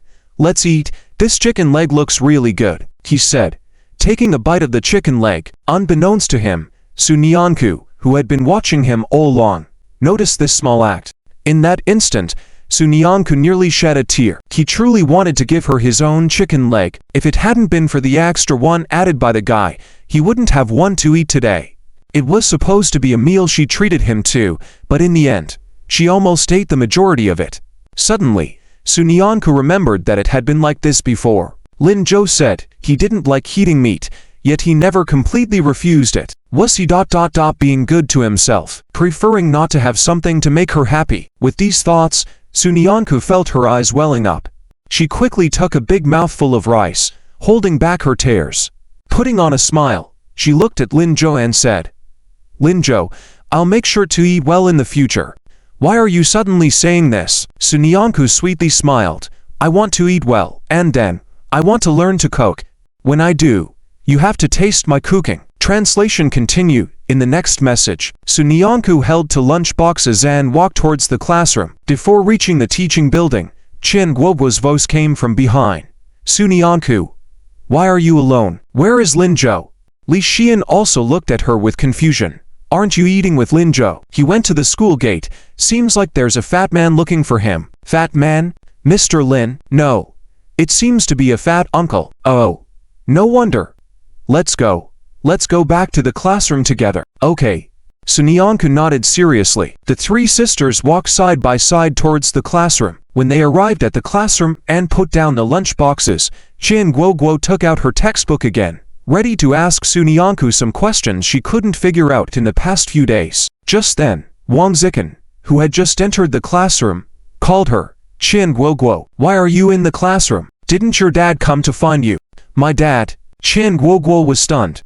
"Where is he?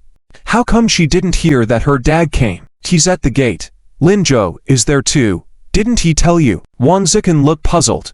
This afternoon, Wang Zikan did not go to the cafeteria for lunch. When he went to the convenience store to buy instant noodles, he saw Qian Yokai and Linjo at the gate. He thought of going over to say hello, but he realized he didn't know Qian Yokai well, so it would be awkward. He just came straight to the classroom. Unexpectedly, Qian Guoguo seemed completely unaware of the situation. Qian Guoguo was also puzzled. "Linjo? Was my dad looking for Linjo? Why would he be looking for Linjo?" Sunyanko was also confused. "I didn't hear Linjo say anything." They were all puzzled. After a moment of contemplation, Qian Guoguo felt something was not right. Yesterday, it seemed like Rainbow City made money. When she shared this news with Qian Yokai, he sprayed the tea he was drinking.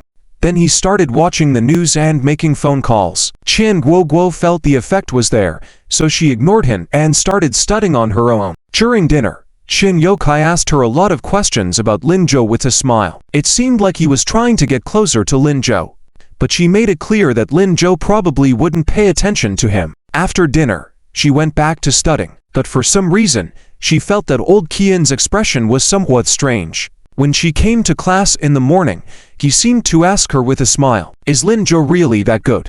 At that time, Qian Guoguo was in a hurry to leave, so she nodded quickly. "Of course, Linjo is the best student in our school." Then she turned and left. She remembered that as she was leaving, Qian Yokai called after her, "Well, then, Dad will take a step back for you." After thinking for a morning, Qian Guoguo still couldn't figure out what he meant by that. Now, she suddenly had a bad feeling. Qian Guoguo quickly threw her textbook on Sunyanko's desk. "I have to go check." Sunyanku. Let's go. Together, huh? Don't hesitate. Let's go together. Ignoring any objections, Qian Guoguo pulled Sunyanku out of the classroom. She didn't see Liu Shiming next to her. Looking at their backs, stunned for a moment, almost involuntarily, he stood up and walked towards the classroom door. At the school gate at this time, Lin Zhou was confused. Looking for me? What do you want? He remembered that Qin Yokai had invited him to dinner a few times, and except for that one time, he never gave him a good look. Why suddenly look for him today? Qin Yokai smirked, seeming to hesitate for a moment. I heard Rainbow City is making money. Yes, they are making money. Lin Zhou didn't hide this fact. Qin Yokai must have already confirmed it before seeking him out. But he didn't think that this little money would make Qin Yokai look at him with new eyes. He usually held his head high, running such a big company. There should be something else he wanted. It seems like you have a good eye. It's okay. Well, you have high ambitions. Qin Yokai looked at Lin Zhou and fell silent for a while. Seeing Lin Zhou's lack of response, he continued. But these things can be changed, as long as someone is willing to teach you. After saying this, he crossed his hands behind his back and looked into the distance, as if waiting for something. After waiting for a while and seeing Lin Zhou still silent, Qin Yokai was somewhat displeased and continued. Kid, I think I have a good life experience and a lot of knowledge. At least in Jiancheng County, I am one of the best. If you are willing. The hint was so obvious. This kid should understand, right? Qin Yokai squinted at Lin Zhou. Lin Zhou was puzzled. Mr. Qian, can you just say what you mean? Huh, you ... Qin Yokai was puzzled for a moment. Then he smiled and said, No, I just wanted to praise you for being smart. How can you not see this? Kid, I am a businessman.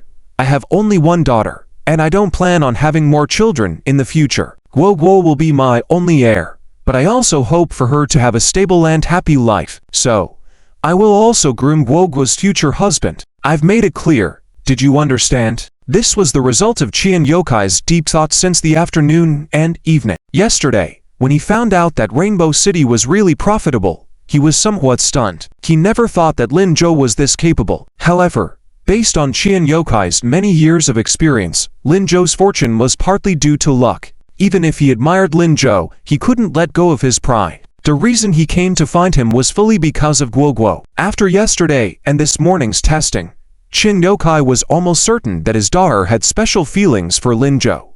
Although he had tested Lin Zhou before and he didn't admit it, Qin Yokai firmly believed that his daughter, being so good, Lin Zhou wouldn't have no feelings at all. So today, he decided to personally reach out to Lin Zhou. As his wife had said, for his daughter, everything was worth it, and he was sure he would succeed. After all, as a big boss, Lin Zhou couldn't possibly be tactless. Unexpectedly, just as he finished saying this, he heard Lin Zhou say with a wry smile, So you have chosen me? Yes, as long as you are willing, I can pass on all my knowledge. Wait, Mr. Qian, did you ask Guoguo about this last time? Huh, what do you mean by that? Are you rejecting me? Qin Yokai's face darkened. Lin Zhou was helpless. I'm not rejecting you, Mr. Qian. That the person Guoguo likes is not me at all. Upon hearing this, Qin Yokai got angry. You little kid. What do you mean? Guoguo hasn't talked to me for days because of you. And now, when it comes to you, you don't acknowledge it. Who do you think you are not to acknowledge? No. Mr. Qian. Listen to me ... What are you trying to say? Stop with the nonsense. Just tell me if it's possible or not. Qian Kaifu was getting impatient. It's not possible. What did you say? Say it again? Qian Kaifu was shocked, his face turning red as he stared directly at Lin Zhou. Lin Zhou had no choice but to explain. I don't like Qian Guoguo as more than a classmate. Seeing Qian Kaifu getting angrier, Lin Zhou quickly added, It's not that I don't like her. It's just not that kind of liking. We have a good classmate relationship, and we will continue to be good friends in the future, so shut up. You irritate me so much. Qian Kaifu couldn't bear it anymore. He couldn't understand why his precious daughter, who he was going to use his family fortune as her dowry, was being rejected. No. Absolutely not. Everything his daughter liked, she must get. Mr. Qian, I haven't finished yet ... Don't say anything. Today, whether you like it or not, you must agree. In any case, I have chosen you. My daughter has chosen you. And you must listen to me from now on. I will teach you business. I can help with your studies. No. Mr. Chan. I have someone I like. What? You like someone? You. I don't care. You are not allowed to like anyone else. Do you hear me? Qian Kaifu paced back and forth anxiously in front of Lin Zhou. His expression seemed to border on madness. No one is allowed to like anyone except Guo Guo. Lin Zhou was completely speechless. He had to admit, Qian Kaifu was kind of cute. He was a good father. No wonder Qian Guoguo had such a good personality. Why wouldn't he listen to Lin Zhou? Feeling a bit anxious himself, Lin Zhou try. Mr. Qian, handling it this way won't help your relationship with Qian Guoguo. Please, let me explain. You. Don't speak. Listen to me. Before Qian Kaifu could speak, Lin Zhou quickly interrupted him. The person Qian Guoguo likes is actually someone else. You have misunderstood. Her recent low mood is related to that person, not me. You should try to understand her feelings and think about the succession matter. Qian Kaifu finally calmed down upon hearing this. Not you. Yes, not me. Lin Zhou thought he had finally clarified things. He breathed a sigh of relief, but before he could fully relax, Qian Kaifu said, Wait, don't try to deceive me. Lin Zhou, is there anyone more outstanding in your school than you? No, right? So the person my daughter likes must be you. It can't be anyone else. No. Mr. Qian, being outstanding isn't the only criterion for being liked. Lin Zhou had no response to this logic. He mourned in his heart for Liu Shiming's pursuit of his wife for 2 minutes. Then he thought about what to do next. Should I call Qian Guoguo over for you to ask her yourself? It seemed like there was no better solution, but Qian Kaifu immediately rejected the idea. No. You can't let Guoguo know about this today. Don't you dare let her know. From now on, you must forget the person you like and focus on liking Guoguo. After you finish your exams, I will bring you into my company to learn, until you go to university. As Qian Kaifu was about to say more, Qian Kaifu directly cut him off. That's settled. After your exams, I will come to find you. With that, he turned and walked away without giving Lin Zhou a chance to refuse. Lin Zhou was at a loss. Just as he was wondering what to do, he heard a loud voice behind him. What are you looking for? Dad, have you gone crazy? It was Qian Guoguo. Lin Zhou smiled. He turned around to see Qian Guoguo running towards them, clearly angry. Beside her was Su Nianku, who seemed to be amused by the situation. Lin Zhou also felt embarrassed and smiled awkwardly. Qian Kaifu, not far away, heard the voice and immediately shrunk back. Regardless of his image, he tried to run forward but could not catch up with Qian Guoguo, who quickly reached him. She grabbed his clothes and began scolding him. What's wrong with you these past few days? You're trying to scheme something. If you like Lin Zhou, just say it. Why are you using me as a shield? Qian Guoguo continued to rant, visibly upset. Qian Kaifu finally found an opportunity to interject. No, darling, that's not what I meant. How could you be a tool for me? Qian Guoguo continued to express her frustration, not accepting her father's explanation. Why did you say to forget about the girl you like? Why should I forget about the person I like? What kind of game are you playing here? Qian Guoguo was getting more and more agitated. Dad, you really drive me crazy. Qian Guoguo scolded him. Am I just a bargaining chip for you? Qian Guoguo went on and on. Qian Kaifu, finding an opportunity, chimed in. No, how could you be a tool for me? You are my best princess. What do you mean by that? Then, it's just ... I thought you liked Lin Zhou. He is also a promising talent, so I like Lin Zhou. Qian Guoguo was shocked. I like him. Qian Kaifu nodded sheepishly. Yes, no. When did I say I like him? I don't like him. Qian Guoguo denied vehemently. But these past few days, you seem to be cold towards me because of Lin Zhou. You avoid me because I didn't trust Lin Zhou enough, always finding fault with him, forgetting what you said before. That's why I was upset. He is my friend who helped me study, and I've made great progress. How could I like him? How could I? Qian Guoguo became more infuriated. Dad, you better go home now. Lin Zhou would never come to our house. Give up on this idea. Qian Guoguo then turned to Lin Zhou. Don't pay attention to him. Let's get out of here. Embarrassed and feeling the tension, Lin Zhou followed suit. Qian Kaifu reluctantly walked away, but after a few steps, he still couldn't give up. He turned back with a sly smile, gazing at Chan Guoguo. My darling, since you don't like Lin Zhou, then who do you like? When the issue of money was brought up, Qian Yokai stunned the whole person. She opened her mouth, wanting to say something, but not knowing what to say.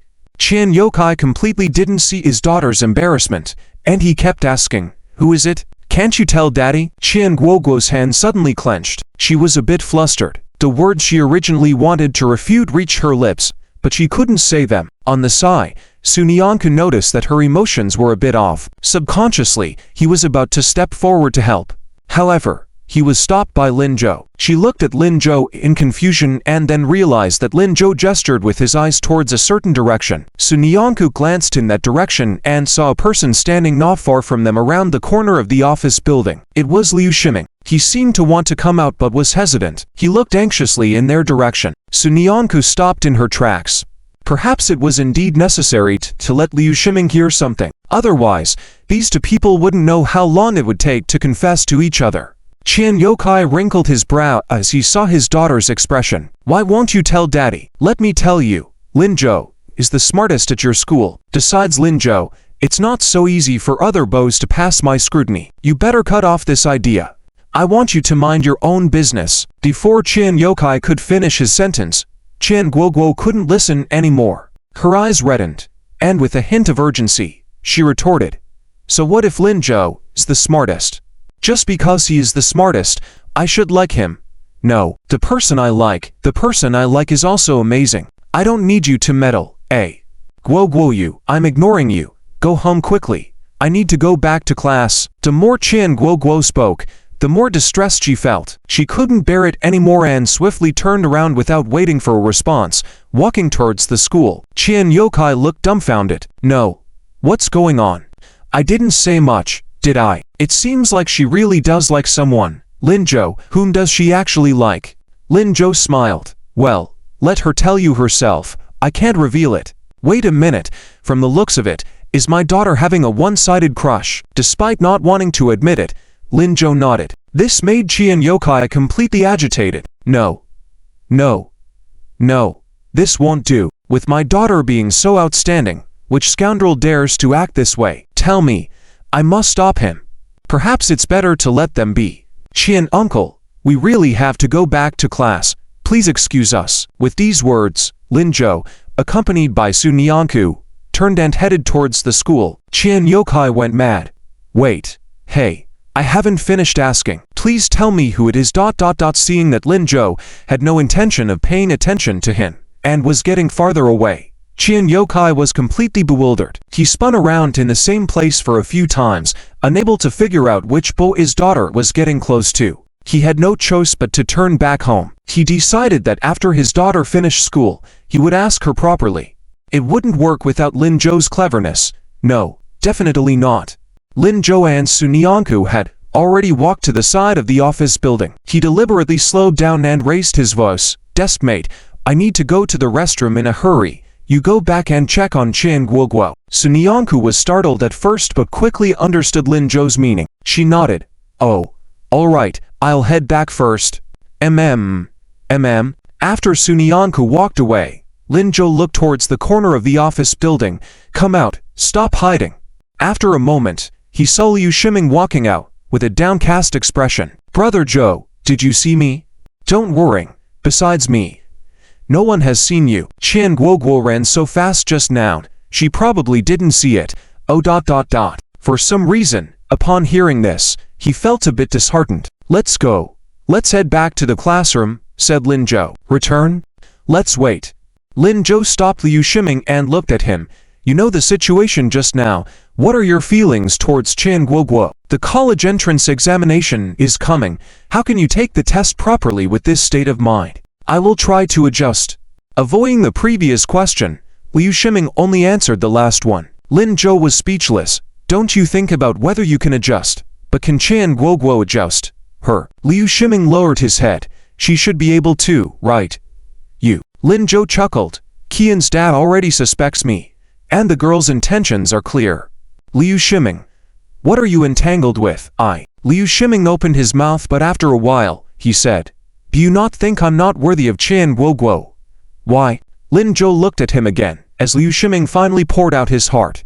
She is so lovely, so outstanding, with a good family background, and she's also the only daughter. But me, I come from an ordinary family, a common person. I'm not good looking, I'm overweight, and I'm not a good student. How can I match her? We can be friends, classmates, but lovers, let's forget about it. She should be looking for a handsome, rich guy. Not me. Lin Zhou was speechless once again. Have you asked Qian Guoguo how she feels about this? Maybe Qian Guoguo doesn't care about these things at all, or about handsome, wealthy guys. What if she likes you? But don't follow the tradition. Quickly go talk to Qian Guoguo about this. Make both of you happy during the college entrance exams. Isn't going to university together a good thing? No. Just as Lin Zhou finished speaking, Liu Shiming refused.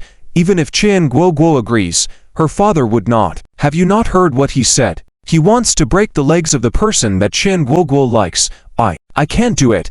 I really don't deserve her.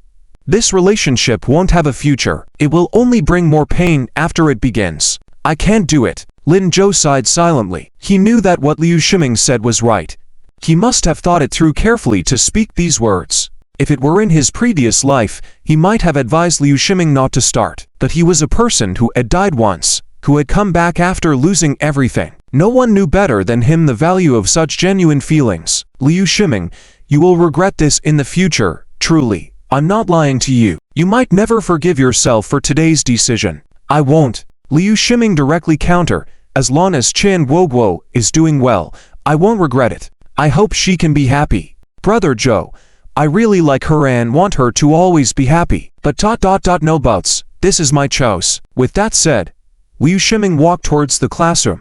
Lin Zhou stood in place, watching his back and asked, well then, what if Mr. Qian also agrees? Liu Shiming was completely stunned. He found his mind in chaos, not knowing how to respond at all. After thinking for a while and still unable to figure out a reason, Liu Shiming muttered, no, Boss Qian wouldn't agree. How could he agree? She is his only daughter. Liu, let's stop talking about it. Let's go back to class. It's time for class. After saying this, Liu Shiming quickly ran forward without waiting for Lin Zhou's reaction.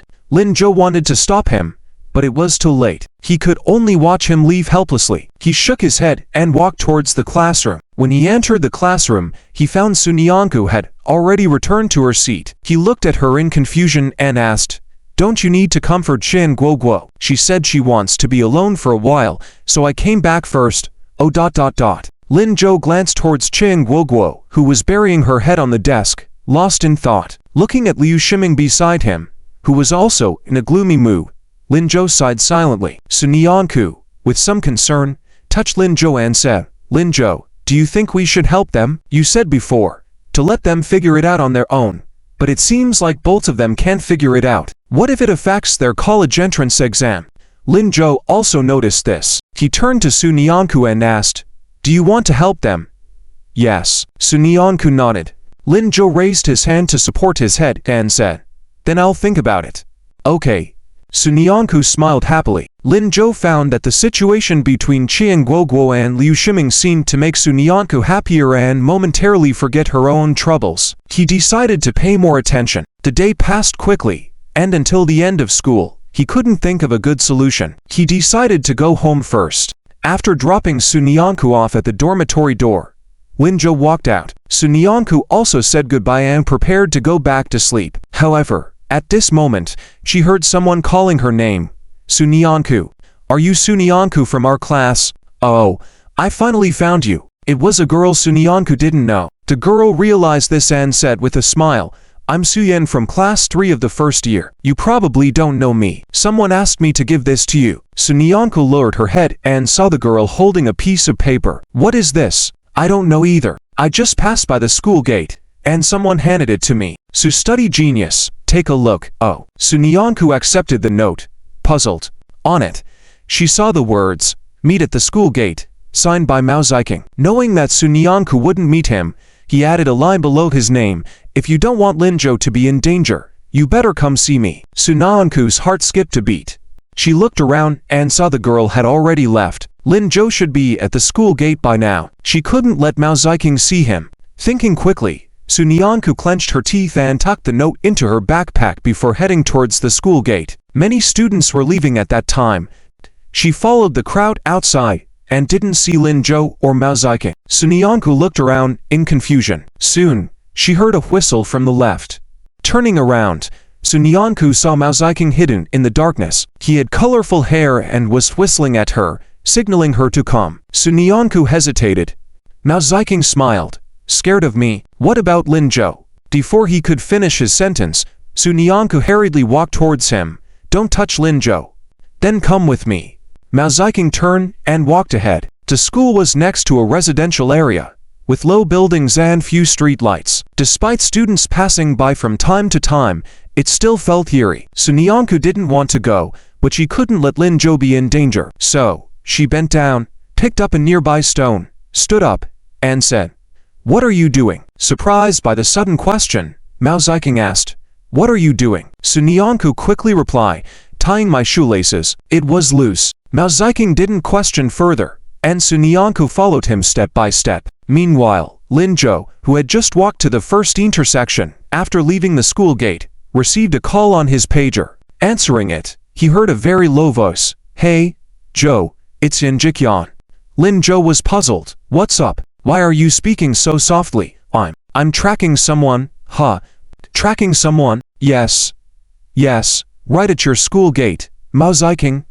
"No, it's my sister-in-law. I'm following her to protect her."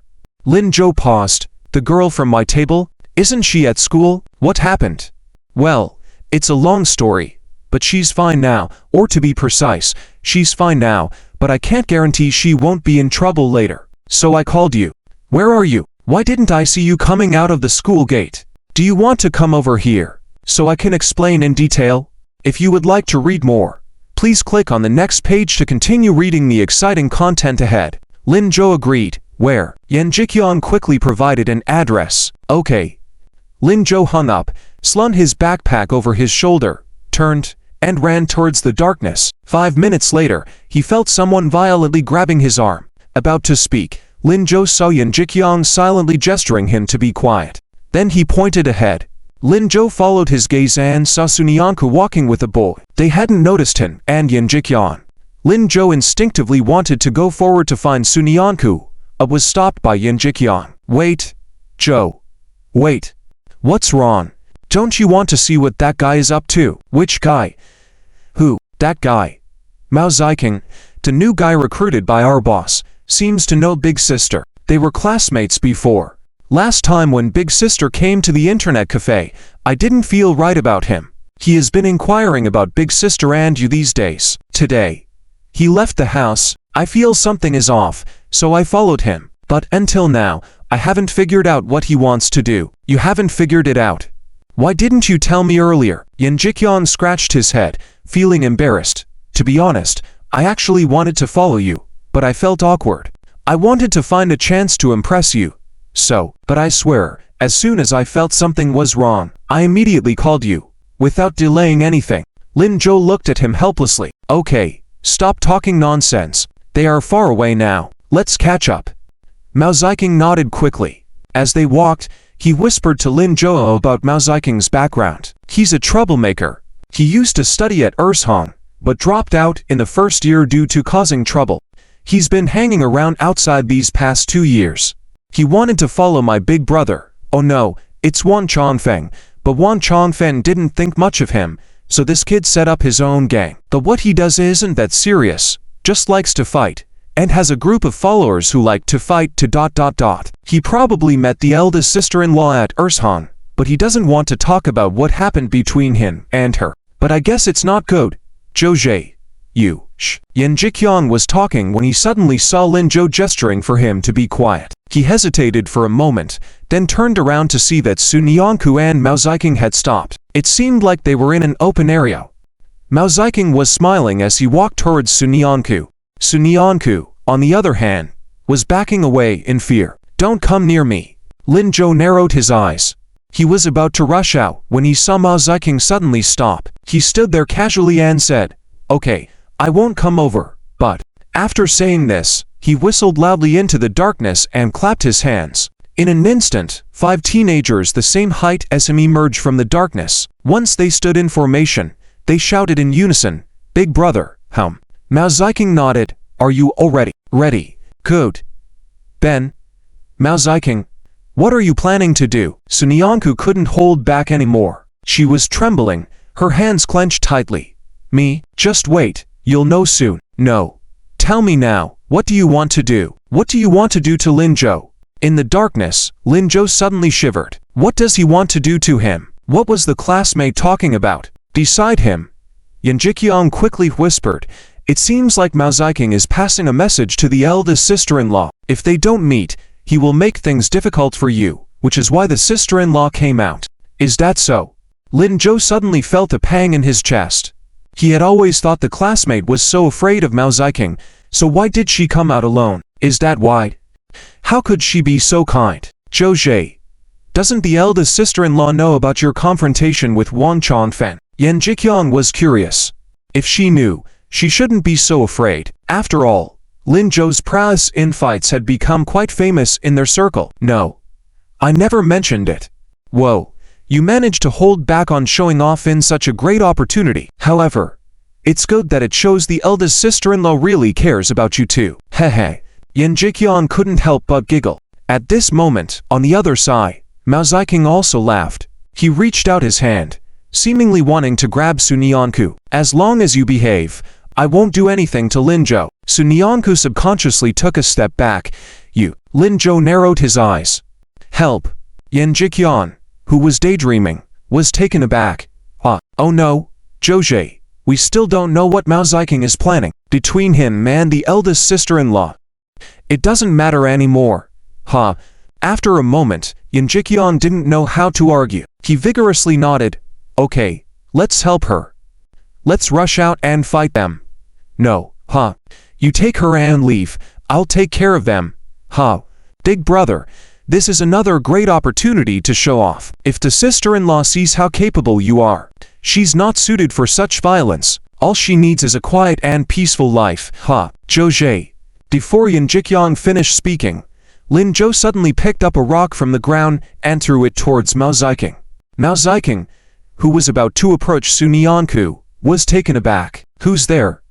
His brothers turned to look. Without hesitation, Lin Zhou pushed Yan Jiqiang out. When Mao Zedong saw him, he smiled. It's you, Yan Jiqiang. What are you up to? Trying to play the hero? Hey. Me? Well, I don't dare. I'm just just passing by Yan Jiqiang said, inching towards Sun Yanku. Continue. You don't have to mind me. Mao Zedong, your brothers seem strong, quite capable of fighting. Yeah. Not bad. Mao Zedong listened, puzzled. Yan Jiqiang, what nonsense are you talking about? Me talking nonsense? I don't know what nonsense I'm talking about. I just want to buy some time. As he said this, Yan Jiqiang was already standing next to Sun Yanku. Without waiting for Mao Zedong's reaction, he grabbed Sun Yanku's arm and ran in the opposite direction. Eldest sister-in-law, let's go. Sun Yanku reacted quickly. She didn't know why Yan Jiqiang had come to rescue her, but the current situation was beyond her control. She had to leave first. As for Mao Zedong's matter, find a teacher. Yes, Teacher Jian and Teacher John would definitely help. With the college entrance exam approaching, they wouldn't allow Mao Zedong to disturb Lin Zhou's studies. Thinking this, Sun Yanku ran faster. Completely disregarding what was behind her, Mao Zedong shouted in frustration. She didn't see Lin Zhou hiding nearby. At this moment, Mao Zedong and his group were about to chase after Sun Yanku when a figure blocked their path. Mao Zedong was immediately furious. Who is it? Move aside. Can't you see we're busy here? Lin Zhou smiled faintly and stepped into the light. I'm Lin Zhou. Mao Zedong was taken aback and instinctively took a step back. You're Lin Zhou. Yeah. It's me. Weren't you looking for trouble with me? Don't you even recognize me? Mao Zedong hesitated, about to say something. One of his bald brothers behind him pulled him back. Big brother, don't. He's Lin Zhou. Mao Zedong became angry. So what if he's Lin Zhou? He's the one I want. No. He apprehended Wang Chongfeng's people. So what? Without the police, could he have caught Wang Chongfeng? But I heard. Shut up. Do you believe all those rumors? He can fight a group alone. Look at his skinny arms and legs. Hey. After saying this, Mao Ziking looked towards Lin Zhou again. Did you hear? We're not easy to mess with. You better step aside, or else don't blame me for not being polite. Upon hearing this, Lin Zhou suddenly laughed. I advise you to listen to those rumors. Yan Jikyong pulled Sun Yanku all the way to the entrance of Yizhong before stopping. He looked back while panting heavily, saying, all right, she shouldn't be able to see us now. But just as he finished speaking, Sun Yanku rushed towards the school gate. Yan Jikyong quickly stopped her, saying, Hey, big sister-in-law, what are you doing? I'm going to call Lin Zhou to tell him to be careful these 2 days, and also, I need to inform the teacher about this. Sun Yanku's face was covered in fine sweat from running too fast, but she paid no attention to it, speaking very clearly. No, there's no need to go. Yan Jikyong hurriedly stopped her again. If the call was made and Zhou was in the middle of something, it would cause even more trouble. It would be even worse if the teacher found out. Those 4 guys would probably have to face the consequences. Zhou is fine. You don't need to worry. How do you know? Yan Jikyong suddenly didn't know how to respond. He couldn't tell her that Lin Zhou was probably fighting because of her, right? No. I need to go. No. Really no need. Unable to stop her, Yan Jikyong's brain quickly raced. Eventually, he came up with an excuse. Oh, right. Zhou just called me and said he'll come find me later. Huh. Find you? Yes. I told him before I came to save you. He said he'll come back soon. You can just wait here. No need to call. He'll tell you in person later. Isn't that better? Oh. Only then did Sun Yanku nod. Okay. Yan Jikyong finally breathed a sigh of relief. He turned around, looking towards where Lin Zhou was, silently praying, Zhou, you need to hurry up. I can't hide it from big sister-in-law for too long. Little did he know, at that moment, Lin Zhou was surrounded by cries of agony. Within 5 minutes, Lin Zhou had already taken down 5 people. At this moment, Mo Ziking stood behind the 5 brothers lying on the ground, trembling. He dared not believe his eyes as he looked at Lin Zhou, almost seeing a demon. Are you still a human? Don't come any closer. Stop. Lin Zhou, you stop.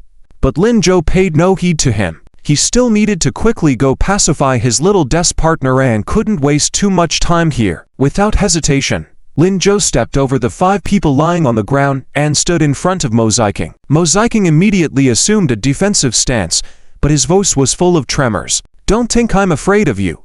I'm telling you, I'm not someone to mess with. Is that so? Yes. His trembling became more intense, but Lin Zhou ignored all of it. He walked up to Mo Ziking, looking down at him. As his hand raised but before it could fall, Mo Ziking, who was previously standing tall, suddenly went weak in the legs and plopped down on the ground. Ah, don't hit me. I'm sorry. The 5 people lying on the ground, who had been beaten by Lin Zhou, were shocked and couldn't believe what they were seeing. Big brother, what are you doing? Big brother, you said you weren't afraid of him just now. Yeah. Big brother, you said before you were going to take Sun Yanku away from him. Lin Zhou paused slightly. Take Sun Yanku away. Mo Ziking shuddered. Shut up. After stopping his companions, he looked at Lin Zhou with tear-stained eyes and said, No, absolutely not. I didn't want to take her away. I. Despite explaining for a while, Mo Ziking couldn't get to the point. Lin Zhou had already withdrawn his hand and was now looking at him curiously. Just what? Startled, Mo Ziking suddenly blurted out, I just wanted to apologize to her. Yes, apologize. I needed to apologize. How? Apologize. Apologize in this manner. No. It's because she didn't dare to see me. I had no choice. I could only use this method. Seeing Lin Zhou's disbelief, Mo Ziking quickly added, What I said is true. Zhou, you have to trust me. I really came to apologize. She has been bullied at school all these years, and it's because of me. I only saw her again recently, and I just wanted to apologize. Lin Zhou narrowed his eyes. Because of you. What did you do? He knew Sun Yanku had dropped out of BE due to school bullying, but he hadn't had the chance to find out the specifics. He had thought that coming to Yizhong would make everything from the past disappear from Sun Yanku's life. Yet, the instigator had appeared, and he had come looking for her. That surely meant he wouldn't take it lightly. The air around them turned chilly, and Mosaiking instantly sensed the danger. Trembling, he took a few steps back, frantically begging, I can explain. Back then, I got sick and dropped out of school. I was not aware of what was happening in the school. Nor did I know she was being bullied because of me all this time. I really didn't do it on purpose. I only found out recently. Lin Zhou paused and, standing at the same level as Mosaiking, looked at him. Explain clearly, what's going on? The close proximity only intensified Mosaiking's feeling of oppression. Taking a deep breath, he stumbled through his words. It's like this. Back then, I got into an accident while riding my bike and got injured. Only Sunyanku was there at the time, so I asked her to take me to the hospital. Then, mumbling and stumbling, Mosaiking didn't know how to explain. Lin Zhou narrowed his eyes. And then what? Startled, Mosaiking hurriedly continued. I hurt my private parts. Lin Zhou. Even the writhing figures on the ground were momentarily stunned. They discreetly shifted towards Mosaiking, afraid of missing any gossip. Suppressing their laughter, they listened intently. Mosaiking wished he could disappear into the ground, but he couldn't. Lin Zhou was still in front of him. At that moment, he regretted provoking Lin Zhou. However, there was no antidote for regret in this world. He could only continue. Back then, Sunyanku happened to pass by. Since she was the only one present, I couldn't possibly, men, care a lot about this. How could I tell others that I fell off my bike and injured myself? When people came to see me, I had to say that it was because of Sunyanku getting into trouble, that I got hurt trying to save her, and then I used this excuse to drop out of school. Initially, I didn't want to study anyway, but everyone at school thought I dropped out because of Sunyanku. I'm handsome, and there were many girls at school who were after me. They started resenting Sunyanku. Mosaiking's voice grew lower. Aware of the looming danger, he quickly explained. I just said it casually. Zhou, I really just said it casually. I never thought it would lead to such serious consequences. After finding out recently, I've been trying to find Sunyanku, but I couldn't contact her. That's why as soon as I saw her today, I came to apologize. Lin Zhou stood up and surveyed the scene, then looked at the people lying on the ground. Is what he said true? Upon hearing Lin Zhou's words, the 5 people looked at each other without daring to make a sound. Lin Zhou sighed. After walking seriously in front of the 5 people, he looked towards the chubby person on the far right. Due to the recent beating, the chubby person's face had swollen into a big bump, appearing especially comical. He seemed to be too preoccupied to feel the pain, as he began to tremble all over. Zhou. Lin Zhou was very satisfied with this display. He nodded. Yes, it's you. Speak. The chubby person trembled again. Speak about what? Is what he said true? Lin Zhou referred to Mao Ziqing. The chubby person suddenly shivered. He subconsciously looked at Mao Ziqing and opened his mouth. He wanted to say something but didn't know how, especially after seeing Mao Ziqing shaking his head towards him with his back turned to Lin Zhou. Lin Zhou noticed that his expression was off, so he stood directly between him and Mao Ziqing, put away his smile, and coldly looked at him. Speak. The chubby person's legs went weak, almost falling to the ground. After stabilizing himself, he couldn't control his emotions any longer and said, Speak. I'll speak. What Big Brother said is true. It's all true. But, stumbling over his words, he never finished the second part. Lin Zhou squinted at him. What? The chubby person trembled again, tightly lowering his head, fearing Mao Ziqing's gaze. He closed his eyes, feeling resigned and yelled. But besides apologizing, he also wants to confess his love to classmate Sunyanku. After shouting this, the chubby person felt the air around him suddenly turn colder. The surroundings fell ominously silent. He wanted to open his eyes, but hesitated, only able to ask shakily, Zhou. No one answered him. The people in front seemed to take a step away. Their footsteps faded into the distance. Carefully opening his eyes a little slit, the chubby person discovered that Lin Zhou had already walked up to Mao Ziqing. At that moment, Mao Ziqing was trying to divert Lin Zhou's attention with a forced smile. However, it seemed unsuccessful. The other 4 people stood by watching, forgetting about their own injuries. The chubby person quickly moved closer to his brothers and joined them. At this moment, Lin Zhou was getting even closer to Mao Ziqing. There was no smile on his face, and his voice was incredibly icy. Confessing your love. Mao Ziqing instantly trembled. Zhou Zhe, I didn't, I just... It's all nonsense from the chubby guy.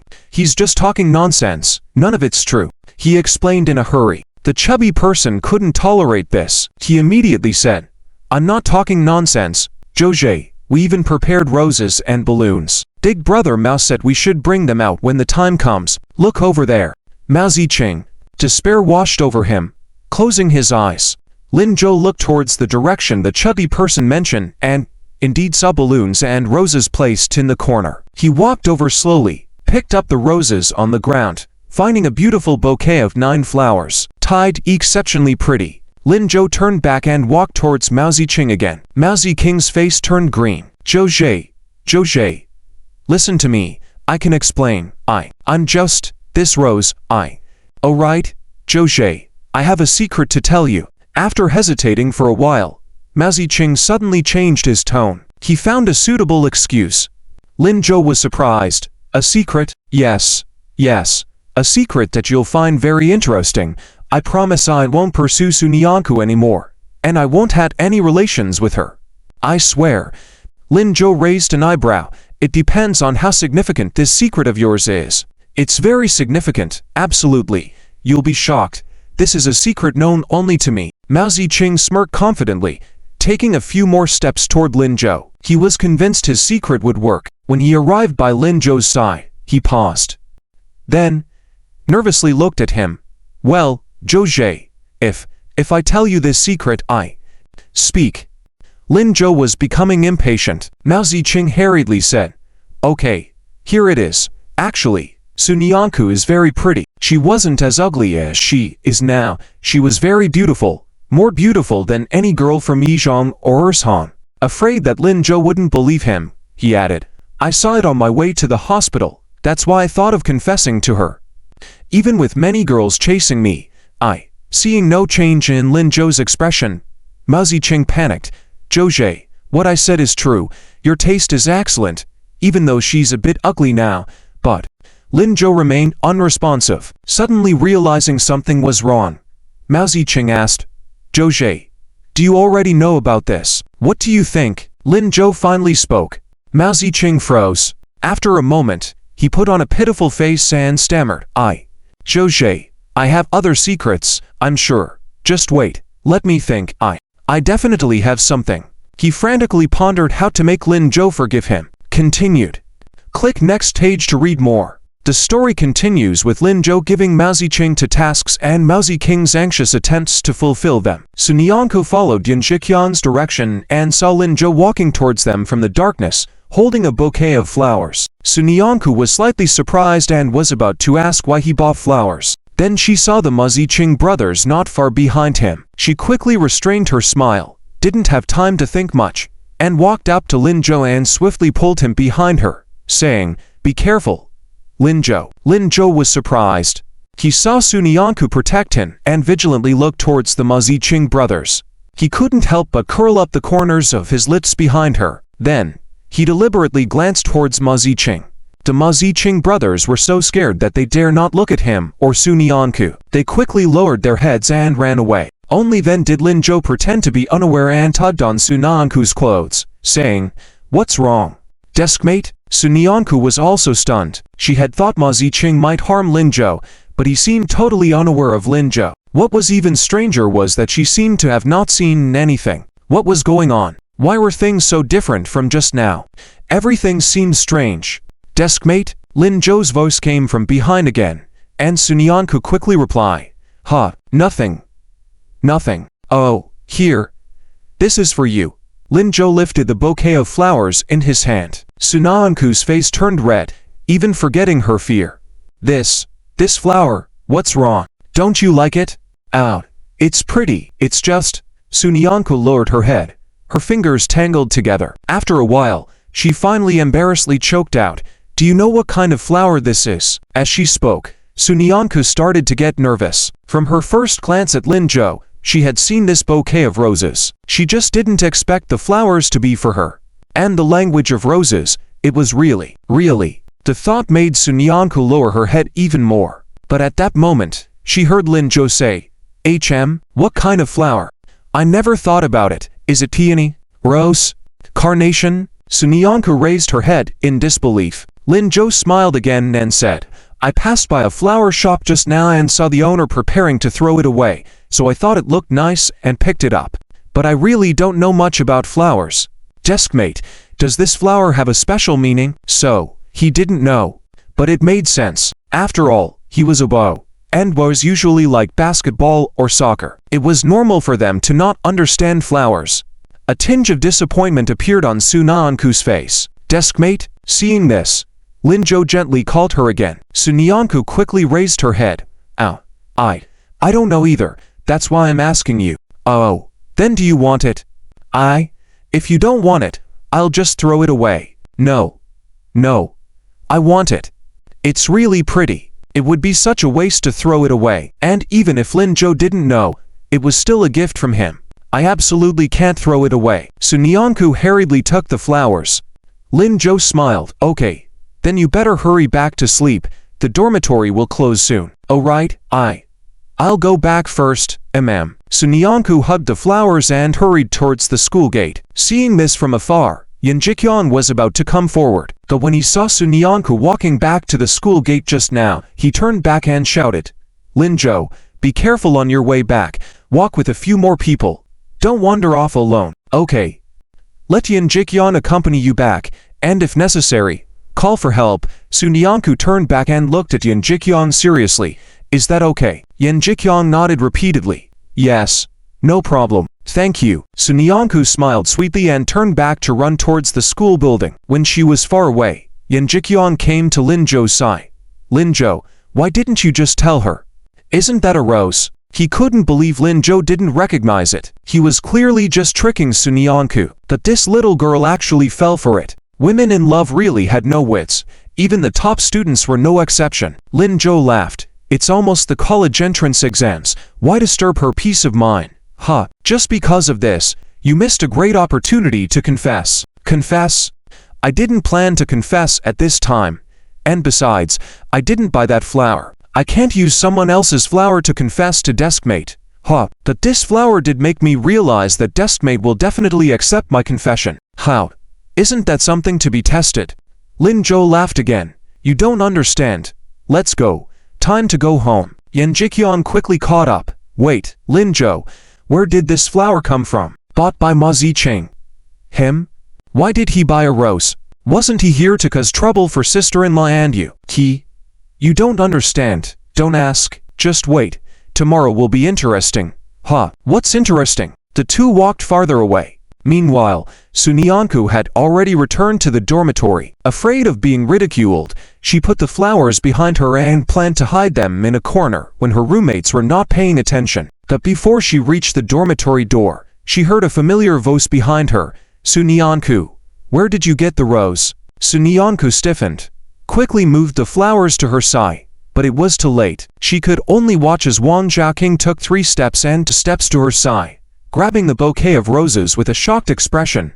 Oh my, it's so beautiful. Did Lin Zhou give this to you? Sunyanku quickly covered her mouth with her hand, gesturing for her to be quiet. Only when she saw no one around did she let go of Wang Jiaqing. Wang Jiaqing lowered her voice and excitedly looked at Sunyanku. Really? Did Lin Zhou really give it to you? Sunyanku nodded, but her expression was somewhat dejected. Wang Jiaqing looked puzzled.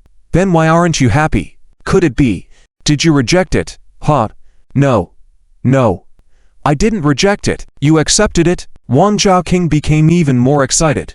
But Sunyanku's expression became more dejected. No, not even that. Then what is this? Wang Jiaqing was a bit perplexed, looking at Sunyanku with confusion. Hurry up and tell me, what exactly happened?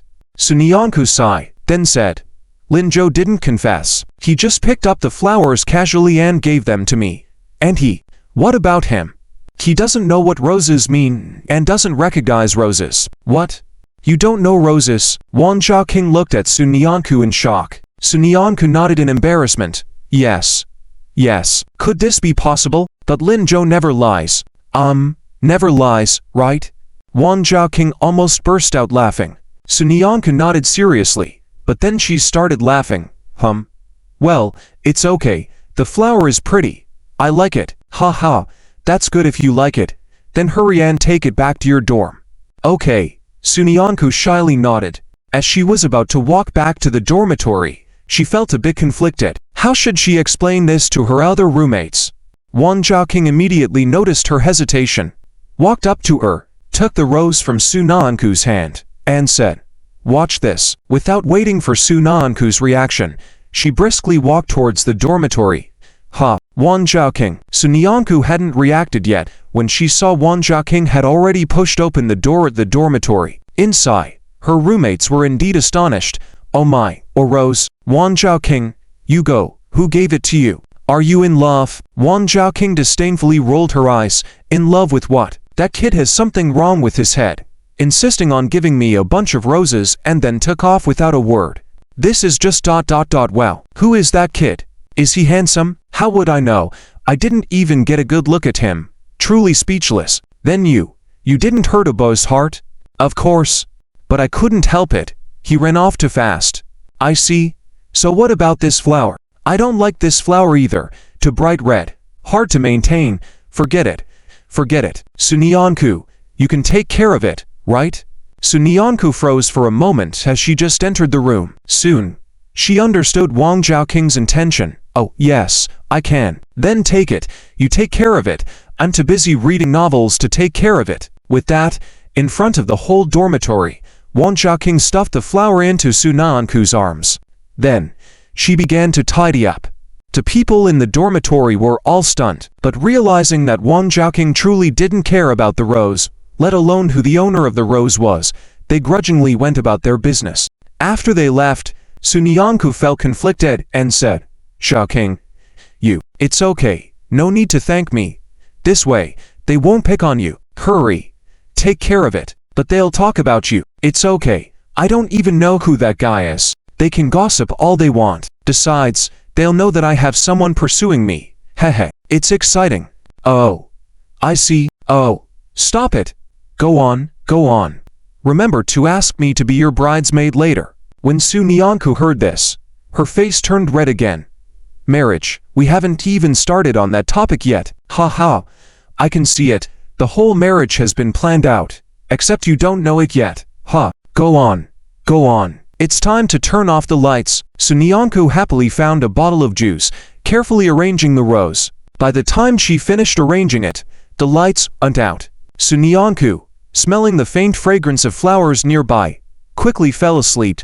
That night, she didn't have any nightmares and slept particularly soundly. The next day, Sunyanku went to class as usual and told Lin Zhou about taking care of the flower. Lin Zhou was also very happy. The atmosphere in the classroom became more and more tense. Everyone was studying frantically, as if they believed the teacher's saying, "Sharpen your weapons before going into battle." Even Yun Ruoxi was nowhere to be found these days. It wasn't until lunchtime that everyone relaxed a bit and rushed towards the cafeteria. Sunyanku and Lin Zhou also brought their lunch boxes outside. However, just as they reached the door, they were stopped by Wen Cici. Sunyanku, why are you still here?" "Oh, didn't you see the campus news?" Lin Zhou heard this and smiled. He didn't stop Wen Cici but stood aside, making way for the two to pass. Sunyanku looked puzzled. "What news?" It's the campus news at No. To high school." "No. To high school?" Yes. Seeing Sunyanku really didn't know, when Cici continued, "This morning, Liao called me, telling me that a student named Mao Ziking went to the broadcast station at No. To high school during the break at 10 o'clock. Do you know the broadcast station?" Yes." Sunyanku nodded. The 10-minute break at 10 o'clock usually played broadcast gymnastics music if there were exercises. If not, there would be news during the break, with a host. The host was usually a student from the school. Students could also request songs for their classmates and send blessings. But what did Mao Ziking go there for? Didn't he stop studying? Yes, but he still went in. It's said that the teacher gave him special permission to go, to apologize to you. Sunyanku was completely dumbfounded. Apologize? Yes, apologize. Sunyanku, weren't you bullied at No. To high school because of her? He explained the whole thing, regretted not coming to the school to explain earlier, leading to you being bullied continuously, and eventually forced to drop out. He felt it was unfair, wanted to let all students in the school know the truth, and even listed the names of the students who bullied you. What? This morning? No, to high school went crazy. Originally, everyone thought it was a great loss to let you, a top student, go, and they were all cursing the school. But now they're even more furious. It's said that the students in the first and second year even came out to protest, demanding justice for you, denouncing campus bullying, and asking those girls to apologize to you. The students in the third year wanted to join too, but with the college entrance exams coming out, they were locked in the classroom by the teachers. That Mao Ziking is a leader, standing at the front of the students' lineup. There's a video. Look at this. When Cece took out her phone and showed Sunyanku, her phone had a penguin function. Opening Lu Yao's chat box, Sunyanku saw Mao Ziking. He had dyed his hair black and cut it short. He looked particularly spirited. He stood at the front of the line, shouting loudly, "Justice for Su, punish the bullies, reject campus bullying." Behind him, students also joined in the chant. The whole scene was magnificent. Sunyanku was completely stunned. What's going on with Mao Ziking? Just yesterday, he said those strange things to her, and even targeted Lin Zhou. How come he's apologizing now? Could it be? Sunyanku suddenly turned her head and looked in Lin Zhou's direction. Chapter 595. I'm sorry. Sunyanku's classmate. Lin Zhou, did you do all of these? Sunyanku asked excitedly. Lin Zhou embarrassedly touched his nose. How could I have that ability?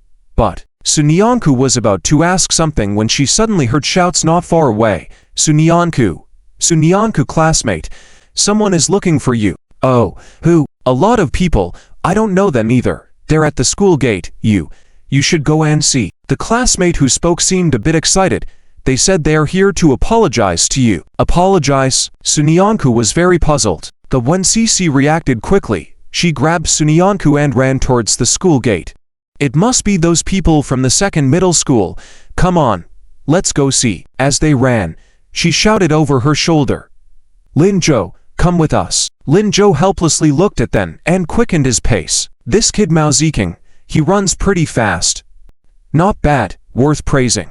They ran all the way to the school gate, and Sunyanku indeed saw a group of girls standing there. The leading girl had a head full of permed hair exploding like ions, dyed in red and blue colors. It was Ling Fai. Sunyanku saw her and subconsciously stopped in her tracks. As she looked towards the others, she realized they were all familiar faces. Lin Ryan, Li Yan, John Shan, Miao Di. They were all wearing the second middle school uniform, standing in a line as if waiting for her arrival. But Sunyanku didn't want to move forward at all. These were all people who had bullied her in the past. They had once snatched her only steamed bun in the cafeteria, once thrown a spider into her clothes in the classroom, once ripped up her just finished homework. They even once locked her in the toilet and prevented her from attending class. Those unbearable scenes kept playing in her mind, over and over again. Sunyanku subconsciously turned around to go back. But just then, she heard Ling Fai loudly call out, Sunyanku. Sunyanku's body stiffened, no longer daring to move. Just as she was thinking of how to respond, she suddenly heard her shout again, I'm sorry. Sunyanku was completely stunned. Beside her, when Cece excitedly said, Sunyanku. Hey, Sunyanku. Look, they are apologizing to you. Don't leave. Sunyanku turned stiffly, only to see Ling Fai bowing her head, earnestly shouting, I'm sorry. All these years, I've wrongly accused you. I shouldn't have bullied you. I shouldn't have torn your homework, stopped you from leaving school, made you clean up alone. I'm sorry. I don't ask for your forgiveness. I just hope that in the future, you'll live well. As she finished speaking, the other girls beside her also echoed, I'm sorry, Sunyanku. That time I shouldn't have taken your food.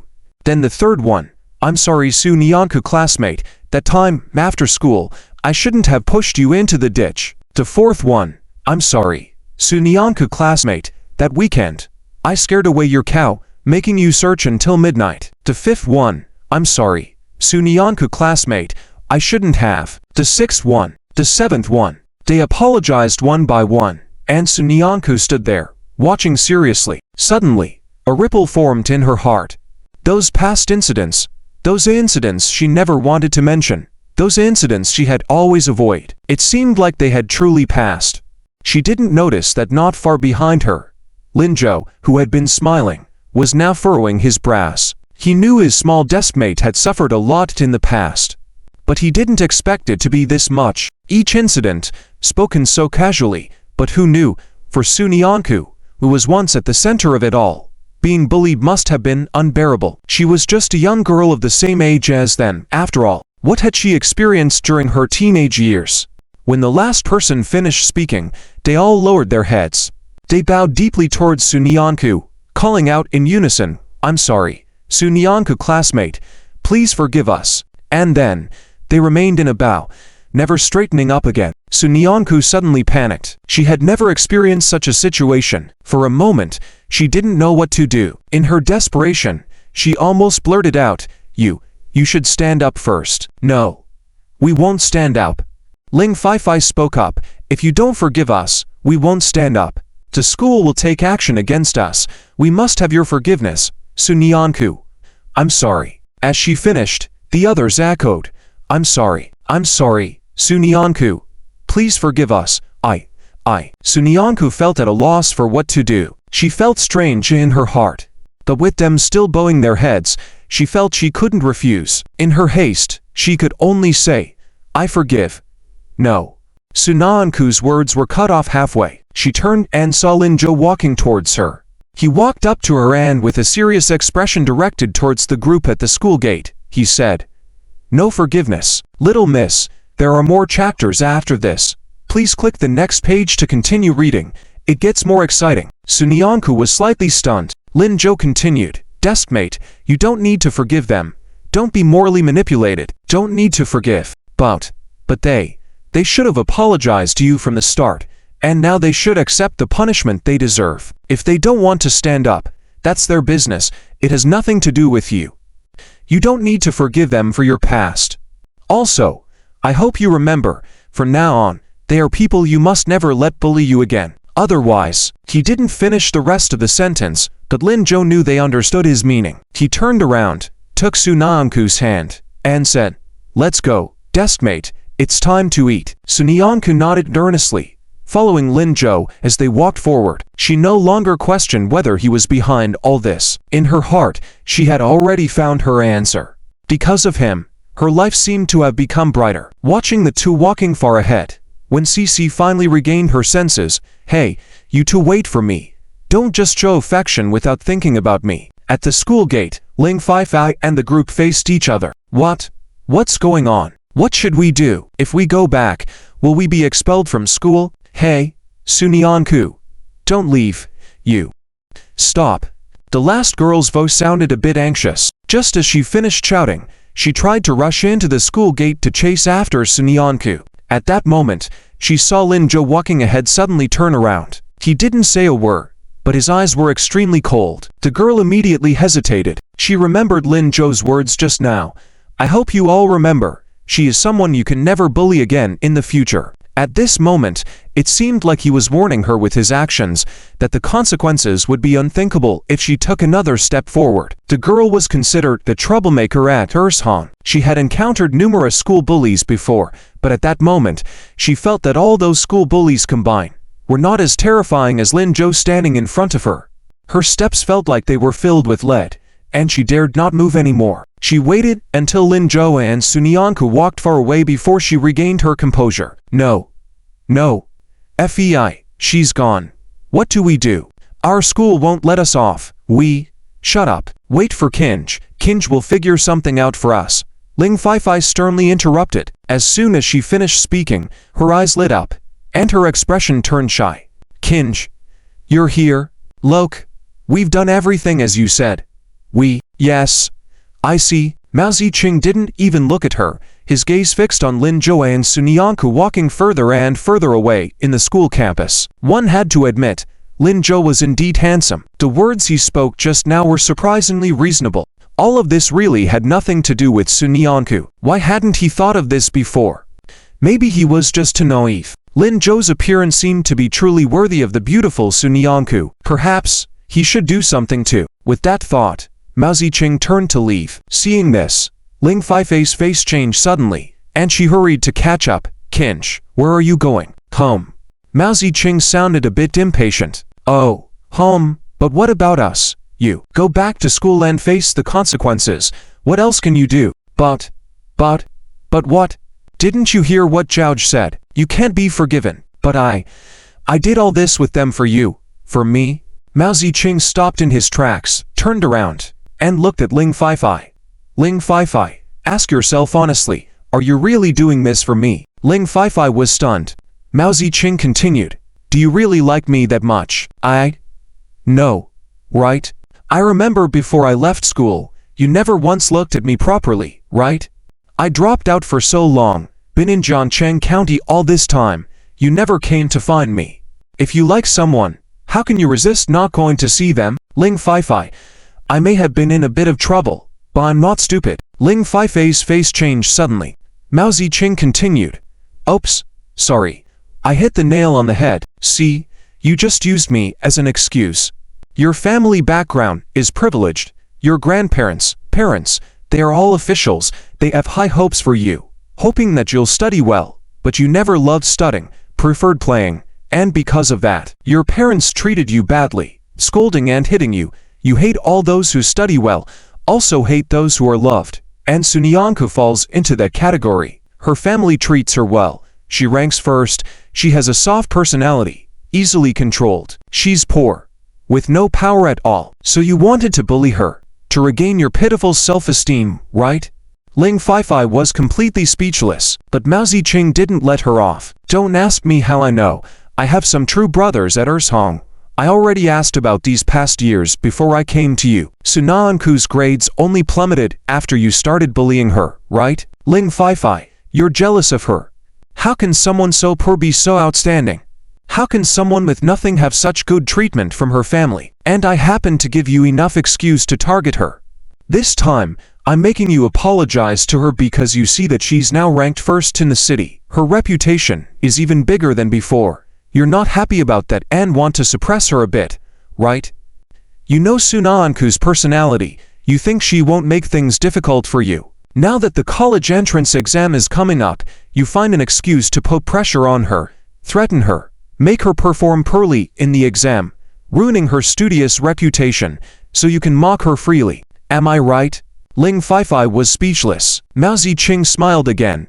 These years, I've been too lazy to deal with your petty matters. Whether you use me as an excuse, organize a small group to bully people, it has nothing to do with me. But now suddenly I want to deal with it. Ling Feifei, did you see it?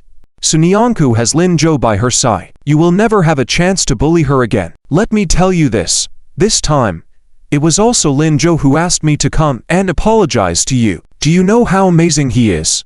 Most importantly, he truly treats Sunyanku well. Everything he does is for Sunyanku, and you probably will never encounter someone like him. Ha ha. Mao Ziqing stretched lazily, smiled, and walked away. Ling Feifei, on the other hand, was not doing well. Her sisters beside her, unable to believe the situation, approached cautiously. Fei, is it true? Fei, you said it was because Sunyanku stole Kinch that. Fei, so you're not Mao Ziqing's girlfriend, after all. You lied to us. We trusted you for so long. We thought we were fighting for your love story. But you. Several girls turned their faces black. They didn't even look at Ling Feifei again, turned around, and left. Ling Feifei stood alone in place, not moving at all. After a while, she finally lifted her head and looked towards the gate of Yizhang. Sunyanku and Lin Zhou's figures were no longer visible there, but she could still seem to see them. They were walking side by side on the road, talking and laughing, ignoring everything around them. That girl who used to cry endlessly beside them, and no one dared to help. Now, it seemed like she had found her own happiness. Because of him, she had completely changed. How could this be? Ling Feifei sighed self-mockingly, turned around lonely, and left. Meanwhile, Lin Zhou and Sunyanku had already entered the classroom. Lin Zhou absent-mindedly picked up his lunchbox, getting ready to go get some food. Yet, Sunyanku took it first. She took Lin Zhou's lunchbox and said seriously, "What do you want to eat? I'll get it for you." Lin Zhou was surprised, then casually picked up his water cup, preparing to have a drink. but he found it empty. Before he could react, Sunyanku quickly bent down, picked up the water bottle, and said, "Do you want some water? I'll pour it for you." Lin Zhou. Seeing Lin Zhou acting foolish, Sunyanku quickly explained randomly, "Oh, it was just a casual thing, casual." Lin Zhou didn't expose her and laughed, handing her the water cup. After Sunyanku poured the water, she returned the cup to Lin Zhou. Then she looked at him seriously. "What else do you want to do? I can help you with anything." Lin Zhou couldn't help but smile. "Really?" "Yes. Really?" Sunyanku nodded vigorously. Lin Zhou was so nice, she was naturally willing to help. After taking a sip of water, Lin Zhou put down the cup and stood up. He intentionally bent down slightly, slowly approaching Sunyanku. The scent of Lin Zhou became closer and closer between their noses, making Sunyanku feel a slight jitter in her heart. She subconsciously wanted to step back, but managed to stabilize herself. Then, she heard Lin Zhou's voice ringing in her ear. "All right, little deskmate, listen to me." "Ow. You say." His voice was very close. Sunyanku could even feel the brush of his breath by her ear. Her face blushed slightly, but she still looked at him seriously. Lin Zhou couldn't help but laugh. "Yes, that's right." He lowered his head and whispered a few words in Sunyanku's ear. As Sunyanku listened, she suddenly felt something was off. "Qian Guoguo and Liu Shiming. You mean help them?" "Yes. Would Mao Ziking be willing to help us?" "He will. Trust me." "But, little deskmate, don't you want to help them? The college entrance exam is coming soon. If things continue like this, I'm afraid they won't perform well and won't get into a good university." "True. I also hope they can meet together." "Then what are we waiting for? Let's do this. Tonight, we act separately." "All right." Sunyanku nodded seriously, with a hint of expectation on her face. "I promise to complete the mission." Lin Zhou playfully ruffled her hair, then took the lunch box from her. "Okay. Let's go. Let's eat. Didn't you say you would help me get food?" "Ah, right. Let's go." The two of them walked towards the cafeteria laughing. This afternoon, everyone spent their time studying seriously, except for Liu Shiming. Since listening to Qian Yokai's words, he had been absent-minded these past few days. He didn't do his homework properly and didn't eat well. His deskmate Jia Dongqing had to take on the task of getting food for him. Today was no different. Yet, after dinner was brought back, Jia Dongqing had finished eating, but Liu Shiming hadn't taken a single bite. Jia Dongqing was speechless. "I said, Liu Fatty, it's not right to diet like this. Moreover, you are already thin. If you continue like this, what if you faint from malnutrition during the college entrance exam?" "It's the college entrance exam. It's fine. Don't worry," Liu Shiming said, while packing his bag, carrying the lunchbox towards the trash bin. Jia Dongqing hurriedly snatched the lunchbox back from him. "How can you say it's fine? If I didn't know you weren't in a relationship, I would have thought you just had a breakup. Come on, at least take a few bites." "I'm not hungry." "Come on. I really am not hungry." Liu Shiming looked seriously at Jia Dongqing. "I don't want to eat." Jia Dongqing had to reluctantly return the lunchbox to him. Without a second word, Liu Shiming poured out the food. Jia Dongqing was exasperated. Fine, I won't bother with you. Go to hell." However, moments later, he felt uneasy. Seeking help, he turned to Lin Zhou. "Zhou, can't you do something about him?" Lin Zhou looked up from the exam paper and glanced at Liu Shiming. Then he quickly closed the test paper. "Okay. Liu Fatty, want to have lamb skewers outside?" It was the final days. The school was particularly lenient toward the seniors. There were no teachers during evening self-study anymore. Students could even go to the library, study rooms, or go home to study. According to John Shuki, it was to give them some space to relax. In reality, few students didn't attend evening self-study. Though Liu Shiming couldn't focus on studying, he also didn't want to leave. "Come on, Zhou, we're close to the exams." "What about the exams? Are you actually studying while sitting here? Let's go. We can't afford losing this day," Lin Zhou said, pulling Liu Shiming out, even shouldering his school bag for him. Seeing this, Jia Dongqing also stood up. "Hey, I also want to go. I love lamb skewers." Lin Zhou didn't look back. "Just stay here and study in the classroom." Jia Dongqing had to silently sit back down. At the same time, Sunyanku, who had just returned from the restroom with Qian Guoguo, Li Xian, and others, saw Lin Zhou coming out of the teaching building. She quickly turned and said, "Guo Guo, I suddenly feel like having fruit salad now. Yes, I really crave it.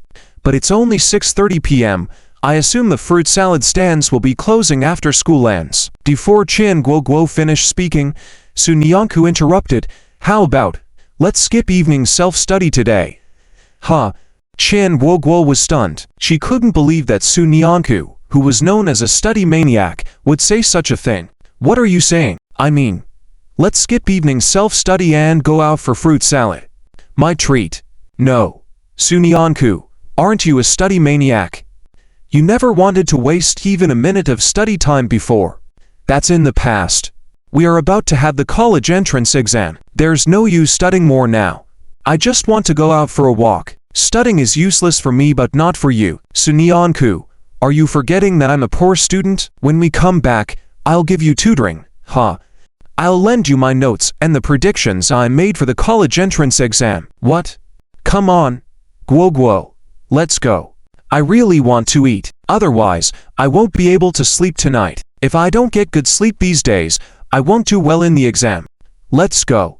Su Nianku dragged Qian Guo Guo outside. Qian Guo Guo was bewildered. "Wait, Su Nianku, slow down." Once outside the school gate, the two girls walked to the fruit salad stand. The nearest stand was at the intersection of the pedestrian street, which was new, about 2 kilometers from the school. 20 minutes later, Su Nianku stood in front of the fruit salad stand, starting to choose fruits. Next to her, Qian Guo Guo was still dazed. Seeing Su Nianku take a long time to choose, she couldn't help but say, "Su Nianku, hurry up. I really need to go back to study.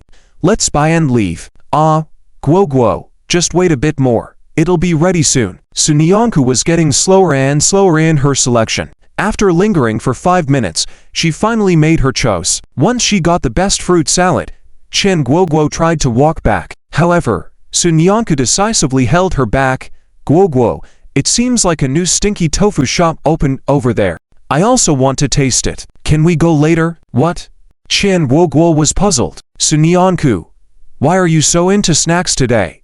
In the past, it was always her begging Su Nianku to come out with her, and Su Nianku never wanted to. "Oh Guo Guo, just accompany me to buy.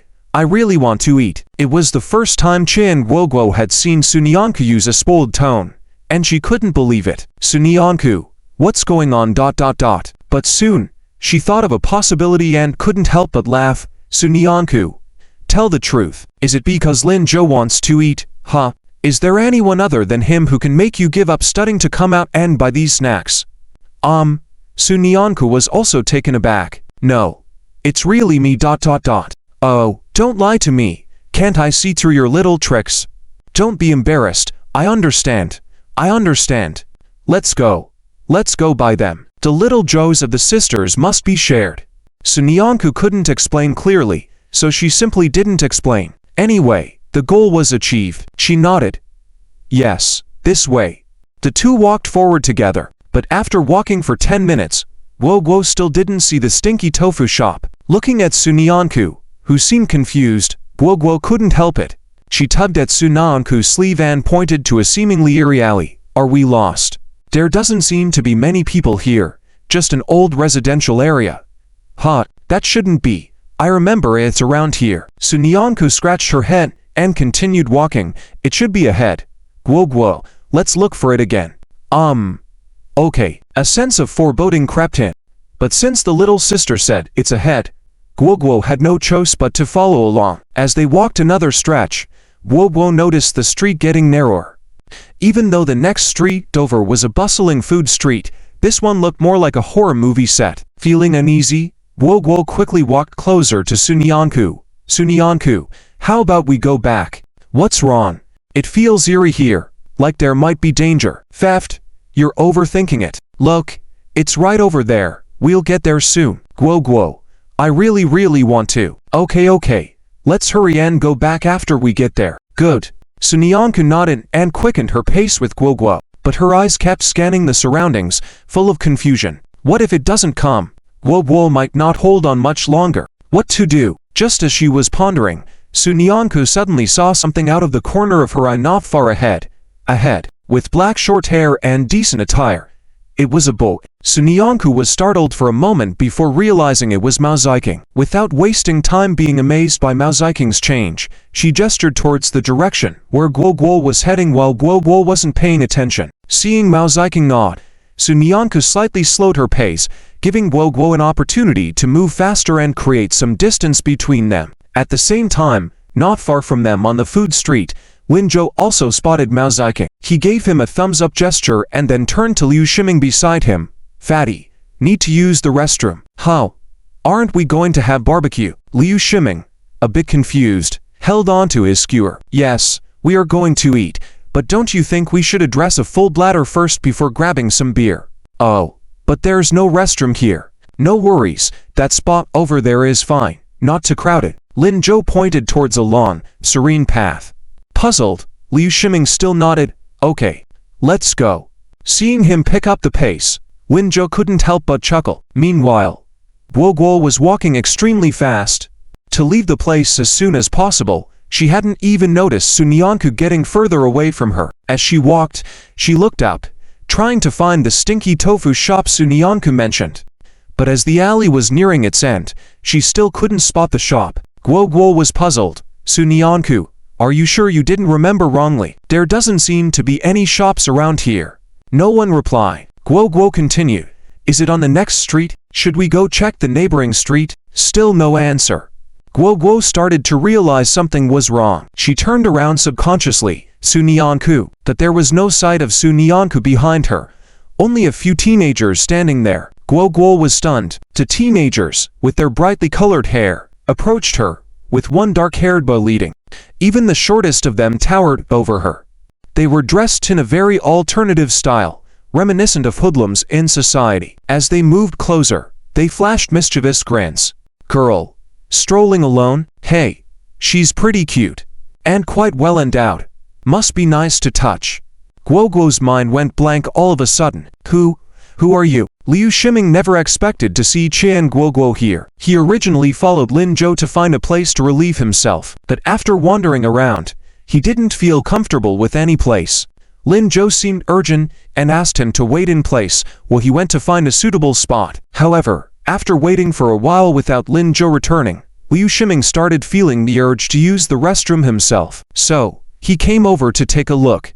Unexpectedly, as soon as he reached this quiet street corner with few people, he saw a group of hooligans bullying a young girl.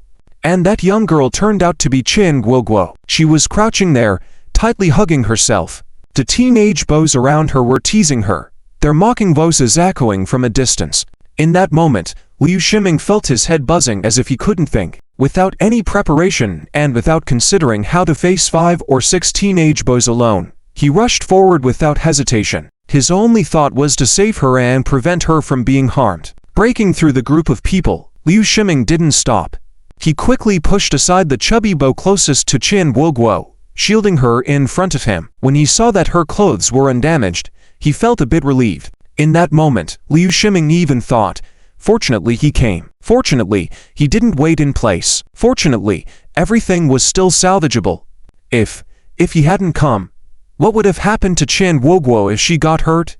Just thinking about the consequences made him uncomfortable. Like now, she was crouched there, trembling. He felt a sharp pain in his heart. He wanted to hold her but was afraid of scaring her. He could only squat near her and softly say, "Guo Guo, are you okay?" Unaware, the chubby boy he pushed aside made no resistance and moved aside. His eyes were only on Qian Guo Guo. Finally, Qian Guo Guo raised her head and, upon seeing him, she couldn't hold back her tears. Perhaps due to emotional turbulence, she suddenly opened her arms as if she found a savior and threw herself at Liu Shiming. She hugged his neck, burying herself in his embrace. It seemed that this way, she felt a bit more at ease. "Liu Shiming, why did you come so late?"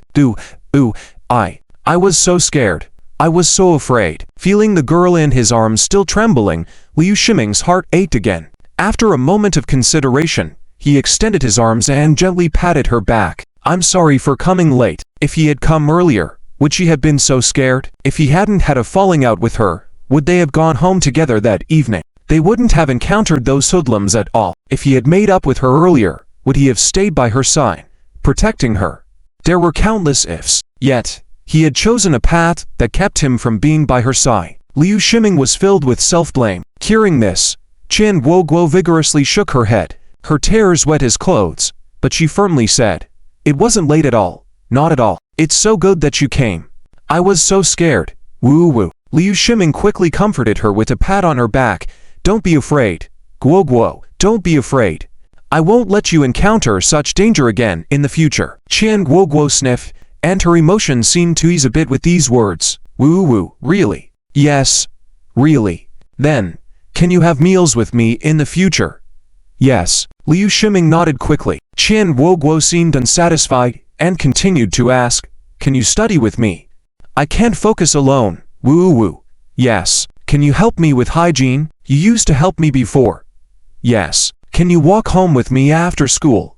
"Yes." "Can we hang out together on weekends? I want to go shopping for clothes." "Yes." "Can you accompany me to take the college entrance exam?" "Yes." And, Qian Guoguo sniffed, seeming to want to ask something else but couldn't. She lowered her head, and tears began to fall again. Liu Shiming was at a loss. "Guoguo, what's wrong? I can do anything. Don't cry. Don't cry." But as soon as these words were spoken, Qian Guoguo cried even louder. Liu Shiming was flustered, not knowing what to do. "Guoguo, are you feeling unwell? Let me check. Show me." Nearby, Mao Ziking couldn't bear to watch this anymore. He turned his head, glanced in the direction of Lin Zhou not far away. After receiving a confirming glance, he tapped the chubby boy beside him, giving him a meaningful look. The chubby boy nodded. Taking a deep breath, puffing out his cheeks filled with flesh, he forcefully pushed Liu Shiming, crying all the time, "What are you looking at? I haven't touched her yet. How can she be uncomfortable? Really? Disturbing my good deeds," he said, and reached for Qian Guoguo's hair. Seeing this, Liu Shiming pushed him away vigorously, his expression turning fierce. "What are you doing? What am I doing? Can't you tell? Of course, I intend to enjoy this. How dare you? Why wouldn't I dare? What about it? Is she your girlfriend? Why protect her like that?" Liu Shiming didn't know how to respond all of a sudden. Seeing this, the chubby boy continued, "Do you like her? Has she agreed to be your girlfriend?" Liu Shiming stumbled again. His eyes looked confused and he blushed slightly. He didn't notice that at this moment, Qian Guoguo seemed to forget her fear. She raised her head and looked at him seriously, waiting for his answer. "Do you like her? He must like her since he came to save her, right? But would he admit it?" Seeing Liu Shiming hesitating, the chubby boy was at a loss for words. He finally understood the purpose of Lin Zhou's instructions, so he smiled disdainfully. "Ha, you were so affectionate just now. I thought there might be something going on at least. Turns out there's nothing at all. Why are you bothering here? Get lost. Don't hinder us from having a good time," he said and stepped forward to push Liu Shiming. And his other brothers took the opportunity to come forward, joking and teasing. "Yeah, who are you to protect the girl without any qualifications? We saw this girl first. There should be order to what you are doing. You go aside for now. Once we're done having fun, we might be able to give you something. Before the last person could finish speaking, he suddenly felt a sharp pain in his arm. Looking down, he saw Liu Shiming biting him fiercely. Liu Shiming's eyes were icy, his face showing bulging veins from exertion. "I'm playing. I do like her. So what? She's my girlfriend. So what? Which one of you dares to try something?" The air around fell silent in an instant. Even the boy bitten by Liu Shiming remained silent. They all stared blankly. Liu Shiming, momentarily forgetting how to react. Qian Guoguo was no exception. Tears hung in the corners of her eyes, the terrified expression on her face not yet fading, but her whole being frozen. In her mind, a voice seemed to be stuck in an infinite loop. "Labor likes her. So what if they do? Labor likes her. So what if they do? She is Labor's girlfriend. So what? Who dares to make a move? Labor likes her. Girlfriend? Did he just admit to liking her?" Liu Shiming said he likes her. Seemingly unable to believe, Qian Guoguo sniffled and blinked. Seeing Liu Shiming fiercely protecting her, she cautiously poked his back. Liu Shiming, don't move." Liu Shiming didn't even turn his head, pulling her behind him. "I'll handle this. Don't move. They can't harm you." His eyes glaring fiercely around, as if ready to devour them. Finally realizing everything was real, Qian Guoguo couldn't hold back a sob. In that moment, she seemed less fearful. She smiled cautiously, hiding behind Liu Shiming, saying, "All right." That appearance, so different from her carefree self, even a hint of shyness on her face. Seeing this scene, finally, the chubby beau nodded. "Now that's more like it." But as his words trailed off, Liu Shiming suddenly stood up, as if ready to duel with him. "What do you want to do? You have the guts to come at me." The chubby beau was startled by his sudden movement and quickly stepped back, chuckling as he looked at him. "Oh, kid, didn't expect you to have some spirit. If you weren't in this state, I really wouldn't understand how this little girl could like you." "Not bad. Not bad." Liu Shiming was taken aback. "What do you mean?" The chubby beau didn't respond. However, the people around couldn't help but laugh. Indeed.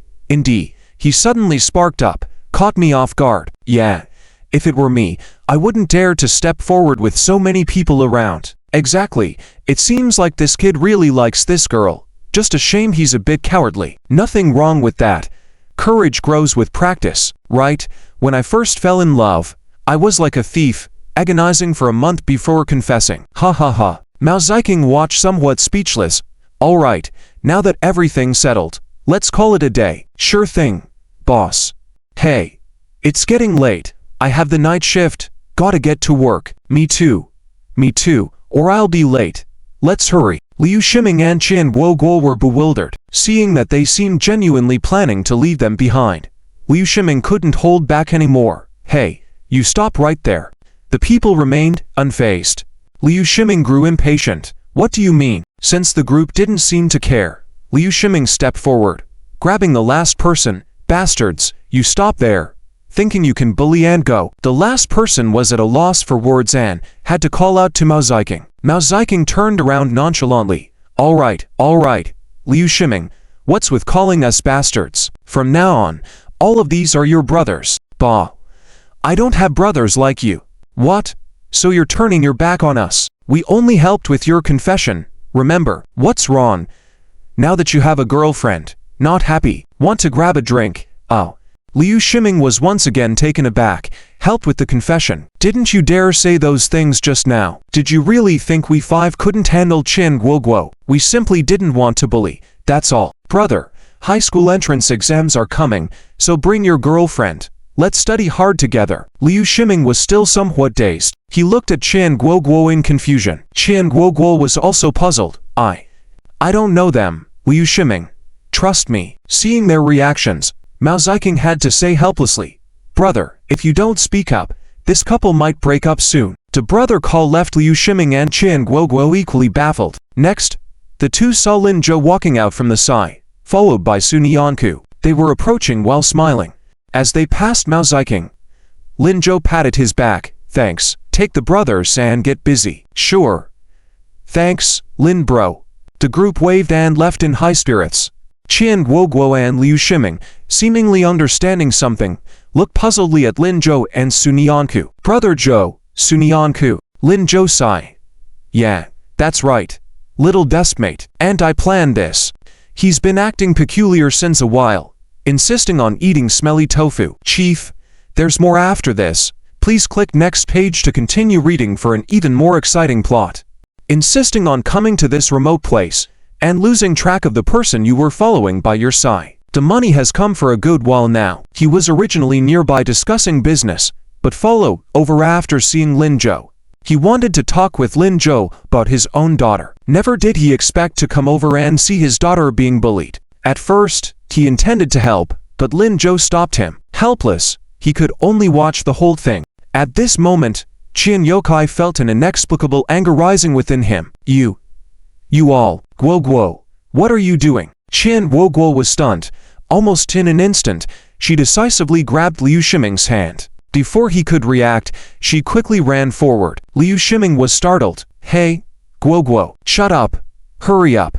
She must not be caught by old Qian, otherwise it would be over. Just as she thought this, she heard Qian Yokai shouting angrily behind them.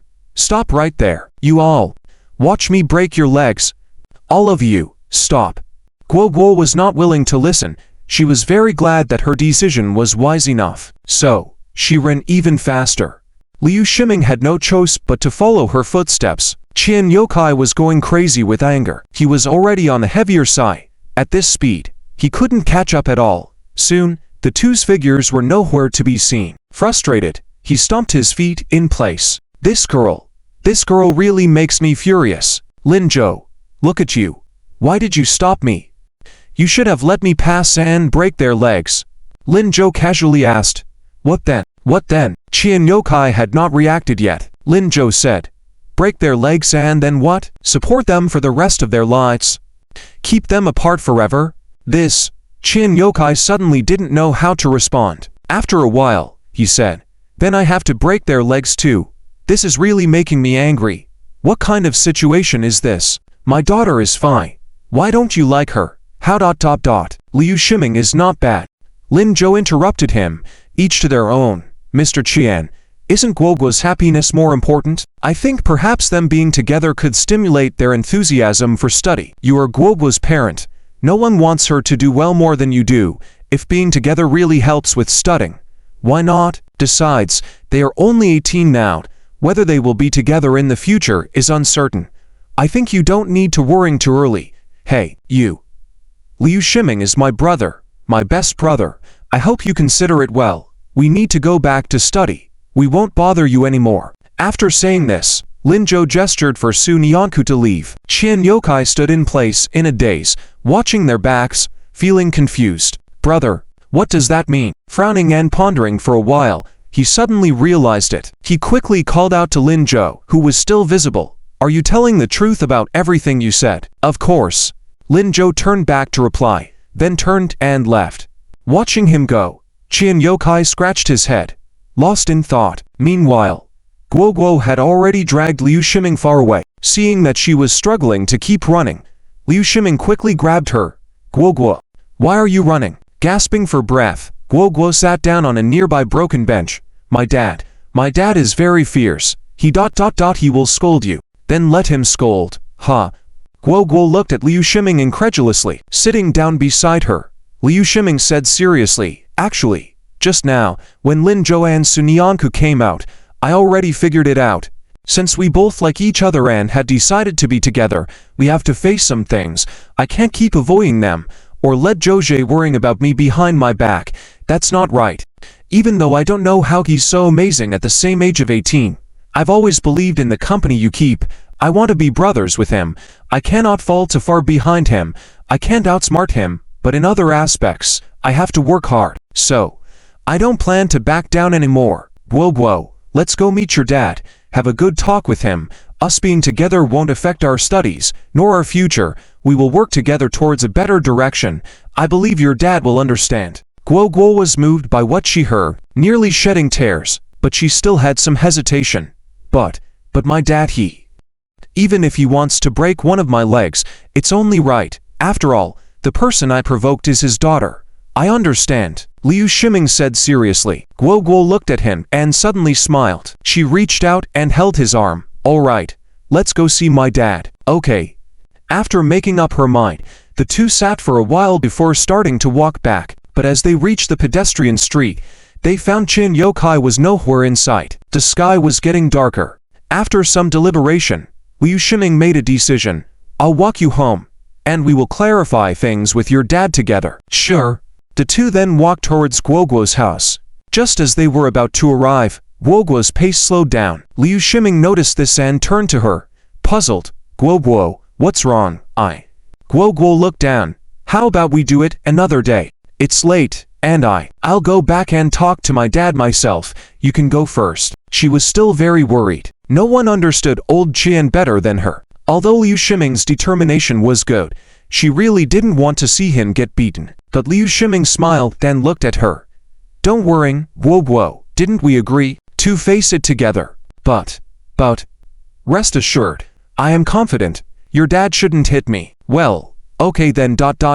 Seeing Liu Shiming's determination, Guoguo couldn't refuse. However, she slowed down her walking speed. When they arrived at the door, Guoguo was about to explain something, but she heard a cough ahead.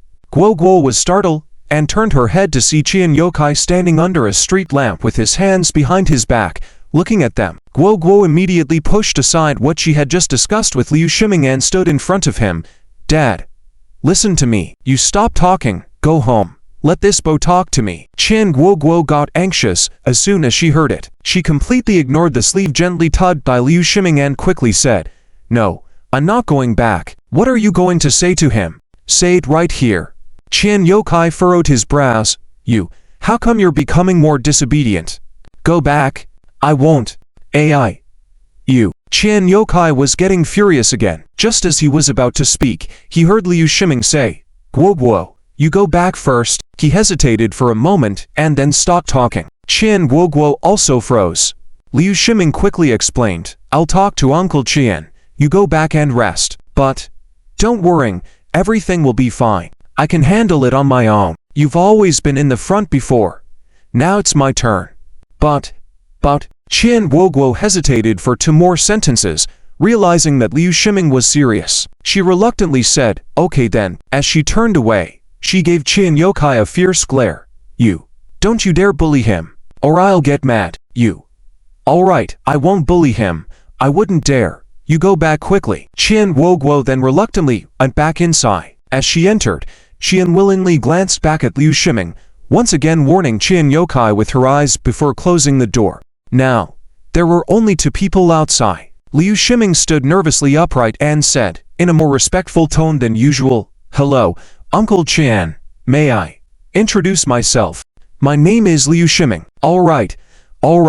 I've already had someone check your background. No need to introduce yourself. Come, let's go over there to talk." He pointed to a pavilion next to the house. Liu Shiming quickly nodded. Okay. His resolute attitude seemed as if he was about to join a party, which startled Qian Yokai. He looked at him speechlessly for a moment and then walked ahead. Liu Shiming followed quickly. They reached the pavilion, and Qian Yokai sat around the stone table. He gestured towards the seat opposite him, indicating for Liu Shiming to sit down. Liu Shiming noticed a pot of steaming water and a plate of fresh fruits on the stone table, as if they had been prepared in advance. He was a bit surprised but didn't ask anything. After sitting down properly, he earnestly said, "Uncle Qian, what would you like to talk about with me? I genuinely care about Guoguo. I really like her, and I'm willing to give her everything I have." Qian Yokai interrupted him while pouring water. Stop. Aren't these the most basic things? If you still need to say these, I feel like we don't need to sit down and talk." Liu Shiming was at a loss. He had already said everything he could think of, but it seemed Qian Yokai was not satisfied. He didn't even want to listen to him. What was the purpose of calling him over? After thinking for a while, Liu Shiming suddenly stood up, his voice more serious than before. "Uncle Qian, no matter what you say, I will not break up with Guoguo. Even if you break my legs today, I will still be with her." Qian Yokai was stunned. He finally looked out and glanced at the straight-standing young man. "What do you plan to offer her in your relationship?" "I will offer her everything. Be more practical." Liu Shiming was stumped by the question. He shook his hand, thought for a moment, and then said, "I know whatever I say now, you won't believe, because nothing exists yet. But I know. I really like her. All I'm thinking about now is simple.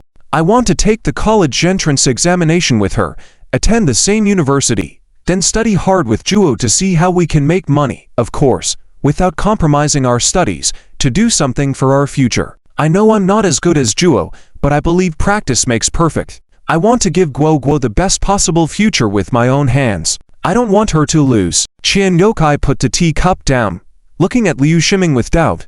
"Lose? Yes. Guoguo choosing to be with me was a big gamble from the start. I have nothing now, but I firmly believe I will have everything in the future. I want her to know that choosing me was the right decision." When he said the last sentence, Liu Shiming looked particularly determined. Qian Yokai, feeling satisfied, looked at him. He seemed to have found an answer in his heart. "All right." He stood up, handed another cup of water to Liu Shiming, and said, "Drink up." Liu Shiming took the teacup, drank it without hesitation, and said, "Thank you, Uncle Qian. You are an honest person." Qian Yokai also picked up his water cup, finished it, then patted Liu Shiming's shoulder. "Now, go back. Be careful on the way." Liu Shiming was momentarily stunned. He couldn't believe Qian Yokai's words. Go back. He thought that the conversation with Qian Yokai would be much more difficult. He even prepared himself to be beaten by him. But he said, "To go back." "What? Don't want to go. Want me to break your legs? Ah, no. No. Liu Shiming quickly shook his head, somewhat incredulously asking, so, does this mean, you agree? The night deepened. Lin Zhou and Sun Yanku walked all the way and unknowingly arrived at the school gate. As they were about to part ways, they both spoke at the same time. Little Deskmate, Lin Zhou ... You go first. You go first. Almost simultaneously, Sun Yanku lowered her head in embarrassment. Liu Shiming and Qian Guoguo, they seem to be a couple. Yes. It seems so. It's probably official by now. Aha. Sun Yanku lowered her head even more. So, they should be able to focus on the college entrance exams, right? They should be able to. Guoguo said they want to attend the same university. Yeah. I know. Then ... After a moment, Sun Yanku didn't know what to say. Perhaps influenced by Qian Guoguo and Liu Shiming, she felt particularly tense on the way. After thinking for a while, Sun Yanku looked up. That's great. Yeah. It is. What were you going to say just now? She blinked and looked at Lin Zhou. Lin Zhou smiled and tousled her hair. Deskmate, let's work hard to attend the same university. So, for the next 3 days, I know, I will work hard. I will definitely adjust my state. Good. That's great. Go back soon. Okay. Sun Yanku smiled sweetly. I'll go first. Be careful on your way. Okay. Waving goodbye, Sun Yanku happily walked towards the campus. Lin Zhou watched her receding figure and breathed a sigh of relief. Although she hadn't told him why she wasn't happy these past few days, it seemed like it wouldn't affect the college entrance exams now. Other matters could be dealt with slowly. After he couldn't see Sun Yanku's back anymore, he turned and headed home. Upon reaching home, he noticed there was no fragrance of food, as usual. The living room was cluttered with things. Lin Changzheng was earnestly writing something while hunched over the table and without looking up said, "Back already. If you're hungry, make instant noodles yourself, or you can go out to eat." Lin Zhou frowned. "Old Lin, I'm about to take the college entrance exams. How can you treat me like this? You don't even cook anymore. What are you doing? So serious?" As he approached Lin Changzheng, he noticed the list of guests. Guest list. What's this for? Are you planning? Yes. Your grandpa Qin wants your aunt Qin and me to get married soon. He's looking at dates. Probably right after your exams. He asked me to draw up a guest list quickly. So soon? Yes. Yes. I didn't expect things to go so smoothly. Ha. Xiao Zhou, I'm benefiting from your situation this time. All right, you prepare well. Don't keep Aunt Qin waiting. By that time I should be heading to university too. You two should enjoy your time as a couple. Nonsense. What about Sweetie? Sweetie's school starts early. She won't disturb you guys. Don't worry. Sigh. You should also work hard. Me? Yes. By the time you graduate from university at 22, at the legal age, hurry and marry the girl already. By the way, does the girl's family know about you? Isn't it too early? It's not even the college entrance exams yet. Should her family find out now, won't they break my legs? Just look at Suma Cheng's attitude.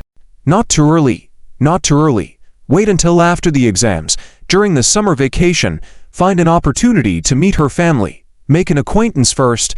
It'll make things easier in the future. When Lin Zhou heard this, he suddenly felt nervous for some reason. In his previous life, he didn't get married, so he hadn't experienced meeting the girl's family. As for meeting Suma Cheng before, he was just a child, then easy to handle. But meeting little Deskmate's grandparents, that's a bit unnerving. Seeing his hesitation, Ling Changzhen looked at him with a smile. Oh, what's wrong? Scared? You weren't like this in front of Fan Qin and Grandpa Qin. He was even more shrewd than anyone else. Lin Zhou awkwardly rubbed his nose. I don't have time to think about these things now. The exams are approaching. I'll go rest in my room. With that, he quickly opened the bedroom door and went in. Lin Changzhen shook his head with a smile. Finally seeing this kid nervous. Ha. I almost thought I had a different son. Day by day, suddenly acting like an adult. After muttering this, Lin Changzhen continued writing the list. Lin Zhou sat down in front of the computer in the bedroom without doing anything and fell into contemplation. After the college entrance exams, he would turn 18. Once he received the university admission letter, he could continue to be with little Deskmate for the next 4 years. This meant a significant change in their fate compared to their past life, perhaps due to the uncertainty of the future. Although happy, Lin Zhou occasionally felt uneasy. Can he and little Deskmate really live peacefully together and have a good life? After thinking for a while, Lin Zhou vigorously tapped his head to clear his thoughts and smiled helplessly. Lin Zhou, didn't expect you to feel scared too. But that's okay, the bridge will be crossed when we get to it. Let's focus on getting through the exams first. As for the rest, dear reader, there's more after this chapter. Please click on the next page to continue reading. It gets even more exciting. Apart from little Deskmate, he could overlook everything else.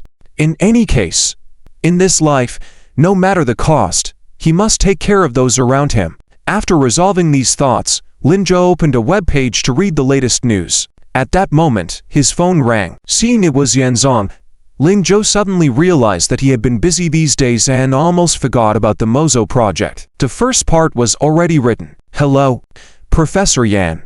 On the other end of the phone, Yanzong's voice remained gentle. Lin Zhou, how have you been recently? Oh, I'm doing fine. Just preparing for the college entrance exams. Haha, you're still preparing? Why not come to report to me directly? Lin Zhou smiled helplessly. Professor Yan, I'm afraid that's really not possible. My little Deskmate's dream isn't in your school. Ha ha ha. All right. But why doesn't she want to come to us? Aren't we good at Qingbai? Lin Zhou had also considered this question, but couldn't figure out the reason. I don't know either. Maybe she has her own thoughts. I respect her decision. Okay. I didn't call you to witness your lovey-dovey moments, haha, about the project. How's it going? Before Lin Zhou could respond, Yanzong quickly added, sorry for the inconvenience. I was planning to ask you after the exams, but on the day of your exams, we happened to have a conference about this project to report the progress and results so far. I haven't made much progress on my end, so I wanted to check with you. If there's progress, I can report it, otherwise, I might get teased by that old song. Upon hearing this, Lin Zhou frowned. Professor Song. Yes, he found the first place winner of the mathematics competition from the past 3 years, and they are all helping him. It is said that they have already written the first part of the content. But Lin Zhou, I am not pressuring you.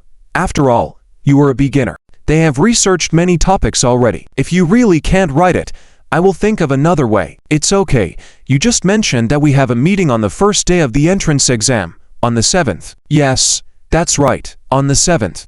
Then I will give it to you on the 6th night, and I will study again in these 2 days. Isn't that too late? The entrance exam is in 3 days. I don't need to look at the questions for the entrance exam. Trust me, my desk partner and I should be able to satisfy you by then. All right, give it your best. Thank you Ensu for taking my place. I won't call her, you take care of it. If you encounter any difficulties, remember to tell me. I will fully support you. Okay. He hung up the phone.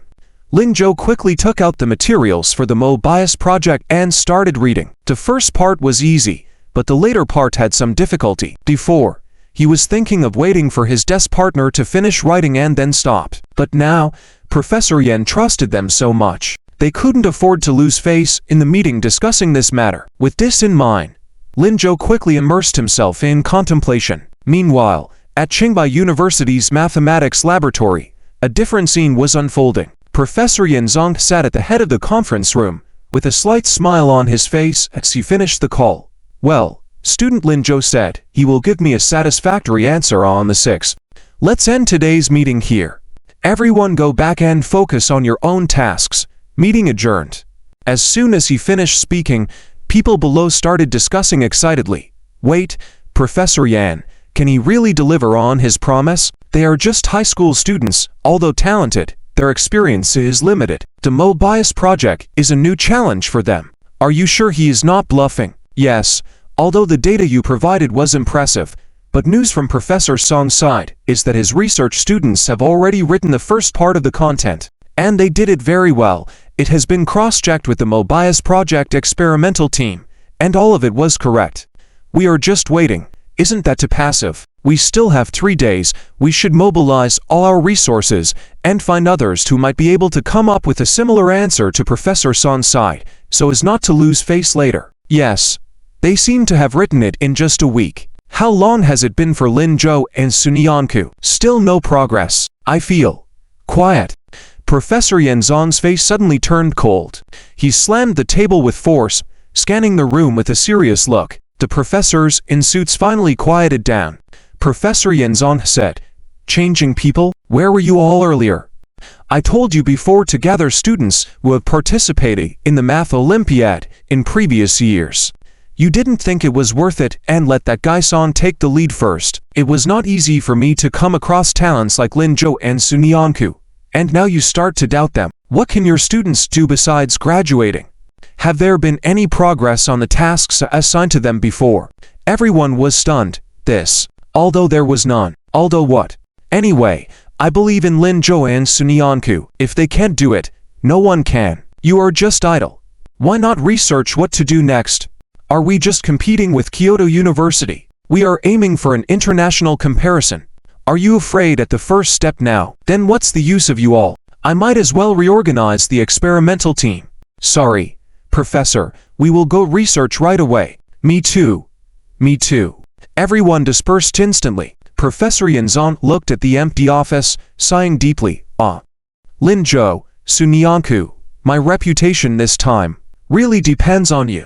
Meanwhile, at Kyoto University's office, Professor Song Qinghai looked at the data in his hands and smiled. Wonderful, wonderful, well done by the three of you. We, the experimental team of Kyoto University, have won this time. The two men and one woman standing in front of the desk smiled immediately. Thank you for your praise, Professor. This is what we should do. Yes. How can we let you lose face in front of high school kids who haven't even graduated yet? Ha ha. Naturally, you are the most capable, Professor. It seems that Director Yan will be disappointed this time too. Your students, apart from graduating, what else can they do? You all did not appreciate it before. Let that guy Song lead first. I've only encountered talents like Lin Zhou and Sun Yanku, and now you start to doubt them. What can your students do besides graduating? After the three people chatted a bit with Professor Song Qinghai, they left. Professor Song Qinghai placed the data on the table and walked to the window, smiling. Old Yan, I wonder if you will blame me this time. At dawn, Lin Zhou, with dark circles under his eyes, went to school. When he entered the classroom, Sun Yanku, who was about to talk to him, saw his appearance and smiled. Lin Zhou, what's wrong with you? Didn't you sleep yet? Not much sleep. Desk partner, I was about to talk to you about the Mobius project. I was about to discuss that too. Huh, you too? Yes, I came back early yesterday, did some research, finished writing the answer to the first part, and had some clues about the second part. I think we should discuss it together. Upon hearing this, Lin Zhou smiled. Desk partner, sometimes I even wonder if you are the one who has been reborn. Your intelligence is terrifying. Professor Yan provided too little information. He stayed up all night just to get some clues. Huh, what? Nothing, but before we discuss, desk partner, we had a bet before. Whoever writes it first, the other agrees to a condition. Why didn't you tell me when you wrote it so early? Could it be that she also thought like him, waiting for the other to write it first? Sun Yanku was a bit embarrassed, but she quickly came up with a reason. Let's just call it a tie. How about that? That won't do. Lin Zhou directly refused, then quickly took the data from Sun Yanku's hand, glanced at it roughly, and started improvising.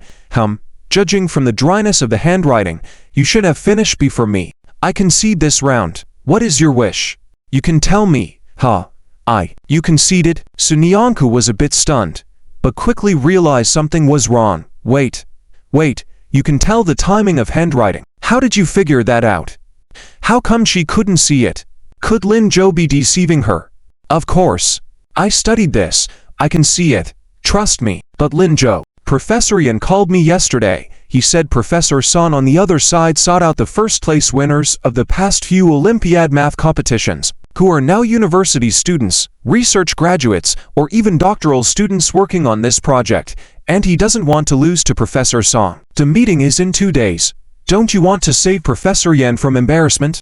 Our time is precious right now. Is the handwriting issue really that important?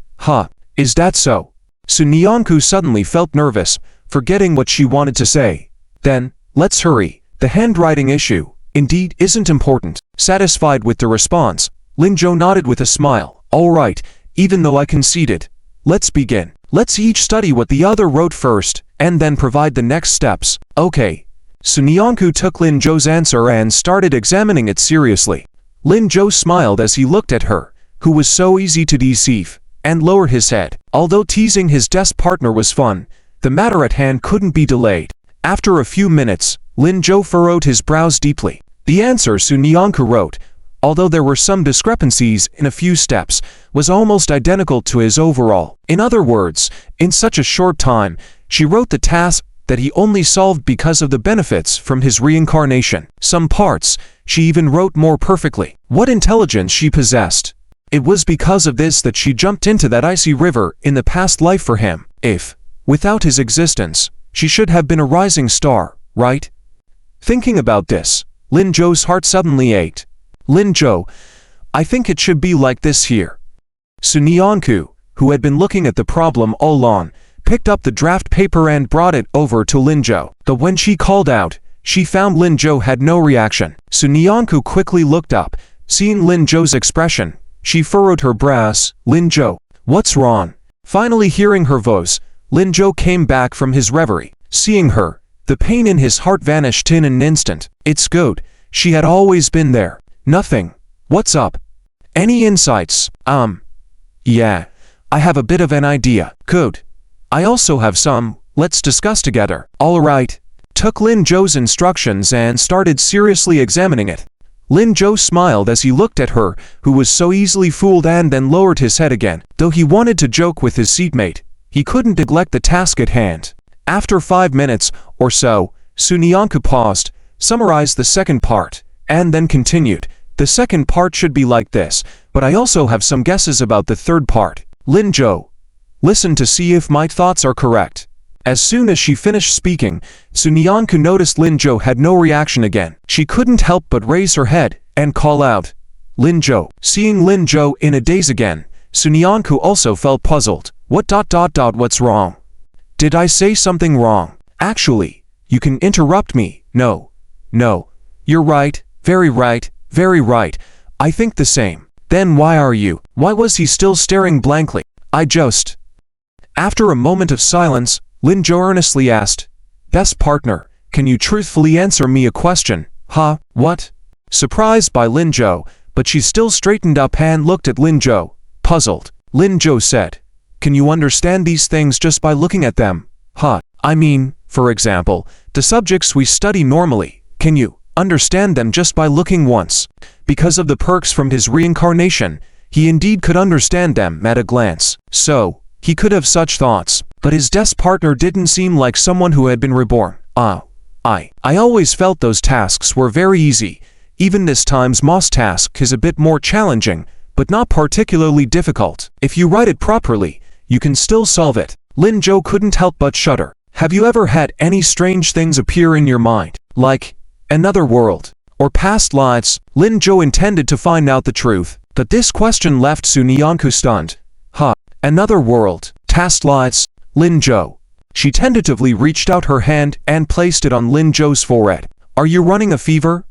Or maybe you've been tired these days and not sleeping well.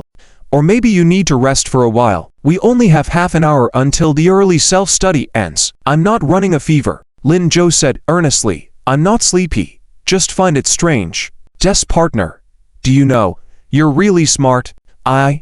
Hearing this, Su Nyanku instantly felt embarrassed and lowered her head. Well, I'm not particularly smart. You don't have to praise me like that. You're the truly smart one. Seeing her reaction, Lin Zhou realized she wasn't lying. She genuinely wasn't aware she was smarter than most people. He chuckled and ruffled her hair. All right, let's continue. How about the third part? Su Nyanku bit her lip and began cautiously explaining her understanding of the third part. In the end, she summarized, but the third part is more challenging. I think we can only write up to the second part before the final exams. The third part might. It's okay, I'll write the second part. You focus on the third part. It'll be more efficient this way. Your interpretation of the second part matches mine, so I should be able to write it. As for the third part, I also have some ideas. Let's merge them together and you write it. Is that okay? No problem. Trust me, Professor Yen probably would prefer us to write more. Okay. Let's do that then. They quickly reached an agreement, and, after 20 minutes of discussion, they each took out their draft papers and started writing seriously. June 5th. The countdown on the blackboard changed to 2. After finishing the morning classes, John Shuki notified the first and second-year students to start their holiday early. They needed to prepare the exam hall for the college entrance exam. Due to time constraints, the senior students had to attend half a day more of classes. At 4 o'clock in the afternoon, John Shuki called all the senior students to the playground for a solemn mobilization assembly for the college entrance exam. Unlike the chaotic scenes in the past, this meeting was different. The 30 senior classes stood in perfect order, with no one causing trouble. They clenched their fists tightly, as if struggling for their future. John Shuki earnestly spoke for 50 minutes, repeating all the preparations needed for the exam and explaining the exam rules multiple times, afraid the students might forget. Strangely, this time, no one felt annoyed. They even felt like he hadn't spoken enough. In the end, John Shuki cleared his throat and made his final remarks. "All right, the time I've spent with you is almost over. Tomorrow we'll visit the exam hall. The day after tomorrow is the exam. After that, it will be your own lives. You all must work hard." After saying this, his voice sounded somewhat melancholic. This caused the students below to choke up, with someone crying first. Then, the whole atmosphere became very heavy. The girls lowered their heads, tears streaming down their cheeks.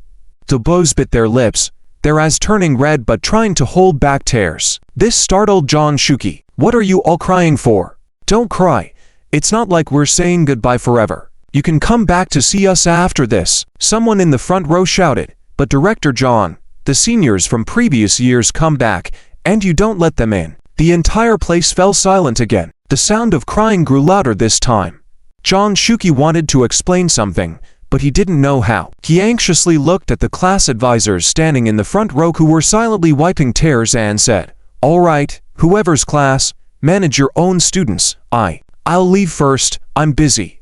With that, he didn't give the advisors a chance to respond and quickly fled the scene. No one saw that as he turned away, he also wiped away tears. The class advisors suddenly felt a huge pressure. Although they face such scenes every year, it still felt heart-wrenching. Even Liu Qingyan stood in front of class for a while before taking a deep breath and saying, "Students, we..." Before she could continue, she was close to tears. Seeing this, Lin Zhou sighing, patted Liu Shiming beside him, and whispered a few words. Liu Shiming looked puzzled. Is this okay? Just try it. I think it'll work." "All right then."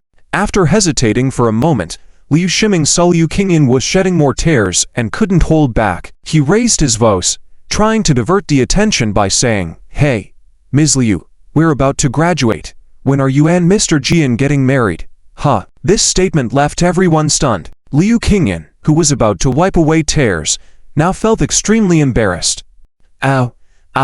She stammered. Seeing this situation, the students were instantly distracted. "Wow, it seems they are really getting married soon, right? Good news, Ms. Liu.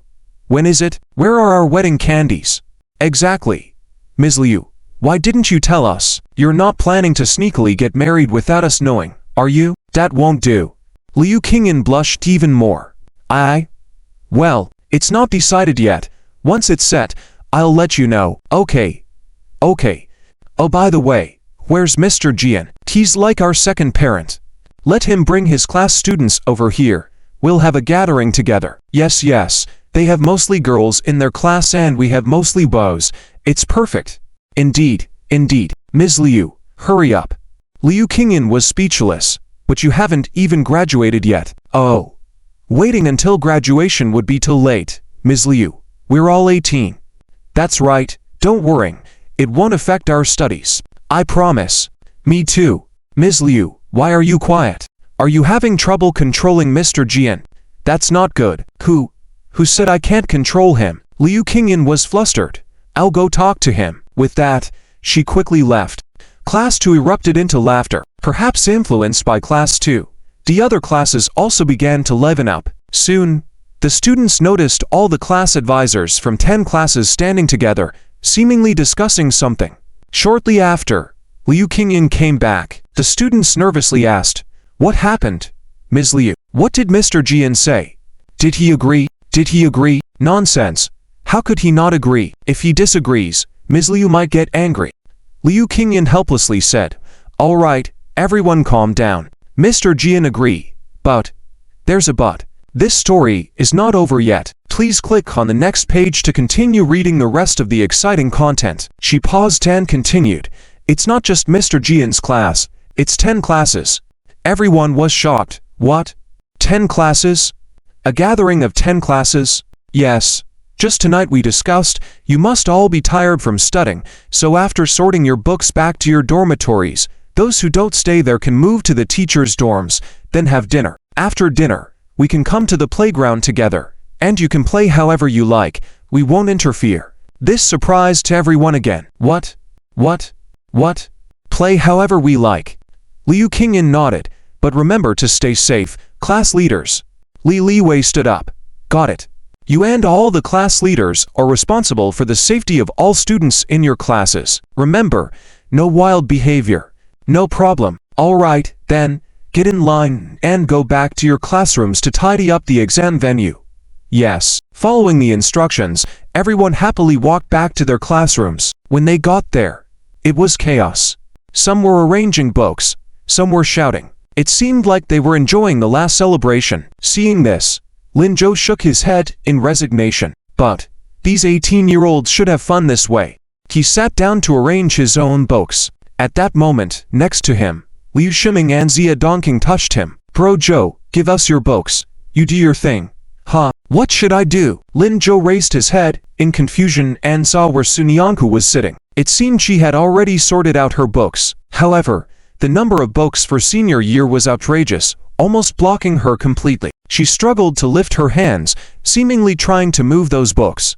But because they were too heavy, the books didn't budge. Lin Zhou understood the intention of Liu Shiming and Zia Dongqing instantly. He reached out his hand with a smile. Classmate, let me help. Ah, no need. No need. Sun Yanku instinctively wanted to refuse. But before she could say anything, Lin Zhou had already picked up her books and was walking out of the classroom. As they walked, he reminded her, let's go. What are you daydreaming about? Sun Yanku wanted to say something, but it was too late. She could only silently follow along and quickly took half of the books from Lin Zhou's hands, saying, I'll take these, you take the rest. Lin Zhou had no choice but to agree. Okay. As they exited the teaching building, Sun Yanku suddenly felt that something was not right. In her confusion, she suddenly noticed that the students coming and going around them seemed to be looking at them, especially the girls, who were pointing and whispering. Wow, isn't that Lin Zhou? Yes, who else can be so handsome? He's really good looking. But who is he carrying books for? Why does it look like he's walking towards the girls' dormitory? No way. Does Lin the genius still need to carry books for someone? Who's the lucky one?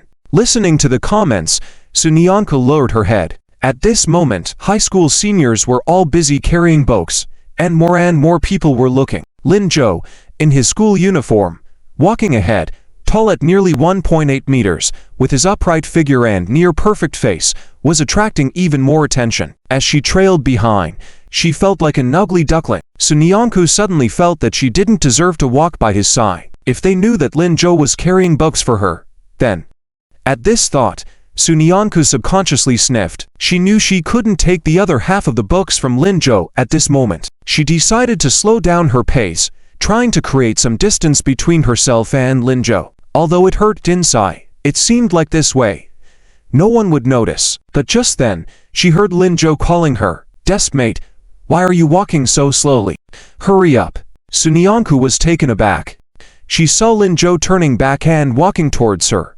When he reached her side, he stopped. Can't carry anymore. Want me to take that part too? In that moment, Sun Yanku heard gasps around her. Deskmate, is Lin Zhou really carrying books for this girl? But how?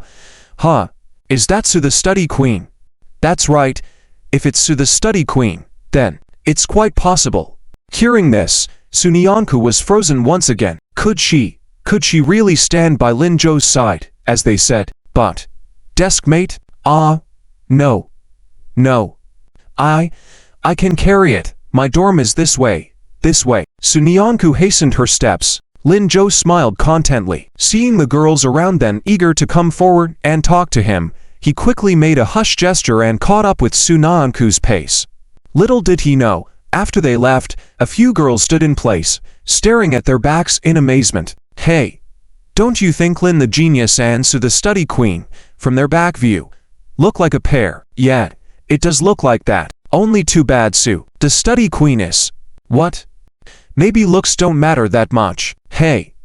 Who are you referring to? How could Lin Zhou be a pair with that ugly girl? Suddenly, an angry voice pierced through the air behind them. The girls turned to see Yun Ruoxi in a light yellow dress standing there furiously. Beside her was a boy who had helped her carry the books. He had almost all the books in his arms, while Yun Ruoxi, hands empty, stood tall like a princess. This scene was completely different from the one with Lin Zhou and Su Nianku just now. The girls frowned immediately, but Yun Ruoxi wouldn't let it go. Lin Zhou can only be mine. His taste can't be that bad. What are you all talking about here? The girls furrowed their brows even more. One of them couldn't resist and said directly, only yours. Just because you look a bit prettier, you think you're something special? Lin Zhou must be blind if he likes you. Yun Ruoxi was furious. You are.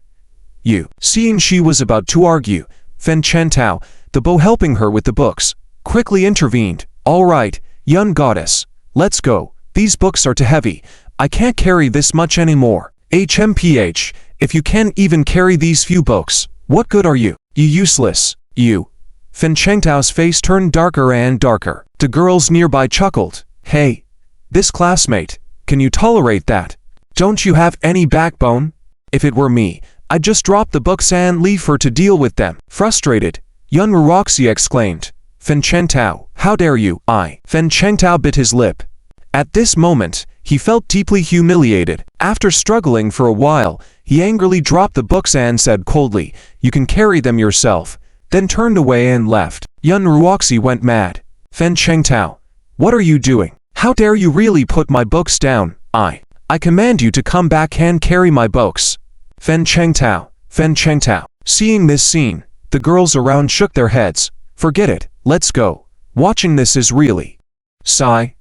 No wonder Lin Zhou doesn't like her anymore. Exactly.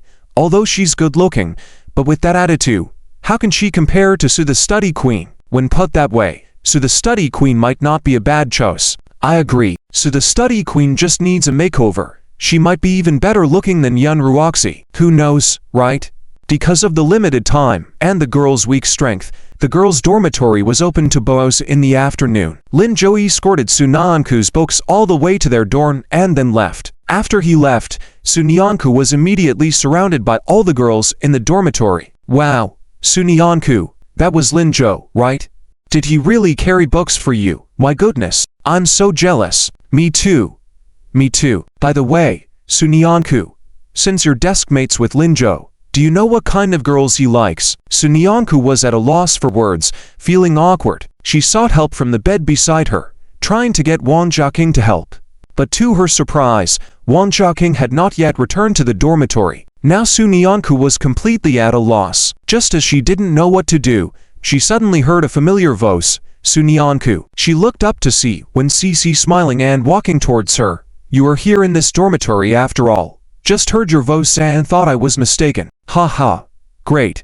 I have something to talk to you about. The girls in the dormitory finally let her go. Su Nianku gratefully glanced at Wen Cici, saying, thank you. Oh, it's nothing. Wen Cici said, as she led Su Nianku out, I wanted to tell you that the discipline for Ling Fai and the others over at Urshan has been decided. Punishment? Su Nianku raised her head, looking puzzled at Wensi. Wensi nodded.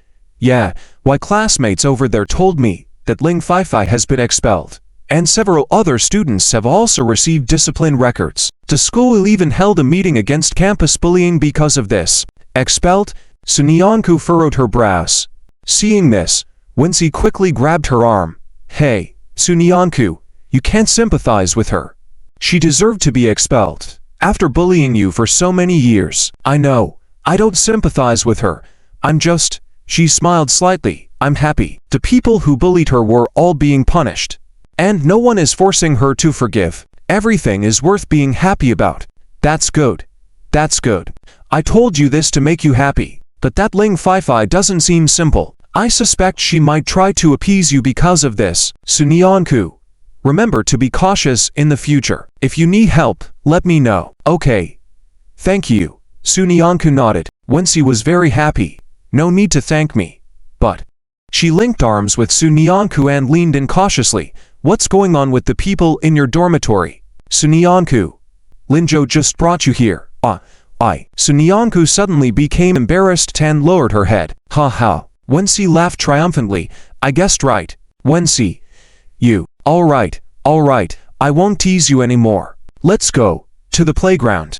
Many classmates have already gone. I heard that the class monitors are discussing how to start the gathering in various forms over there.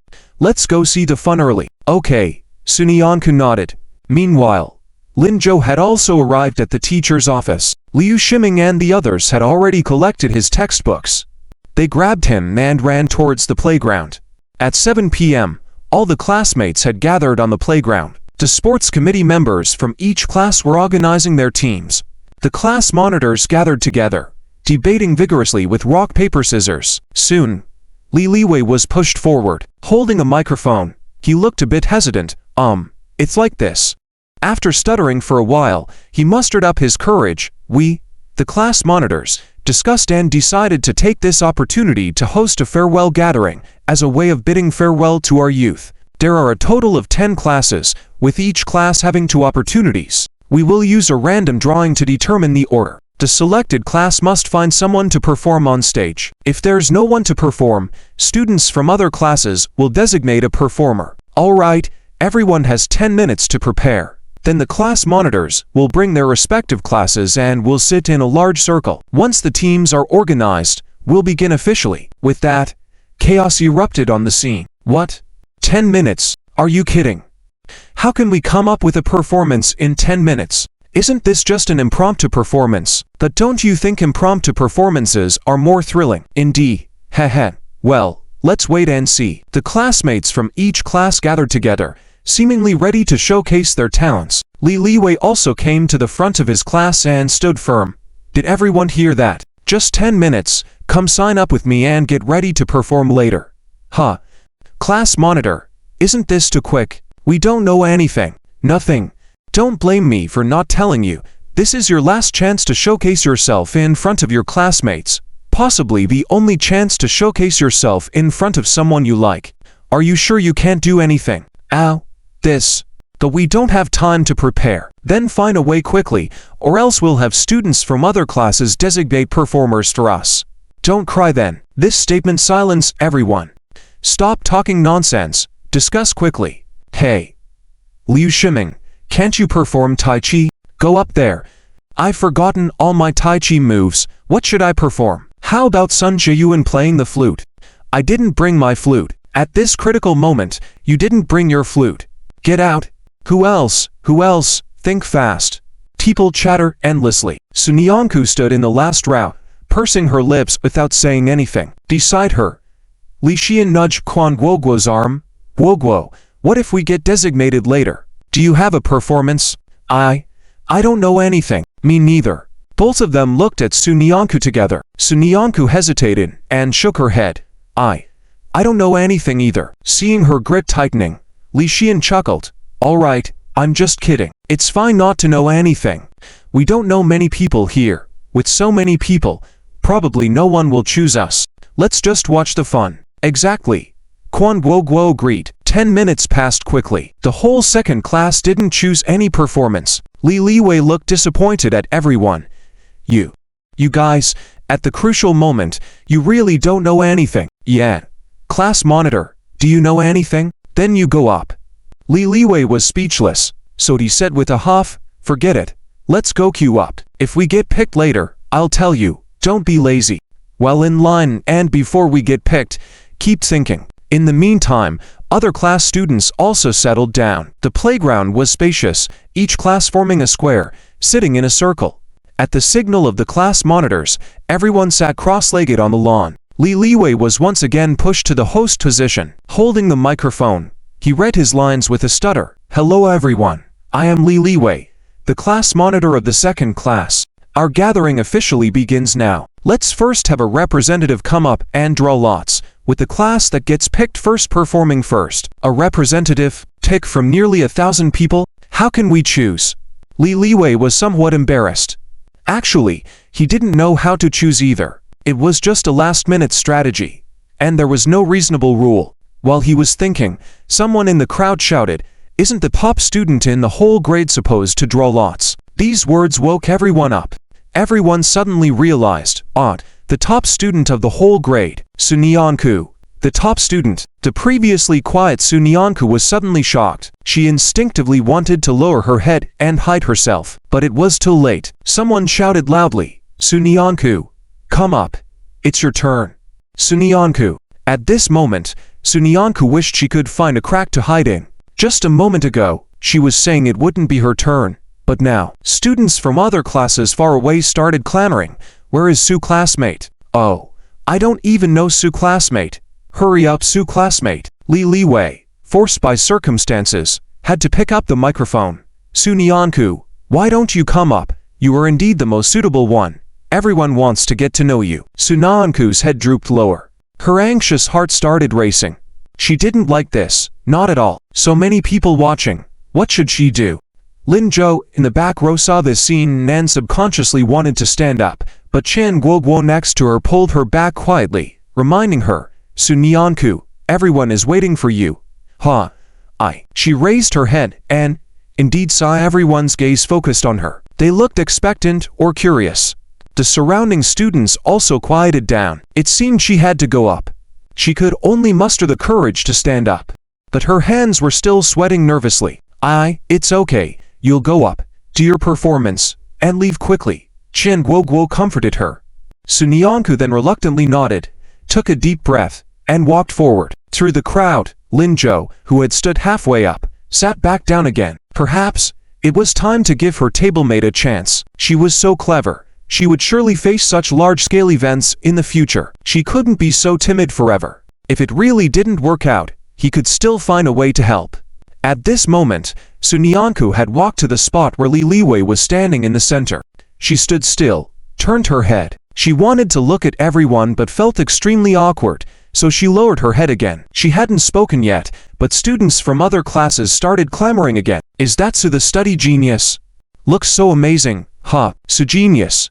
How about introducing yourself? Share with us how you study so well. What are your thoughts on this year's college entrance exam? Do you have any predictions? Can you share with us?" Sunyanku, who was already nervous, felt even more uncomfortable upon hearing this. Fortunately, Li Liwei sensed her awkwardness. He picked up the microphone and said to everyone, "Sunyanku is so good at studying. Why would she need predictions? What question can she not answer?" Everyone was surprised. "That makes sense. Yes, indeed. If I were her, I wouldn't need predictions either." This, Li Liwei continued. "As for the self-introduction, don't you already know her resume? The school promotes it every day. The time for tonight's event is limited. Let her draw lots quickly, and then perform. Or else, people won't enjoy it later. It won't be good." "Makes sense. Let her draw quickly. Don't waste time. Hurry up." Sunyanku looked gratefully at Li Liwei. How do I draw?" Class leaders from other classes quickly brought out a makeshift lottery barrel. Li Liwei explained, "All classes are in this barrel. Whichever class you draw will perform first." Sunyanku nodded carefully and cautiously raised her hand. She reached into the lottery barrel. In no time, she pulled out a piece of paper and handed it to Li Liwei. Having done that, she let out a long sigh of relief. Almost there. After the class leader finished reading the content she drew, she could go down. Thinking that, she heard Li Liwei say, "Thank you, Sunyanku. Let's see which class will perform first." Li Liwei opened a slip of paper. The next moment, he froze. Sunyanku also froze. She looked at Li Liwei in confusion. The classmates became even more puzzled upon witnessing this. Why did he stop reading? "Come on, Li class leader. Didn't you say not to waste time?" "Oh yes, right. What's the first one?" Wiping his sweat in dismay, he finally said, "It's class 2. Class 2? That's your class, isn't it? Didn't expect your class to be the first lucky one. Li class leader, come on, show us your performance." "Yes, come on, we can't wait." Li Liwei looked embarrassedly at his class and signaled to the other class leaders. But after signaling for a while, they all shook their heads. Li Liwei knew they still hadn't prepared a performance. He reluctantly picked up the microphone again. Sorry everyone. Our class's performance isn't ready yet. How about we move on to the next class? Give our class some time to prepare. Let's Sugenius draw again. Can we do that? Everyone was puzzled. However, the class leaders disagreed. No, we haven't discussed it in our class either. What if we draw our class next? That's right, our class just started planning as well. Lin Zhou had been watching Su Nianku for quite a while. Since she approached Li Liwei, he could feel her nervousness. He had thought she would come down after the draw. It was supposed to be a brave breakthrough. But he didn't expect the situation to turn out like this. So, he stood up. Because of his words, everyone around looked at him. Over the past few months, Lin Zhou's good looks had spread throughout the entire school. Soon, everyone recognized him. The girls' eyes turned into stars. Lin Zhou. Oh, right, we have a handsome school god at our school too. Is the school god volunteering to perform? Lin Zhou did not hesitate. He walked quickly towards the crowd.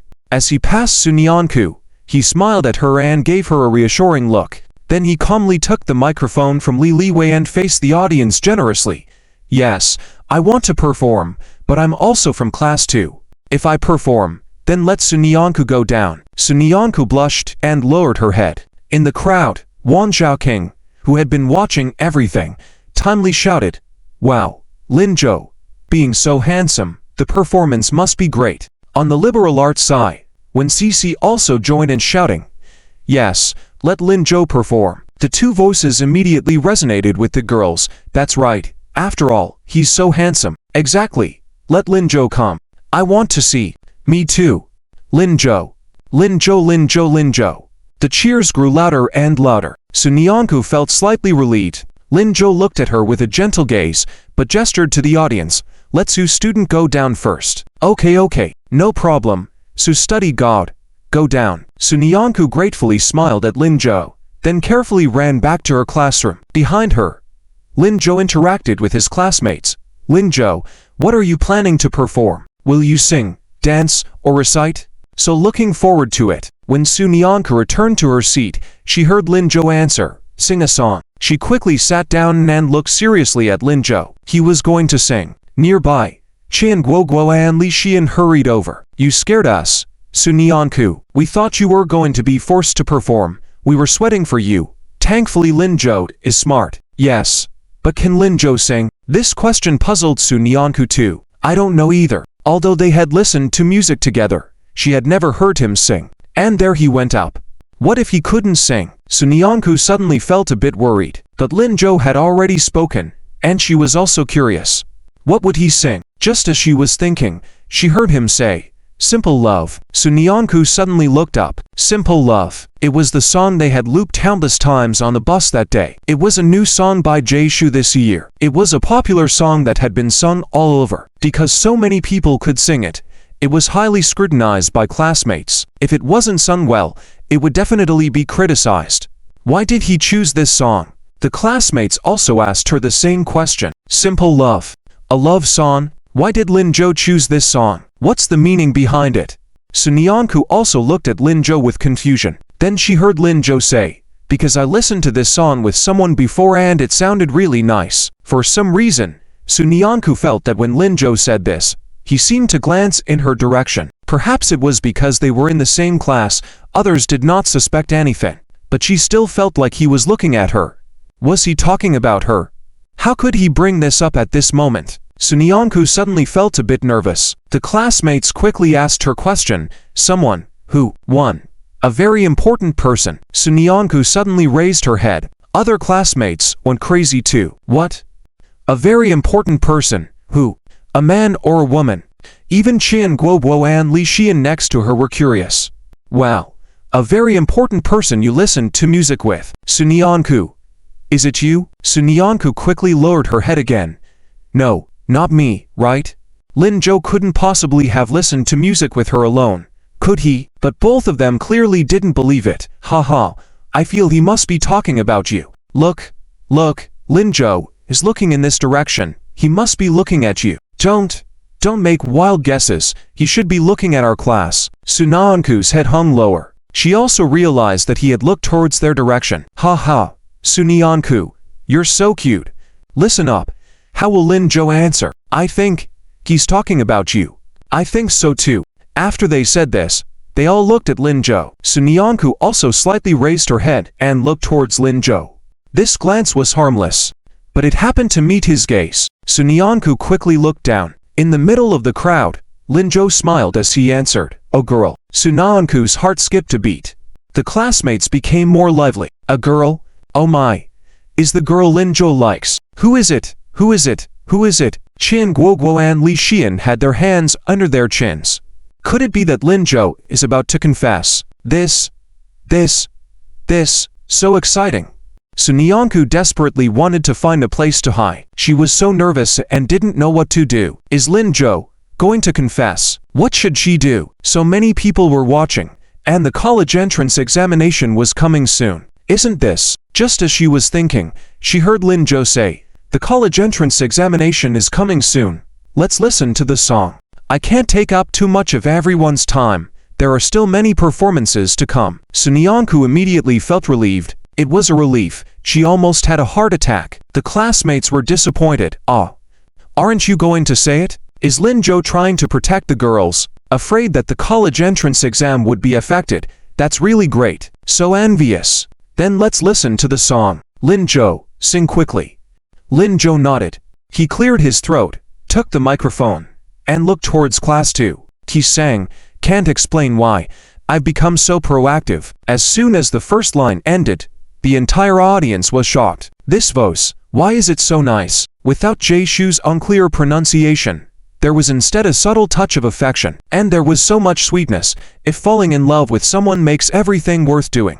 When the second line ended, the students suddenly felt like they were being carried away by the voice. At that moment, they saw love. They saw first love. They saw the person they wanted to confess to deep down inside. If only they could. They really wanted to do everything for him, her. But in the blink of an eye, high school graduation was approaching. Their youth seemed to be ending. Could the story continue? Sunyanku stared at Lin Jo, in daze. She didn't expect Lin Jo to sing so well. How could he be so talented? Sunyanku couldn't help but smile. Because of him, the restless students all quieted down. When the song ended, they hadn't reacted yet. It wasn't until Lin Jo said, "Okay, Lee squad leader, why don't you let me draw for Su classmate for the next lucky draw as well, to save the trouble for the students sitting next to me." She seemed to dislike it very much. Okay, sure. Before Li Liwei could react, he immediately nodded. Then he handed over the drawing props.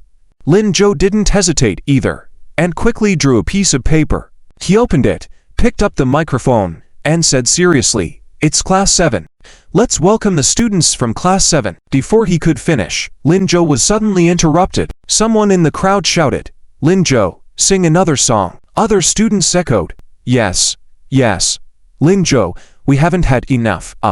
Lin Jo was a bit stunned. Seeing the enthusiasm below the stage, he could only say, "Okay, but this is our third class's second performance opportunity. Next is considered the second time, right?" Okay. The students immediately agreed. "What song do you want to hear?" Everyone fell silent. They didn't know what they wanted to hear. They just felt that listening to Lin Jo sing was an enjoyment. "Lin Jo, what else can you sing? Just choose a song you're good at." After thinking for a moment, Lin Jo nodded. "Okay, since we will be going into battle the day after tomorrow, let me give you all a song. Red Sun." "Okay, Red Sun?" Everyone was shocked. This was a passionate Cantonese song, completely different from the previous simple love style. Could he handle such a drastic change? After a moment of silence, Lin Jo thought and then said, "As we turn 18, everything is coming to an end. I hope that in the future, everyone can live their lives as they wish." After saying this, he signaled the classmate beside him, who was helping adjust the music, to start playing. The music started, and Lin Jo picked up the microphone. Soon, a passionate voice rang out, "Even if fate is tumultuous, even if fate is full of twists and turns, even if fate is threatening and life is boring, don't shed tears, don't be heartbroken, and most importantly, don't give up on me. I hope to accompany you forever." This voice startled everyone. It was completely different from the previous tenderness. Lin Zhou's voice was full of passion, perfectly blending with the atmosphere of the song. Those students who had been reminiscing about their youth and were afraid of the upcoming exam suddenly felt full of strength. Unconsciously, they started singing along with Lin Zhou. At a certain year, the young me fell and cried numerous times in the pouring rain at night. In my life full of twists and turns, I must also persevere. Since when have you accompanied me and warmly applauded me, like the fire of the red sun? I'm truly willing to accompany you through thousands of mountains. Let the evening breeze blow gently, carrying the fragrance of serene flowers, as if blessing you and me. Each person seemed to find themselves in the song. They had started their 12-year-long journey of education from childhood, carrying their small school bags into school. They had progressed forward and grown from unknowing children to 18-year-old young men, from ignorance to passion. They had their doubts and fears along the way, but they never thought of giving up midway. From childhood's ignorance to teenage playfulness, from youthful ignorance to the awakening of first love. Soon, there would be an outcome. How could they not feel nervous? In the last week, they were consumed by confusion, but at this moment, they seemed to find the motivation. They found the courage to continue. As long as they worked hard, there should be rewards, right? After all, even if fate is tumultuous, I must persevere and traverse it. As the song ended, the venue fell silent once again. Even Lin Zhou seemed to be affected, reluctant to end the performance. Although he had lived a life before, this was his first time experiencing the college entrance exam. The turning points he hadn't experienced in his previous life were now lying in front of him, just like they were for the students. At this moment, he even felt that he was just recently 18. No longer lifeless, no longer lost and confused. He was just like them, impulsive, willful, full of passion for the future. Time seemed to pass, and applause began from the back of the crowd. The students came to their senses and saw Zhang Shuqi and several head teachers walking towards them with tears of excitement in their eyes. Applauding with Zhou, Zhang Shuqi said, "Great, wonderful, fantastic. Students, you should also never give up like this song. Everyone has their path to walk, but they all lead to the same destination. As long as you persist, I believe you will all shine brightly." The teachers must think so too, right? Several teachers immediately nodded. Yes, yes, the teachers believe in you. You will all be able to achieve good results the day after tomorrow. Seeing the teachers, the students also snapped back to reality. Yes, yes, we will definitely achieve good results. I also believe in myself. That some students began to feel anxious. Teachers, will you be there when we take the exam? Of course, we'll be there. We will accompany you throughout the college entrance exam. If any problems arise during the exam, you can come to us. We will help you solve them. We are your strongest support. As long as you do well in the exam, we are willing to do anything for you. The students were filled with excitement. One of them couldn't help but shed tears quietly. Ah, it's so touching. I will definitely work hard. I can't let the teachers down. Seeing this scene, Zhang Shuqi suddenly felt flustered. Oh, why are you crying? What's wrong with all of you? If we had known, we would have come out earlier. Look at this. What should we do now? Lin Zhou also pondered for a moment. Instantly, he had an idea. He picked up the microphone and looked at Zhang Shuqi. Principal Zhang, if we do well in the exam, are you really willing to do anything? Without hesitation, Zhang Shuqi replied, of course. However, as he spoke, he suddenly felt that something was off. How could Lin Zhou suddenly ask this? Just as he was puzzled, he heard Lin Zhou say, "Okay, if we do well, can you all wear kipaos together?" Zhang Shuqi was momentarily stunned but quickly responded, "Yes, yes, of course we can. I will inform the female teachers to wear kipaos to send off the students for the exam." Lin Zhou smiled. "No, I mean, can the male teachers wear them too?" Huh. Zhang Shuqi was dumbfounded. The male teachers were also taken aback. What? We should wear them too. The students seemed to be stirred up by Lin Zhou's words. They had forgotten about crying and now looked at Lin Zhou with curiosity. They couldn't believe their eyes. Are the male teachers going to wear kipaos too? In the second row, Sunyanku couldn't help but laugh. Chan Guoguo added, "Is Lin Zhou out of his mind? How can the male teachers wear kipaos? Did he misspeak?"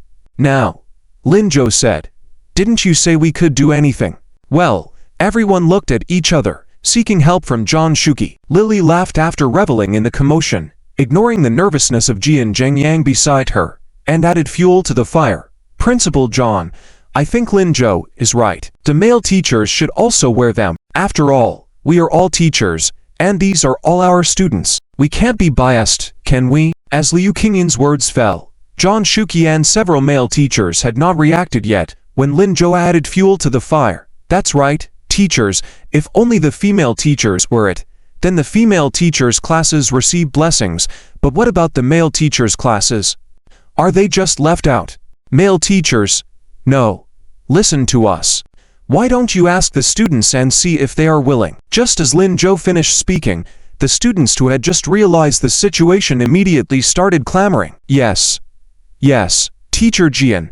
All the teachers in our class are male. I also want to have a victorious start. Exactly. Zhao teacher, in our class too, you wouldn't want us to perform poorly, would you? And us. Teacher Wan, we are your favorite students. With this big hat being put on them, the male teachers were immediately dumbfounded. They looked at each other, unsure of what to do. Jian Zhengyang even tugged at Liu Qingyan's clothes, hoping she could help him by speaking out. However, Liu Qingyan pretended not to see and even smiled before stomping her foot to the side. Jian Zhengyang was bewildered. Realizing they couldn't avoid it, the male teachers made up their minds. Almost gritting their teeth, they shouted, "Fine. We'll wear it. As long as you do well on the exam, we'll wear anything." Oh yeah. That's great. So excited. This is awesome.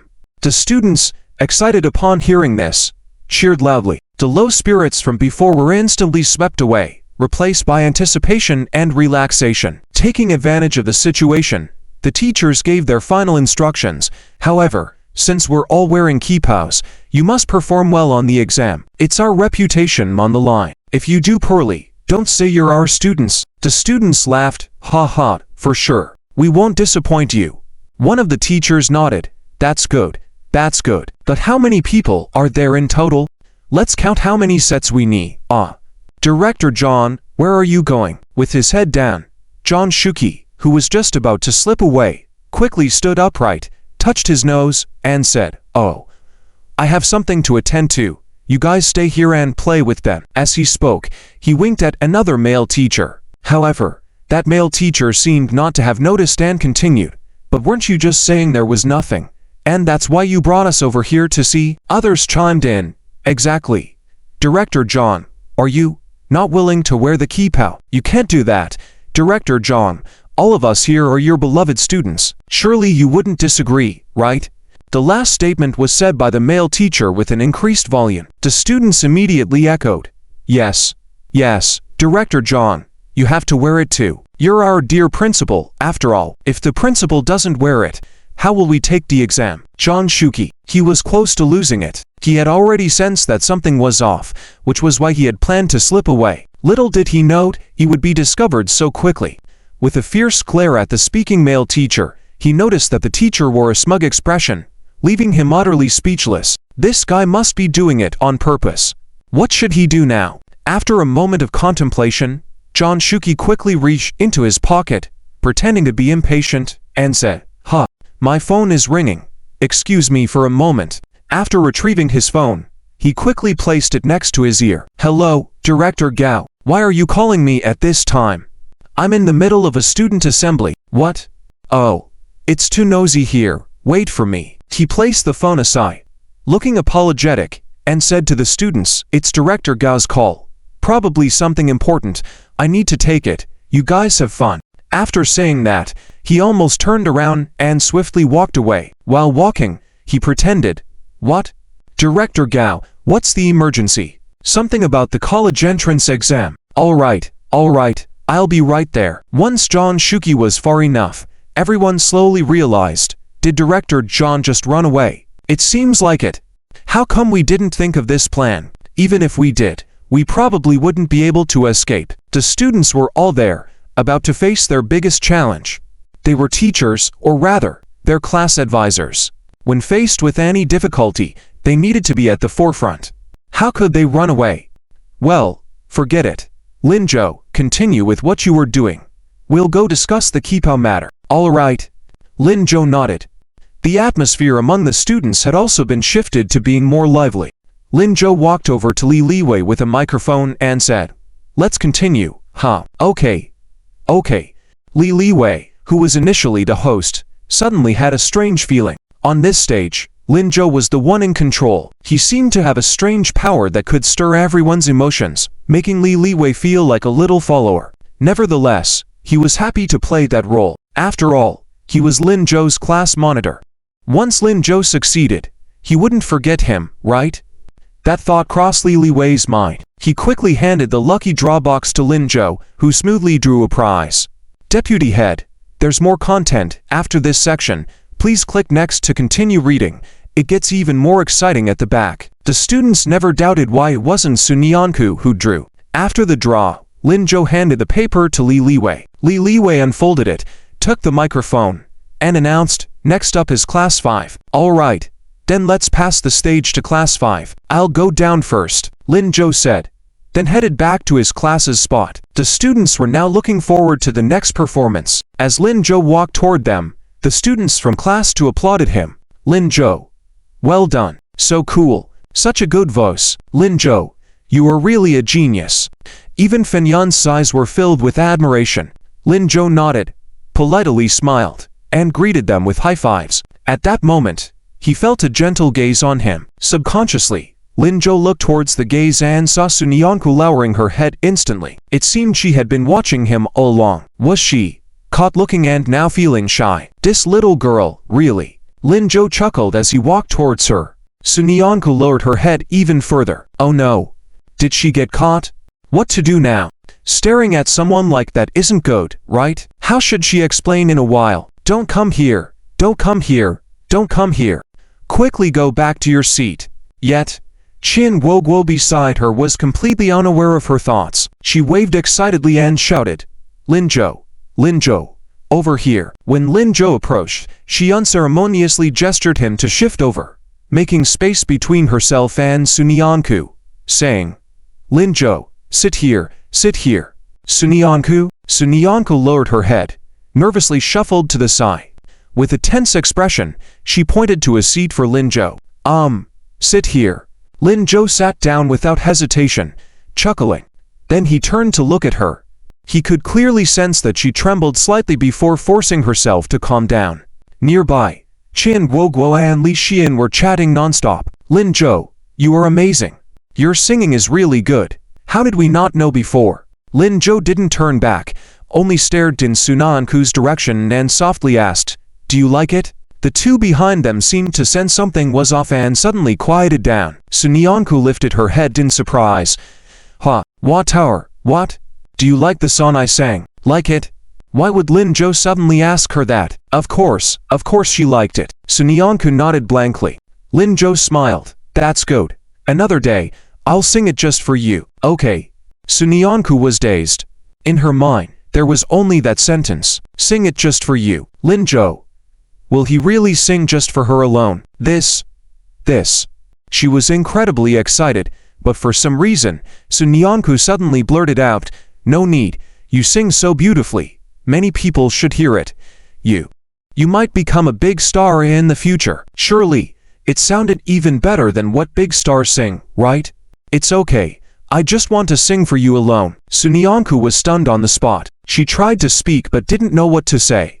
Her mind once again went blank. She stared dumbfoundedly at Lin Zhou, eyes forgetting to blink. Her face, blushing like a ripe apple. Lin Zhou couldn't resist, raised his hand as if to pinch her. Just then, in the middle of the crowd, the performers from Class 5 suddenly began to sing. The river flows eastward. This loud shout instantly brought Sun Yanku back to reality. She suddenly turned her head nervously. It's starting. Let's listen. This person, he sings quite well too. Lin Zhou's hand fell empty. He could only glance mournfully at the stage's center. Okay. Sun Yanku finally breathed a sigh of relief. Thankfully, she reacted quickly just now. Otherwise, she would have been. The performance in the center continued. As the song finished, he started selecting the next class to perform. Over the next 2 hours, each class performed their acts. Recitations, songs, wrestling, crosstalk. Even someone performed ventriloquism. The students enthusiastically supported, bursting with laughter one moment and teary-eyed the next. Until the end, with the students cheering, The class presidents from all 10 classes were compelled to perform together. After deliberation, they decided to sing Friends. As the first note fell, the whole venue fell silent. By the third line, someone softly began to sing along. It started off quietly, but gradually grew louder. Throughout the entire field, voices echoed through the sky, one after the other, laden with emotions. Friends walk together in life. Those days will never return. After this performance, those days truly would never return. Adolescence spanning an entire youth must face parting eventually. At some point, gentle rain began to fall from the sky, yet nobody left. As the song concluded, Li Wei picked up the mic again. "All right, let's end it here for today. Everyone, go back and pack up. Tomorrow morning we'll go see the exam venue. It's the final day. The day after tomorrow we go into battle together. All right, into battle. Charge with vigor. This time, we must win. Absolutely win. Nobody is allowed to act like a coward and run. Yes, not a single one can escape. Then, we're dismissed. Each class, bring your equipment back." Putting down the microphone, the class presidents forlornly packed up the gear. The sports committee began organizing the teams. Each class stood up, walking back to the campus one after the other. All the formation lines were exceptionally quiet, devoid of their usual clamor. It seemed like they were all preparing for the impending farewell. Seeing this scene, Sunyanku felt a pang in her heart. She had spent 2.5 years at second high school and never experienced such emotions. Reluctance. Yes, reluctance. In 3 months, she seemed to have melded seamlessly with this class. How could she bear to leave these lovely classmates? Looking up, Sunyanku, not knowing why, turned to Linzhou. "Linzhou, HM?" Linzhou lowered his head to look at her. Sunyanku's voice was heavy. "After we graduate, do we still have a chance to meet?" Linzhou fell silent for a while before saying, "Actually, whether we meet or not isn't as important." Why? Even though they were such good friends, was it really alright not to meet? Because in the future, everyone will have their own lives, including us. People lose things their whole life. Now is just a warm-up. There will only be more ahead. What we need to learn is to cherish those around us. Cherish this moment. Cherish what we have now, rather than worrying about the future. If it's fate, we'll meet again. Listening to his words, Sunyanku smiled. "You're right, then let's cherish the present." "Yes." "Linzhou, go for it." "Sunyanku, go for it."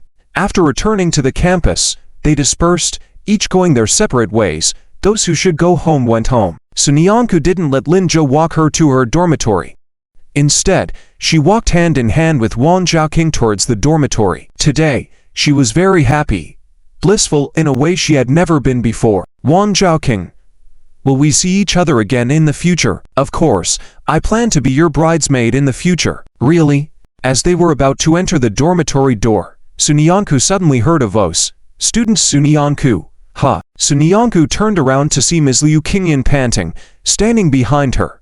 Her expression was flustered, as if something urgent was at hand. She couldn't even speak in this moment. Sunyanku also instantly turned serious. "Teacher Liu, what's wrong? Come with me. I need to talk to you. Now." It was already 9:30. "Yes, right now, or it'll be too late." Sunyanku could only nod and followed Liu Qingyan running ahead. Wang Zhaoqing watched in astonishment. When they ran far away, she finally realized, wait a minute, it's almost the college entrance exams. What could be more urgent than that? Linzhou was unaware of all this. He quickly returned home. Without having supper, he headed straight to his bedroom. Although the college entrance exams were the day after tomorrow, he had to prepare the materials for Professor Yan tomorrow night. He hadn't written them yet. He had to hurry. June 6th, the day before the college entrance exam, the school decided not to force the students to attend morning study, allowing them to rest well. At 8 a.m., everyone gathered in the campus to go see the exam venue. When Linzhou woke up, it was already 7 o'clock. Lin Changzheng had already prepared breakfast for him. As soon as he saw him, he stuffed it directly into his hands, and even reminded him to bring a portion for Sunyanku. Linzhou quickly arrived at school. There were a total of 700 students from 10 classes, and the exam venues were located in various major colleges in Jiangcheng County. Zhang Shuqi had prepared 10 cars in total, ready to transport students from other schools to the exam venues in batches. Classes 1 to 3 were the first batch. When Linzhou arrived, Liu Qingyan was already there. Seeing him, Liu Qingyin quickly greeted him. Lin Zhou, over here, you get on this car. Oh, okay. Lin Zhou nodded. When he got on, he found that the car was almost full. Just as he was about to turn around and get off, Lin Zhou heard the voice of Qian Guoguo calling out, "Over here. Lin Zhou, your seat is over here." Lin Zhou turned in confusion and saw Sun Yanku sitting behind Qian Guoguo. There was an empty seat next to Sun Yanku. The whole car only had that one empty seat. He stood there for a moment. Everyone in the car smiled at him, saying, "We saved it specifically for you. Hurry and sit down." That's right. Just now Wang Zikan wanted to come and sit here, but we all drove him away and made him sit in the next car. Lin Zhou had no choice but to walk over. He wanted to greet Sun Yanku, but she seemed a bit shy, so she kept her head down. Lin Zhou had to change the subject. "Qian Guoguo, where is Liu Shiming? Why is Li Xian sitting next to you?" Qian Guoguo heard the voice and quickly made a hushing motion, looking nervously around. But it was too late. Li Xian, who heard the conversation, turned curiously. "Liu Shiming, he's in the car behind. Why don't you let Lin Zhou ask?" "How? I did not." Qian Guoguo immediately became nervous. Li Xian felt that something was off. "No, but why are you so nervous?" "No. You always seem to avoid Liu Shiming these days. What's going on between you and him?" "Huh, how is that possible?" "Li Xian, what are you talking about? Who would like him?" Li Xian interrupted with a laugh. "I never said you liked him." "Qian Guoguo," she quickly explained nervously. I mean, ha. Okay, no need to explain. The car is about to depart. Sit down." Li Xian ended the topic and turned to face forward. Qian Guoguo could only sigh silently and lower her head. These days, she did indeed see Liu Shiming always avoiding her. Although she didn't know why, she felt nervous. Let's talk about it after the exam is over. Fortunately, Liu Shiming also understood her well, so they both kept a certain distance in front of their classmates. "He's really nice." As Qian Guoguo thought about it, she smiled. Lin Zhou saw this scene and couldn't help but smile. Young love always feels so simple and beautiful. They immerse themselves in it, unable to extricate themselves. The car slowly started. Lin Zhou stretched, turned to look at Sun Yanku, thinking about how to tease her. But before he could speak, Lin Zhou noticed that Sun Yanku still maintained her posture from earlier. Head down, fingers tangled together, but there was no blush on her face. Lin Zhou furrowed his brows instantly. If it wasn't because she was embarrassed, then what was it for? "Deskmate." "Huh?" Sun Yanku reacted, looking up at him. Lin Zhou asked, "What's wrong with you?" Sun Yanku paused for a long time, then clenched her teeth and said seriously, "Lin Zhou, I have something to tell you." Her expression was very serious. Lin Zhou became serious too. "Go ahead. There's a problem with my admission ticket." "What?" Lin Zhou was shocked, almost standing up. "Can I still take the exam? I'll go ask the teacher." Sun Yanku quickly grabbed him. Yes. Don't get excited. I can still take the exam." But Lin Zhou finally breathed a sigh of relief. As long as she could take the exam, everything would be fine. "But what? The thing is, during the exam tomorrow, my bangs might." She gestured, realizing she might not be explaining clearly. Then she whispered, "Last night, Teacher Liu told me that my exam information was not up to standard. The photo was covering half of my face and I couldn't be clearly identified. It was rejected, so she, Director John, and the people from the Education Bureau worked overtime to retake my photo and re-enter the data. It's all good now, but I have to look exactly like the photo to enter the exam room, otherwise I might not be allowed in." Sun Yanku took out her admission ticket and handed it to Lin Zhou. "I remember you told me you didn't want my real appearance to be seen. I'm afraid. I applied to the teacher, but Teacher Liu said no. The college entrance exam is very strict. She can't make the decision." Lin Zhou took it and saw Sun Yanku on the ticket. He suddenly laughed. Her bangs were styled to both sides. The hair was neatly combed. Her beautiful forehead and eyebrows were exposed. Coupled with her big eyes, she looked particularly beautiful. Was she worried about this? Just because he had said he didn't want her appearance to be seen by others, she was conflicted even about the college entrance exam. "Deskmate. Oh, Deskmate, why are you so adorable?" Seeing her frowning, Lin Zhou gently placed the admission ticket back into her bag. Then he raised his hand and lightly tapped her forehead. "Deskmate, The exam is more important. As long as you can take the exam, everything else doesn't matter. And you're already beautiful. High school is about to end. As long as you're willing, you can show your real self at any time. Oh, so you agree now? Sunyanku looked surprised. Lin Zhou nodded. Yeah, I agree. Don't worry about it. That's great. I finally have a solution. Sunyanku suddenly felt happy, but Lin Zhou frowned. Would tomorrow really go so smoothly? Once Deskmate's beauty is revealed, it might cause a stir. Lin Zhou, all of the people in this car's test center are at Sanjiang. After about 20 minutes, the car stopped at the entrance of Sanjiang. Several people got off the car one after another. Liu Qingyan led the team, reminding them to bring their belongings, and started lining up to the teaching building that had been designated as the examination hall. As they were about to reach the entrance, a sudden burst of noise came from ahead. What kind of broken building is this? The distance between the restroom and the teaching building is so close. There's a strange smell. How can we take the exam? Such a small place. So poor. The hygiene isn't even clean. If this affects my exam scores, are you willing to take responsibility? Change the test center. I want to change the test center. Lin Zhou frowned and found a teenager of about the same age as them. The difference was that the teenager was dressed in designer clothes, with an expensive watch on his wrist. He appeared to be from a wealthy family. Around him were many people, one of whom seemed to be a teacher. They were bending over and speaking kindly to him. Don't worry, classmate Zhou Ziwei, just bear with it for now. After all, it's the college entrance examination. We can't decide. I'll give feedback here and make sure they clean it up quickly. Tomorrow there definitely won't be any odor. Zhou Ziwei, the young man being called, snorted. That's about right. After saying this, without waiting for the teacher's response, Zhou Ziwei turned and walked away. The teacher hurriedly shouted from behind. Zhou Ziwei, where are you going? The school arranged a car. Let's go back to the school together later. Okay, together? That lousy bus. I'm not riding it. I'll take a cab. He waved his hand without looking back. The teacher's face darkened. But it seemed there was no way to stop him. With no choice, he led the other students out. Lin Zhou did not pay much attention, considering it just a minor incident. But then he heard Zia Dongqing muttering beside him. Zhou Ziwei, could it be the one I know? Why has he come back? Lin Zhou was taken aback. You know him. I know a Zhou Ziwei. We were in the same class in elementary school. But he was a bit sloppy, always picking his nose.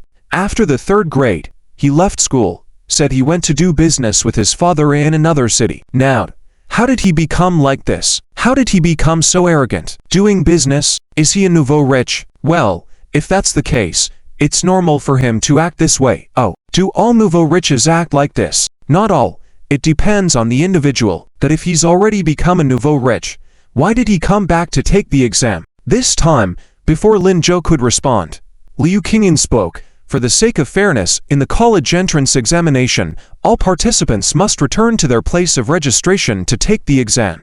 Maybe he didn't transfer his household registration elsewhere. Is that so? Shouldn't he be begging the school then? Why is the teacher so afraid of him? Zia Dongqing couldn't understand. Lin Zhou was also puzzled by this. Liu Qingyan explained.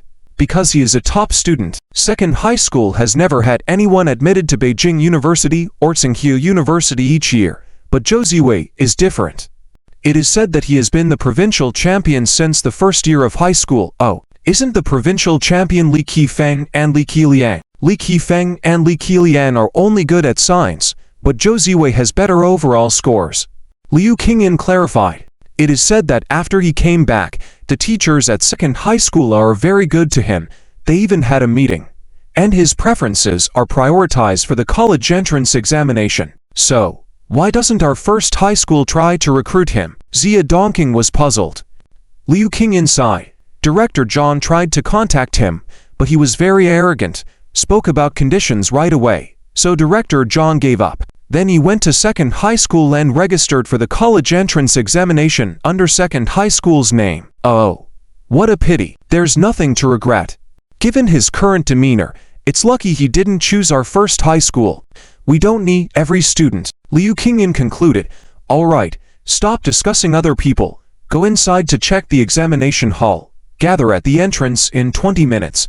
Let me know if you had any questions then. The students nodded and dispersed. Lin Zhou's examination room was at the second-floor staircase, which was easy to find. After confirming that his seat was fine, he turned downstairs and walked to the meeting point designated by Liu Qingyan to wait for the others. But before he stood for 2 minutes, he heard an arrogant voice. "Hey, you're Lin Zhou." Lin Zhou turned around and saw Zhou Ziwei frowning and looking at him disdainfully. Lin Zhou nodded. "Yes, do you know me? I heard you won against Li Qifeng and Li Qiliang in the math competition." "I suppose so." There was nothing to refute about that. "Humph. Don't think winning against them in a competition means we'll do well in the college entrance examination. Let me tell you, this time the top scorer in our Jiancheng County is mine," Zhou Ziwei said with hostility. Lin Zhou was speechless. He turned directly, intending to take a different path to avoid Zhou Ziwei. Such a person wasn't worth his energy. But before he took a few steps, he heard Zhou Ziwei say again, "What? Are you scared?" Lin Zhou was speechless. "I wouldn't say scare. Shouldn't the exam be based on individual abilities?" Please click on the next page to continue reading. There's more exciting content ahead in this chapter. How about it? Do you dare to bet? Lin Zhou directly questioned when Zhou Ziwei hesitated. Zhou Ziwei subconsciously took a step back. Lin Zhou smiled. "As long as you win, Ling Feifei will go on a date with you. You are so talented, you will definitely win. Even if you lose, you will only lose a chance at the high school entrance exam, but you will gain Ling Feifei. Next year, you can take the test as usual, get good grades, and get into the school you want. It's a win-win situation. Will you bet?" "You." Zhou Ziwei couldn't believe his eyes as he looked at Lin Zhou, eyes filled with panic. Originally, he had come to take advantage of Lin Zhou, but now it felt like he was the one being taken advantage of. "No, this is not right. Why are you not talking?" Lin Zhou's voice rang out again. Zhou Ziwei suddenly felt a bit flustered. He nervously took a step back. I have something to do. I have to go." After saying that, without looking at Lin Zhou, he turned and walked away staggering. Leaving already? Not betting anymore. Don't want the date." Lin Zhou lightly laughed and spoke, but Zhou Ziwei ran faster, as if he was afraid of being caught up by Lin Zhou. Lin Zhou helplessly shook his head. Fen Yan's, who happened to be walking towards the door, saw this scene and couldn't help but take a few more glances at Zhou Ziwei's back. It looked so familiar. He seemed to have been in a similar situation before. "You're different from him." Lin Zhou's voice sounded next to Fen Yan's, who suddenly turned his head and heard him say, "You're much better than him. He's just a coward. You're courageous. There's no need to dwell on the past. Doing silly things when young is normal. Cutting losses in time is good." Fen Yan's was stunned for a moment. Soon, he smiled. "Thank you. You're welcome." That Zhou Ziwei has a deep relationship with Ling Feifei. He shouldn't give up so easily. Tomorrow is the college entrance examination. Be careful. It's okay. If the enemy comes, I will meet them. No need to worrying about future things. Lin Zhou was very calm. Fen Yan's was not surprised by his reaction, but still couldn't help but smile again. It seemed like self-deprecation, but also like he was speaking for Lin Zhou to hear. "I never thought that one day I would stand on your side. Technically, I should bully you just like him." "That's right, but can only bully those who can take it, right?" Fen Yan's was once again stunned. After a moment, he laughed again. The classmates gradually returned. When Zunianchu arrived, Lin Zhou went to meet her. Fortunately, the classmates were used to these situations and actively made way for him. After getting on the car, they were given seats to sit together. Lin Zhou sat down calmly. Zunianchu was a bit nervous. On the way to school, Zunianchu couldn't wait to get off the car without saying hi to Lin Zhou, and hurriedly pulled Chen Guoguo towards the school. Dormitory students like Lin Zhou didn't need to return to school today and could go home to rest. Lin Zhou watched her hopping around like a little bunny and couldn't help but tease her. He raised his voice and shouted at her back, "Deskmate, ha!" Zunianchu nervously stopped in her tracks and turned around. The surrounding classmates also laughed along. Chen Guoguo instinctively took a step back, saying, "Oh, you guys talk. I'll go back to school first." Zunianchu was already off balance and was pushed forward, ending up right in front of Lin Zhou. Lin Zhou quickly reached out to support her. The classmates saw this scene and made teasing sounds. Zunianchu blushed instantly. She quickly let go of Lin Zhou's hand, nervously asking, What is it? Why did you call me?" Lin Zhou was in a very pleasant mood. "It's nothing. I just wanted to call you. Ha! Zunian Chu was a bit confused. She seemed not to have heard what Lin Zhou said, gazed blankly at him but quickly lowered her head. After finally regaining her balance, she ignored the laughter of the classmates around her. You. What about you? Study well for the exam. Unable to engage her, Lin Zhou changed the topic. Okay. Good. You too, Well, I'm going back now. Sure. Upon hearing Lin Zhou's response, Zunian Chu didn't even look at him, turned around, and ran off. Lin Zhou couldn't help but smile again. Don't forget about the assignment. Got it. I'll give it to you tonight. Watching her enter the campus, Lin Zhou turned and prepared to go home. After taking a few steps, he heard Liu Shiming's voice. What assignment? So, brother, are these the test questions? Come on, hurry up. One question per face-to-face meeting. As he sat in the second car back, Liu Shiming returned a bit later than Lin Zhou. Unexpectedly, he heard Lin Zhou shouting as soon as he got off the car, so he excitedly rushed over. Lin Zhou tapped on Liu Shiming's head. What are you thinking? If I had the test questions, why wouldn't I tell you? Oh, that's right. After all, we are close brothers. Did you just ... It's just an assignment. We're betting on who can write it out first. We have passed that part of the text. To read more, please click on the next page. John Shuki quickly closed his eyes and waved his hands, saying, No, I really won't look. You better leave quickly. There's not much time left, so many outfits. It's okay. My friend has many workers, fast hands, and our requirements are not that high. They work very quickly. Chief John, are you really sure you don't want to take a look? Absolutely sure. All right then. I'll leave. Wang Liang sighed and withdrew his hand. As he was about to leave, he deliberately turned his head quickly. Really won't look. John Shuki, who was about to sneak a peek, quickly closed his eyes again.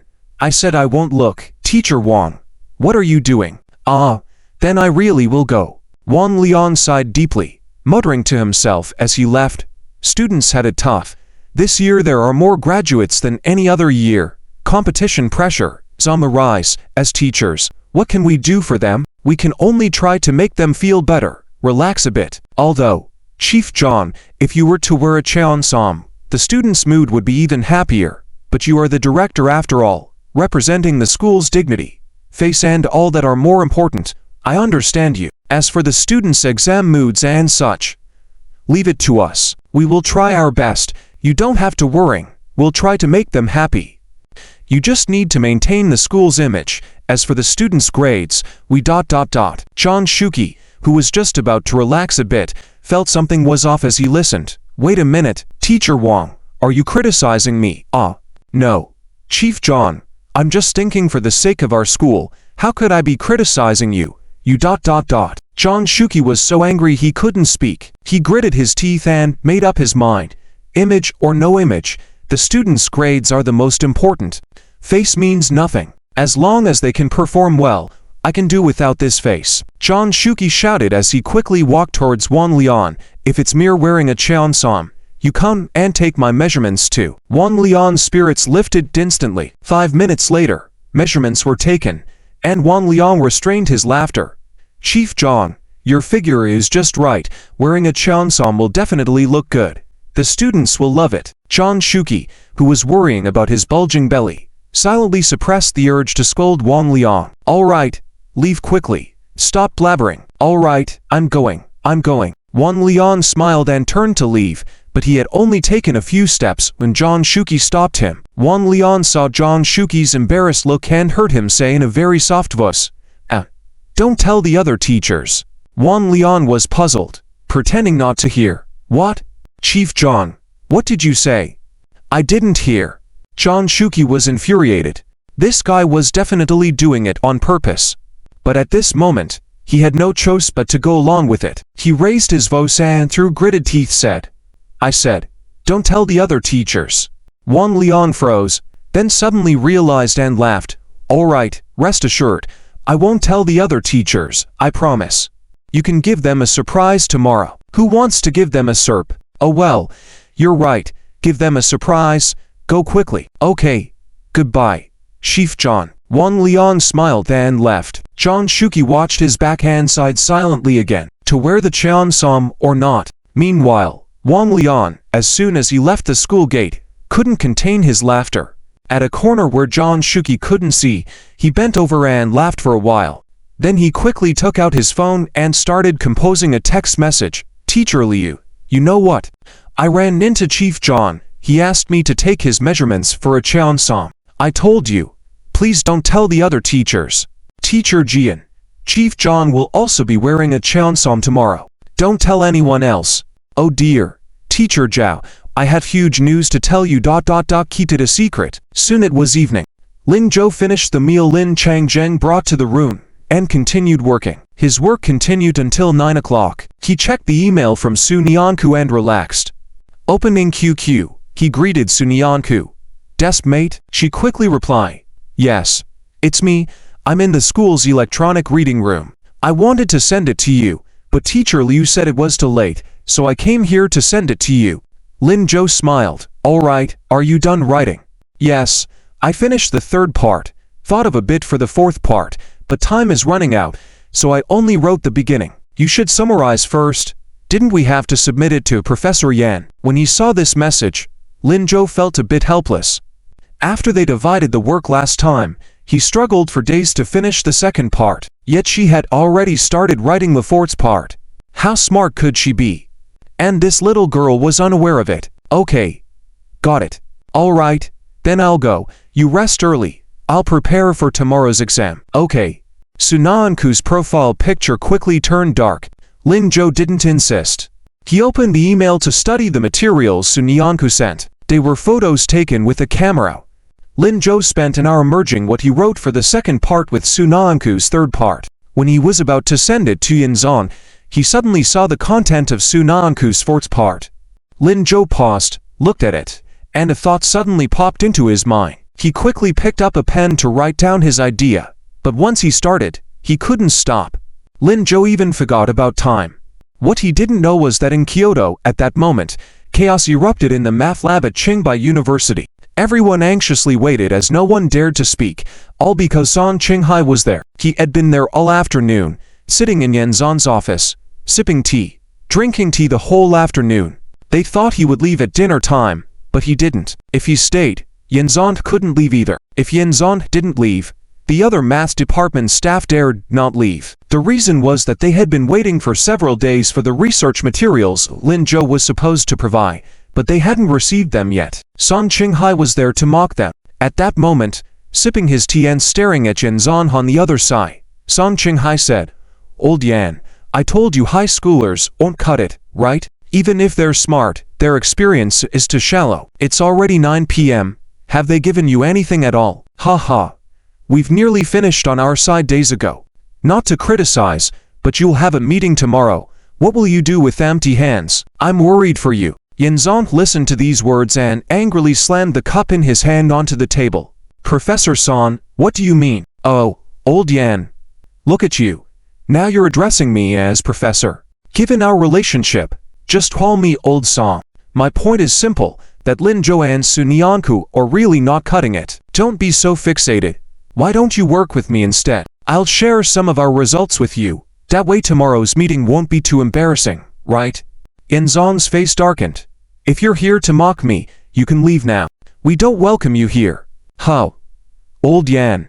It's already 9 o'clock. Professor San, do you plan to stay overnight here? Our place is small. We can't accommodate someone of your esteemed status. You better leave now. Goodbye. With a command from Yanzan, the office door was opened. Several students stood at the doorway, looking at Song Qinghai with uneasy expressions. Professor San, we have called a car for you. Please come this way. Song Qinghai. He reluctantly stood up, with a smile on his face as he left. After he left, Yanzan coldly snorted and sat down angrily.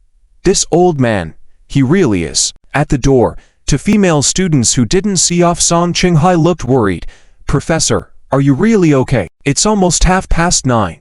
What could possibly happen?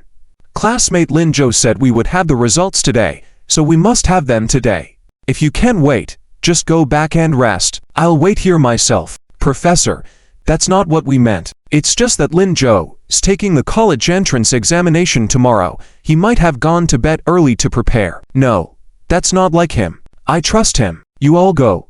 Don't worry about me. Focus on preparing for tomorrow's meeting. But, Professor, go. Yanzong's voice turned colder. The girls were taken aback and dared not say more, so they turned and left. Professor, we'll wait outside. If you need anything, just let us know. After saying that, they closed the door behind them. Yanzong opened his mouth but said nothing. He knew they wouldn't leave him alone. Words were of no use. He could only refresh his inbox continuously, hoping Lin Zhou would hurry up. On one of these refreshes, it was already 11 o'clock. The office door was pushed open again, and two worried girls stood at the door. Professor, it's 11 o'clock. You should rest. You can't wait any longer. Yanzong said nothing. The girls became even more anxious. Your health is not good. The doctor said you need to rest well. If it's not possible, we'll continue waiting here. Professor Yan, please go home quickly. Seeing that Yanzong didn't move, the girls and the male students outside the door glanced at each other before making a decision. With determination, one of the girls bit her lip, quickly making way. The two men behind her quickly entered the office and headed straight for Yanzong. Before Yanzong could react, one of them grabbed his arm, while the other prepared to lift his feet. This action surprised Yanzong. What are you doing? What are you guys doing? Professor, we're really sorry, but we have no choice. We promised the teacher not to let you overexert yourself. The teacher has been waiting for you at home for a long time, so we decided to forcefully send you back home. Huh, wait. Just wait for another half hour. No one paid attention to him. Yanzong was getting anxious. Just when he didn't know what to do, he suddenly caught sight of the computer screen at the corner of his eye. Yanzong was startled. Wait, there's an email. The two men clearly didn't believe him. Professor, don't fool us. At this time, Lin Zhou must have already fallen asleep. No. Really, look, Yanzong shouted anxiously, but no one believed him. Just as he was about to be dragged away, Yanzong was on the verge of going crazy. At that moment, the phone rang. Yanzong shouted as if he had caught a lifeline. Phone, answer the phone. It must be Lin Zhou calling. This commotion finally caught the attention of the others. The men stopped their actions and gestured for the junior sister behind them to answer the phone. The girl ran over anxiously and answered the call. Hello, who is it? Soon, the voice of a young man came through the phone. Did I dial the wrong number? Sorry. Hey, don't hang up. You didn't dial the wrong number. Lin Zhou, it's me. Yanzong. Upon hearing this voice, Yanzong shouted excitedly. On the other end of the phone, Lin Zhou's voice sounded again. Professor Yan, why does your voice sound so far away? Are you asleep? The girl realized something was not right and quickly moved the phone closer to Yanzong. The men also released their hold on Yanzong. Yanzong finally answered the phone and said with a slight cough, No, I'm not asleep. I've been waiting for you all along. Just had a little trouble earlier. Oh, sorry Professor Yan. I suddenly made a new discovery here, so I wrote a bit more. But now I see it's getting late, and the new part 1 discovered is not finished yet. Should I send it to you first? I'll finish it after the college entrance examination. Sure. It's fine if the second part is not finished, as long as the first part is done. It's okay. Don't worry. Focus on the exam these days. Yanzong reassured continuously, but Lin Zhou felt something was off as he listened more. The second part? The second part is already done. Done. Yanzong was taken aback, and the others looked at each other. Just a moment ago, they thought Lin Zhou was too busy and had only written half of the second part. How could it be finished? Then what about the new discovery that wasn't finished? Yes, that's right, no problem with the second part. Lin Zhou answered. Yanzong immediately smiled with Zhou. Oh, that's the third part. So, not really. Professor Yan, I really have to go to sleep now, or I won't be able to get up tomorrow. I've sent the email. Please take a look for yourself. Oh, okay. Yanzong was a little confused, but knowing tomorrow was the exam day, he nodded. Well, I'll hang up now. Anything else, we'll talk after the exam. Sure. The call ended, and Yanzong and the others looked at each other. Teacher, what does Lin Zhou mean? The second part, the third part, neither of them. What is it? Yes, teacher. Lin Zhou, where did he write up to? Yanzong placed the phone on the desk and quickly opened the email. The others also hurried over. When they saw the content sent by Lin Zhou, They were all stunned. June 7th. The annual college entrance examination has begun. The entire Jiangcheng County is enveloped in extreme tension. Traffic police are on high alert early in the morning, ready to help clear the way for examinees. Citizens are staying indoors to give way to the examinees. Everything revolves around the third-year high school students. However, Lin Changzheng is feeling conflicted. It's already 6:30 in the morning, and Lin Zhou's room is still quiet. Although these past 2 days, he and Chen Shulin and Chen Yushan had discussed not putting pressure on Lin Zhou and letting him follow his own feelings. But this is a bit too relaxed. On regular days, he would have left the house before 6 o'clock. Lin Changzheng prepared breakfast, paced back and forth in the living room for 2 rounds, and finally couldn't resist walking to Lin Zhou's room door, ready to knock. At this moment, the door suddenly opened from the inside. Lin Zhou, with messy hair and yawning, looked at Lin Changzheng in confusion. "Dad, what's wrong? Why do you look so worried?" Lin Changzheng anxiously said. "What's wrong? Look at the time. Do you know what day it is today?" Lin Zhou, putting on his slippers, walked towards the bathroom, saying, "Of course, it's the college entrance exam." "You know it's the college entrance exam. Then why are you still sleeping until now? The school requires us to arrive at 7:30, and it only takes me half an hour to get to school, which is enough." Lin Zhou mumbled as he brushed his teeth. Lin Changzheng became even more anxious. You. The kids next door were already heading out at 6. Isn't that too early? Why go to school so early? Just stand there waiting for the bus." Lin Changzheng chuckled in exasperation. All right. I can't argue with you. I've packed your things, made breakfast for you. Eat up and see if there's anything else you need. Then hurry to school. Got it?" Lin Zhou finished brushing his teeth, tidied his hair somewhat, changed into a clean school uniform, and sat down at the dining table. He leisurely finished his meal before getting up, checking his stationery bag. After finding no issues, he turned and walked towards the door. Just as he reached the door, Lin Changzheng finally couldn't resist calling out to him. "Hey, wait." Lin Zhou stopped, then turned to look at him. Lin Changzheng lowered his head, clasped his hands together, hesitated for a moment before awkwardly saying, "Do you need me to accompany you?" Lin Zhou was taken aback. "What?" Lin Changzheng stumbled over his words again. Lin Zhou chuckled. Old Lin was feeling shy. Although he understood, he couldn't quite make out. "Dad, what are you even trying to say?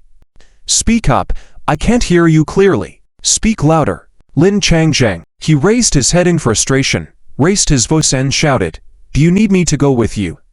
Everyone else's parents are going. This kid, suddenly why is he not listening properly? How? No need, Dad. The college entrance exam for me isn't that difficult." "All right then. Hurry off. Be careful on the way." "Okay." Lin Zhou then put his hand back on the door handle. Seeing him open the door and prepare to leave, Lin Changzheng let out a deep sigh. This kid has really grown up. He's no longer in need of him now, is it? After these 2 days, he probably won't be needed even more. Just as he was lamenting, he heard Lin Zhou's voice from outside the door again. "If you want to come, you can. I'm taking the exam at Sanjiang. Bring me some water, Dad." With that, the door closed. Lin Changzheng stood stunned in place. After a moment, he reacted joyfully and headed to the kitchen. "Water, right? Water. Where's the thermos?" Outside the door, Lin Zhou, hearing the commotion, shook his head helplessly and headed downstairs. When he arrived at the school, most students were already there. Lin Zhou noticed that the male homeroom teachers were all dressed in cheongsams as expected. Passing by Jian Zhengyang, he awkwardly touched his nose, then turned away without looking at him. Lin Zhou pretended not to see and walked straight to where his class was supposed to line up. Liu Qingyan had saved a spot for Lin Zhou next to her. Once he got on the bus and saw that Sunyanka still had her usual look, he looked at her curiously. "Deskmate, I've prepared this." Sunyanku quickly raised her handbag. Lin Zhou saw that inside it were masks and hats and glasses. You really come prepared. Huh, yes. I'll go freshen up in the restroom and head to the exam room in a bit. No problem. Sunyanku whispered to Lin Zhou. He could only nod. All right, just focus on the exam. All right. As they were about to enter the exam hall, it was very quiet on the bus. After chatting with Sunyanku, it was already 7:30. The bus still hadn't moved. The students couldn't hold their silence anymore and began whispering to each other. As the class monitor, Li Liwei stood up directly. Teacher Liu, what's going on? Why aren't we leaving? Yes. Hold on. We're missing someone. I'm contacting them. Missing someone? Who? It's the college entrance exam. Why are we so late? It's... Liu Qingyan looked a bit embarrassed. It's Director John. Hearing this answer, everyone was shocked. Director John, how is it possible for him to be late? Isn't he the most concerned about the college entrance exam? Is something wrong? Just as they were discussing, someone yelled, He's here. Director John is here. Everyone turned their heads in confusion, then froze in place. However, it was only a brief moment of shock, followed by laughter spreading throughout the bus. At this moment, Director John Shuki, with his big belly, was running towards them in a hurry, dressed in a black cheongsong, and wearing a hat to match. He looked particularly well-dressed. As he ran, he shouted, I'm sorry. Sorry everyone. I'm late. Quick, get ready to move. We can't delay the college entrance exam for them. Why are you all standing there? Let's go. I'll sit in the last car. Even Sunyanku couldn't help but chuckle at this. Director John, what is he doing? I guess he definitely spent a while at home pondering whether to wear this outfit. That's why he's late. Lin Zhou chuckled, looking out of the window. When Director John glanced over, he silently gave him a thumbs up, drawing some rolled eyes in response. Really? But Director John is quite cute. Yes, he's a very cute little old man. Then we'll have to give it our all. We can't let his sacrifice go to waste. Of course. The bus slowly started moving, exiting the campus of Yizhan First High School, heading towards the first exam venue in their lives. After about 20 minutes, the bus came to a stop. Students began getting off the bus one by one. The homeroom teachers each gave their final instructions and let the students enter the exam venue by themselves. Lin Zhou still stayed by Sunyanku's side, joking and laughing as they walked inside. But halfway there, he suddenly heard a cold voice in front of him. Lin Zhou, is this Sunyanku? Lin Zhou turned his head and saw Zhou Ziwei standing not far away. He was wearing the school uniform of Erzhan, with stylish yellow hair on his head and a mocking smile on his face. Zhou Ziwei was surrounded by many people, seemingly watching some commotion. Among the crowd stood Lin Zhou's acquaintance, Yun Ruoxi. She appeared to be arguing with two female students, with a hint of anger on her face. The two girls, also wearing the Erzhan school uniform, were students from Erzhan. How did she end up in conflict with Erzhan girls again? But considering her eccentric remarks, it was not surprising. Lin Zhou frowned and had no intention of paying attention to them, gesturing for Sunyanku to leave quickly. However, at that moment, Zhou Ziwei suddenly raised his voice. This school flower classmate? And this one next to her is also a student from your school, right? I remember she's a top student. You said all the beauties are from Yizhang. Does she qualify as beautiful? The person he pointed to was Sunyanku. Lin Zhou was taken aback. Before he could respond, other students around them turned to look at them. Sunyanku lowered her head immediately, but it was too late. The two girls standing opposite Yun Ruoxi burst into laughter. So ugly. With this appearance, are all the beauties in the school? Are they all good-looking? I say, Yun Ruoxi, have you not seen a beauty? But thinking about it, the school flower is just like you. Your Yizhang really doesn't have anyone. Yun Ruoxi was furious, but could not say a word for a while. She glared angrily in Sunyanku's direction. What's the matter with you? Why did you appear at this moment? It's so annoying. And you, why are you walking with her? The latter sentence was, of course, directed at Lin Zhou. As Lin Zhou was about to explain, he found that his sleeve was being pulled by Sunyanku. She looked at him and shook her head. Forget it. Let's go. But exams are coming soon. Exams are more important. I still want to go to university with you. Sunyanku looked at him seriously, full of sincerity. Lin Zhou checked the time and realized it was getting late. His desk partner still needed to tidy up, and any delay would not be good. He nodded. Fine, as long as it doesn't affect you. No. I know what's important. All right, let's go. Ignoring Yun Ruoxi, Lin Zhou grabbed Sunyanku's arm and headed towards the examination hall. Yun Ruoxi, who was ignored, was infuriated. Hey, stop right there. Why are you holding on to her? Let go. Hey, I'm talking to you. After shouting for a while, Lin Zhou showed no reaction at all. Yun Ruoxi subconsciously wanted to follow, but was stopped by the two girls behind her. Huh, where are you running? Admitting defeat? Admitting that our two schoolgirls are prettier than yours. You're talking nonsense. Who's admitting defeat? I am prettier than you. Move. I'm going to chase someone. Yun Ruoxi was almost driven insane. You are ridiculous. The two girls were also furious. You may be prettier than us, but we have many beauties at Urshang. Are you willing to compete with our school flower? Why wouldn't I dare? Let her come. All right then. You wait. I'll call our school flower, the girls said, as they took out their phones to make a call. At that moment, security guards nearby yelled, "What are you all doing? Are you not going to take the exam? Who is disrupting the exam hall discipline?" With several angry scolds, the students who had gathered dispersed. The two Urshang girls had no choice but to follow the others. But they were very upset and shouted at Yun Ruoxi, "After the exam, we'll compare properly.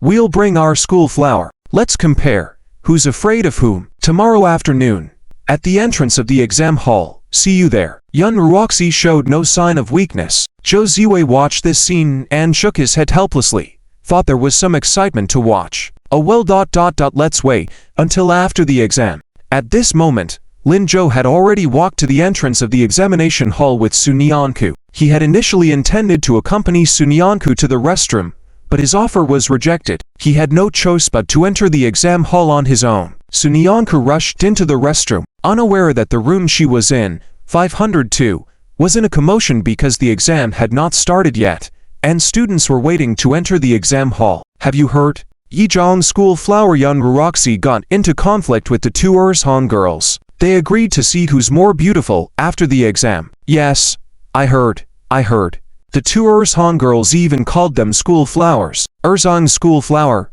Yan Qianchen? Yes, that's a beauty. She's well known throughout Jiancheng County, almost on par with Yun Ruoxi. This will be interesting after the exam. Exactly. As two invigilators approached, they overheard this chaotic discussion. Their faces immediately darkened. What are you all arguing about? Get ready. Go into the exam hall. Any cheat notes you have, place them in the basket at the door. Don't think about taking them into the exam hall. Miss, there's more to this chapter available. Please click next to continue reading for more excitement. Once caught cheating, bear the consequences. The students finally quieted down. Under the guidance of the teachers, they lined up, went through the inspection, and entered the exam hall to find their seats. This process took a full 10 minutes. After 10 minutes, one of the male invigilators walked up to the podium and looked down at the students. Is everyone in? Anyone still missing? 5 minutes before the start of the exam, we will distribute papers. Everyone remains quiet. At this moment, a very faint voice came from the crowd. Teacher, my bag has not arrived yet. The male invigilator raised his head and noticed one person missing from the last corner. He frowned. Huh? Missing one person? Who is it? About to walk over to check the name, a female invigilator at the door shouted. Here, hurry up. Student, hot, student, what's with that look? Upon hearing this woes, the male invigilator hurried towards the door. When he saw Su Nianku, he furrowed his brows. What's going on? Hat and mask again. Do you have your admission ticket? Anxiously and slightly out of breath, Su Nianku cautiously pulled out her admission ticket and handed it to him. Then, she asked timidly, Teacher, can I wear a hat and mask inside for the exam? No. The male teacher rejected instantly, his tone icy. But upon seeing the name on the admission ticket, he instantly softened. You're. Before he could finish, Su Nianku nervously interrupted him. Teacher, I'm not carrying cheat sheets. Can I go in like this? No. The male teacher's voice was not loud. The students in the classroom did not hear the words at the beginning, but the last two words were crystal clear to them. So, they all looked up towards the door. Su Nianku was also stunned. Before she could speak, the male teacher said, This is the rule for the college entrance examination. How can you take the test like this? Nobody is exempt. Take off your hat and mask. I need to verify your facial information. Students, don't worry.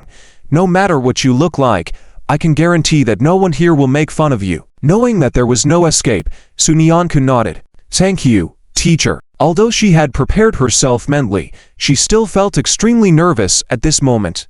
She took a deep breath and bit her lip. She carefully took off her hat. Her hair instantly fell down, cascading onto her back. Her bangs were clipped on both sides with 2 hairpins, revealing her clean and fair forehead. After handing her hat to the teacher, Sunyanku then took off her glasses. Her large eyes were immediately revealed. She quickly blinked as if that would make her invisible to others. Seeing her hesitation, the male teacher was even more convinced of his guess. This young girl must have something on her face that she didn't want to show. He encouraged Sunyanku with his eyes. "If you mind, I can have Ms. Lee come to verify as well." The Ms. Lee he mentioned was the female teacher beside him. Sunyanku shook her head. "No need." Then, she slowly raised her hand and grabbed the strap of her mask. In the puzzled eyes of everyone, she slowly took off her mask. There was an audible gasp in the classroom. The male teacher was also shocked. Sunyanku quickly lowered her head. Realizing something was wrong, the female teacher quickly stopped him. "It's okay. Come on. Verify the exam admission ticket, Ms. Liu. Quickly." The male teacher quickly picked up the admission ticket and looked at the photo on it. With one look, he was stunned again. Previously, he had only glanced at the name and didn't notice that the photo was so stunning. After teaching for so many years, this was the first time he had seen an ID photo taken so beautifully, elegant, posed, and gentle. However, looking at the girl in front of him, he realized that the photo captured only 1/3 of her beauty. After a careful look, he nodded. "Well, go in, keep your admission tickets safe. Come to me after the exam to pick up your things." "Okay. Thank you, teacher." Sunyanku quickly took the admission ticket and rushed into the classroom. The students in the classroom finally reacted at this moment. They wanted to exclaim, but this was an exam hall. They could only follow Sunyanku's figure with their eyes and shout silently in their minds. "Wow, she's beautiful. She looks amazing. She's the true school beauty. Which school is she from? How come we've never heard of her before?" The boys were already preparing to get her contact information after class. The girls were admiring her as well. "All right, the exam is about to start. Focus, and start the exam." The teacher's voice brought the students back to reality. They slightly came to their senses. They opened the sealed test papers and began the exam. Sunyanku took a deep breath, wrote her name diligently, and then looked at the questions. The sound of scratching pens could be heard in the classroom. Ms. Lee and Ms. Liu took turns wandering around to prevent cheating. An hour quickly passed. Sunyanku finished writing the last word of her essay and stopped her pen. She picked up a pencil from the side and started filling out the answer sheet. With everything done, there were still 50 minutes before the end of the exam. Sunyanku looked out, pen blanked out. She wondered how Lin Zhou was doing right now. Had he finished writing? With such easy questions, he should have finished, right? She felt like she wanted to go find him. However, heard that every year at the exam hall entrance for the college entrance exam, there were journalists waiting to interview. The first person to come out of the exam hall would be bombarded with questions. In her current situation, maybe not. Thinking this, Sunyanku picked up the test paper again, planning to check it thoroughly to pass the time. At the same time, in exam room 206, Lin Zhou also put down his pen. He didn't check his work. Instead, he looked out the window, lost in thought. The invigilator noticed his demeanor, puzzled. He was a teacher at another department of the school, although not teaching the seniors. But regarding Lin Zhou, he was quite familiar. When he learned that Lin Zhou was assigned to his exam room, he was delighted. Finally, he could see what the top student looked like. Every time they had a faculty meeting, Director John Shuki would use Lin Zhou as an example to lecture them. They would also tell the lower grade students about Lin Zhou's achievements to boost their confidence. He remembered, the most talked about thing was that Lin Zhou was quick at solving problems with extremely high accuracy. He always finished his exams early, but today, he had clearly finished. Why hadn't he turned in his paper yet?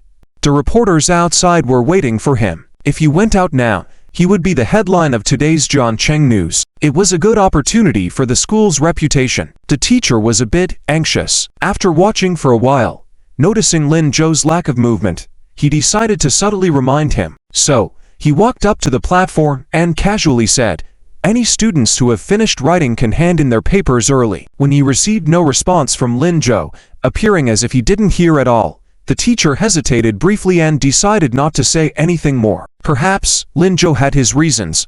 As an invigilator, he couldn't interfere with the students. It was just a bit regrettable. Meanwhile, at the exam hall entrance, It was also bustling with excitement. The team of teachers from Yijian, led by Director John Shuki, all dressed in cheonsoms, stood at the forefront, creating a beautiful scene. Heads held high, they were proud, except for John Shuki, who kept adjusting his cheonsom nervously. He wished he could find a crack to crawl into, but he was being held back by his colleagues, not allowing him to move. This scene left everyone speechless, especially the teachers from other high schools. They stood at a distance, in the shade, as if afraid of being tainted by them. After standing for a while, the deputy director of the second high school, who arrived late, saw this scene and burst into laughter. He clamped the thermos cup between his elbow and tightened the brand new belt he just bought, curiously looking at John Shuki. "Director John, what are you doing?" John Shuki's body stiffened for a moment, and he was not feeling well at all. He quickly stood in front of a few female teachers, including Liu Qingyan, trying to have them block him, but he completely forgot about his own size. The headmaster of the second high school, Cao Wan, couldn't help but laugh more and more as he watched. "Headmaster John, stop hiding. No matter where you hide, I can see you. Someone told me today that there's a big show on the exam site. Turns out it's you. Ha ha ha." Hearing this laughter, John Shuki immediately turned cold. "Director Cao, what are you laughing at?" The teaching director of the second high school, surnamed Cao, is named Cao Wan. Before he could reply, John Shuki sternly said again, "We are doing this for the good of the students. For the students, do you understand? This is called a good start. This is a good start." "Ha ha, Headmaster John, we are all teachers. Why are you suddenly superstitious?" "How is this superstitious? How is this superstitious? Is this outfit not good looking?" "It looks great." "Good looking? Headmaster John, don't joke. This is a bizarre outfit. Have you seen teachers from any school dressing like this in such an important occasion?" "In everyday life, I remember we always emphasize that the children should dress nicely and not wear random clothes. Why did you break this rule? In the future, if the children follow suit, what do we do then?" "You are really confused. You don't care about the face of the school?" Cao Wan, who was usually suppressed by John Shuki, finally found an opportunity to mock John Shuki. How could he let this go? He raised his voice and deliberately said, "Oh, by the way, there are many reporters over there. They are staking out the hot spot of today's college entrance examination. I think you guys will become the biggest joke in Jiangcheng County tomorrow, maybe even make national news. So embarrassing. Hurry up and change, you." John Shuki was furious. Liu Qingyan and a few others also had unpleasant expressions. Just as they were about to retort, a man's voice suddenly sounded from the crowd. "I don't quite agree." Everyone was stunned and looked towards the voice. They saw a middle-aged man holding a thermos cup and snacks bolting towards the teacher team from the first high school. While running, he shouted, "Hardworking teachers." After saying this, he turned to Cao Wan. "How is this bizarre outfit?" The cheonsom is the most formal attire from the Republic of China era, symbolizing a good start, and there's no problem with it at all. Headmaster John and all the teachers from the first high school wore this attire precisely because of this symbolism. We should thank them instead of blaming them. "Director Cao, you also know, they are teachers, representing the face of the first high school. I heard from my child that they were requested by the students to wear this. Don't they know male teachers don't look good in this? Don't they know it's about face? But for the students, they still did it. Why? Because they love their students and want to make their students a little happier, to let them enter the exam with a good mood, to give their best effort, and get good grades. Compared to you, Director Cao, who arrived an hour and a half after the exam started, didn't care about your own students, and instead was pointing fingers at others. Is this what you call face? If that's the case, then I'm glad my child didn't go to the second high school, but to the first high school. I'm proud of the teachers my child has." Cao Wang's face changed instantly, but the middle-aged man ignored him and turned to John Shuki. "Headmaster John, do you have more cheonsoms? I also want to wear one. I also want my son to perform better in the exam." John Shuki was stunned for a moment. Before he could speak, sudden shouts arose from the crowd. Yes, I'm also a parent of a student in the first high school. My son told me to come watch their teachers today, saying it would be a surprise, and he's not nervous at all going into the exam room now. I'm proud of having teachers like this." "Me too. My daughter said their teachers are the best." My child said too. "I want to wear a cheonsom too." "Headmaster John, me too. Me too." The parents, who were just far away from them, suddenly became inspired. They rushed over here. John Shuki, who was about to speak, was dumbfounded. He never expected this kind of effect. He had thought he was going to be the biggest joke in Jiancheng County today. He had even prepared himself to be criticized by the Education Bureau tomorrow. But now, it seems unnecessary. What does it matter to be criticized or not? It's not important. The children's feelings are the most important. Thinking of this, for some reason, John Shuki suddenly felt a little choked up. He subconsciously wanted to tell the teachers beside him to maintain order, only to find that they all had red eyes. John Shuki had to clear his throat, walked to the front of the line, and called out loudly, "Don't get excited. Everyone calm down. The exam is still going on inside. Parents, let's not be too loud." This sentence finally maintained order. John Shuki sighed with relief. "Thank you for your understanding, but the Cheonsoms are really gone. You can stand with us. Wait for our students to return." Sincerity is effective. Whether we were a Cheonsom or not, as long as we do our best, they will definitely achieve good results. After all, as someone who had been a leader for many years, one sentence brought everyone back to their senses. Yes. Yes. We were confused. Let's stand with the teachers from the first high school and wait for them to come back. Wait for them to come back. I'm so happy my child can study at the first high school. Me too. Me too. Cao Wang was directly pushed out of the crowd. The people around him were still whispering. No wonder the second high school has always been inferior to the first high school. Their teachers just can't measure up. Who said they were? I'm proud of the first high school. Me too. I'm proud. Cao Wang. He had wanted to witness a joke, but now he felt like a clown. After hesitating for a while, he quickly left holding his thermos cup. But at that moment, he saw a group of reporters rushing towards John Shuki. It seemed they hadn't seen him and bumped into him directly. So shocking. This scene is so shocking. Is this the first high school? Is this the spirit of the first high school? Headmaster John, can we interview you first? They were all waiting for the first student coming out of the exam hall, but now all their attention was on John Shuki. Seeing this, John Shuki was very happy. He picked up the emblem of the first high school and walked over openly. He even pulled on the Cheonsom he was wearing. He completely forgot his previous complaints about the Cheonsom. Sure. No problem. Great. Please come this way. The reporter politely requested John Shuki to come over. The interview for today began. Meanwhile, Cao Wang had already been squeezed out of the crowd. He pursed his lips, very displeased. Humph. Does he really think he will make the headlines? The examinees are the main characters. Just wait.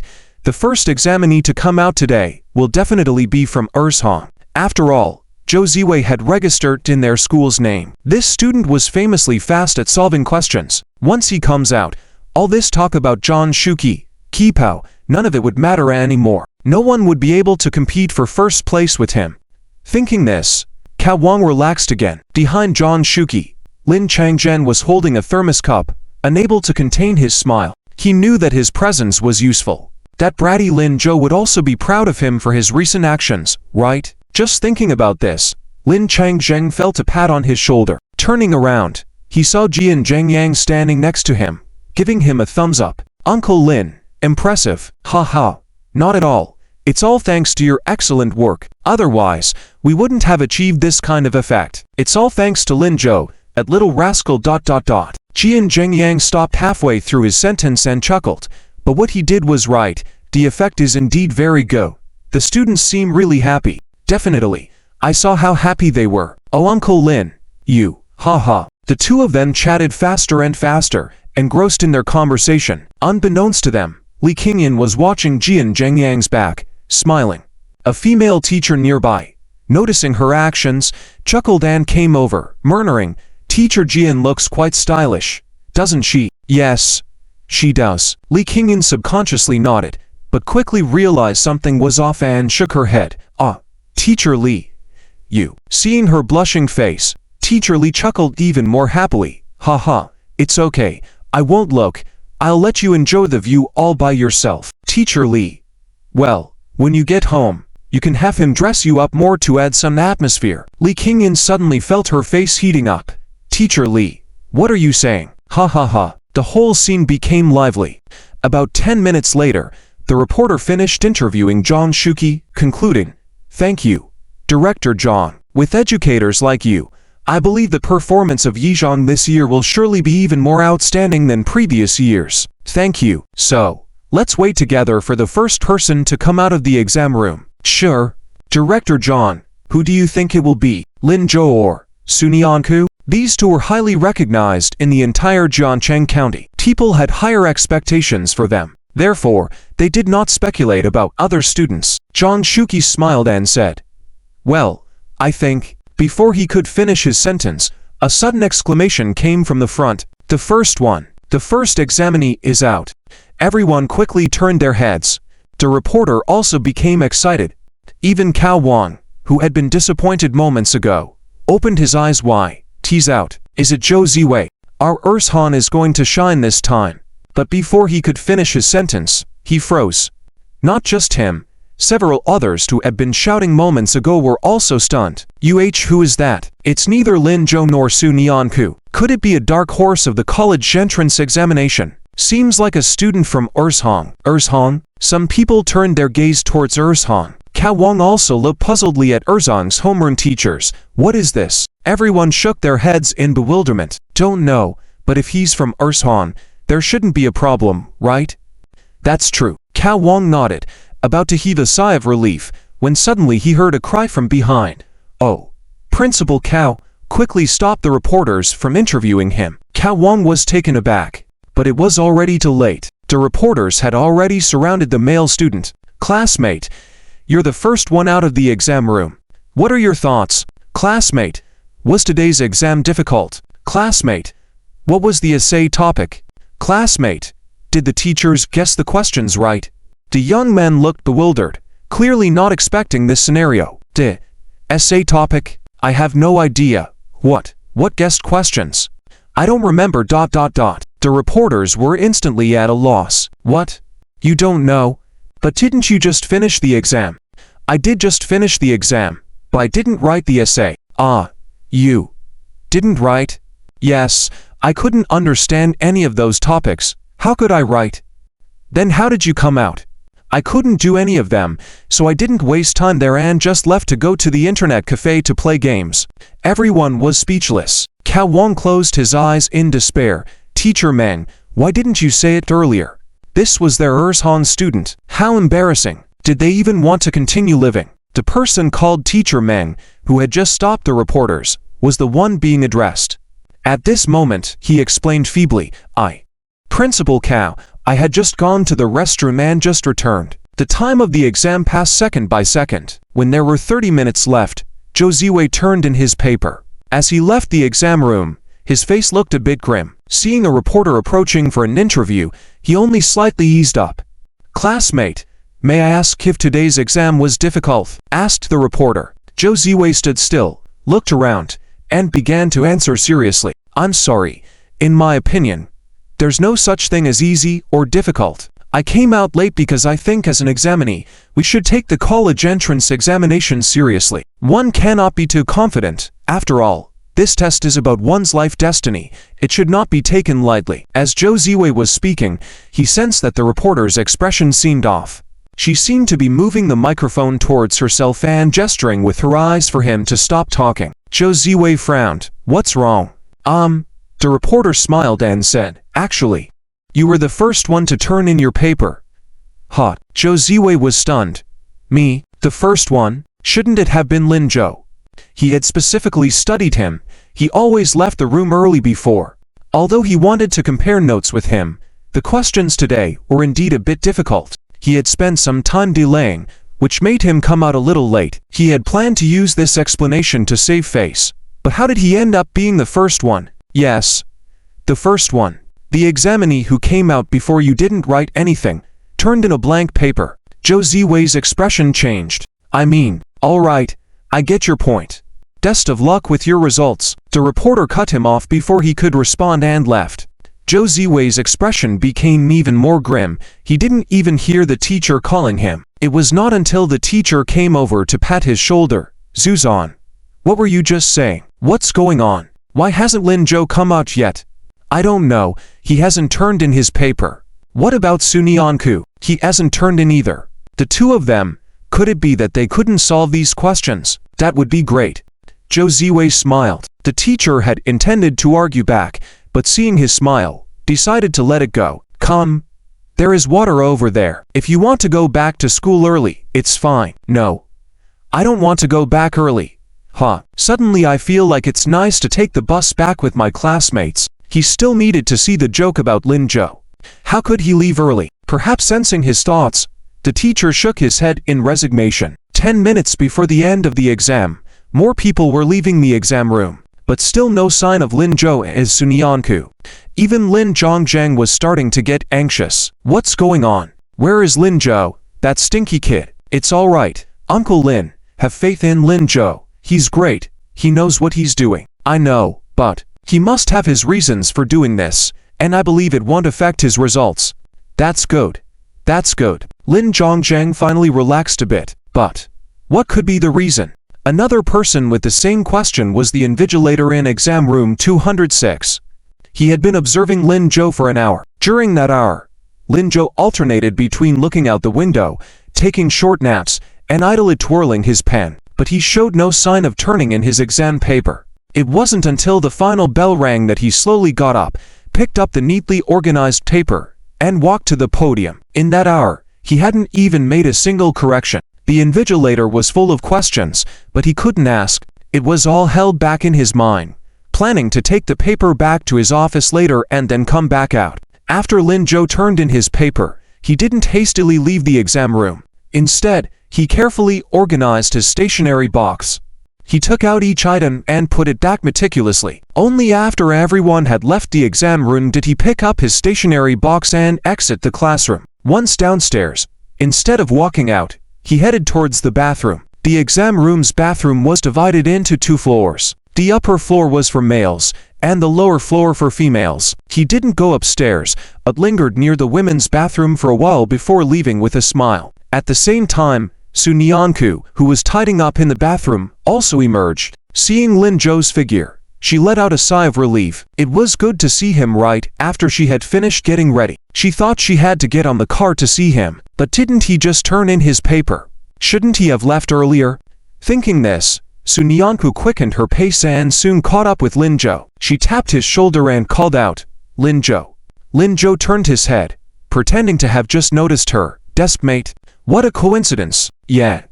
How come you're coming out just now? The questions today were too difficult. I checked them several times. They were a bit harder than usual. But did you need to check? In the crowd, Sunyanku, who had not yet walked far, heard these words and paused. She instinctively turned her head to look in the direction of Lin Zhou. Waiting for someone. Not turning in the test in advance means waiting for someone. Who are they waiting for? The journalist asked the same doubt. Sunyanku noticed that Lin Zhou did not hurry to answer, but instead looked in her direction. It seemed like he was speaking to her, yet also answering the journalist. He smiled and said, waiting for an important person. Sunyanku was shocked once again. It was the same as before. An important person. Listening to music was also with an important person. And now too. That person ... that person seemed to be Sunyanku. What are you doing here? Qian Guoguo's voice came from the front, interrupting her train of thought. Sunyanku quickly grabbed her and gestured for her to be quiet. Only then did Qian Guoguo see Lin Zhou. Oh, he's here too. Let's go to the car first. Sunyanku shouted and dragged Qian Guoguo towards the direction of the car, sprinting. They couldn't let the journalists hear, or they might want to interview her. She didn't know what to say at all. Lin Zhou saw this scene and chuckled. The journalist was perplexed. An important person. Who? She instinctively followed Lin Zhou's gaze, and Lin Zhou quickly took the lead. It's no one. Just a classmate. But today's exam was really beneficial for me. It was the first time my family saw such a writing topic. This sentence immediately brought the journalist's attention back. Right, I heard today's essay was very difficult. What's your take on it? Lin Zhou organized his thoughts and began to speak slowly. The journalist also sat seriously for the interview. When the interview was over, there were hardly any people left in the exam room. Lin Zhou then left the school campus. Lin Changzheng had been waiting at the gate for a long time, and hurried over when he saw Lin Zhou, handing him a thermos cup.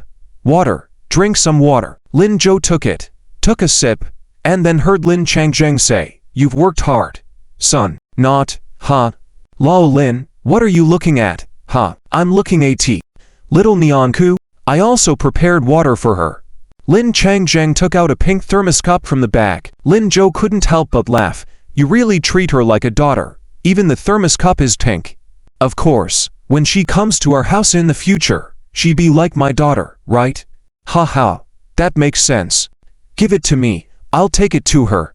Okay, and these are the dishes I made for you all this morning. You and little Nyanku can eat together later. You have an exam, so you should not eat outside food carelessly, in case you get a stomachache. Dad, what are you saying? TFFT, my bad luck. In any case, you should eat what I made. All right.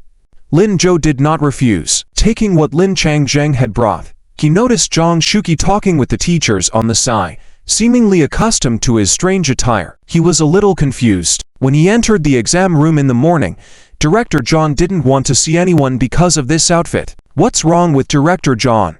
It's nothing. He's just happy.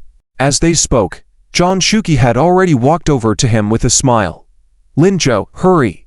Get on the bus. When everyone is here, we will return to the school and have a good rest for lunch. Lin Zhou glanced at him strangely. He didn't even ask how his own exam went. But it didn't matter. Holding a bunch of food, Lin Zhou walked towards the direction of the bus. Before getting on the bus, he suddenly felt a sharp gaze on him. Lin Zhou turned his head and saw Zhou Ziwei standing not far away, glaring at him coldly. Lin Zhou nodded slightly and smiled, as if he was greeting, then confidently got on the bus. Zhou Ziwei's eyes grew colder. This guy dared to mock him? Outrageous. After boarding the bus, Lin Zhou noticed everyone chatting and gossiping non-stop. It seemed like they didn't notice him. Even Shunyanku was listening attentively to Qian Guoguo and several other girls beside her. They only dispersed and gave up their seats for him when he approached. Curiously, Lin Zhou walked over and asked, "Little desk partner, what are they talking about?" "They are talking about Director John and the other teachers." "Oh, what happened to them?" "They made the headlines for today's college entrance exam." "The headlines today?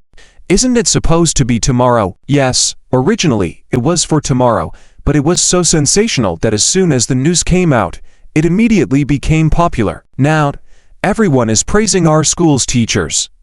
"That's great." "Yes, Director John is so happy." After chatting for a while, the beaming Zhang Shuqi boarded their bus laughing. After taking attendance, he began to summarize today's exam. Everyone did well in the morning, and there were no exam incidents. But I hope everyone forgets anything about this morning's exam. Whether it was a small error or anything, it's all in the past. We need to stay in good shape for the upcoming exams. Continue reading on the next page for more exciting content. Go for it. All right. The students cheered enthusiastically. Zhang Shuqi waved his hand and walked towards the next bus. Their bus started slowly and headed back to Yizhong for lunch. What Lin Zhou didn't know was that at this moment, the Kyoto Mathematics Seminar was in a frenzy. What? The third part of Tsinghua University has already been completed. What? What speed is this? Wasn't it said yesterday that they didn't achieve much? It seems they are holding back their big moves. Song Qinghai was also dumbfounded. He looked incredulously at Yan Zong. You, Lao Yan, weren't you still? Ha ha. Sorry Professor Song, we are just that efficient. Around midnight last night, we received the research results of the task. It happened to coincide with today's meeting. Disappointing you, In Zong said with a laugh, feeling jubilant inside. It took him all night to believe that Lin Zhou and Shunyanku had actually written the fourth part of the Morse task. However, he did not bring out the fourth part yet. On one hand, it wasn't finished, and on the other hand, he felt that the third part was enough to face today's meeting. The subsequent parts could be saved as a trump card. As expected, once the third part was revealed, it easily surpassed the other schools, especially Song Qinghai, who had always been so confident. This time, we are probably going to win. You are really. Song Qinghai's whole hand trembled. He wanted to refute but felt somewhat powerless. After a while, he found his voice. It's okay. Lao Yan, we still have 2 months before the international conference. In these 2 months, we'll surely surpass yours. Then, let's wait and see. The meeting is over. Song Qinghai left with his students dejectedly. Yan Zong was left behind to give the final summary. By the time he left, the students had been waiting at the door for a while. Professor Yan, The academic forum on mathematics today will discuss the results of this meeting. They asked us if we should include the names of the students. The names of the students naturally refer to the answerers Lin Zhou and Sun Yanku. Let's hold off on writing their names for now. Not write them, but according to convention, you know it's a convention. Lin Zhou and Sun Yanku are currently taking the college entrance examination and should not be disturbed. Besides, they are not ready for these things to be exposed. Let them have a complete high school life. Once it's published, their lives won't be as peaceful anymore. Alright, I'll go talk to them. Also, teacher, I just saw a conference from overseas, and they have already completed the third part of their topic, and are working on the fourth part. After the college entrance exam, should we urge Lin Zhou and Sun Yanku to join them? Let's talk about that later. I'll try to persuade them to come to Qingbai. Alright. Thank you, teacher. The student left. Yanzong chuckled as he held the documents in his hand. I never thought I'd encounter such genius even as I'm getting old. There are successors after all. In the afternoon, the math exam took place. Everything went smoothly. After the exam, John Shuki dismissed everyone to prepare for the English and comprehensive exams the next day. Lin Zhou went home early. Lin Changsheng still cooked a lot of delicious dishes for him, and urged him to finish eating before sending him back to his room to sleep.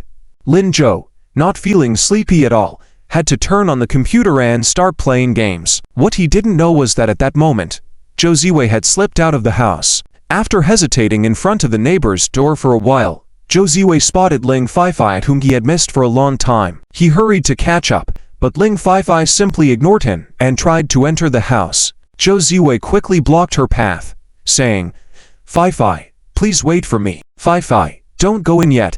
I have something to tell you." What more is there to say? Ling Feifei's face turned cold. You said you would help me punish Lin Zhou and Sun Yanku, right? The whole day has passed. Did you succeed? Ling Feifei rolled her eyes. You couldn't accomplish anything. Move aside. Don't block my way. Wait. Feifei, tomorrow is another day.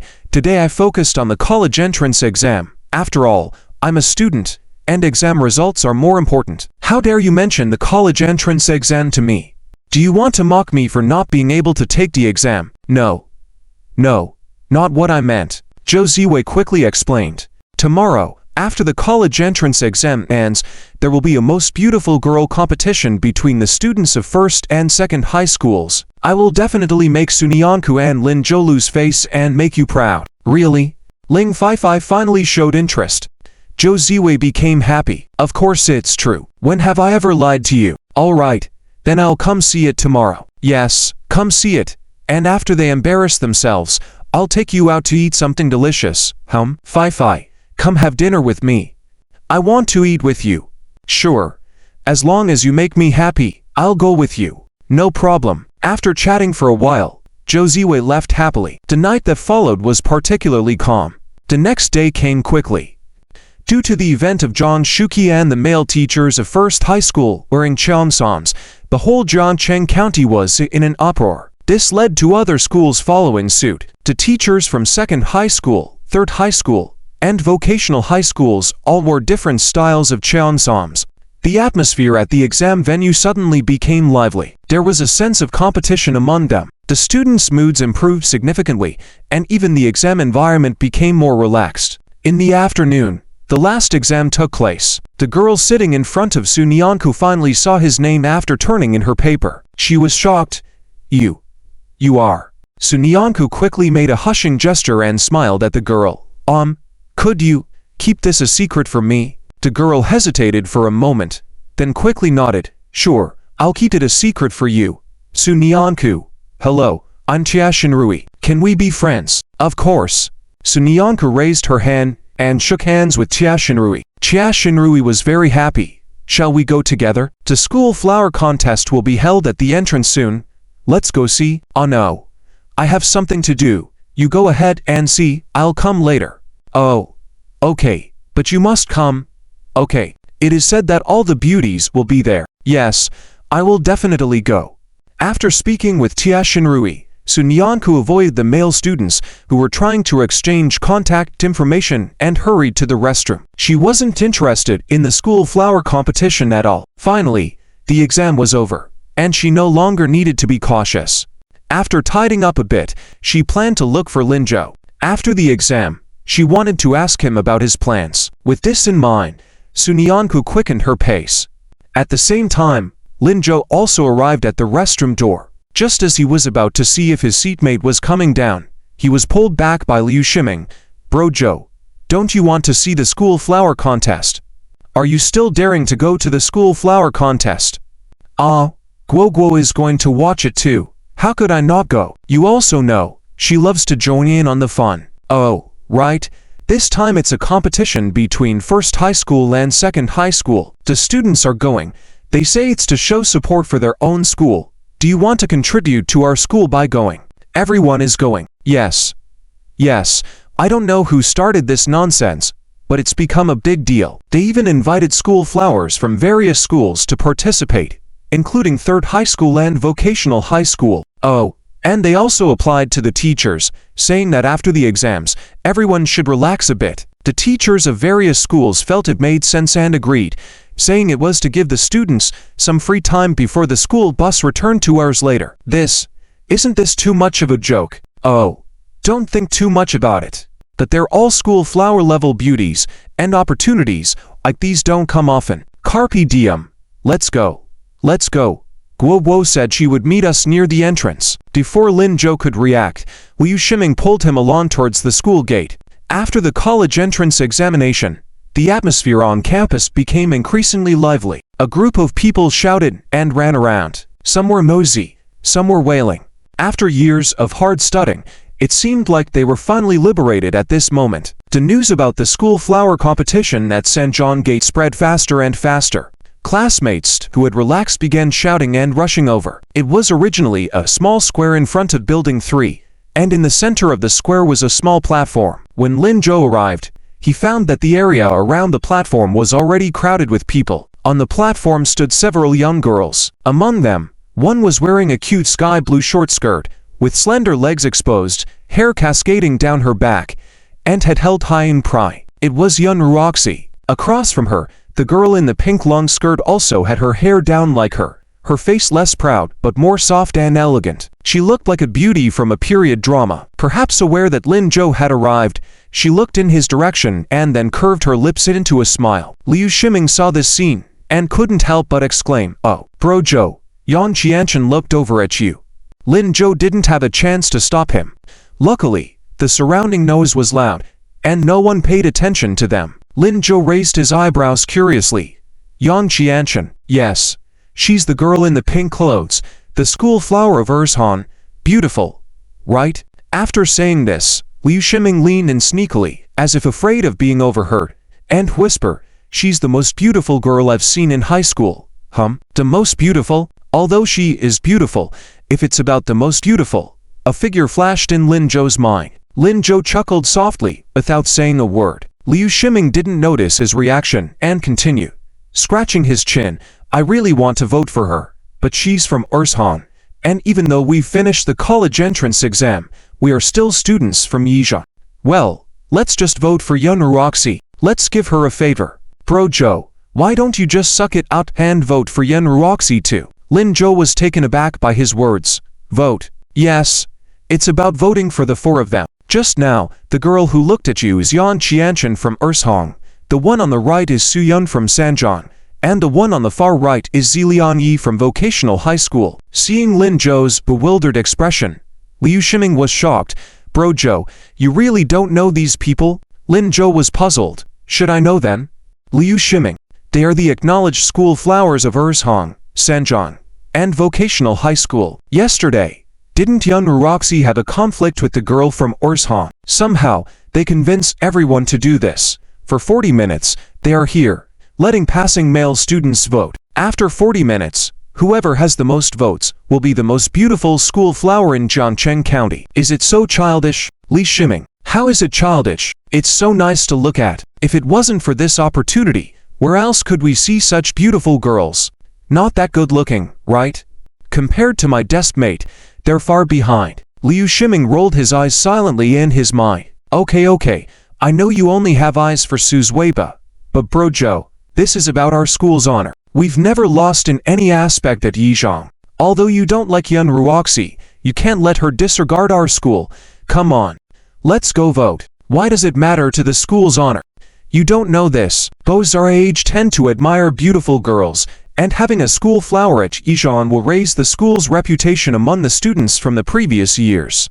It's considered a contribution to the school. It seems like that's really the case. But I still won't vote. You go ahead. Huh. Bro Joe, if you don't. Okay. Forget it. Just stay with me. Wait on the side, otherwise Chan Wogwo will misunderstand again. Knowing that Lin Zhou was unwilling, Liu Shiming compromised. Lin Zhou nodded in resignation. When they reached the voting place, Liu Shiming quickly picked up the voting slips and began writing names on the side. Lin Zhou glanced at them for a while and was about to walk away to give other students preparing to vote some space. But then, he heard a voice saying, Lin Zhou, is that you? Lin Zhou turned his head and saw the classical girl Yan Qianchen smiling gently at him. I'm Yan Qianchen from Orshong. I've heard your name early on. Didn't expect you to be so handsome. The tone of her words felt a bit off. As he was pondering this, he heard her say, Are you here to vote too? But I heard that you've lost interest in Yun Ruoxi already, right? Before Lin Zhou could react, Yun Ruoxi beside them exploded. Yan Qianchen, what are you saying? How could Lin Zhou not like me? He likes me the most. After saying this, she turned to Lin Zhou, her voice slightly cold. Lin Zhou, here's your chance. Vote for me now. Lin Zhou. Uh-oh, this person is in trouble. As Yun Ruoxi's words fell, everyone was shocked. What? What did Yun Ruoxi just say? Why does that sound strange? Lin Zhou frowned but paid no attention to Yun Ruoxi. The story hasn't finished yet. Please click on the next page to continue reading the exciting content. He looked up and gazed at Yan Qianchen. This person is not simple. She's using him as a pawn to provoke Yun Ruoxi. Just as he was about to say something, he heard Yan Qianchen say, Yun. Student Yun Ruoxi, how can you command Lin Zhou? Didn't you reject him? Lin Zhou silently closed his eyes. Yun Ruoxi, you're really done for. Just as he was about to say a few words to help her, after all, it involves the school's honor. But now, it's better to let it go. As expected, her words stirred up another commotion. Is she crazy? Commanding someone? You already rejected him. Why give orders now? What do you mean by giving him a chance? Who are you? Lin Zhou is a study god.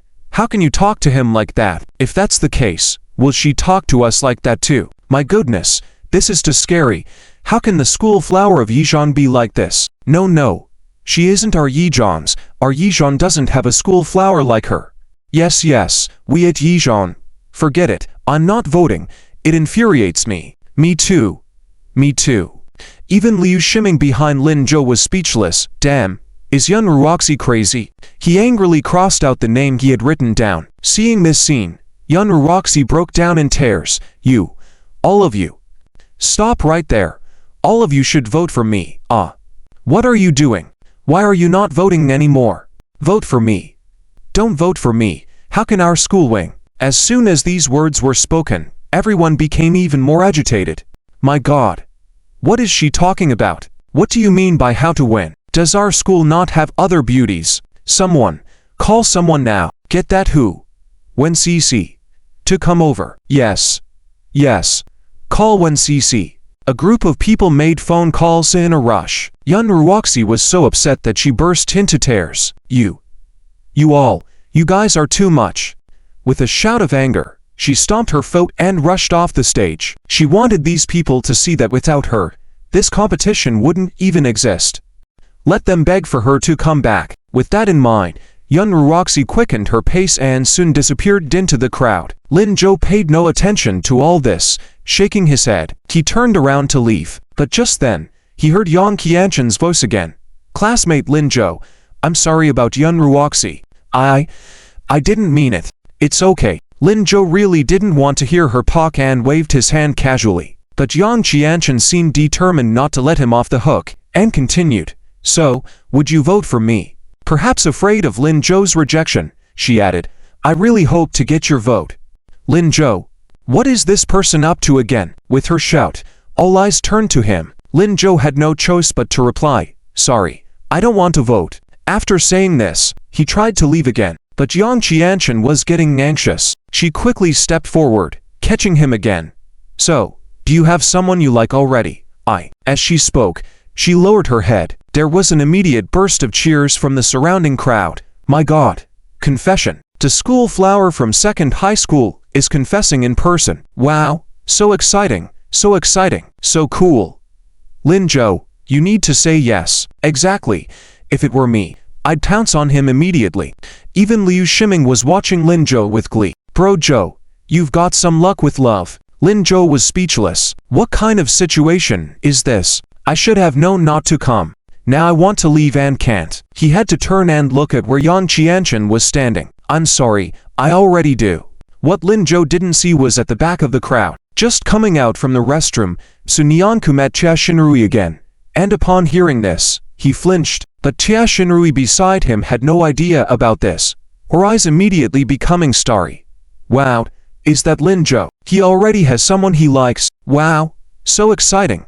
Quick, Sun Yanku. Let's find out the gossip. After saying this, she squeezed her way into the crowd. Sun Yanku thought for a moment, then followed suit. Meanwhile, on the stage, Yang Qianchen was also stunned. What? I said. I do. I have someone I like, sorry. Yang Qianchen suddenly felt a pang in her heart, but she maintained her smile on her face. Well, that's too bad. You'll find someone too. Thank you. But does the person you like, is she beautiful? Yang Qianchen raised her head, looking alluring at Lin Jo. Having rejected her, he couldn't just leave so easily. If that's the case, where does it leave her dignity? What? I mean, is the person you like, is she beautiful? More beautiful than me, than Yun Ruoxi? Yang Qianchen looked at Lin Jo earnestly, waiting for his answer. She discovered he fell silent. The others around also fell silent, including Sun Yanku in the crowd. For some reason, her heart clenched tightly. She wanted to know the answer, yet she was also afraid. How will he answer? Is he not going to answer?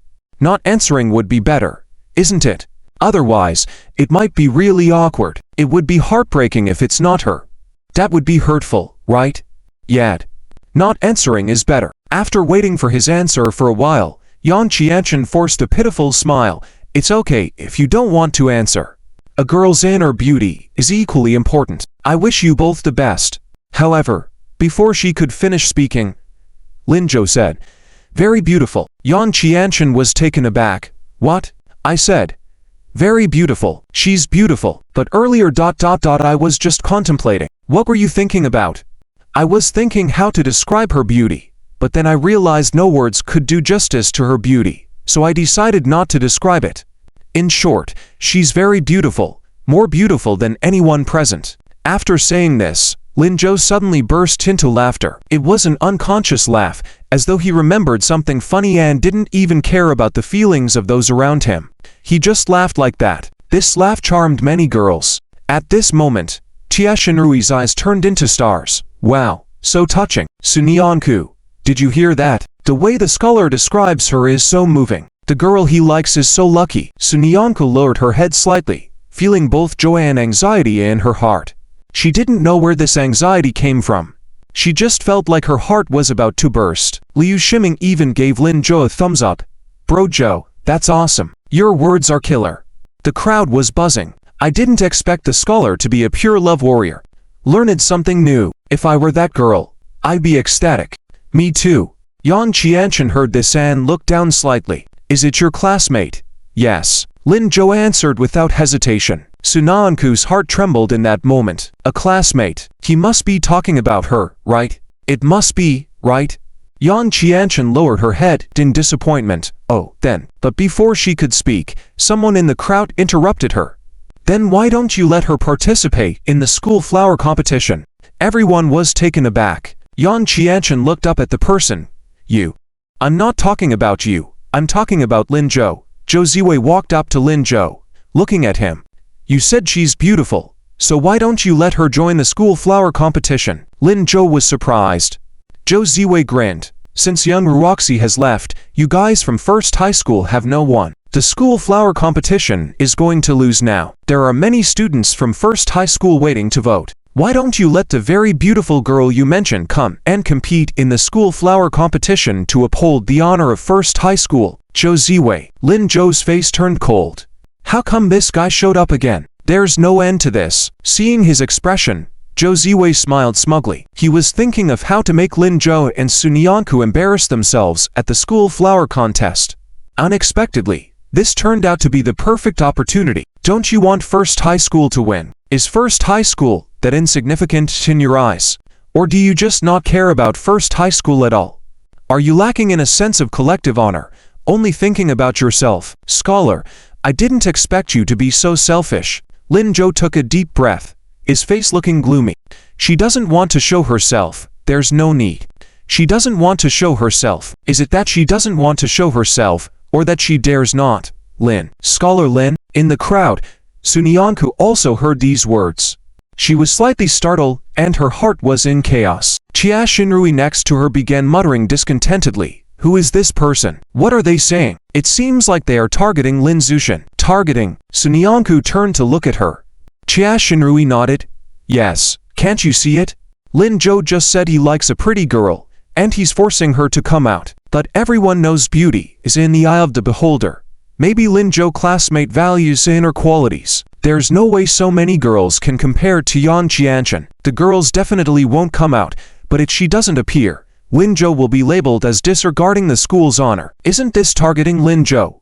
So, what should we do now? I don't know. Maybe the girl Lin Zhou mentioned is really more beautiful than Yan Qianchen. After saying this, Jia Xinrui lowered her head disappointedly, but the chances of that are too small. Su Nianku also felt a bit flustered and lowered her head. As she was contemplating, Jia Xinrui spoke again. Wait, Su Nianku, if you don't wear that hat, mask, and glasses, you would be prettier than Yan Qianchen. Could it be that Lin Zhou likes? No. Before Jia Xinrui could finish, Su Nianku quickly interjected. It's not me. Oh, not you. What a pity. Jia Xinrui seemed disappointed. Now only you can defeat Yan Qianchen and help Lin Zhou change this awkward situation. But Su Nianku, why did you cover yourself up in the bathroom at this time? You are clearly so beautiful, other girls would do anything to show off their beauty. Su Nianku hesitated for a moment, as if she had figured something out. She took a deep breath and turned to Jia Xinrui. Jia Xinrui. Before Jia Xinrui could finish speaking, Su Nianku interrupted. Can you help me with something? What? In the center of the square, Lin Zhou heard Zhou Ziwei's words and narrowed his eyes, about to speak. On the side, Liu Shiming was already furious and rushed forward. I've said that she doesn't want to show her face. Are you deaf? What does this have to do with the school's collective honor? Zhou Ziwei chuckled instead of getting angry.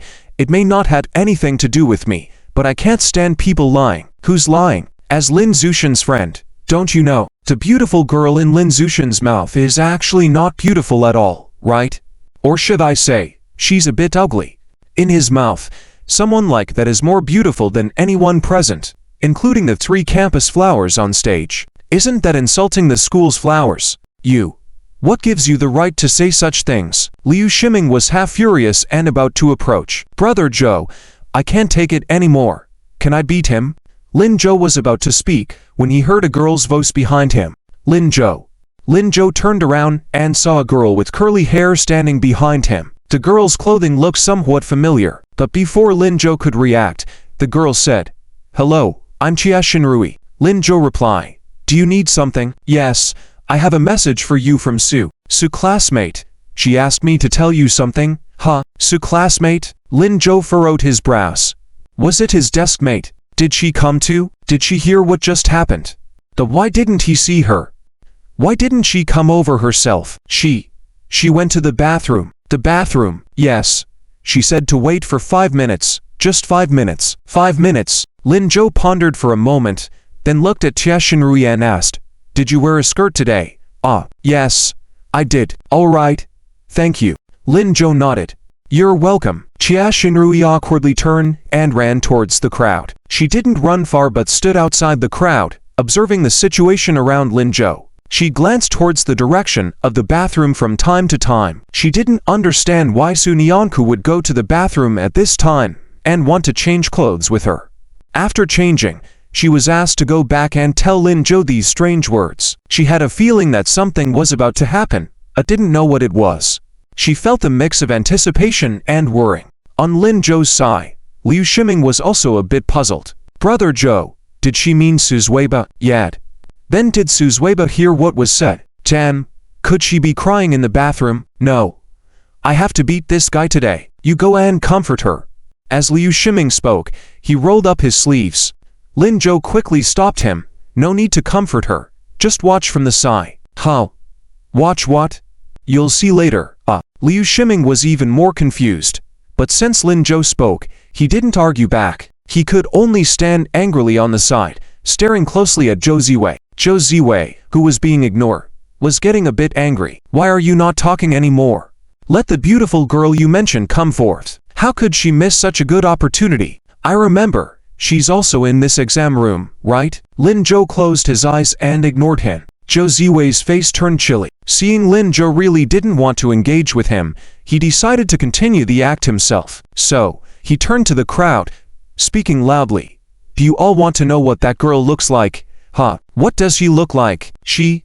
Zhou Ziwei smiled then began. She's very thin, so thin that she's almost skeletal. Her thick bangs cover her face completely. Those thick glasses, ugly beyond words, wearing worn-out clothes every day, as ordinary as can be. Pausing, he continued, of course, I'm not intentionally targeting this girl, I'm just stating facts. Once he said this, the surrounding people exploded with reactions. This sounds really average, can't compare to the campus flowers, right? If Lin Zushan likes her, she must be beautiful in his eyes. But this is at the campus flower competition. What Lin Zushan just said was indeed inappropriate. I think Yang is about to cry. Isn't that so? Yang Qianshan's expression also changed. In the crowd, Ling Feifei showed a faint smile. Although she didn't punish Su Nianku herself, it irritated Lin Zhou, but she was also very happy. On the other side, Tia Shinrui felt more and more strange as she looked. Why did the description of Zhou Ziwei sound so familiar? Isn't this Su Nianku before entering the exam room? Could it be that she guessed right? Is Su Nianku intentionally not telling her? Was Su Nianku's performance just now meant to defend Lin Zhou? Is she standing up for Lin Zhou? Thinking of this, Tia Shinrui suddenly became excited. Great. So looking forward. Meanwhile, Lin Zhou continued to ignore the nosy crowd, choosing to continue to disregard. Great little desk needs some time. Since she is going to appear, then make the scene more grand. Liu Shiming also imitated his behavior, closed his eyes, not looking at Zhou Ziwei and the others. Zhou Ziwei instantly felt like hitting cotton. He looked angrily at Lin Zhou, trying to find fault with him again. Lin Zhou, shouldn't you apologize to Yang Qianshan? Is this the quality of the student god of your school? No wonder your school doesn't have a school flower. With this kind of school education, probably can't cultivate any school flowers. Zhou Ziwei talked non-stop for 2 minutes. Lin Zhou finally opened his eyes. He looked at him with a faint expression. Are you finished? She is coming. What? Aren't you supposed to see her? How? Who? Lin Zhou didn't answer, but just smiled lightly. The people around him also froze. What does Lin Zhou's reaction mean? Why does he seem so relaxed and unconcerned about this matter? Wasn't he supposed to vote? Why isn't he voting? Someone suddenly shouted, I think what this student said is right. Lin Zhou should apologize to Yang Qianshan. Yes. Apologize, apologize, apologize. A bunch of Yang Qianshan's defenders started shouting. Yang Qianshan on the stage looked seriously at Lin Zhou, showing a smile. See, this is her charm. As long as she stands here, showing a bit of weakness, there will be many bows standing up for her justice. Now, she wants to see how Lin Zhou will end this. Even Liu Shiming was nervous. He carefully walked to Lin Zhou's side and lightly touched him. Zhou Zhe. This situation seems a bit off. Who is coming? Is Suzueba really coming? Yes. Liu Shiming was shocked. But this. Zhou Zhe. Don't blame me for speaking harshly. Those are school flowers from several schools. Several bows are watching here. I know. And you let her come? It's okay. It's okay. Suzueba is already thin-skinned. If she comes and becomes a joke, this is not good. Absolutely not good.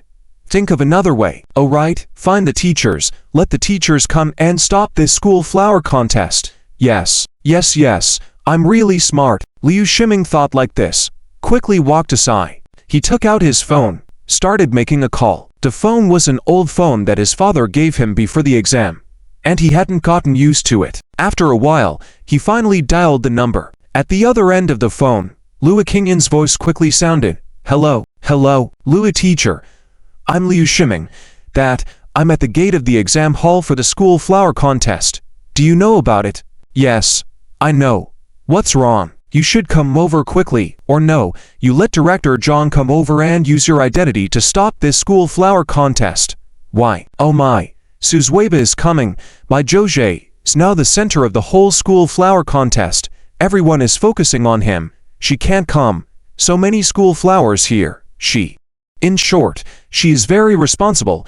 If Suzueba appears, it's over. Liu Shiming was very anxious, but on the phone, Liu Qingyan didn't seem so urgent. She pondered for a moment and made a final conclusion. No need to stop. Continue. But Liu Shiming, do you have confidence in Sunyanku and Lin Zhou? Teacher Louis. Is it time to talk about confidence now? Yes, it is. Hang up first. I have something else to do. Wait. Teacher Louis. Don't hang up first. Here. Liu Qingyan directly pressed the hang up button. After putting away the phone, Jian Zhengyang by her side looked a little worried. Do we really not need Director John to come forward? No need. This may be an opportunity. Opportunity. Liu Qingyan nodded. Sunyanku can't always be the way she was before, right? She is going to college soon. There will be a day she will be discovered, rather than trouble behind because of this issue. It's better to let her take the initiative to come forward. But stop hesitating. I have my own judgment about my student. Let's go. Go see when the school bus is coming. We may need to delay some time for them. Meanwhile, Liu Shiming was going crazy. He was holding the hung-up phone blankly, a little incredulous. Jose. This, can't find any reinforcements, right? Let me tell you, Lin Zhou, everyone is watching. If you don't apologize today, I'm afraid you won't be able to get out of here. Unless, little master, there's more to this chapter. Please click next page to continue reading. It gets more exciting. Zhou Ziwei interrupted Liu Shiming's words, arrogantly smiling and shouting loudly. Unless what? Unless you can really get your beautiful classmate to come out and participate in the school flower contest. I know she won't come out. So Lin Zushin. Before Zhou Ziwei could finish his sentence, he suddenly heard a girl's voice not far behind him. Lin Zhou. The voice, though not loud, was clearly audible to everyone present. Why do people keep shouting Lin Zhou? Zhou Ziwei turned around dissatisfied, about to scold someone, but when he saw the person in front of him, he froze. In front of him was a person wearing a loose dress that was much looser than his own body, but it highlighted an unusually tall figure. The loose fit on the person gave off a lazy vibe. Her hair was casually scattered behind her, soft and beautiful. On top of her head was a slightly playful strawberry hairpin. Under a smooth forehead, large eyes, a high nose bridge, and a flawless face without makeup, and those slightly parted crimson lips. Zhou Ziwei felt like his brain was about to crash. Who is this person? Why is she so beautiful? In the crowd, Tia Shinrui's eyes turned into heart shakes. In her mind, a few words repeated. Beautiful, so beautiful. She really knows Lin Zhou. She really came for Lin Zhou. In the crowd, Ling Feifei, who had been wanting to watch the excitement, went crazy. Who is this person? Ling Feifei was dumbfounded. A voice kept echoing in her mind. No, impossible. It can't be. How could this be? This isn't real. I must have seen wrong. Ling Feifei closed her eyes and opened them again. She thought the illusion would disappear. But it didn't. The person in front of her seemed even clearer. The girl walked forward with small steps, wearing a smile, heading slowly towards them. After a brief silence, the surrounding classmates exploded. Who is this? She's so beautiful, isn't she? My God, she's a true beauty. She's like moonlight, even prettier than the school flowers on stage. Are there really girls this beautiful in the world? Am I seeing things? On stage, Yang Qianshan's face changed. Suddenly, she felt a sense of unease in her heart. Taking a deep breath, she tried to dispel the uneasiness, but somehow, it was getting heavier. How could this person be so beautiful? Could she be? The girl paid no attention to them. She seemed not to hear their shouts. She walked slowly until she reached Lin Zhou's side, where she stopped. She looked at him. With a faint voice, she called out, Lin Zhou. This call stirred up a storm again. Beside Lin Zhou, Liu Shiming's mouth dropped in surprise. He had been stunned since the girl appeared. This call finally made him react slightly. He couldn't believe his eyes as he looked at the person before him. He felt like he must be dreaming. In his dreams, Suzueba, who was always quiet and modest, had turned into a super beauty. But it wasn't a dream now. After all, there were still so many people watching. Liu Shiming vigorously tapped his own head, trying to wake himself up. But he just couldn't. The girl's every frown and smile seemed more real in his eyes. Liu Shiming was going crazy. He anxiously nudged Lin Zhou next to him and shouted, "Zhou, Zhou." No response. Liu Shiming turned his head and saw Lin Zhou smiling, looking at the girl in front of him with affection. It seemed like he had known all along, and he was completely relaxed. "Ow, I'm here." Lin Shiming. What the heck? What the heck? Who can tell him what's going on? This expression, this tone. Zhou only had this when he saw Suzueba. Is this girl Suzueba for real? My god. Is this world too surreal? Am I going crazy? Countless thoughts raced through Liu Shiming's mind, shocking him into silence. Jia Xinrui stood in the crowd, almost about to scream. "Oh my god, oh my god, oh my god," she said. "Lin Zhou," he said. "Ow. I'm here." Though just a few words, it carried so much weight. It was so captivating. Sunyanku, elegant and beautiful after tidying up. Standing next to Lin Zhou, they were such a perfect match. It's like a drama. People were stunned again. Does this beauty know Lin Zhou? No. Could this beauty be the one Lin Zhou likes? My god. If that's the case, then Lin Zhou isn't wrong. Yes. Yes.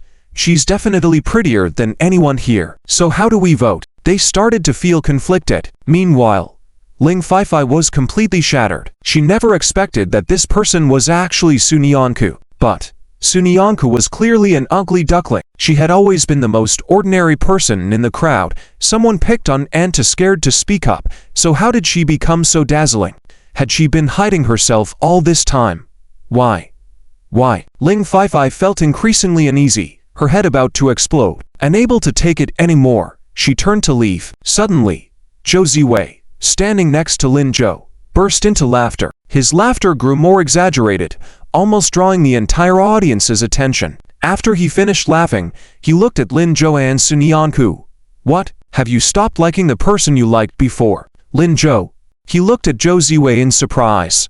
Then Zhou Ziwei continued, "You clearly liked Sunyanku before, right? But now you're bringing another girl. Isn't she mad? Oh, I see. You don't really like Sunyanku, do you? Ha ha. Playing two ends against the middle?" Lin Zhou. Even Sunyanku was confused. What in the world is wrong with this guy? She was about to explain when a voice from the crowd spoke out. "Zhou Ziwei." Sunyanku turned her head and saw Ling Feifei. She didn't know what got into her, but she couldn't help it. She thought Zhou Ziwei was simply humiliating himself. Yes, humiliating himself. "Let's go," she coldly shouted. But Zhou Ziwei wasn't fazed. "Feifei, are you concerned about me?" It's okay. I'll keep my promise to you. See, I'm making an effort. Just wait for a moment. I'll make sure they shut up. Ling Feifei couldn't bear it anymore. It was so obvious. Why didn't he see that the person in front of him was Sunyanku? It's really, if you don't leave, I will. Don't say we know each other. Without any hesitation, Ling Feifei turned around and left. Seeing that the situation was getting out of hand, Zhou Ziwei quickly followed. "Hey, Feifei, wait for me." Feifei, the troublemaker, left. People once again turned their gaze towards Sunyanku. Someone approached tentatively, asking carefully, "Excuse me, would you like to participate in the school flower contest?" These words made Yang Qianshan's heart skip a beat on stage. She felt a bit scared. Originally, she was the main focus of the stage, and everyone's attention was on her. She came here because she enjoyed that feeling. Now, if this girl were to come up too, she might just... "I'm sorry, I'm not participating," said the girl with a soft voice. Yang Qianshan breathed a sigh of relief. Lin Zhou was also surprised. "Little Deskmate, not participating." "Yeah, not participating. Lin Zhou, let's go. I want to go back to school." Her voice was small, but Lin Zhou heard it clearly. He didn't hesitate and nodded directly. "All right." Then he quickly took off his jacket and draped it over Sunyanku, gesturing to Liu Shiming. "Let's go." Bewildered, Liu Shiming followed along. It wasn't until they reached the main road and Lin Zhou hailed a taxi that he finally began to regain his senses. Zhou, the school bus is over there. We should. We're not taking the school bus, we're taking a taxi. After saying this, Lin Zhou got into the taxi with Sun Yanku, leaving everyone staring at each other. Someone exclaimed, "What? What do we do now? How do we cast our votes?" The crowd also began to feel puzzled. Yeah. What do we do now? She left. Should we all vote for Yang Qianchen? Upon hearing this, Yang Qianchen stood up straight, but then she heard everyone change their tune. But can Yang Qianchen still be considered the most beautiful girl now? Yeah. Just now that girl who came out, it seems like no one can compare. Then now, it seems like the school's beauty contest doesn't have much meaning anymore. That's right, so should we not vote then? I was thinking the same. Let's go. Let's go back to school. We still have the party at night. Yes, let's go. Wait. No. Who is from Yijian? Hurry back to find out the name of that girl. She's too beautiful.